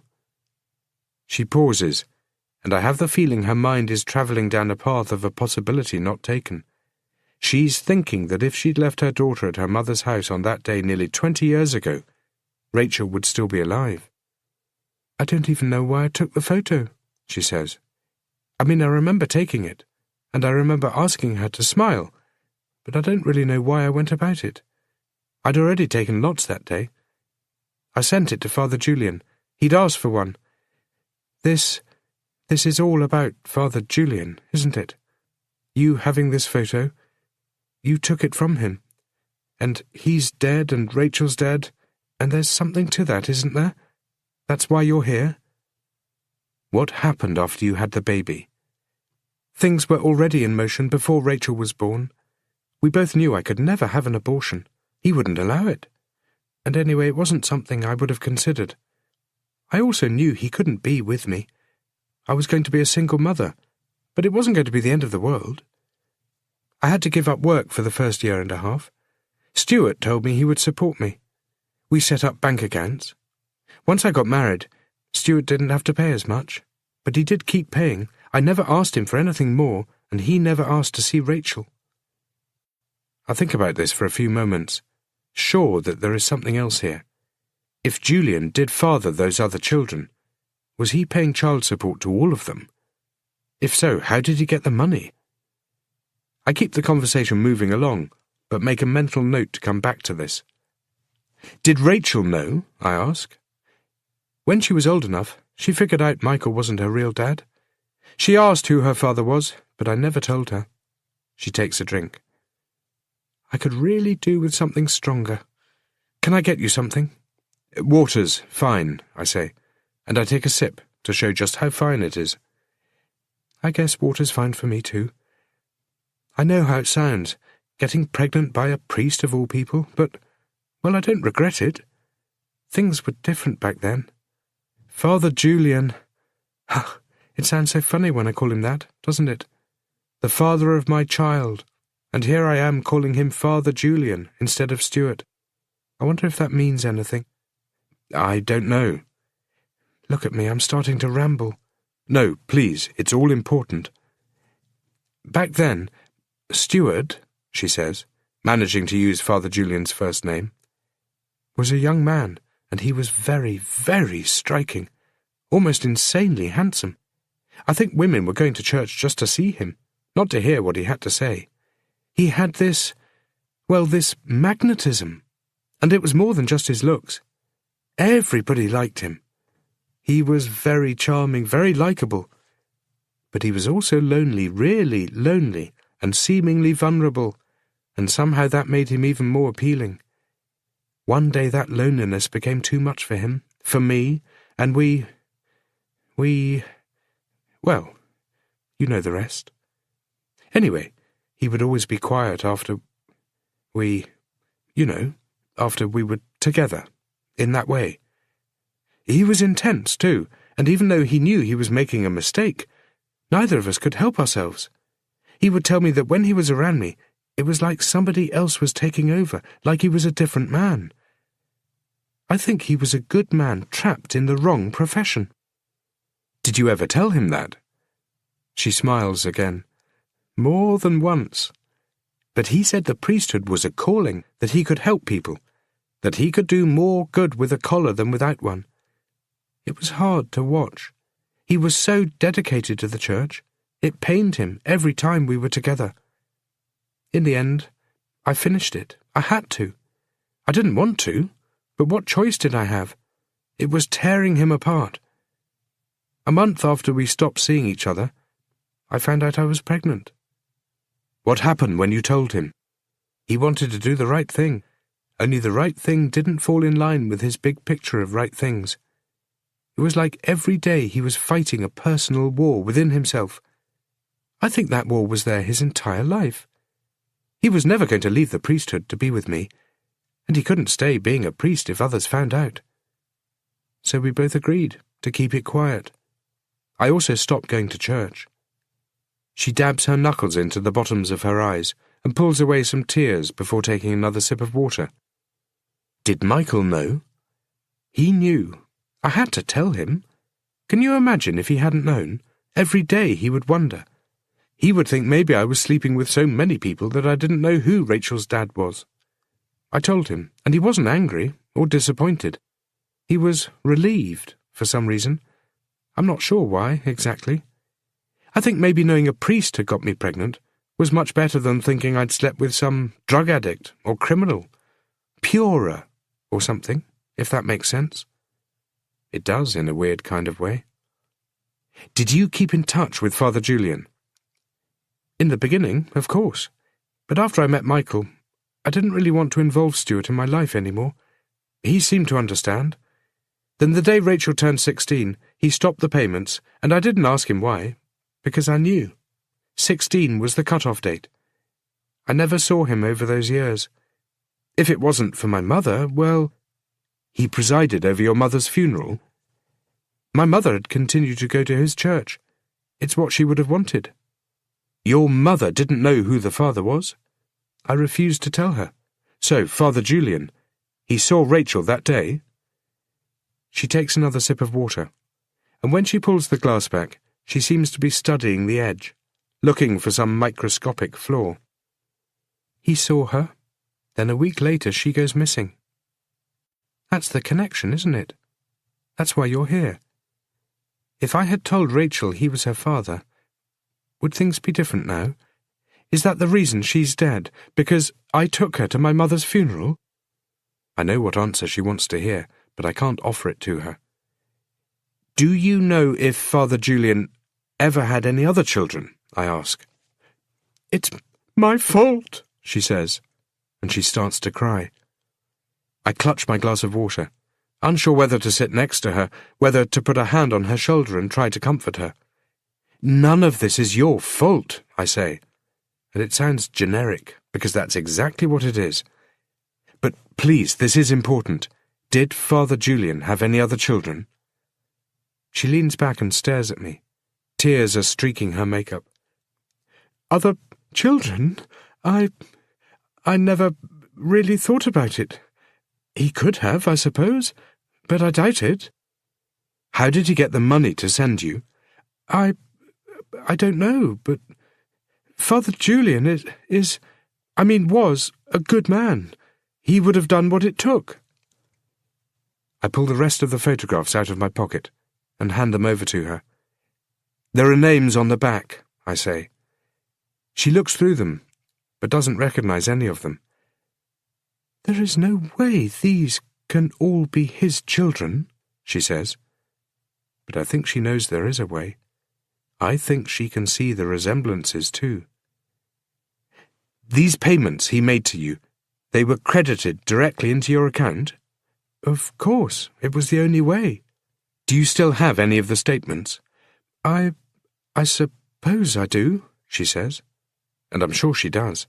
I'm sure Patricia Tyler is the sort never to have thrown away anything from the last 30 years. Would you mind finding me one? Why?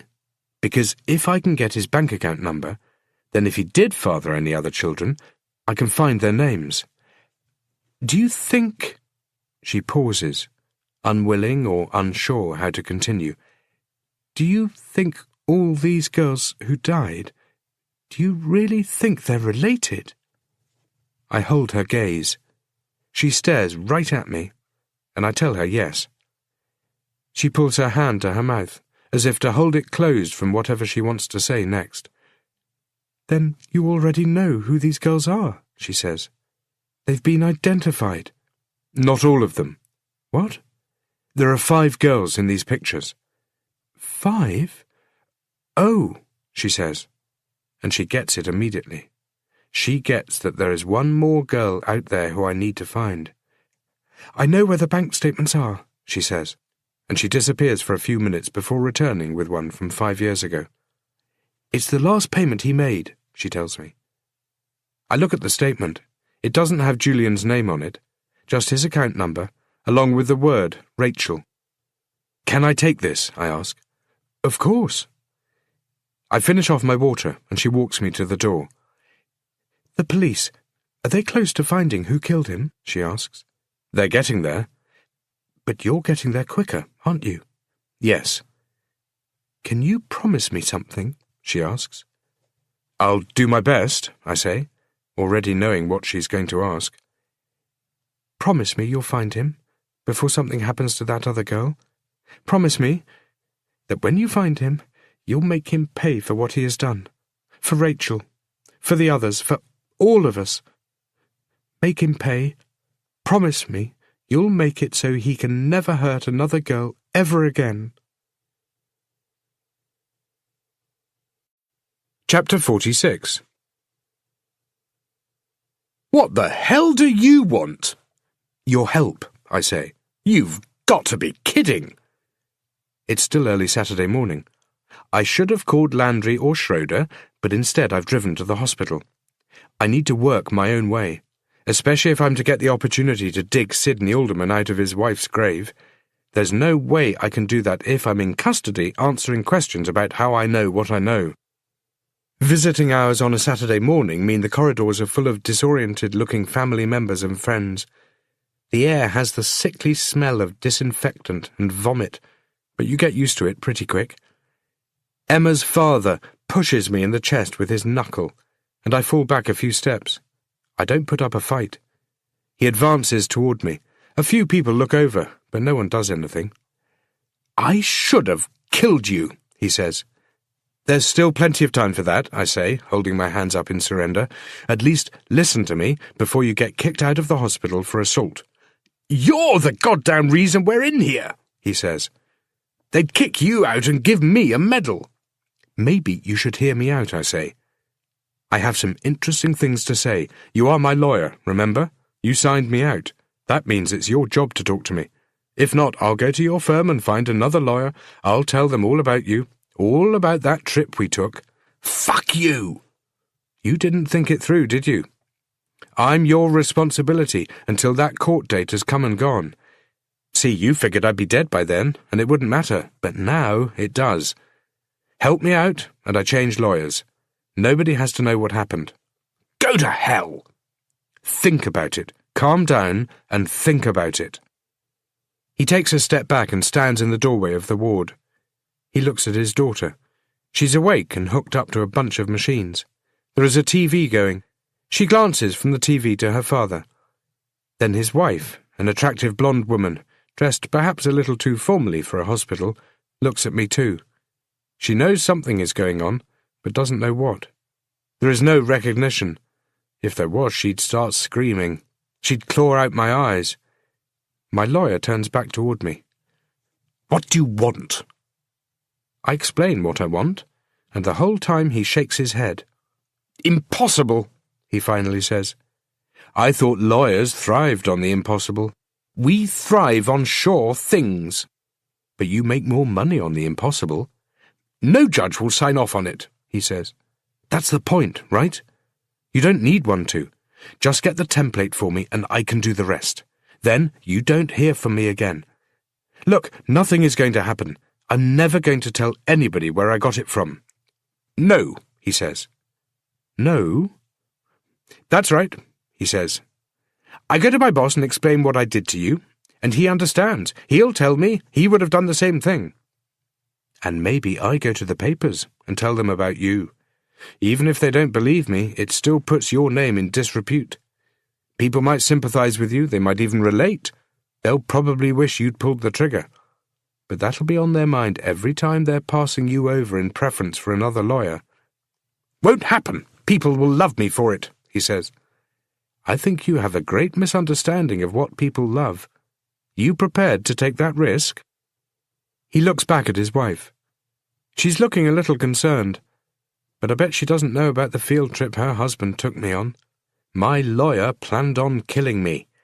He didn't succeed, and I'm here to pull him deeper into the world he stepped foot in. Only I'm also giving him an exit. He just needs to see that. And, being a lawyer, I figure he will. "Just the template," he says. "That's all. And where am I supposed to get this from?" "See, that's the thing. You must know people. I'm sure you can make it happen." "It'll take an hour." "I've got time." I head upstairs to the cafeteria and order some coffee and a couple of chicken and egg salad rolls. There are a few newspapers lying around. There is nothing in the front-page photo of Father Julian to suggest that he was living a secret life. There is a stock quote from somebody high up in the police. "We are following up on leads but can't release any further details at this time." They have a murder weapon and no suspect. There is another article a few pages in. It details Father Julian's history. He was assigned to the church 30 years ago. He was born in Wellington to a middle-class family. He excelled academically at school. He joined the priesthood at 21. His mother died 25 years ago. His father is still alive. There are facts and figures that would be thrown out of whack if I were to tell them Father Julian fathered all those children. I read through the rest of the newspaper, but don't get to the end before Donovan Green is back. He pulls out the seat opposite me, seems about to sit down. then changes his mind. He doesn't want to sit with a guy like me. He reaches into his jacket pocket and pulls out an envelope. He sets it on the table and keeps 2 fingers on it. "We're done now, right?" he asks. "That depends." "On?" "On whether that's a Christmas card in there or what I asked for." He slides it across. I open it up and take a look at the court order. I've seen them before and know it's the real thing.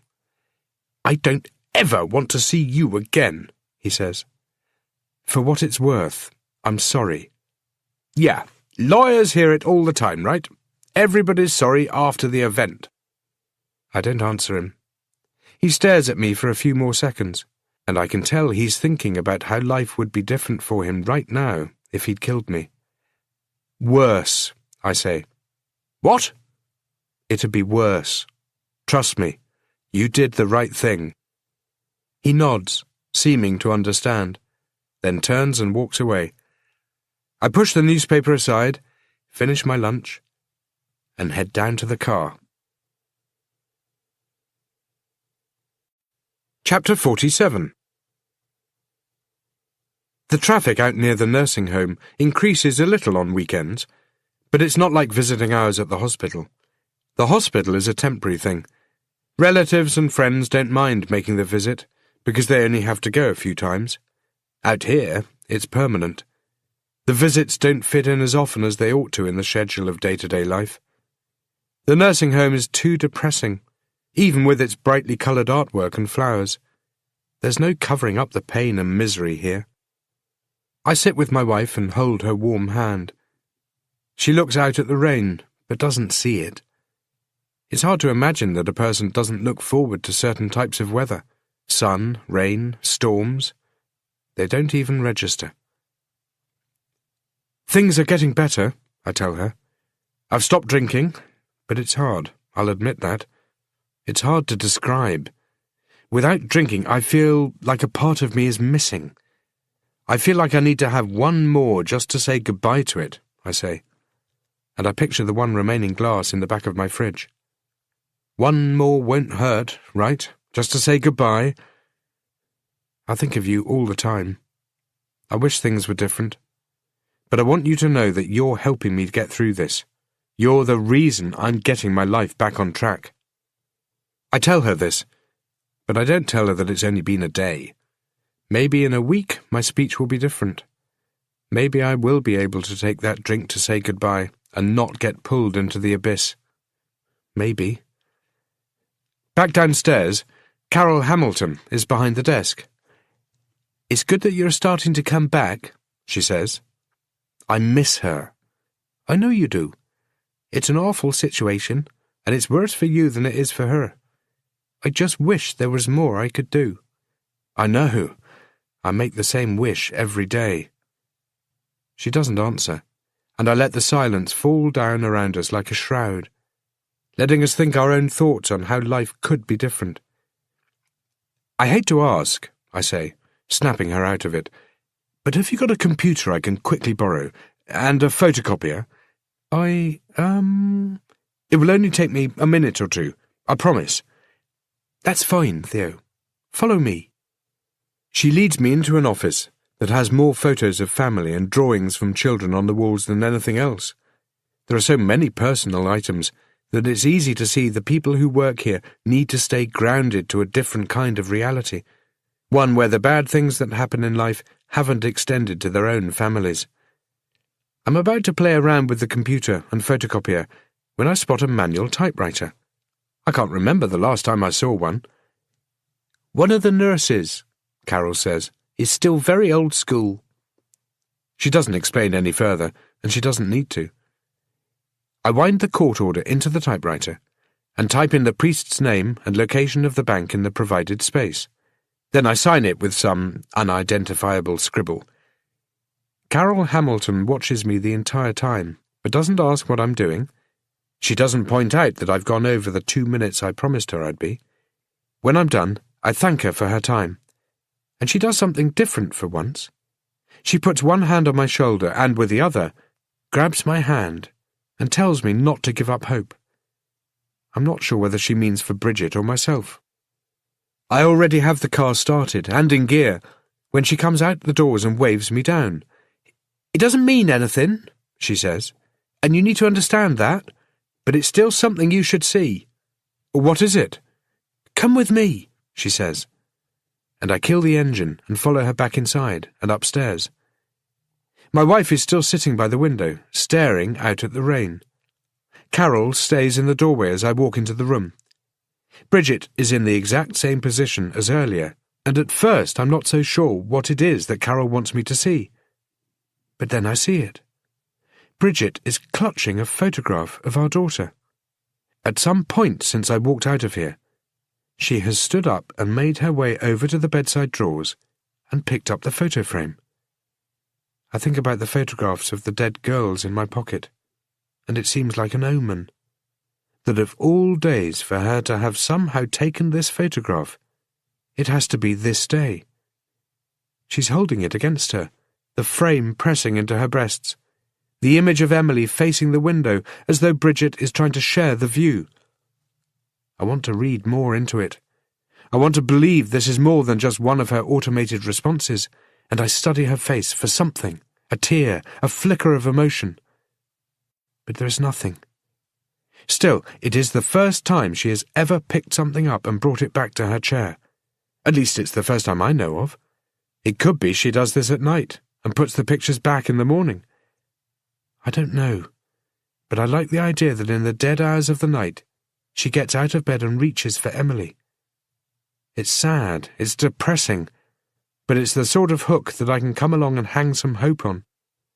I sit down next to her and I rest my head on her shoulder, and I hug her, and tears slide from my eyes and soak into her gown, and I pray to the God I want to believe in but can't, that Bridget will tell me that things are okay, that she will stroke the back of my head and comfort me. But she doesn't. When I look back at her face, it's just as it was moments before. But my hope stays firmly on the hook I placed it on. I stay with her for a while. I'm not sure how long exactly, an hour, maybe 2. At some point Carol Hamilton walks away.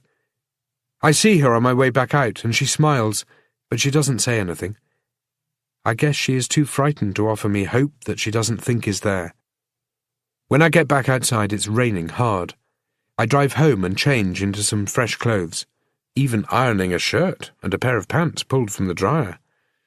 My look could be the difference between getting the information I need and getting busted. Back in town, I can't find a parking space, and have to settle for one 6 blocks away from the bank. A few years ago, and this place would have been closed on a Saturday afternoon. Now, hardly anything closes. I look at my watch and check the opening hours on the door. The bank shuts in less than 20 minutes. I've timed things perfectly. The security guard gives me a strange look, and I realise it's because I've taken 2 steps inside and come to a complete stop. I walk over to him. He seems unsure what to do. I pull out my ID, which I haven't used in more than 2 years. I used to have a badge that went along with it, but that got handed back. The ID has the word void stamped across the side of it, but I cover it with my finger and let the guard look at it for about a second before I put it away. "I seen you on TV," he says. "Didn't realise you were still a cop." "Technically I'm not, but I'm working for them. That's why I still have the ID," I say, hoping it makes some kind of sense. "Didn't know there was a technically when it comes to working for the police." I give him the "what are you going to do" stare. "Nothing is how it should be these days," I say. "All I know is the pay is better on this side of technically than on the other side of actually." He shrugs, as if he doesn't seem to care one way or the other. I guess he doesn't. At $12 an hour, why would he? "I have a court order to access a customer's account," I say. "Can you point me in the direction of somebody to talk to?" "Sure," he says, and he brushes a hand over the side of his head, where a corner flap of his toupee is sticking up. He leads me to an open office door and knocks on it. A woman in her mid-30s stands up from behind her desk and comes over. "There's a guy here who wants to access an account," he says. And she looks at him a little blankly, because accessing accounts is what people come here to do. But then he adds, He has a court order. Oh, well, it's a little more complicated than that, she says, looking me up and down. Hey, haven't I seen you on TV? Probably. Can we talk in here? Of course, she says. And she looks at the security guard with a dismissive gesture. He doesn't seem to react one way or the other. He just walks away. But when he gets near the main entrance, he looks a little more vigilant, now that a former law enforcement officer is around. She closes her office door and sits behind her desk. There's a name plaque on the front of it, Erica. On the wall there's an aerial shot of Christchurch that doesn't show the true emotion of the city, and a couple of photographs, one of which shows Erica standing next to a man who looks vaguely familiar, probably somebody from one of the numerous banking ads on TV. So, what's this all about? Detective Tate, I say, and I don't bother to correct her assumption that I'm still with the force. The business card I was going to give her stays in my hand, and the chances of coming out of here with what I want have just increased. I have an account number here, I say, and I slide the bank statement over to her. I have underlined Father Julian's account number. I also slide her over the court order. The judge's name on the top of it is as made up as his signature. The thing with court orders is a lot can come down to the timing of the delivery. Erica picks it up, and then she does exactly what I expect her to do. She glances at her watch. I've seen it a dozen times at the end of the working day when we've shown up with one of these orders. It was often the time we'd aimed for. The other thing is that people don't know what to do with them. They look at them, but they don't know how to react, because most people have never seen one before. They've seen them get delivered on TV, and they figure that what happens on TV is probably the thing that happens in real life. They suddenly feel like the order has just taken away all their rights of refusal, and they don't argue it. They only ever fight it if they have something to hide. Erica reads it thoroughly. In the location area, the words printed are, "To access any and all available accounts of the account holder." And after that I've typed out the account number. "This is one of your bank account numbers, isn't it?" I ask. "It is." "Is this part of a criminal investigation?" "I'm not at liberty to say," I say. And I figure she wasn't expecting anything less. "I need to call my boss about the order," she tells me. "No problem. I'll probably need to fax it to him." "I don't mind waiting." She checks the time again. "Give me a minute." "Take your time," I say. She leaves me in her office, and I'm not sure whether it'll be her or the police who come back in. I keep glancing at my watch, and each time I think I should just get up and go. Cut my losses before Landry or Schroeder arrives. "The account is in the name of John Poole," she says, when she returns. I figure the court order got faxed to her boss, and not much further. Maybe to their law firm, but it's probably the kind of firm that charges too much to be on retainer on the weekend, so it's sitting in a fax tray somewhere. I've seen it dozens of times. She's not giving me a lot, just a few details. She doesn't see how it can hurt. She sits back down behind her desk. "Like the Pope," she adds. "How long has it been active?" She twists the computer monitor to face her. 24 years. "I need printouts of payments." "Okay," she says. "It'll take a few minutes." "No problem." She taps away at her keyboard, then leans back. I don't hear a printer going anywhere. "Did John Poole have any other accounts set up? Or was it just this one?" I ask. "Just this one, but—" She stops, then looks back down at the court order. "What?" "When he set up the account, he also set up a safe deposit box." "A safe deposit box? Here? It's even at this branch," she says. "Can I access it?" "The court order doesn't say you can." "Listen, Erica, this is very, very important." She seems unsure of what to do. "This safe deposit box, did John Poole gain access to it with a key?" I ask. "Of course. That's how everybody opens them." "When was the last time he accessed it?" She looks at her monitor. 10 weeks ago." "How many keys were issued?" "Just the one." "Can you tell me if this is it?" I reach into my pocket and drag out my keys.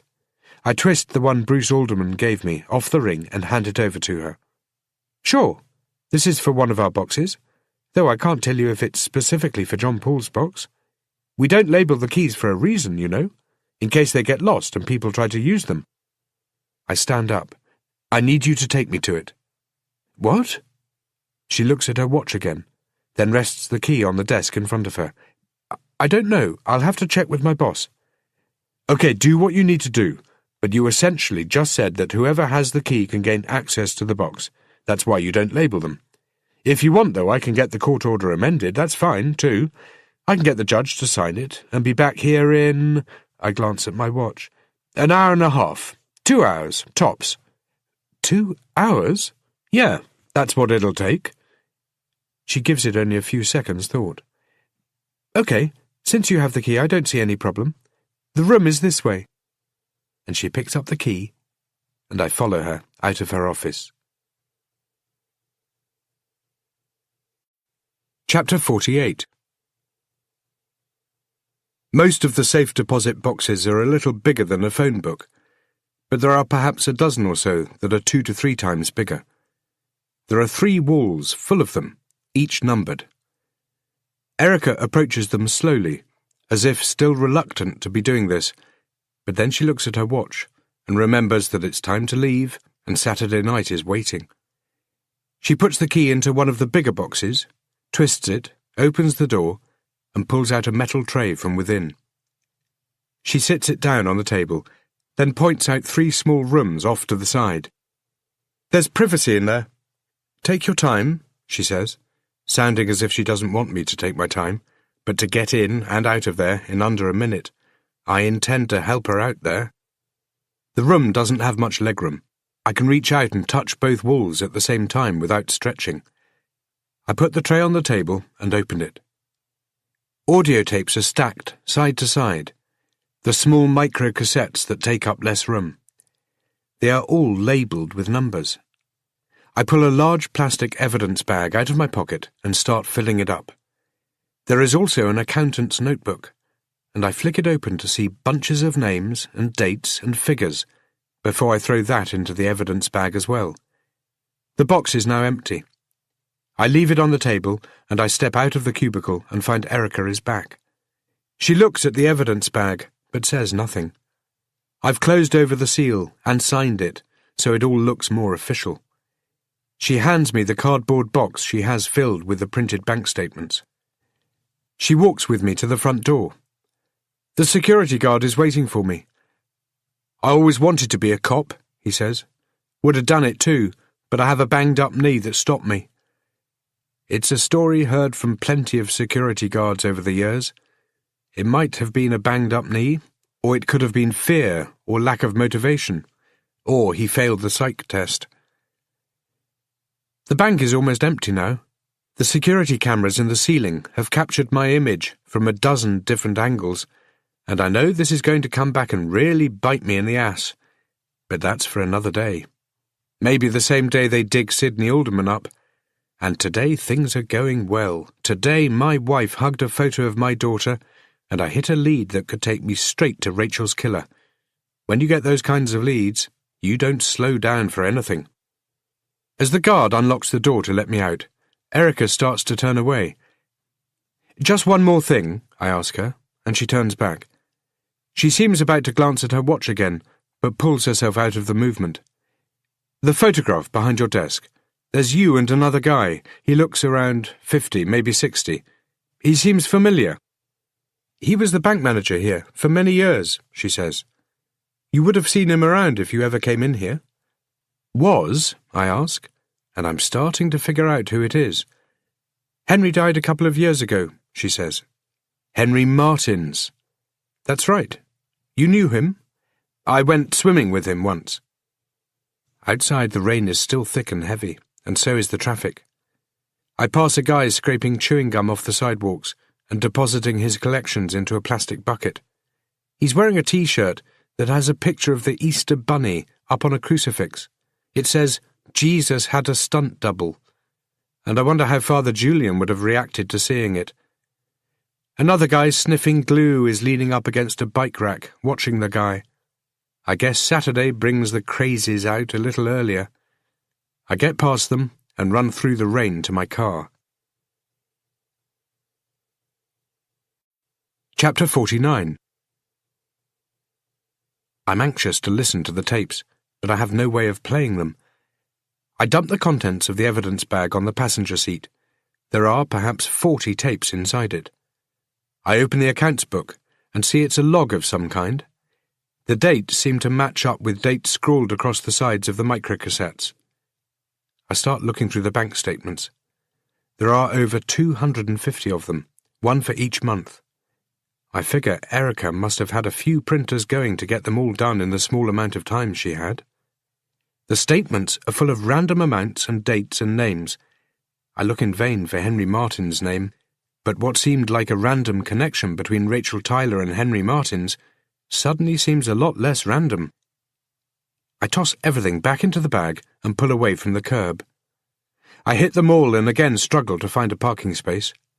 Late Saturday afternoon, and it seems nobody in this city has anything better to do than come out shopping an hour before the mall closes. At the electronics store, the only thing they have in stock for recording conversations is digital, but they suggest another couple of shops to try. I finally find what I'm looking for.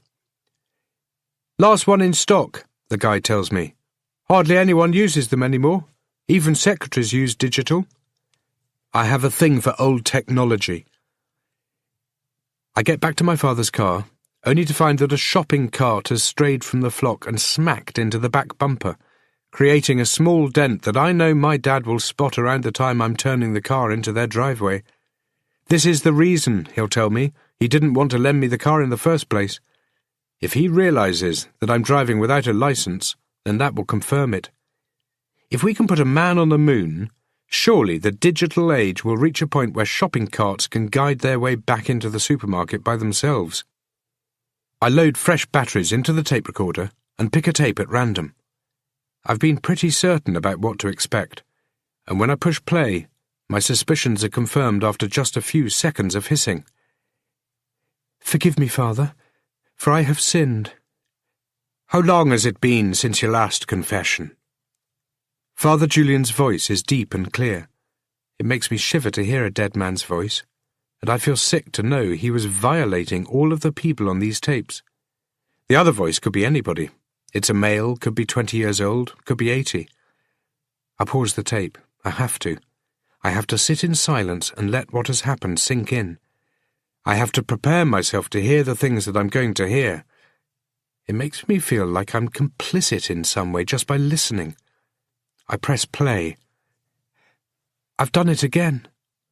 Done what again? I look at the names Julian has neatly written into his log. The confessional is supposed to be completely anonymous, but I suspect the reality is that it's not. I think at minimum the priest has a good idea who they're talking to, because it's likely to be somebody from their congregation. "Cheated. On my wife. I know it's wrong, Father, but the problem is I can't help it. It's like another person takes over. It's like I know what I'm doing is wrong, but at the time I can't consider the consequences." "Maybe you do consider them, but choose to ignore them." "I don't know. Maybe that's true. It would explain a lot." I push the stop button and fast-forward the tape for a while. When I push play, I hear Father Julian's voice. "To realize you're hurting more than just yourself." I know. It's a woman's voice. "It's just that, well, sometimes I can't help it. It's like a different person takes over." "Perhaps you should look at it from another—" I push stop. Is this everybody's excuse? That they aren't responsible for anything in their lives? That their actions are justifiable because another person takes over? "I'm a different person when it happens. I'm no longer me," Quentin James told me as he stood by the grave he had dug, waiting for me to forgive him. Was that my excuse too? Maybe. But I don't think so. I wasn't switching between persona. Alcohol made Quentin James the man he was, and he would live with a foot in each of those worlds, existing as two separate men. I'm different. Quentin James made me into a different kind of man, and there's no going back from that. There is only one Theodore Tate. When I get home, my body is exhausted, but my mind is still racing with excitement. It's a weird combination that makes me want to sleep, but at the same time pace the room.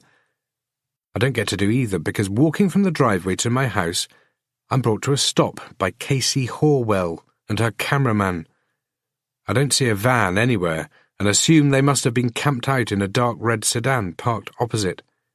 Again, Horwell is wearing enough makeup to look like the media whore she is. I can see the thin lines and cracks in the foundation. She smells like stale coffee. I lower the bag of tapes and statements and hold it to my side, out of sight of the camera. "Mr. Tate," she says, getting into my face. "It hasn't taken you long to get behind the wheel of a car since losing your licence. You managed this, and you're a suspect in the murder of Father Julian. Your friends in the department you seem exceedingly proud of must really be working overtime to keep you out of jail." "I thought reporters liked asking questions, not giving statements," I say, immediately wishing I was saying nothing. "Actually, we do both. Just not accurately." I start to move around her, but she sidesteps into my way. She probably wants me to push her, and that's exactly what I feel like doing. I want to grab her by the arm and escort her off my property. But then I change my mind and go with a different tactic. "Would you care to tell us how the murder weapon came to be found in your garage?" she asks. "What murder weapon?" I ask. "The hammer." "What hammer?" I ask. "The one that killed Father Julian." "Who's Father Julian?" I ask. She frowns a little, unsure of where I'm going with this. "The man whose church you've been parked outside of for the last 4 weeks." "What church?" The frown becomes a deeper crease and breaks a line into her makeup. "Is this a game to you?" "What game?" "People are showing up dead and you're the only commonality." "What's a commonality?" The creases deepen. Her smirk fades, quickly replaced by her annoyance, and beneath the surface of her makeup a different Casey Horwell is simmering. "Where is Sidney Alderman?" she asks. "What's an alderman?" She turns to her cameraman. "That's it," she says, and the camera is lowered. "You're finished," she says. "We got you on tape driving into the street, and that makes you look bad." "You think that's the best you can do?" I ask. "Actually, no, you haven't seen the best I can do, but you will. Come on, Phil," she says, turning to her cameraman. "Let's go." "Wait," I say. She turns back toward me. She gives me such a dark look I'm sure she's trying to cut me open with it. "What for?" she asks. "Your source. Who is it?" "Are you that stupid? You think I'm going to tell you?" "Just tell me this," I say. "Is it a cop?" "I'm not telling you anything." "Is it a cop?" I ask, and this time I yell it at her. She takes a step back, and the cameraman swings his camera back up and starts to film me again. "I suggest you back down, Tate." "And I suggest you think about what you've got yourself into," I say. "This source of yours, if it's not a cop, then who can it be, huh? Who else can possibly have fed you all that bullshit about the murder weapon, huh? There's only one possibility. You're being played, Horwell, and you're too stupid to know it. And when you figure it out, you'll be too arrogant to admit it. But you're responsible for anything that happens now. You get that? If you keep that name to yourself and it turns out to be the guy who killed those girls and he kills again, then that's on you. You get that? You keep your mouth shut and don't go to the police, you're as good as helping him." "Fuck you," she says. "You don't know a damn thing. You're some washed-up private detective who thinks he can do what the hell he wants and get away with it, just because his daughter got herself killed. You think you're the only person in the world to have lost somebody. You think her death is going to keep people feeling sympathetic toward you, even after all of this? You're the one who's arrogant and stupid, Tate. Your career is over, and I'm going to make sure of it. You're a piece of shit murderer who isn't going to keep getting away with it. And you're going to see me every single day of your trial, and I'm going to expose you to the world as the man you really are." I feel like jumping on her and slapping her until she gives up the name of her source. But that's not going to happen, especially with the cameraman standing here probably hoping I do. I just have to trust that the tapes and the statements will tell me what she won't. I move past her and get inside and shut the door on the world. I stand in the hallway, my heart rate up, feeling angry at her and also angry at myself for letting her get to me. I go into my office and sit down, but I can't focus on anything. I leave the tapes and the bank statements on my desk and head out to the lounge. I switch on the CD player and turn the music up and walk around my kitchen, opening up cupboards, looking for something to eat, wanting to do something to calm myself down, to find a distraction.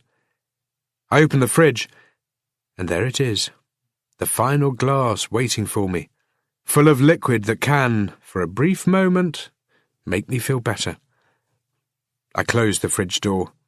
Instead, I make myself some coffee. I need something to calm me down, and I decide coffee isn't it, and I let it sit on my counter and watch it go cold. The anger starts to fade. I do what I can to push Casey Horwell from my thoughts, and when she is far enough in the background, I go back to the office and sit down with the bank statements. I reckon the original statements would have changed colour and style as the bank updated its logo, and even its name from time to time. But the printouts all look identical. I start adding up the amounts, comparing them against the logs Father Julian kept. Over the years, he has taken in almost $150,000 in deposits. He has made the exact same amount in withdrawals. The deposits are from the people on the tapes who didn't know their "Bless me, Father, for I have sinned" weren't the first steps up to salvation, but steps down into Father Julian's world. The logs go back 24 years. So do the bank statements. The logs and statements and tapes all add up to blackmail. There really isn't any other way to see it. Over the course of 24 years, Father Julian blackmailed more than 100 people. The amounts are different, and this probably reflects two things: the amount the victim was earning, and the amount the victim had to lose if his or her secret was found out. Maybe those being blackmailed never knew who had their secret. Could be they suspected, but people with secrets might be paranoid enough to believe someone more than just their priest knows. For almost a quarter of a century, Father Julian played with fire. He must have known it would eventually burn him, or perhaps it burned him the entire time. He was taking the money and using it to put out smaller fires. In the end, the fire got him. He recorded somebody who wasn't willing to pay, and that somebody knew I was following the priest and would be an easy target to frame. It wouldn't have been hard, just flick on the TV and there I was, covered in blood one night and accused of murdering the caretaker, and 2 months later accused of stalking the priest. But that's only a theory, and if that's the way it went down, then Father Julian's death wasn't related to the girl's dying. Still, it would be a hell of a coincidence, although one that is entirely possible. Does that coincidence allow for the fact Henry Martins was the manager of the bank where Father Julian kept his tapes? Julian must have selected his victims carefully, blackmailing only those he knew were non-threatening, those who for a price could have it all go away. He never tried to blackmail me, but I'm sure he recorded the session. Maybe he was scared of what I would do to him if he tried. I'd already confessed to one murder. He knew I was capable of another. The anger kicks in, and suddenly I wish Father Julian was still alive, just so I could do something to him. I don't know what exactly. Surely not the kind of Quentin James something, and I try not to let my mind drift there. I'd hurt him a lot. The bastard refused to tell me about the confessions he had heard from the man who killed those girls, and, what's worse, he must have known who those girls were. He found within himself the ability to blackmail people, to break the confessional vow he had with God in order to make money, but he couldn't bring himself to save those girls.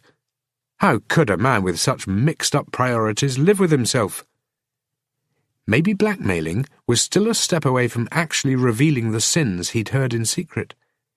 Could be he never shared any of the confessions, and never planned to. Does that mean he wasn't breaking the confessional seal? I figure it's a technical question that could only be answered by a man caught up in the dilemma it poses. I wonder if he knew the fire was coming for him. Part of me thinks he did. Part of me is sure he accepted it. I go through the logs and bank statements, looking at the payments Father Julian was making. He doesn't pay anybody for longer than 16 years, but he pays some of them for less, some considerably less. Most of the names are here, but not all of the people in the photographs are, and the number of names suggests there are more children out there than Father Julian had photos for, and there could be more children out there who aren't on these lists, children Father Julian fathered and was unable to take responsibility for. I wonder which names line up with the Simon and Jeremy I found on the backs of the photographs, and suspect I'm only a few phone calls from finding out. These are Father Julian's child payments for the children he had in secret. The question is, how many people could have known? I don't know, but I'm pretty certain Henry Martins did. Chapter 50. The logs are chronological and well detailed, and there are far more confessors here than there are victims of Father Julian's blackmailing. Before going any further, I head back 2 years into the dates, and I find my name. Seeing it there brings everything into focus, as though any doubts I've had, or wanted to have, are peeled away, exposing the reality and grounding me to it. I find the correct tape. I put it into the machine, not sure that I'm prepared to hear myself from so long ago, not prepared to hear the man I used to be. I cue it up to the timestamp Julian listed. I'm not sure either where I stand on my belief of God, or where I stood on the matter 2 years ago. Part of me didn't believe in God, another part hated him, and a third made me sit inside that confessional booth with the need to tell somebody what I'd done. Since then, I have learnt to live with my own secrets. I catch the last few seconds of somebody else's confession. There are a few moments of silence, and then my voice. It sounds different. It sounds emotional, which comes as a surprise. At the time, I thought I was completely detached. Bless me, Father, for I have sinned. I close my eyes, and for a moment I'm back there, back in the confessional. Dirt beneath my fingernails, and a shovel in the trunk of my car. The gun I used was stripped down and buried out in the forest too. Father Julian's voice plays from the tape, and at the same time I remember his words, voicing them in my mind a moment before I hear them. He sounds calm. We could have been talking about anything. And at the time I remember being curious about what might have been the worst confession he'd ever heard. Was mine going to be it? Or would mine be tame? And if Father Julian was listening to the confessions of cold-blooded killers, why in the hell wasn't he doing something about it?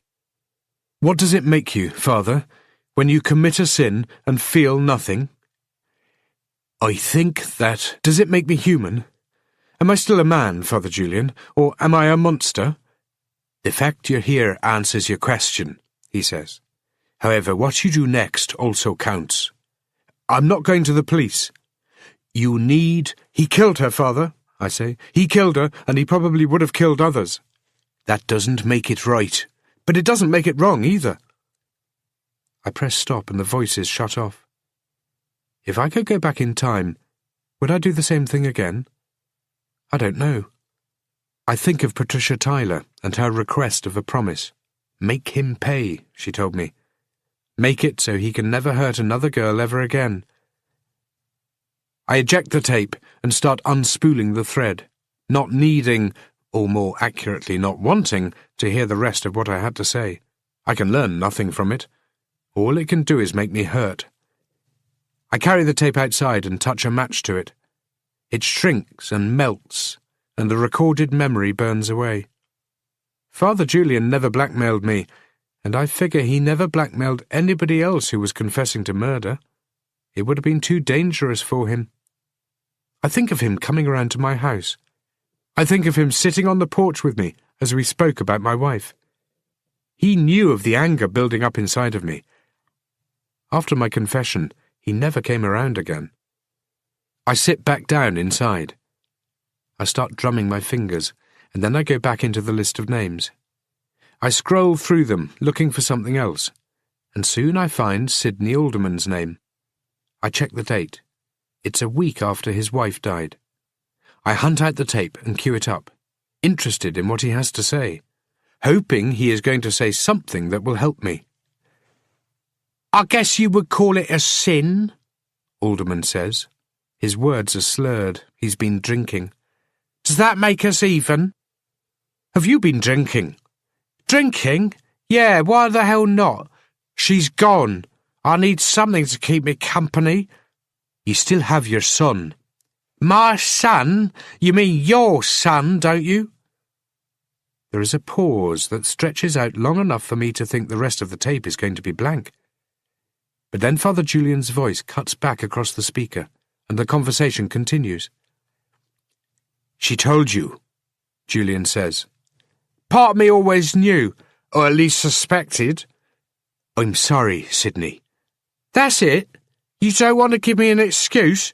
You don't want to tell me you accidentally fucked my wife and got her pregnant? Please, Sidney, I didn't mean anything to happen.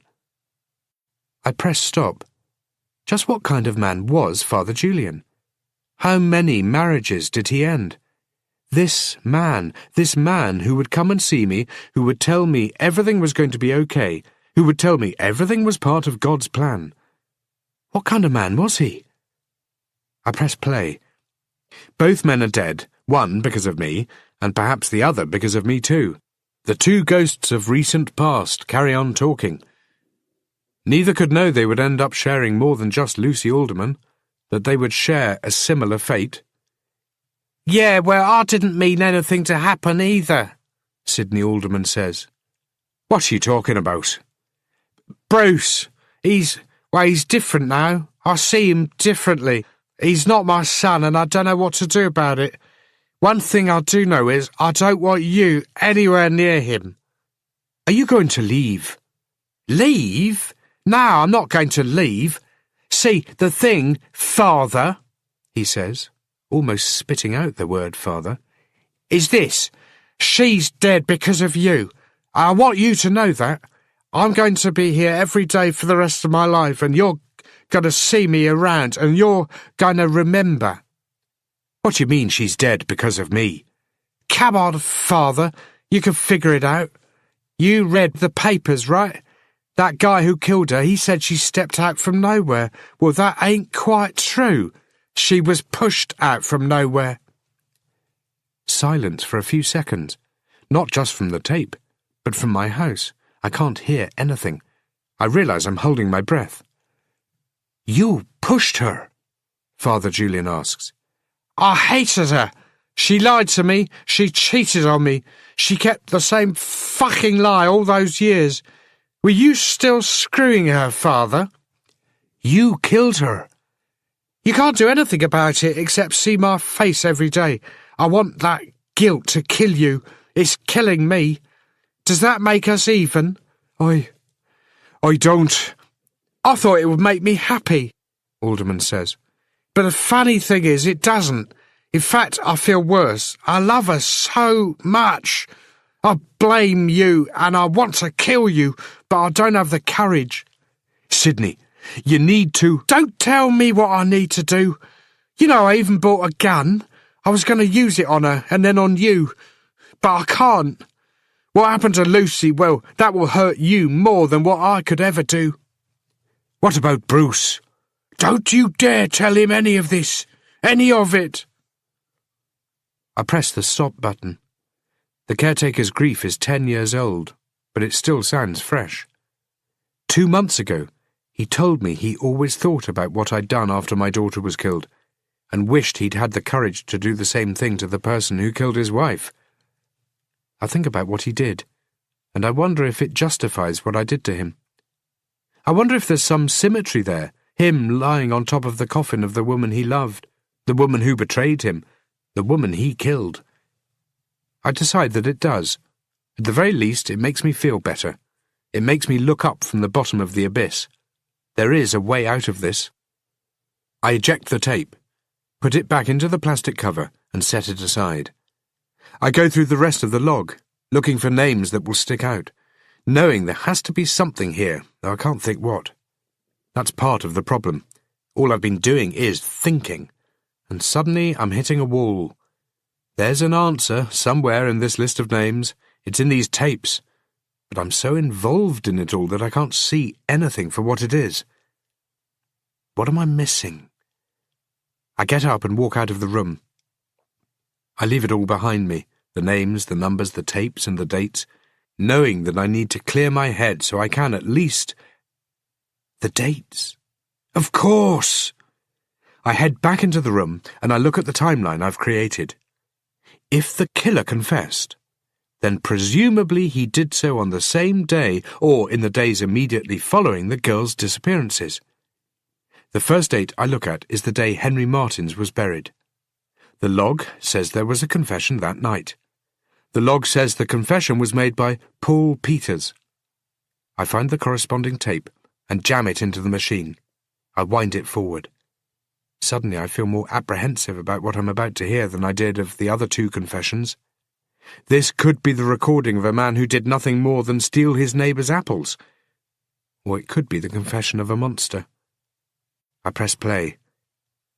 It's the monster. Chapter 51. I know who you are. The voice sounds a little familiar, but I can't place it. Do you have something to confess? You killed her, you know. What are you talking about? Father Julian's voice has a rushed quality, as if he has just entered the confessional after running from the rectory. As if you strangled her yourself. What you do in life has consequences, wouldn't you say, Father? Yes, of course. But what you're talking about doesn't make sense. All our actions have consequences, don't they, Father? For all of us. We need to be aware and responsible for our actions, yes, that's true. Even you, Father. A pause, and I can imagine Father Julian looking confused right here. Do you have something to say? Are there others? Others? Father Julian asks. So now he's looking confused and shaking his head. I don't know what you're talking about. Other children, like me. Are there others like me? We're all children of God, no matter what our actions, Julian says. I'm not talking about God. I don't understand. I'm talking about you, Father Julian. I'm talking about your children. Are there more of us? Oh, my God, Father Julian says, and now he's no longer shaking his head. Instead, he has a hand up to his mouth. All the confusion is slipping away. I imagine this moment was very real for him, as real a moment as any other. Say, do you understand? Your actions have consequences, Father, or should I say, Dad? I don't know who you are. Would you like to know? Of course I would. I'm the man who just killed your daughter, Father. Her name was Rachel Tyler. She died slowly, Dad. She was my sister, and she died slowly. No, Father Julian says, the word coming out in a whisper, and I can hear the pain in his voice. I know that pain. I think I even said the same thing when I picked up the phone to learn Emily was dead, and my wife gone forever. I told her about you. She never knew her dad, but in the moments before she died, I told her. She knew everything she wanted to know, and then more than she could handle. Do you think that knowledge comforted her? You what, Father? You don't know? You don't know what to say? How do you think I felt, finding out who I was? How do you think it felt being abandoned? Please, don't. Don't what? You don't even know what to do you, Father? You feel helpless. Do you suddenly feel as though God has abandoned you? I know all about abandonment. You feel helpless, and that's exactly how Rachel felt in those last moments. Tell me, Father, do you still want to do something good for her? Father Julian doesn't answer. I can hear his breathing. It sounds louder than it ought to be on a tape recorder with such a small speaker. The vocals are tinny, but that breathing is deep, like a wounded whale. You can't kill her, Julian says at last. But it's such a ludicrous thing to say to a man who has already committed the act. Please tell me this is wrong. Bury her, the killer says. What? I'm giving you a chance, Dad. You can bury her and you can pray over her. You can visit her as often as you want. Something you never did while she was alive." "This is madness," Father Julian says. "What other choice do you have? I have kept her for you to bury. She's here at your church. You cannot go to the police because you cannot afford your parish to know she was your daughter, or that you have others." "I have no other children." "You have me. All you can do now is bury her and pray, and maybe we'll talk about it next time." "Next time?" But the man doesn't answer. The confessional door opens, then closes. Father Julian cries out for the man to wait. There are footsteps, then nothing. A few seconds later the tape goes quiet, and 10 seconds after that, a new voice comes through the speaker, confessing to an attraction to somebody who isn't his wife. I rewind the tape and listen through it again. The words of Rachel's killer are chilling and form knots in my stomach. Hearing them again is almost enough to take me there, to be inside that confessional booth.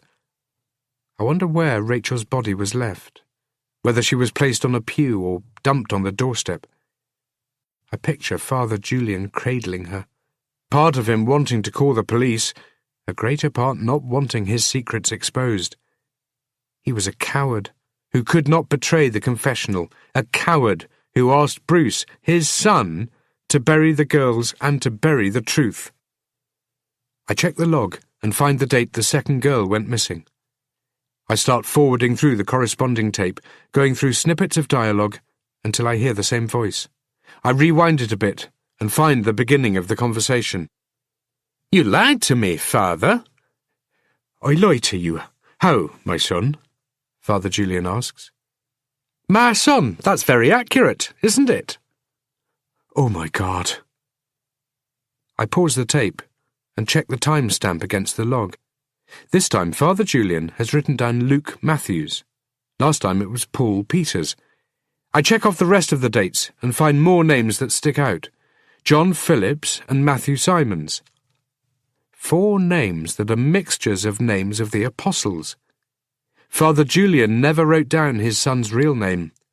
Did he not know it? Was it a son he paid child support to, or one he completely abandoned?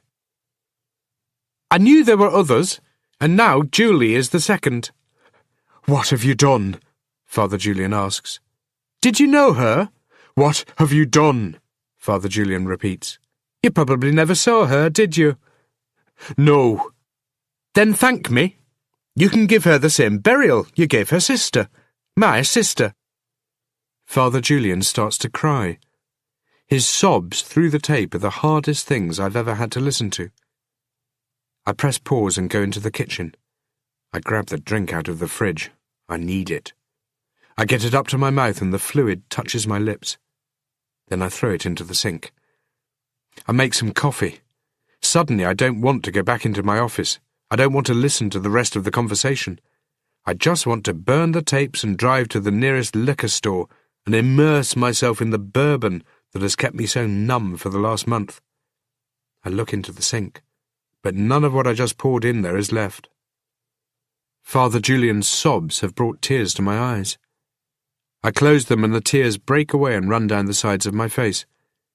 I'm almost with him as he listens. I know how he feels hearing for the first time his daughter is dead. I went through it once. He has gone through it twice. Did he go through it more than twice? I think he did. I think he went through it 4 times. Did it get easier or harder? Did it age him? Did it break him? Did it make him deny his God or make his faith stronger? He could not break the confessional vow. Even when there was a pattern and he knew what was happening, he did not break it. He could break it to blackmail adulterers, but not to save his children. What twisted morals Father Julian had. But then churches are full of people preaching one thing and practicing another. Every day he must have struggled with the man he was. Perhaps he didn't want to struggle anymore. He hadn't been to his safe deposit box in the 8 weeks before he died. He knew the key was missing, and maybe he knew Bruce took it. Maybe he even figured out that it had been given to me. I think he knew that in some way this was coming to an end. I think he stood with his back to the man who would kill him, and he waited for it to happen. I don't touch the coffee. I leave it on the counter and walk back to the office. You can pray over them, Father. You can pray at the same time. How did you know she was your sister? Perhaps God can tell you. The confession ends. I find a third one and match the timestamp to John Phillips. Why are you doing this? Father Julian asks, as his son tells him he has met another of his sisters. What did they do to you? It's what they could have done. Why any of this? Why come here and tell me? Because you're the only family I have. I keep listening. The dialogue is similar to the others. Father Julian's sobs are just as loud. A name comes up, Jessica Shanks. She was the third girl to have gone missing, and the oldest. She was the one Father Julian started paying for in the beginning, 5 years before Rachel was born. I stop the tape and find the last confession. They're all dead now, Father. I don't want you coming back here. All of the sisters. You can see them whenever you like. Do you now finally take the time to visit them? I want you to leave. Am I right? What? Father Julian asks. There are no more, are there? No. If you're lying to me, Father, I will find out. I know. And I won't be happy. I'm not lying, Father Julian says. If you are lying, Father, I will do 2 things. I will find the girls, and I will kill them. I will make them suffer. Do you want to know what the second thing is? No, Father Julian says. But there is no doubt he's about to find out. I'm going to come back here, Dad, and what I'm going to do is cut out your tongue, so you can never lie to me ever again. Chapter 52. It's about as official as it can get. The dead girls are Father Julian's daughters. Their killer is Father Julian's son. I look down at the photographs of Jeremy and Simon and Bruce. Then I look at the photograph of the 5th girl, Deborah. Could be she is dead already. Dead and buried and never found. Or it could be she is living in another city, in another part of the world, oceans and landscapes away from all of this.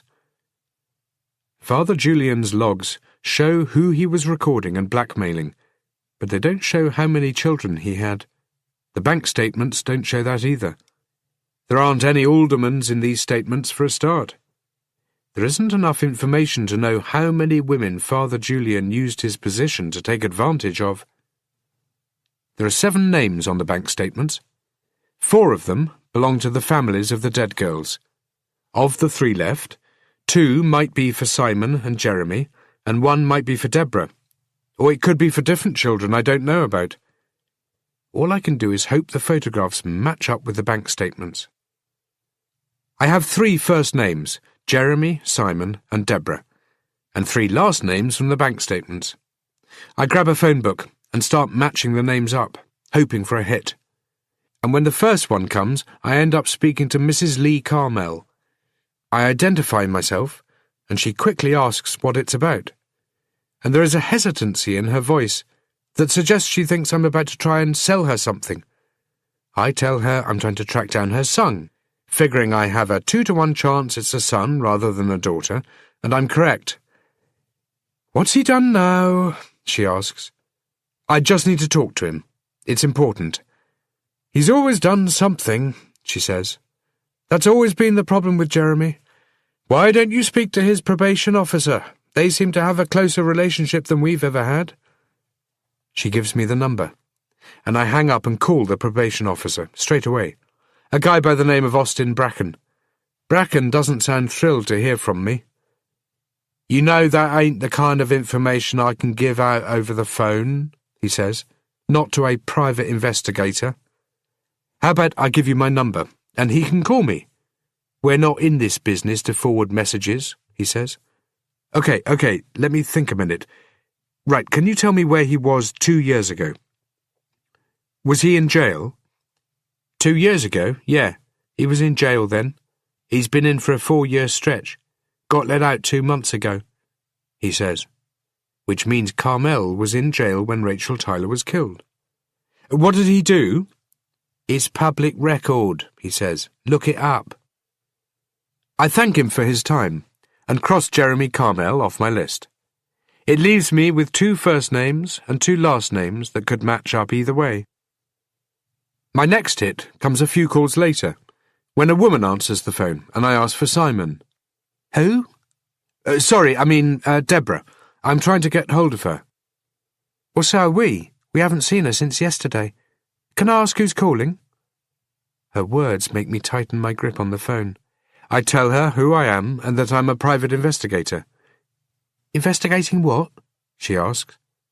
Has something happened to Deborah? Is she in trouble? Is that why we haven't heard from her? No, it's nothing like that, I say, hoping my words are true. Then what? I just need to get hold of her. It's important.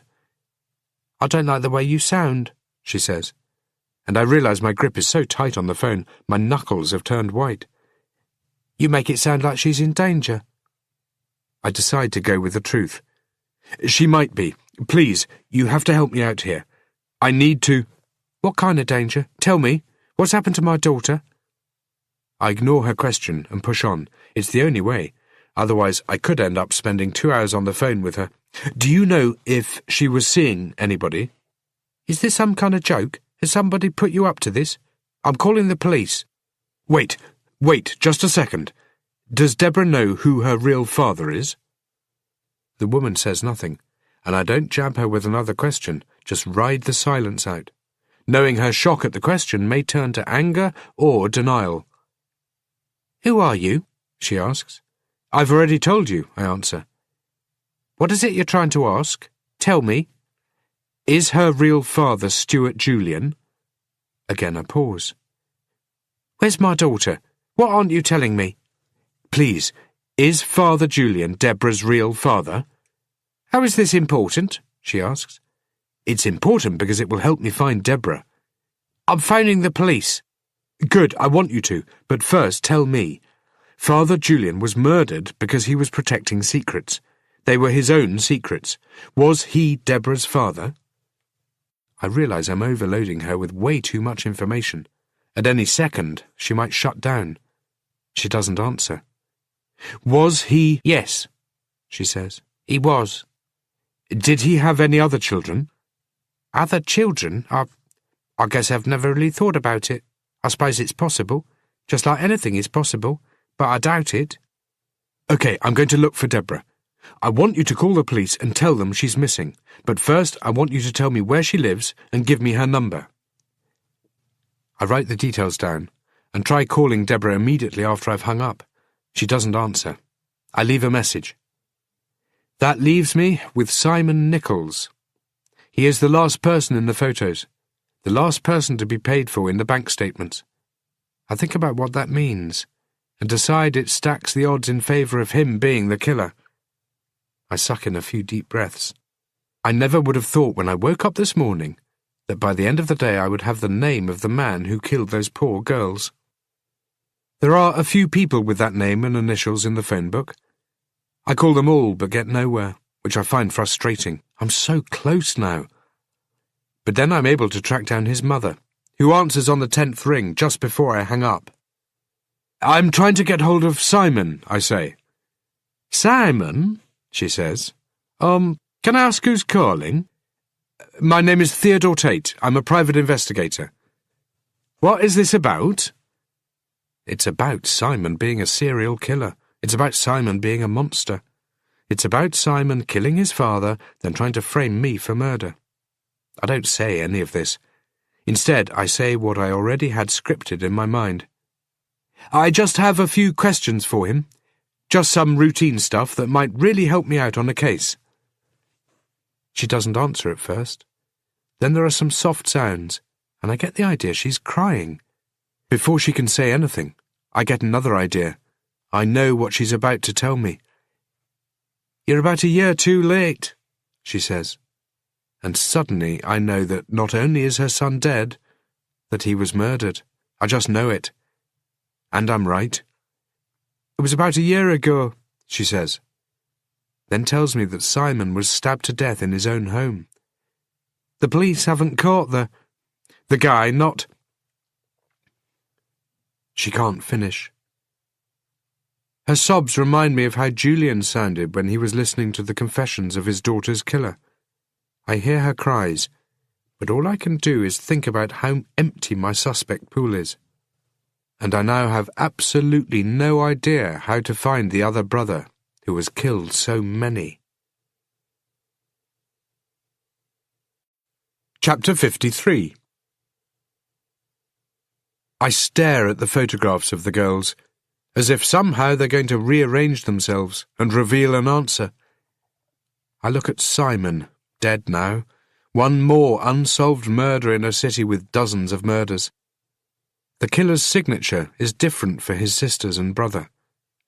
I wonder whether he'd have killed Jeremy too, whether the desire is there, or whether he even knows of the other brother. He certainly knew about Bruce. What relationship did they have for Bruce to be safe?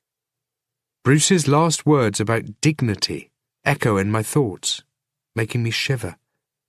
Between Bruce and Father Julian, they thought they were giving the girls some dignity, a burial place where they could be prayed over and looked after. But what of those they took from the coffins and discarded into the water? What of their dignity? I keep starting to reach for something different, to move it from one place to another, to shift about the bank statements and the logs, hoping. But there is nothing. I look at my watch. Saturday is shifting along quickly, and Deborah Lovett is in danger. I head back out to the car. The mud I splashed through it last night has dried. Dad would have a heart attack if he saw it. I dial the cell phone and try for Schroeder, but he doesn't answer. I hang up and dial back and get the same result. I leave a message, then decide to call Landry. "Tate, you just don't know when to let go," he says. "I might have something for you." "Really? I have something for you. You left your jacket and shoes at the church last night." "What are you talking about?" "Good one, Tate, but you know what? I'm not even going to get into it. We both know you were there, and we both know that I can't prove it. So how about you do me a favour and stay the hell away from me?" "Look, Landry, this is important, okay? Real important. Did you find a tape recorder at the church?" "A tape recorder? What the hell are you on about?" "Did you find one or not?" What are you on about?" "No, there was no tape recorder." "Okay," I tell him. "I can help you find who killed those girls." No, you can't, Tate. This isn't your case. You're not even... "Trust me," I tell him, "and hear me out. Just listen to me, okay? Then you can ignore me or hang up on me or whatever, but at least hear me out. It's important." "Okay," he says. "I'm listening." "Where are you?" "What does it matter?" "I need you to go to the church," I tell him. "Why?" "Because you missed something." "Missed what?" he asks. "This tape recorder?" "I'll tell you when you get there." "Come on, Tate, stop playing games. It's too damn late for your bullshit. I'm tired." "Just call me back when you get there, okay? I promise you won't regret this." I hang up on him before he can reply. I drive to Deborah Lovett's house and can tell immediately that nobody is home. Her mother said she lived with 2 roommates. If they're around the same age as Deborah, then they'll be out in town drinking or at the movies somewhere. I get out of the car and walk around, but nothing stands out as being wrong. No busted doors, no broken windows. I leave a card wedged in the door so it hangs over the keyhole. I leave a note on the back saying it's urgent I speak to Deborah. Deborah's mother will have called the police, but the way things work in this city, that doesn't mean help is coming soon. Traffic is thick on the way back to town, full of people all looking for somewhere better to be. Lined up at the lights, I can hear the stereo in the car behind me, the thump, thump, thump, making the chassis of my car vibrate. I can see movement in my rear-view mirror. Occupants of the car are treating the ride into town as a party. The girl in the passenger seat can't be any more than 15, and she's chugging away at a beer. My cell phone rings and I answer it. The music from the other car drowns out Landry's voice. I push the cell phone harder against my ear. "Do now?" What? I ask. The light turns green. The guy behind me toots his horn, even though it's been less than a second. I move through the intersection and pull over. There's a guy dressed like Jesus, sitting on the side of the road. He's biting into an egg carton. He looks up at me, his bloodshot eyes locking onto mine. And I realise he's at the end of the road I'll be driving along, if I decide that maybe the drinking is for me after all. You there, Tate? Give me a second. There are toots and yells and waves as the car behind me passes. I pull away from the curb and drive further up the road to find another place to park, away from Egg Carton Guy. Okay, go ahead. You're really testing my patience, Tate. I'm at the church, so what do I do now? Head down to the confessional booths. Why? Just do it? Okay. You know it sounds like you're driving. Well, I'm not, I tell him. Yeah, okay, I'm at the booths. Now what? Open them up. What am I looking for? Check Father Julian's side. Check the roof, the back wall, just check, all of it. Check it for what? This tape recorder you're telling me about? You think Father Julian was making secret recordings? Just do it. There's nothing in here. Yes, there is, I tell him. Tap the wall or something. Tap it? You think there's a false panel? Yeah, I do. He starts tapping the walls. The small knocks carry through his cell phone. This is a goddamn waste of... He doesn't follow it up, and I know what he's found. There's silence for 5 seconds. Then he comes back on the line. How the hell do you know about this? He asks. Father Julian was recording the confessions. He was blackmailing people. I look in the mirror and see Egg Carton Guy walking toward me. The mirror makes him appear closer than he actually is.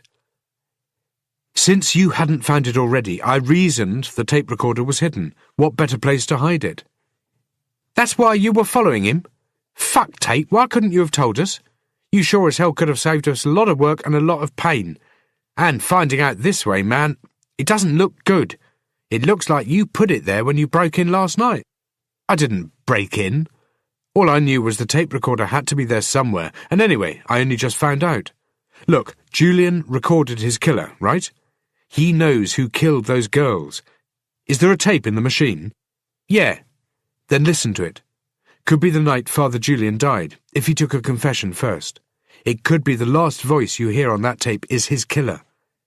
You need to come down to the station, Tate. Egg Carton Guy stretches out the bottom of his shirt and starts using it to wipe down the side window of my car, my father's car.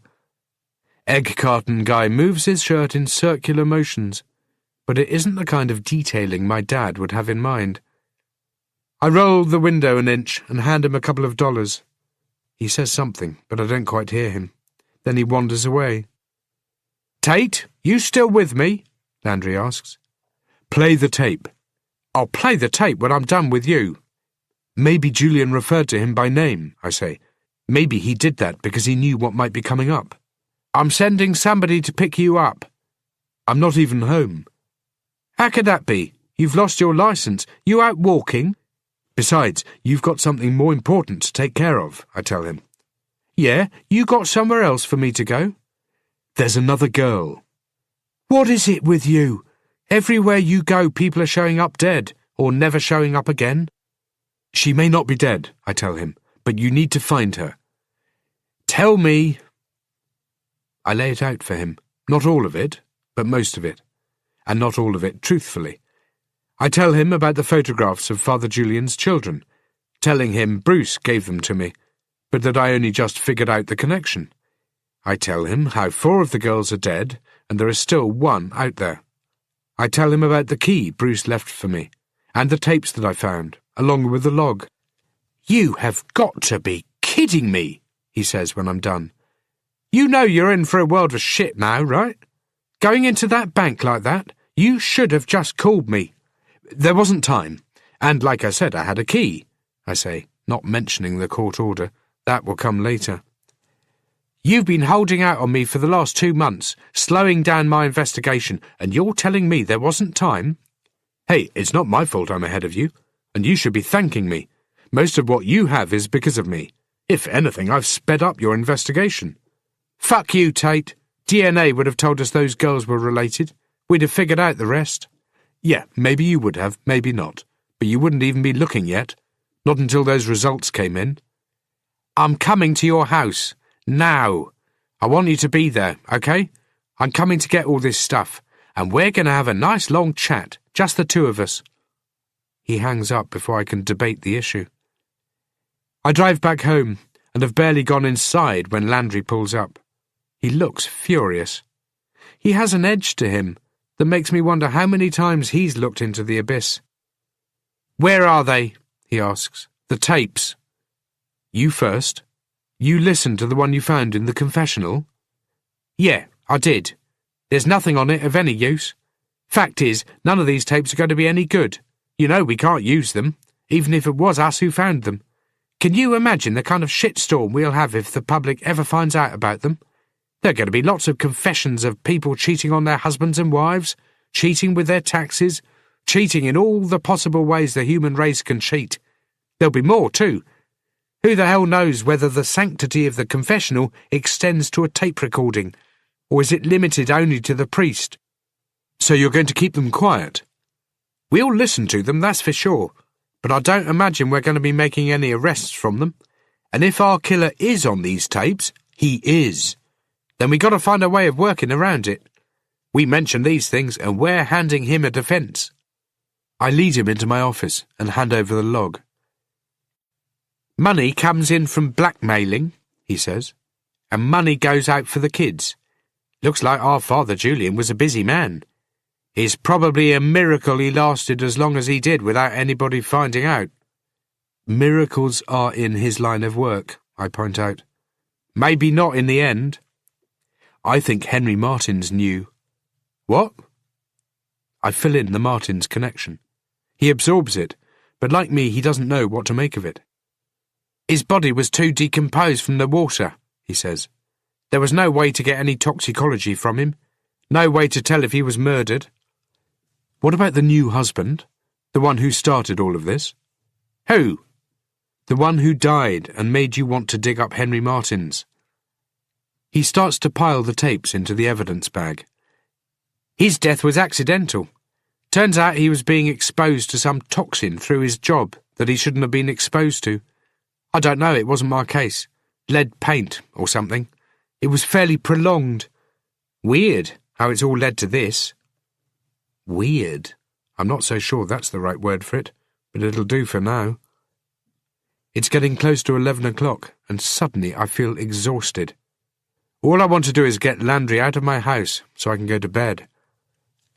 Was this his? It looks new, he says, picking up the small tape recorder.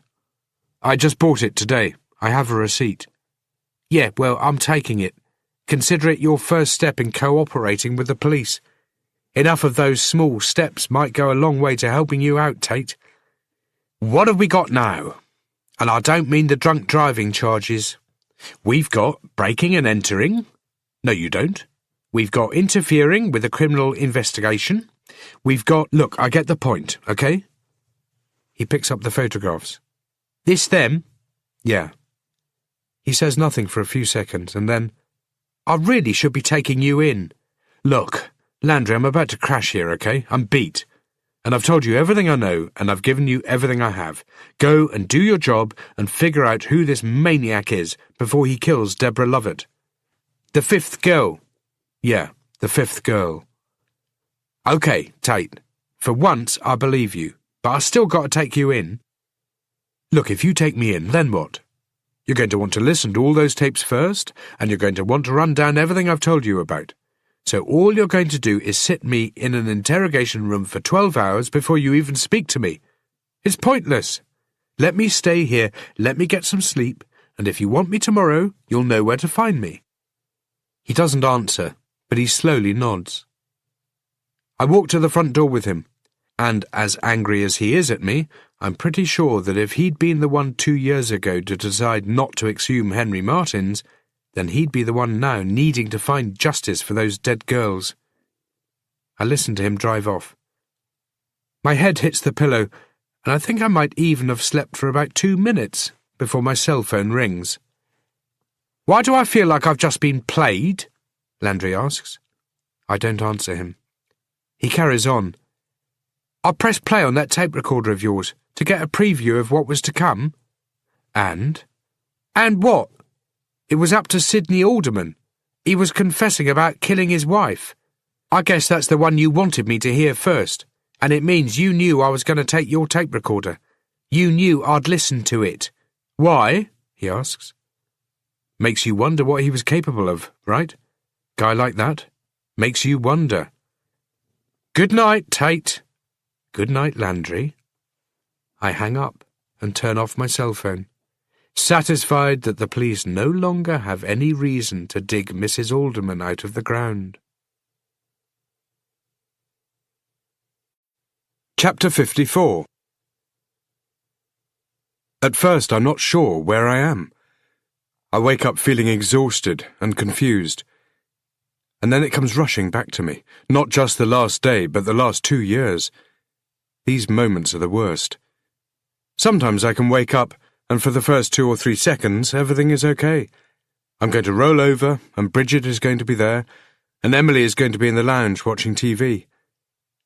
Then those 2 seconds pass, and the reality kicks in, and it hurts all over again. The pain as intense in those moments as it was 2 years ago. I get out of bed, still feeling groggy. I turn on my cell phone and find a message waiting. It's Landry. I figure if I don't ring him back real soon, he's likely to show up.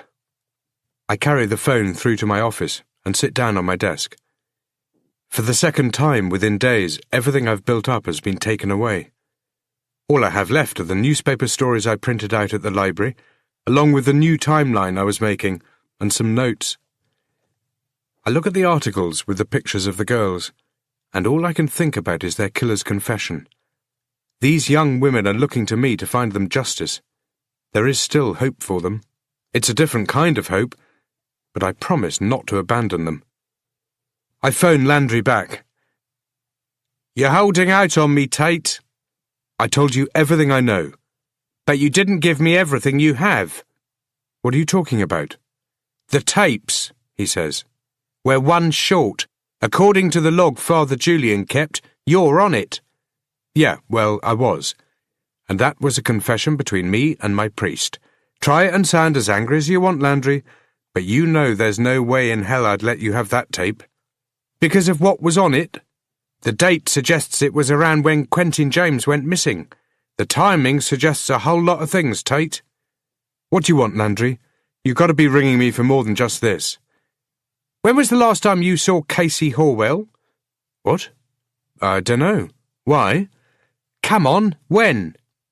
Yesterday. She blindsided me at my house. She had a bunch of accusations she wanted to share. And that's it?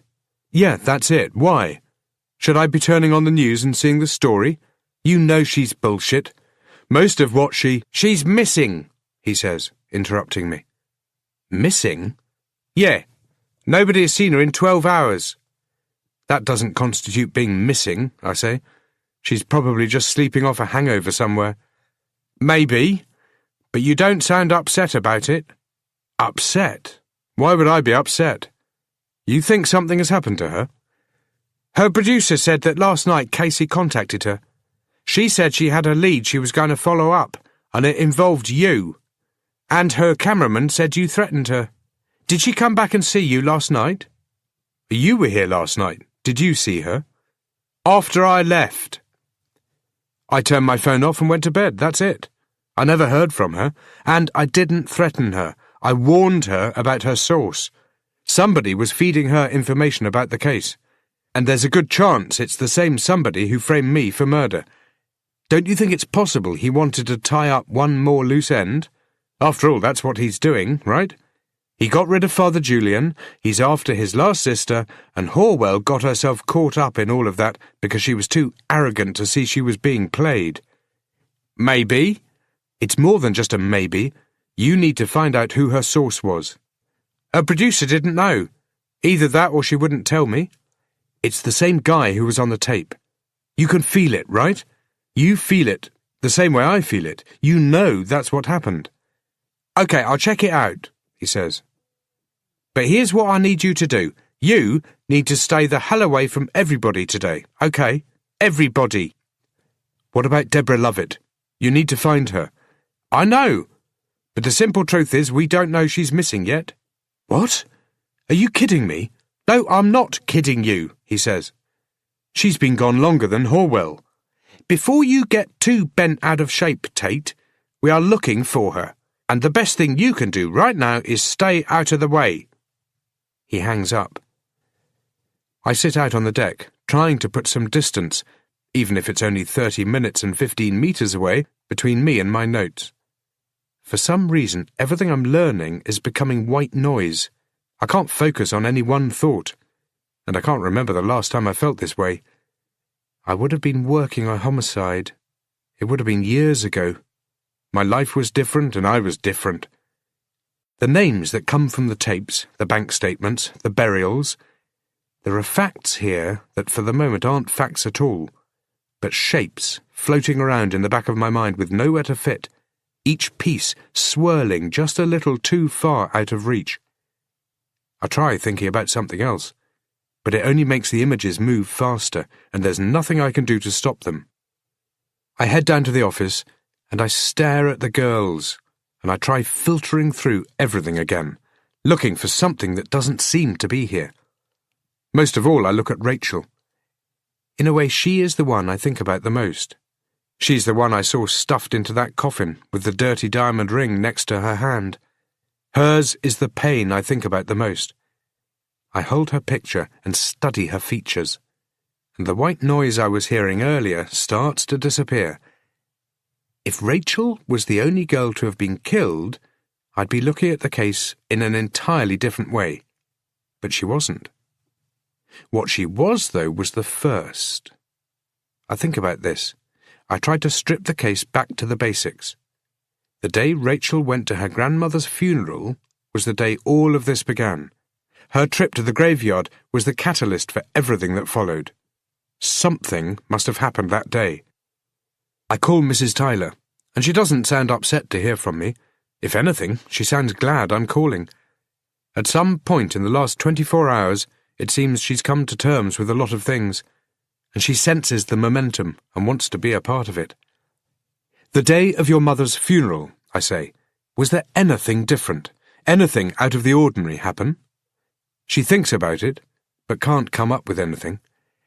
I don't even know what I should be trying to remember. Did anybody approach Rachel, or you? It's my guess that somebody recognized her that day. Maybe they questioned her about it. If they did, she never told me. I look at the other girls, and then I hide their pictures and details away and try to forget about them for the moment, focusing only on Rachel. Everything comes back to her, and, more importantly, back to that day. If somebody did approach her, it could have been Father Julian, or Bruce, or Sidney Alderman. The grudge Sidney Alderman had against Father Julian for sleeping with his wife makes him a likely candidate. Could be Sidney knew a lot more about Julian than the priest ever expected. Could be Sidney knew other women who got pregnant too. When you were going to Father Julian's church, I say, back in the beginning, do you remember any other women who were pregnant? No, not that I can think of. Anybody with a really young child? Yeah, there was one. There's Fiona Chandler. Was she married?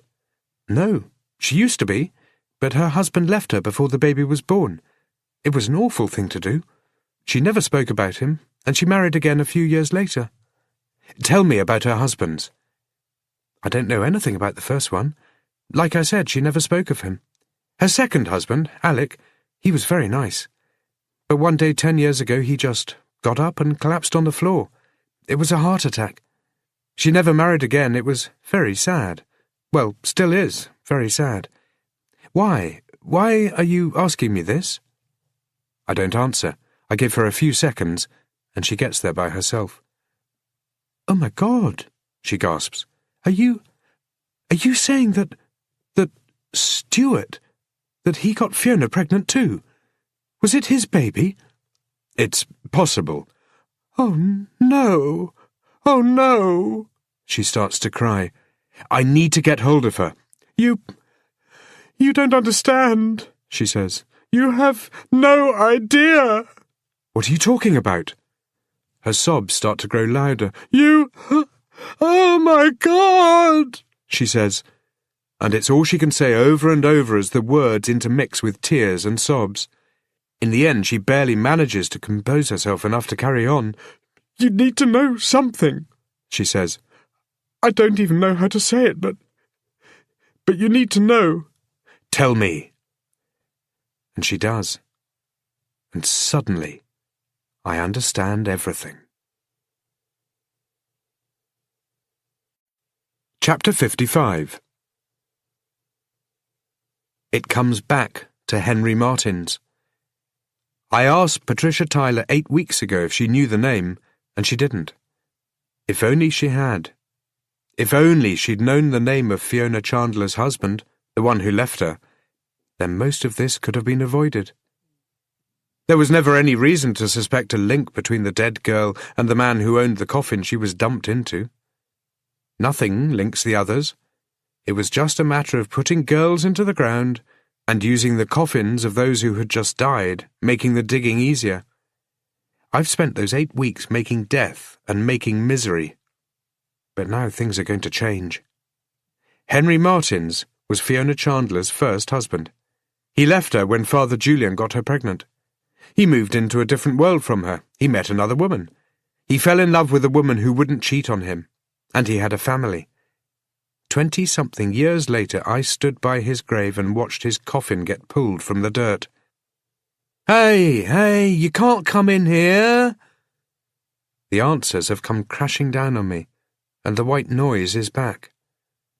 There are images and words screaming from every corner of my mind, and this is the way it sometimes gets when an investigation is coming to a close, the way it gets when the adrenaline is rushing, and the high that comes is only an arrest away.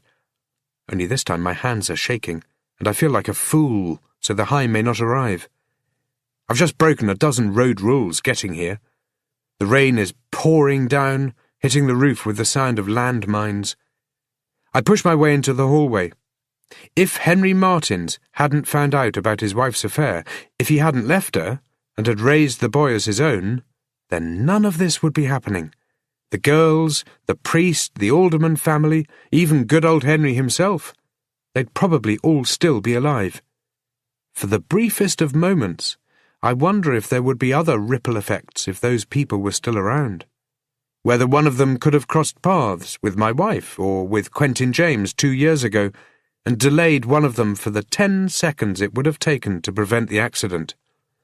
Hey, you deaf? You can't come in here. Where is he? I ask. What? Maybe you're the one who's deaf. Where the hell is he? He's gone, man. I push Studley against the wall. He's added a couple of piercings to the collection since I last saw him. I feel like pushing him right through the wall and strangling the skinny little bastard. But the anger I feel isn't toward him. It's toward myself for having been so easily deceived. It's toward David for being the one to have deceived me. 2 months ago, his pain was so raw, so unbearable, so believable. How the hell did I fall for such an act? Even as a cop I would have missed it, as did the other cops who spoke to him. Gone? Where? He moved out a few days ago, and he owes me rent. I let Studley go. He pushes himself off the hallway wall and puffs his chest out, trying to look a lot tougher than he is, trying to look as though he let me start manhandling him. Where'd he go? How the fuck would I know? He asks, sounding tougher now that I've let him go. I shove him into the wall again and make my way down to David's bedroom. Last time I was here, the place looked like a bomb had gone off. The furniture is still here, but everything else has gone. He told me to keep it, Studley says. But, bro, that stuff ain't worth shit. He ever bring other women here? No, he's never been with anybody since Rachel went missing. She's not missing anymore. Yeah, he told me. I look around the bedroom, but there's nothing here to help. I tip the bed up. I search through bedside drawers. I pull the corner of the carpet away on the chance this hidey hole is more genetic than I first thought, but there's nothing there. Dude, you're destroying the place. You sure he's not seeing anybody else?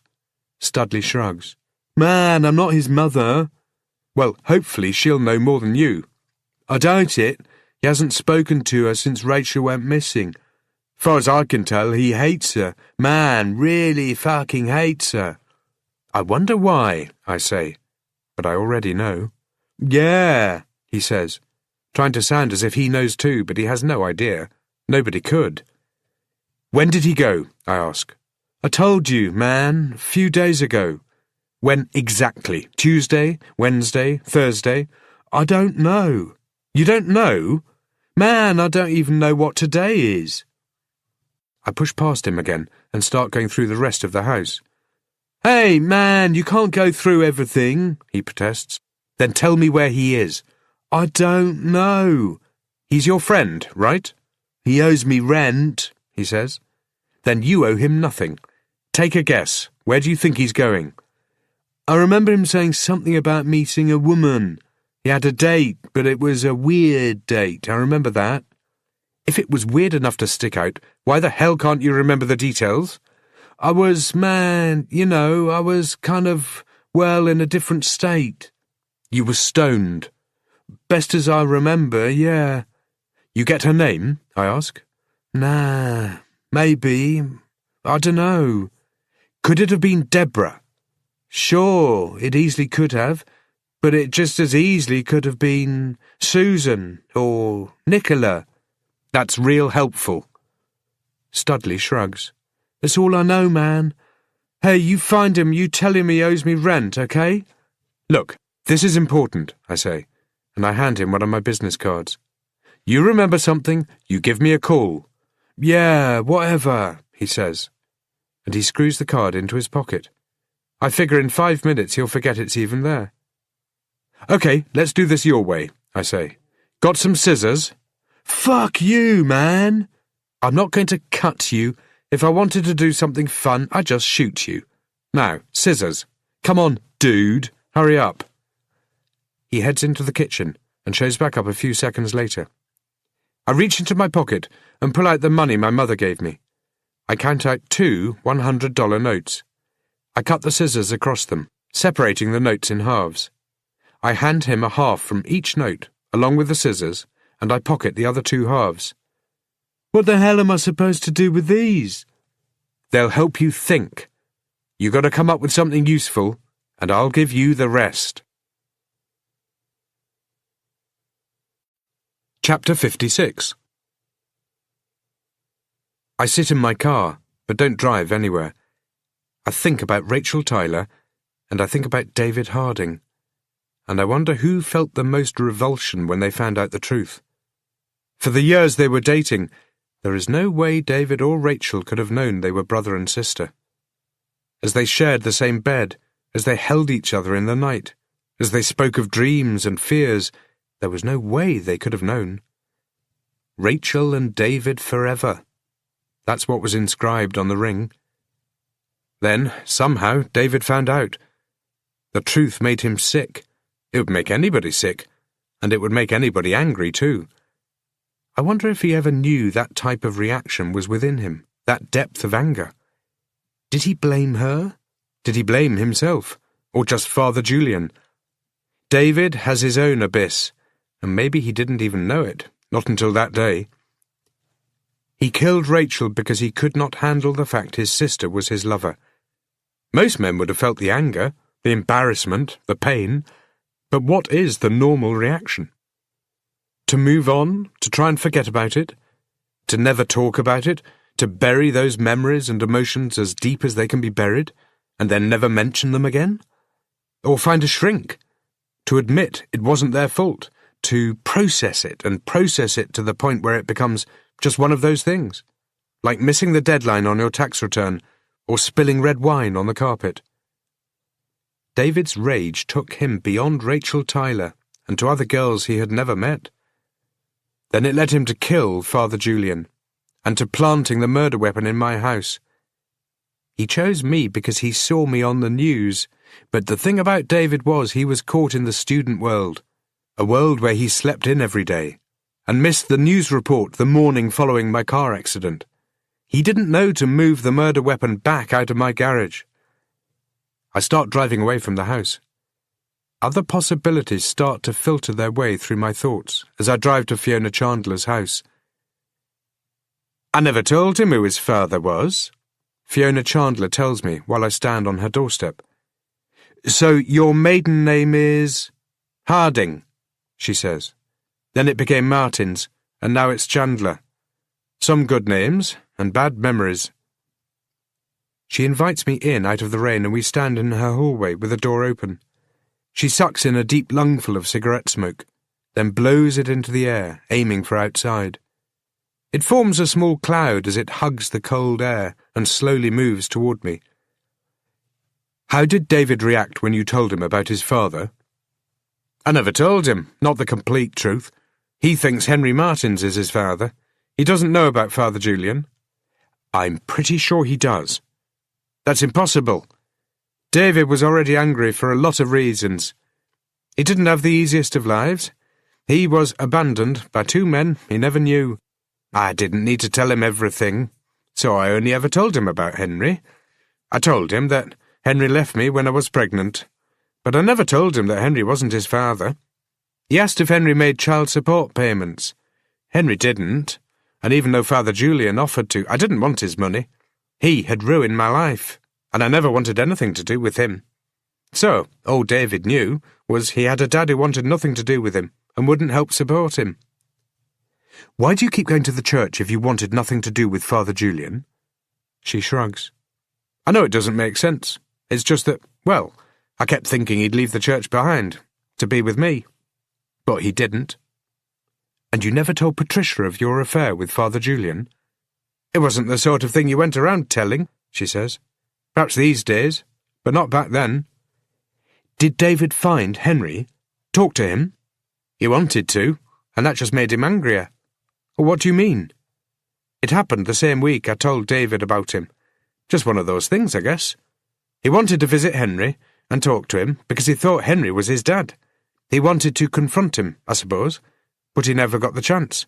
Henry died that same week. It was an awful coincidence, and I guess David felt abandoned all over again. So, when was the last time you saw him? I went to Patricia's mother's funeral. David came along, of course. David and Rachel met when they were kids through Patricia and me. It was one of those relationships you could see coming up before it ever started. Anyway, it was a few days after that, I think. Rachel disappeared. It was around the same time Henry died. I can't remember exactly the details. I'd called David, but he'd never want to speak to me. After a while he stopped taking the calls.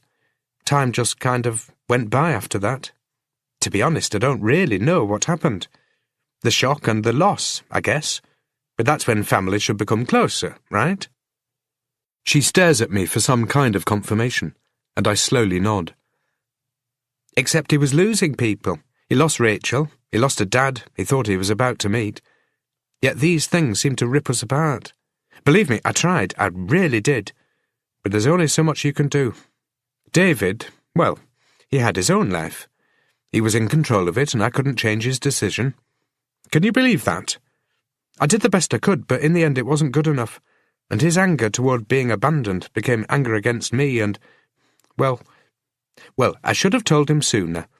If I had told him when he was a small boy, maybe he would still think of me as his mother and not some, I don't know, monster, or whore, or incubator, or whatever it is he thinks I am.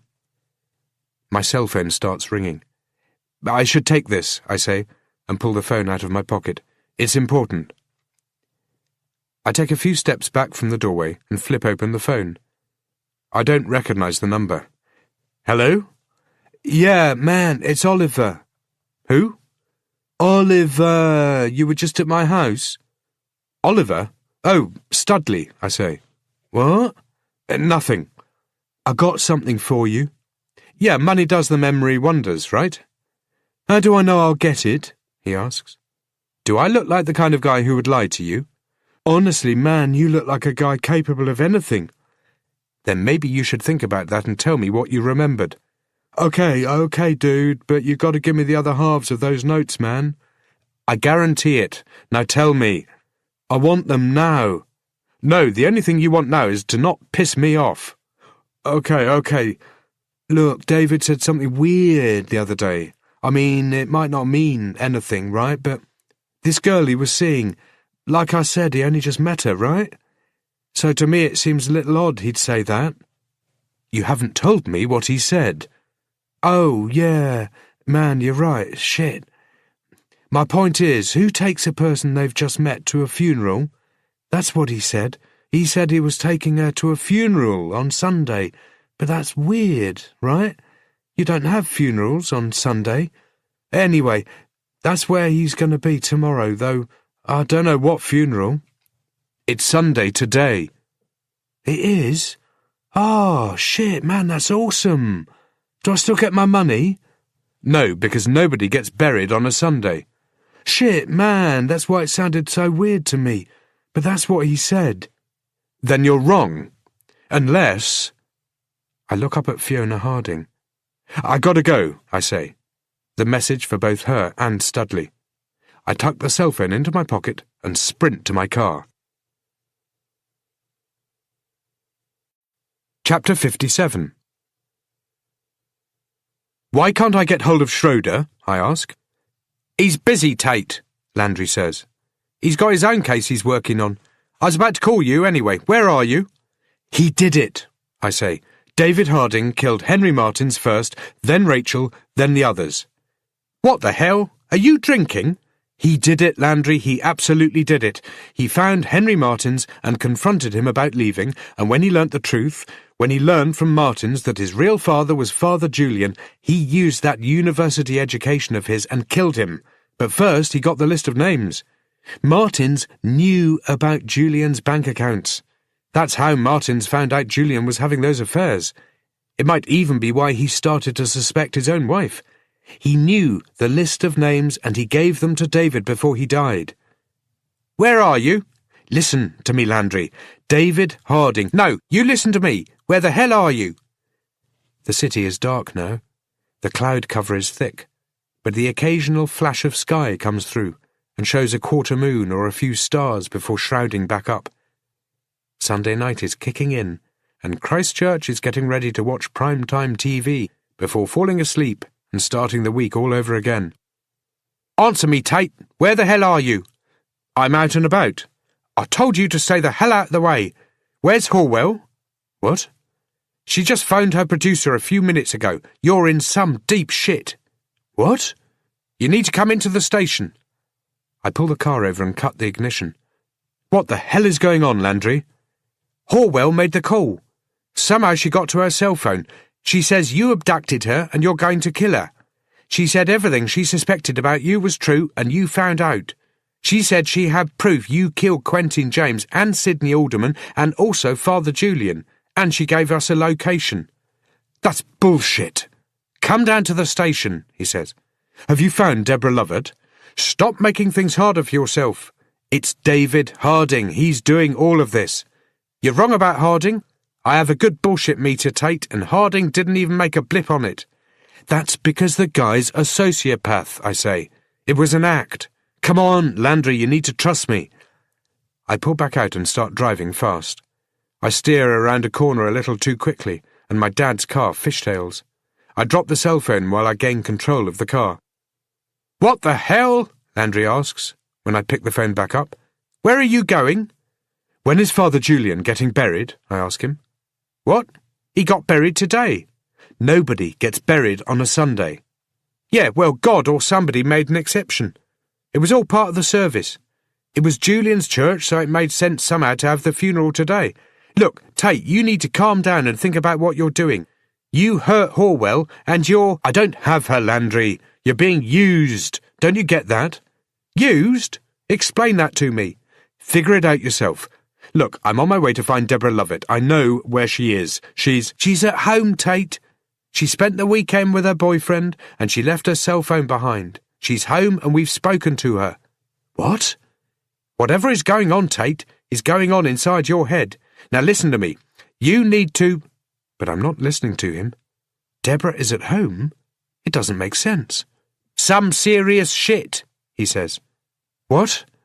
I said, it doesn't matter. I gotta go, I say. I hang up. A moment later my phone starts ringing. I put it on mute and ignore it. If Deborah Lovett is fine, then who is David meeting today? The cemetery is like a magnetic pull. It's so strong that even if I drove all night in the other direction, somehow I'd end up arriving back here. The entire graveyard is one huge shadow. My headlights fight back the darkness as I drive into it. There are no police cars parked anywhere, and I figure that's all part of David Harding's plan. The night of the funeral of a murder victim, the police normally have the grave under surveillance. It's standard procedure, because killers often like to come back. But not tonight. David Harding has led them all away in a different direction, probably about as far away as he can get them from the cemetery. He's using Casey Horwell and me as bait, and it's working. The sky is overcast, no slivers of moonlight, and as I start to run to the church, the rain begins again, as if to cleanse the night. I think about how that conversation between David and Henry went, and decide it would have started badly and only got worse. I can only assume he was David's first kill. I wonder what he thought, how he felt, and I wonder if in that we are similar. I felt nothing after killing Quentin James. I certainly felt no desire to do it again, even though I have done. I wonder if killing Henry Martins was like scratching an itch for David, or whether it was an experience that created an urge. I reach the church. There is nobody around, no cars, no sign of life. But 8 hours ago things were different. 8 hours ago, all the crime scene tape was pulled away from the chapel and the pews were full of people. Father Julian came back to the church one final time for one final service. Friends and family and his parishioners prayed over him. They sang, they shed tears and told stories, and they put tokens and photos on his coffin. Some would have felt relief. None of them truly knew the man they were burying. I make my way inside the same way I did the other night, and walk through the chapel and to the front of the church, my flashlight leading the way. The place still feels like it has a presence. Maybe it's Father Julian. I scan through the registry and find it's already been updated with the Sunday funeral of the priest. I study the map of the grounds and figure out the location. I carry the small maglite with me as I walk among the dead, and the images of what happens in horror movies when people like me walk through places like this suddenly seem real. Hands digging up through the ground, the rotting dead back to some semblance of life, with bony fingers as they claw their way from the dirt that has kept them captive. I shake the images away, and they're replaced with David Harding, a man far scarier and far more real. It takes me 10 minutes to reach the other side of the cemetery. Running through gravestones and the trees is like running around in a maze. There could be a dozen other people in here, and I'd completely miss them. Given the amount of time I've spent in the cemetery lately, I ought to know the place like my own backyard, because that's what it's become. Maybe if I started drinking, it'd all come back to me. The rain starts to ease up again, and the soft ground sucks at my feet. When I get to the section of plots I want, I don't even know for sure that I'm in the right place. Everything looks the same. I start scanning the headstones. Names and dates start flashing by as I begin running between them, hardly slowing down as the flashlight lights up the inscriptions. Birthdays, death days, messages from the dead, from the living, beloved by all, by some, by few. They blend into one as I move between them, my feet threatening to slip on the grass with every step. I start looking for freshly turned earth. There are thousands of graves out here, but only one of interest. It doesn't take long to understand that I'm lost. Dark trees and dark graves and nothing to help me get my bearings. Even when I start to backtrack my steps, I don't know where they are. The grave I want could be anywhere. The church could be anywhere. Then the world rushes up as my feet drop away, and suddenly I'm falling. 6 feet down, to be precise. I get my arms halfway up my body, but not all the way, and my face hits the opposite edge of the grave wall. My head snaps back. My shoulder smacks into the edge of the coffin lid. One leg goes into the coffin, and the other is shunted against the dirt wall. For a few moments I can't move as the darkness settles in around me. I have no idea what has happened. The world has gone dark and my mind is spinning. Slowly this land 6 feet down from the rest of the world shifts into place, and it isn't pretty. I can feel a hand beneath me pressing into my chest. My face is wedged up against the side of the coffin. I manage to roll onto my side, and suddenly the light appears again as my body shifts off of the flashlight. I pick it up. I'm the only person in the grave. The coffin is open, the pink lining clean except for a sprinkling of dirt, and the entire thing is wet and blurry. The entire coffin is blurry. And when I hold my hand out ahead of me and point the flashlight at it, I see both hand and flashlight are blurry too. I reach up and touch my forehead, and my fingers come away wet with blood. I grab the edge of the coffin to try to pull myself up, but my hand slides across it and I slip back. I kill the flashlight and let the darkness settle over me, and for a moment I have fallen far deeper than the depth of the coffin, and into another world that light or life has never touched. I listen to the night, but can't hear a thing. Not at first.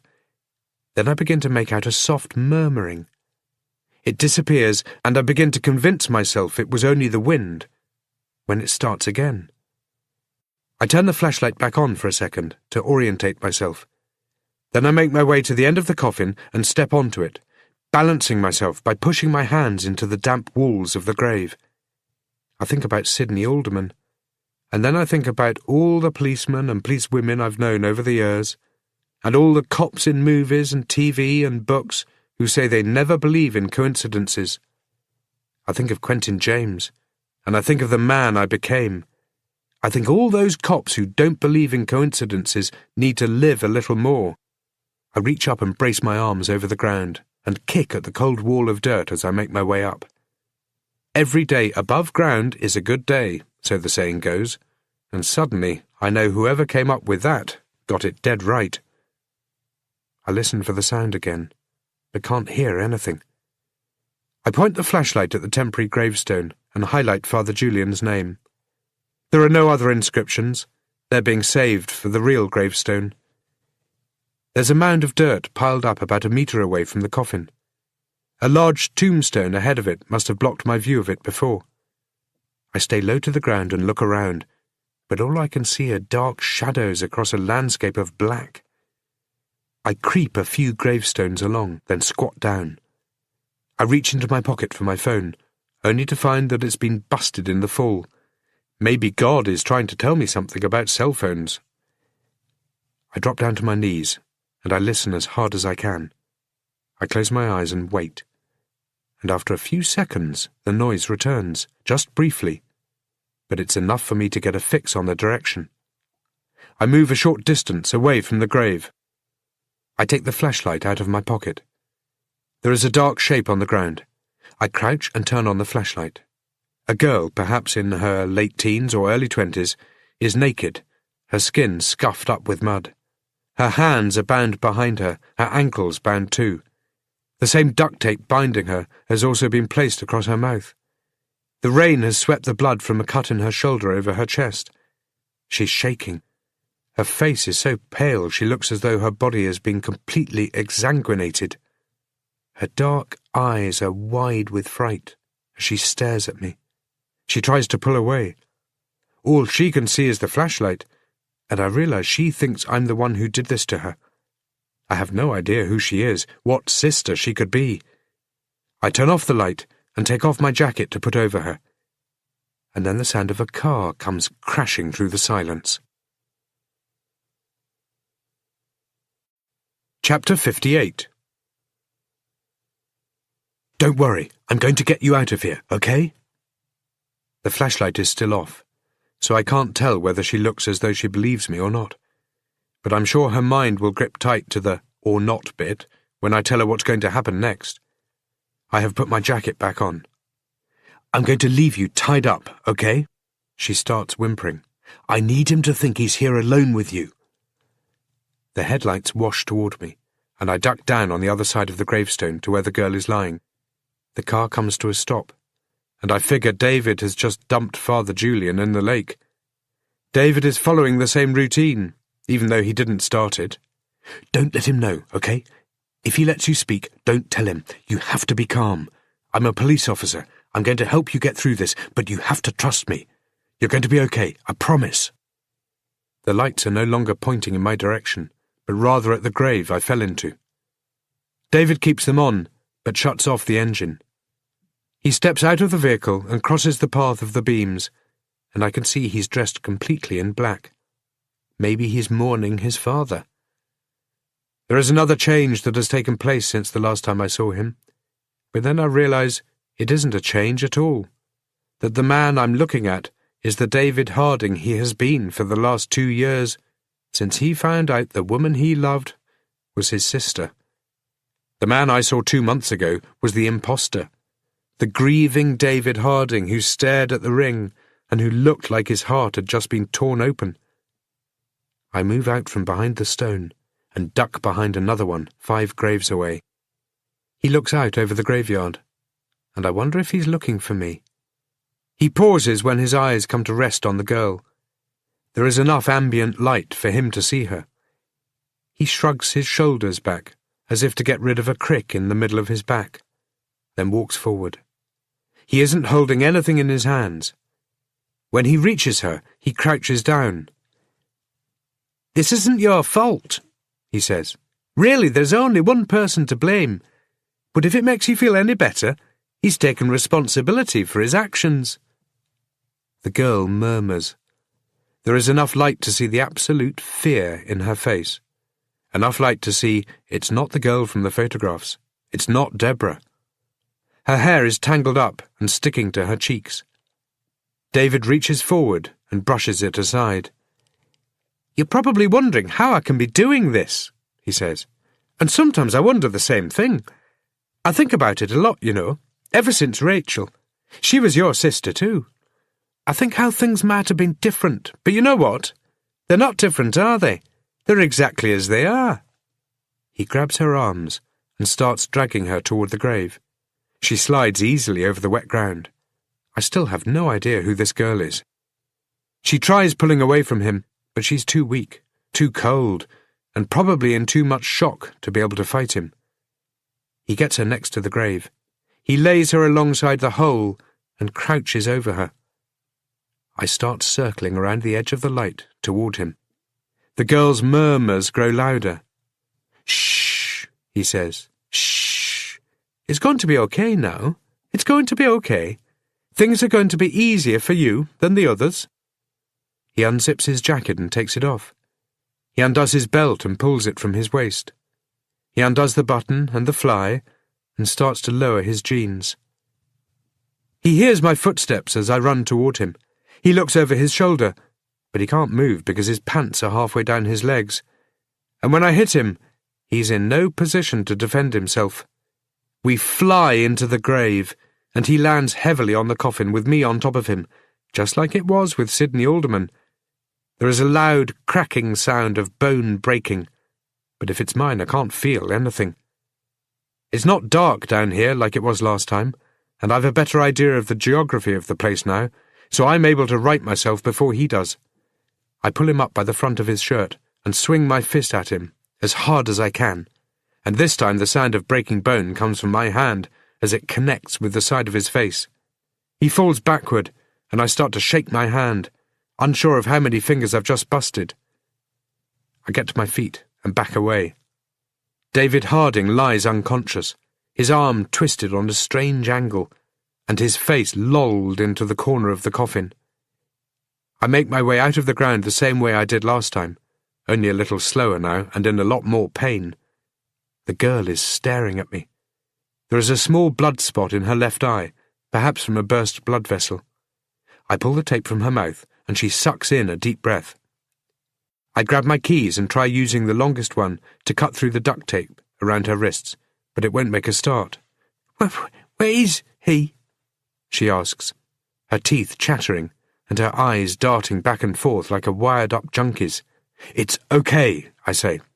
That's That's what he said. I tried picking at the edge of the tape, but my fingers are too cold on one hand and busted up on the other. What's your name? I ask. Stacy. Listen to me, Stacy. It's going to be okay. My name is Theo, and I'm here to help you. You just have to wait here for a few seconds. No, don't leave. I'll be 10 seconds. Please. It hurts to ignore her cry, but I do it. I open the door to David's car and pop open the glove box. I find a pocket knife in there, and that makes fast work of the duct tape. She sits up and folds her arms in front of her. Okay, Stacy, here's what I want you to do. We're going to get you to your feet and into the car, I say, taking off my jacket. It's dry and warm in there, I say, as I wrap the jacket around her, and I want you to drive away from here. You know how to drive, right? Where do I go? I want you to drive home, then call the police. Okay. I help her into the car. She tightens the jacket around her when she sits down. I lean in and start it. Drive carefully, Stacy. You're in a state of shock. You need to be careful. Do you think you can drive? Yes. Are you sure? There's another woman. Where is she? He made her make a phone call. He made her lie about where we were. Where is she, Stacy? She starts to cry. I was so scared. I couldn't help her. I wanted to, but I couldn't. I couldn't do anything. Where is she? He put her into the water. He tied something around her legs, and she couldn't swim with all that weight. She just sank. She sank real fast. It was so... She doesn't finish the sentence. Put your seatbelt on, Stacy. Okay, she answers, as if on automatic now. Do you have a cell phone? I can call the police. Not on me. If you don't think you can drive, then wait at the exit from the graveyard. What way is that? Turn around and go back the way he came. You'll see where to go soon enough. Okay. And Stacy? Yes? Take your time. There's no hurry now. I have a promise to keep. Chapter 59. There has to be a shovel around here somewhere, but I can't see it. I don't want to spend long looking for it, and after about a minute, I figure that's long enough. The night is quiet, except for the wind swirling around the trees and the rain slapping on the ground. I shine the flashlight into the grave, and David is lying there in the same position I left him. Hey, David! Wake up! Hey! I pick up handfuls of dirt and start throwing them at his face, hoping they'll bring him around, but they don't. My hand is aching from the punch I threw. I throw more dirt at David. He groans. He looks half asleep as he tries to roll over inside the coffin. Things get a little awkward for him, and he reaches up to his face, and a moment later opens his eyes. Everything must flood back to him, because now he sits up straight. His arm is on a funny angle, and he stares at it with a confused look. He seems to understand what has happened just as the pain hits him. His face tightens up as he tries to cradle his bad arm with his good. What the fuck? He says. Remember me? I ask. He looks up at me, and I point the flashlight at myself so he can get a good look. Hey, look, mister, I don't want any trouble here, David says, as if I'm the one causing trouble, and he just happens to be in the wrong place at the wrong time. Cut the bullshit, David. You're not fooling me twice. I don't even know who you are, he says.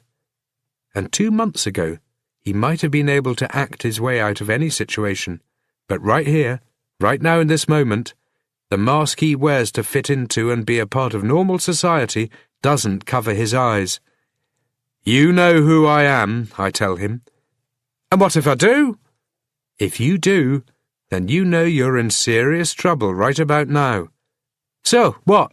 You're going to kill me now? Is that your plan? He asks. You know, I haven't really decided yet. That's about as truthful as I can get. See, the last 8 weeks have been kind of tough on me. Hell, the last 2 years. I'm trying to weigh everything up and I just don't know. Fuck you! He gets to his feet and starts looking around, probably trying to figure out if he can climb out before I get to him. I wonder how he got Father Julian out. He doesn't look strong enough to have lifted that much weight. I point the flashlight at the ground and pick out drag marks across the grass.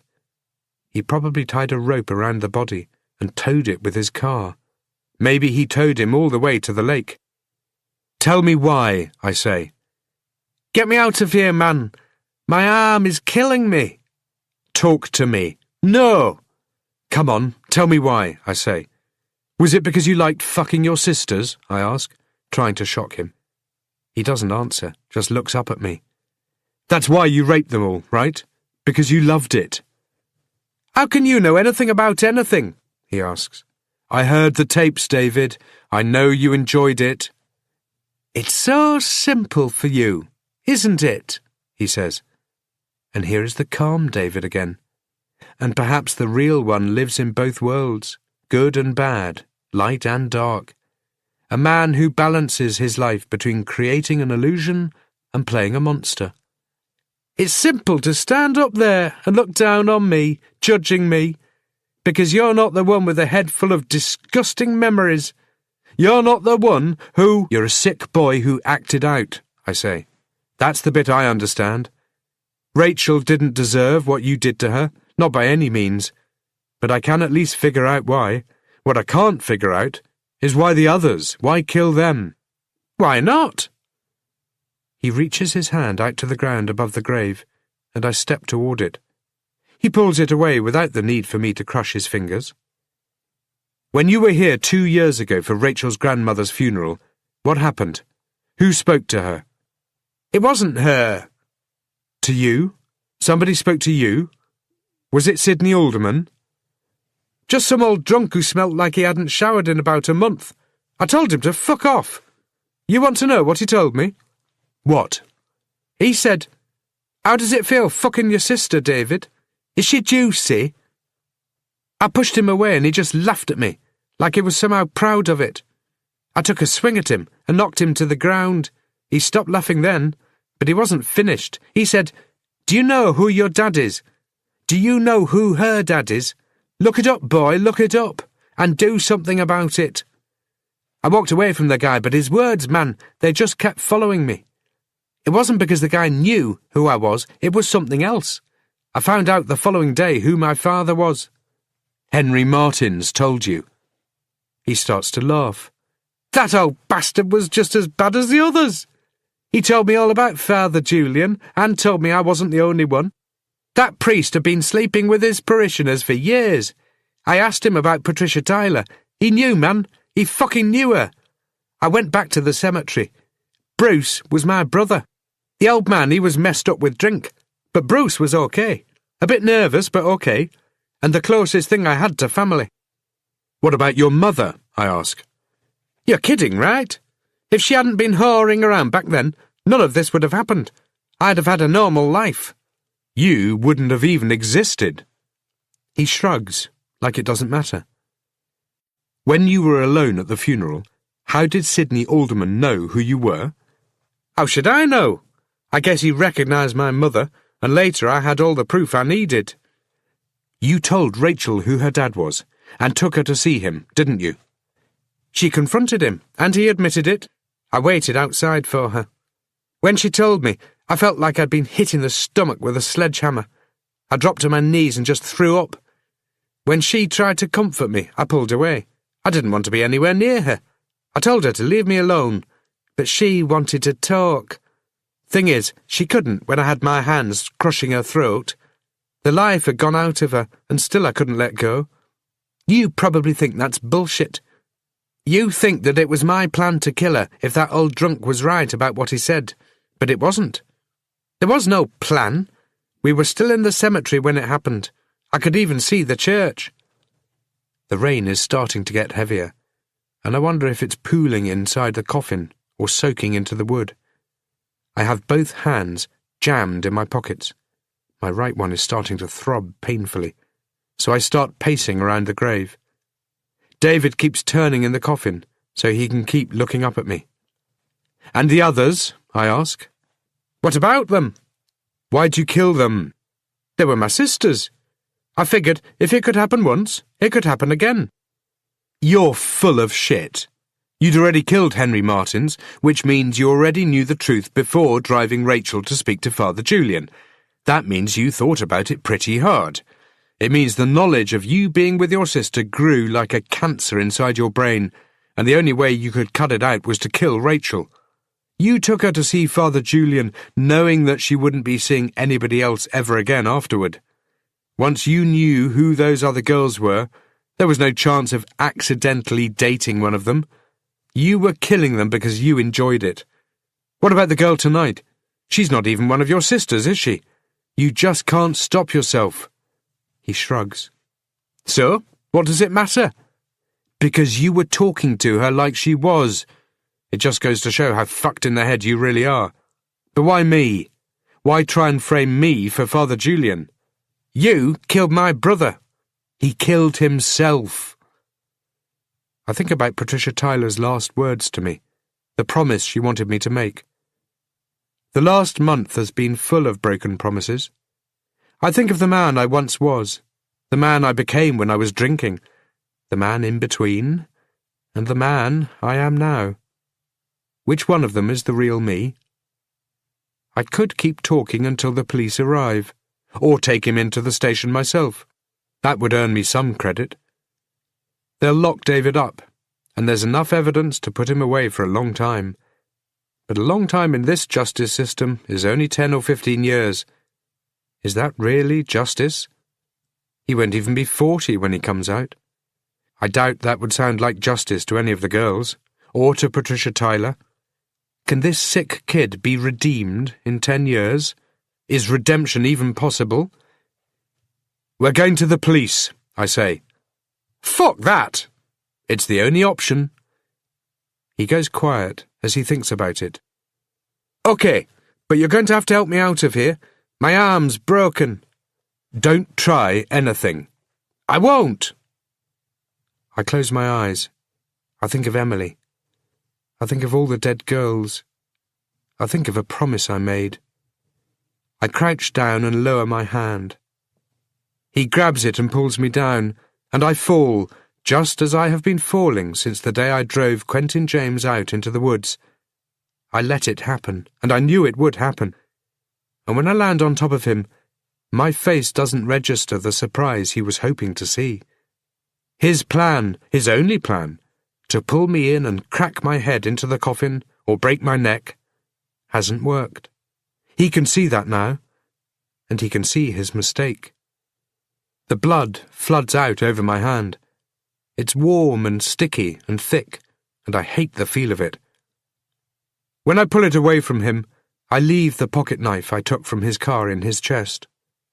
He reaches down to it and pulls it out as if he's just been stung by something, then looks at it as if he has no idea what it is.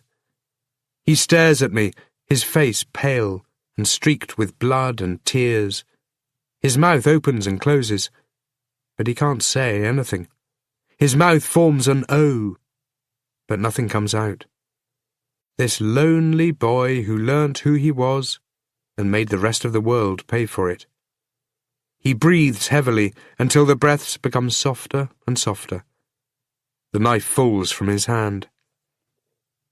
He sinks back down as he dies in front of me. I wipe my hand across the soggy lining of the coffin before pulling myself out.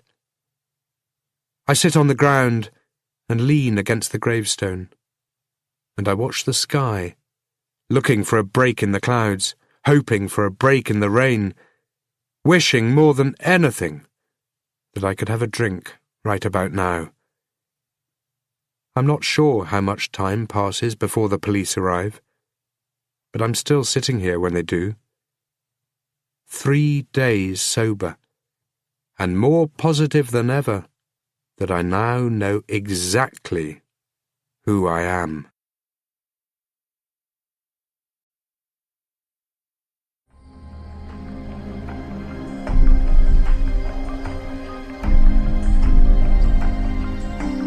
This recording of Cemetery Lake was presented by Dreamscape Media LLC. Text copyright 2008 by Paul Cleave.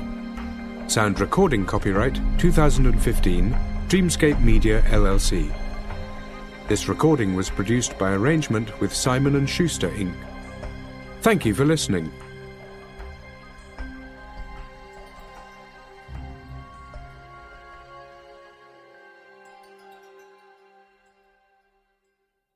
Please check www.dreamscapeab.com for Dreamscape's latest releases.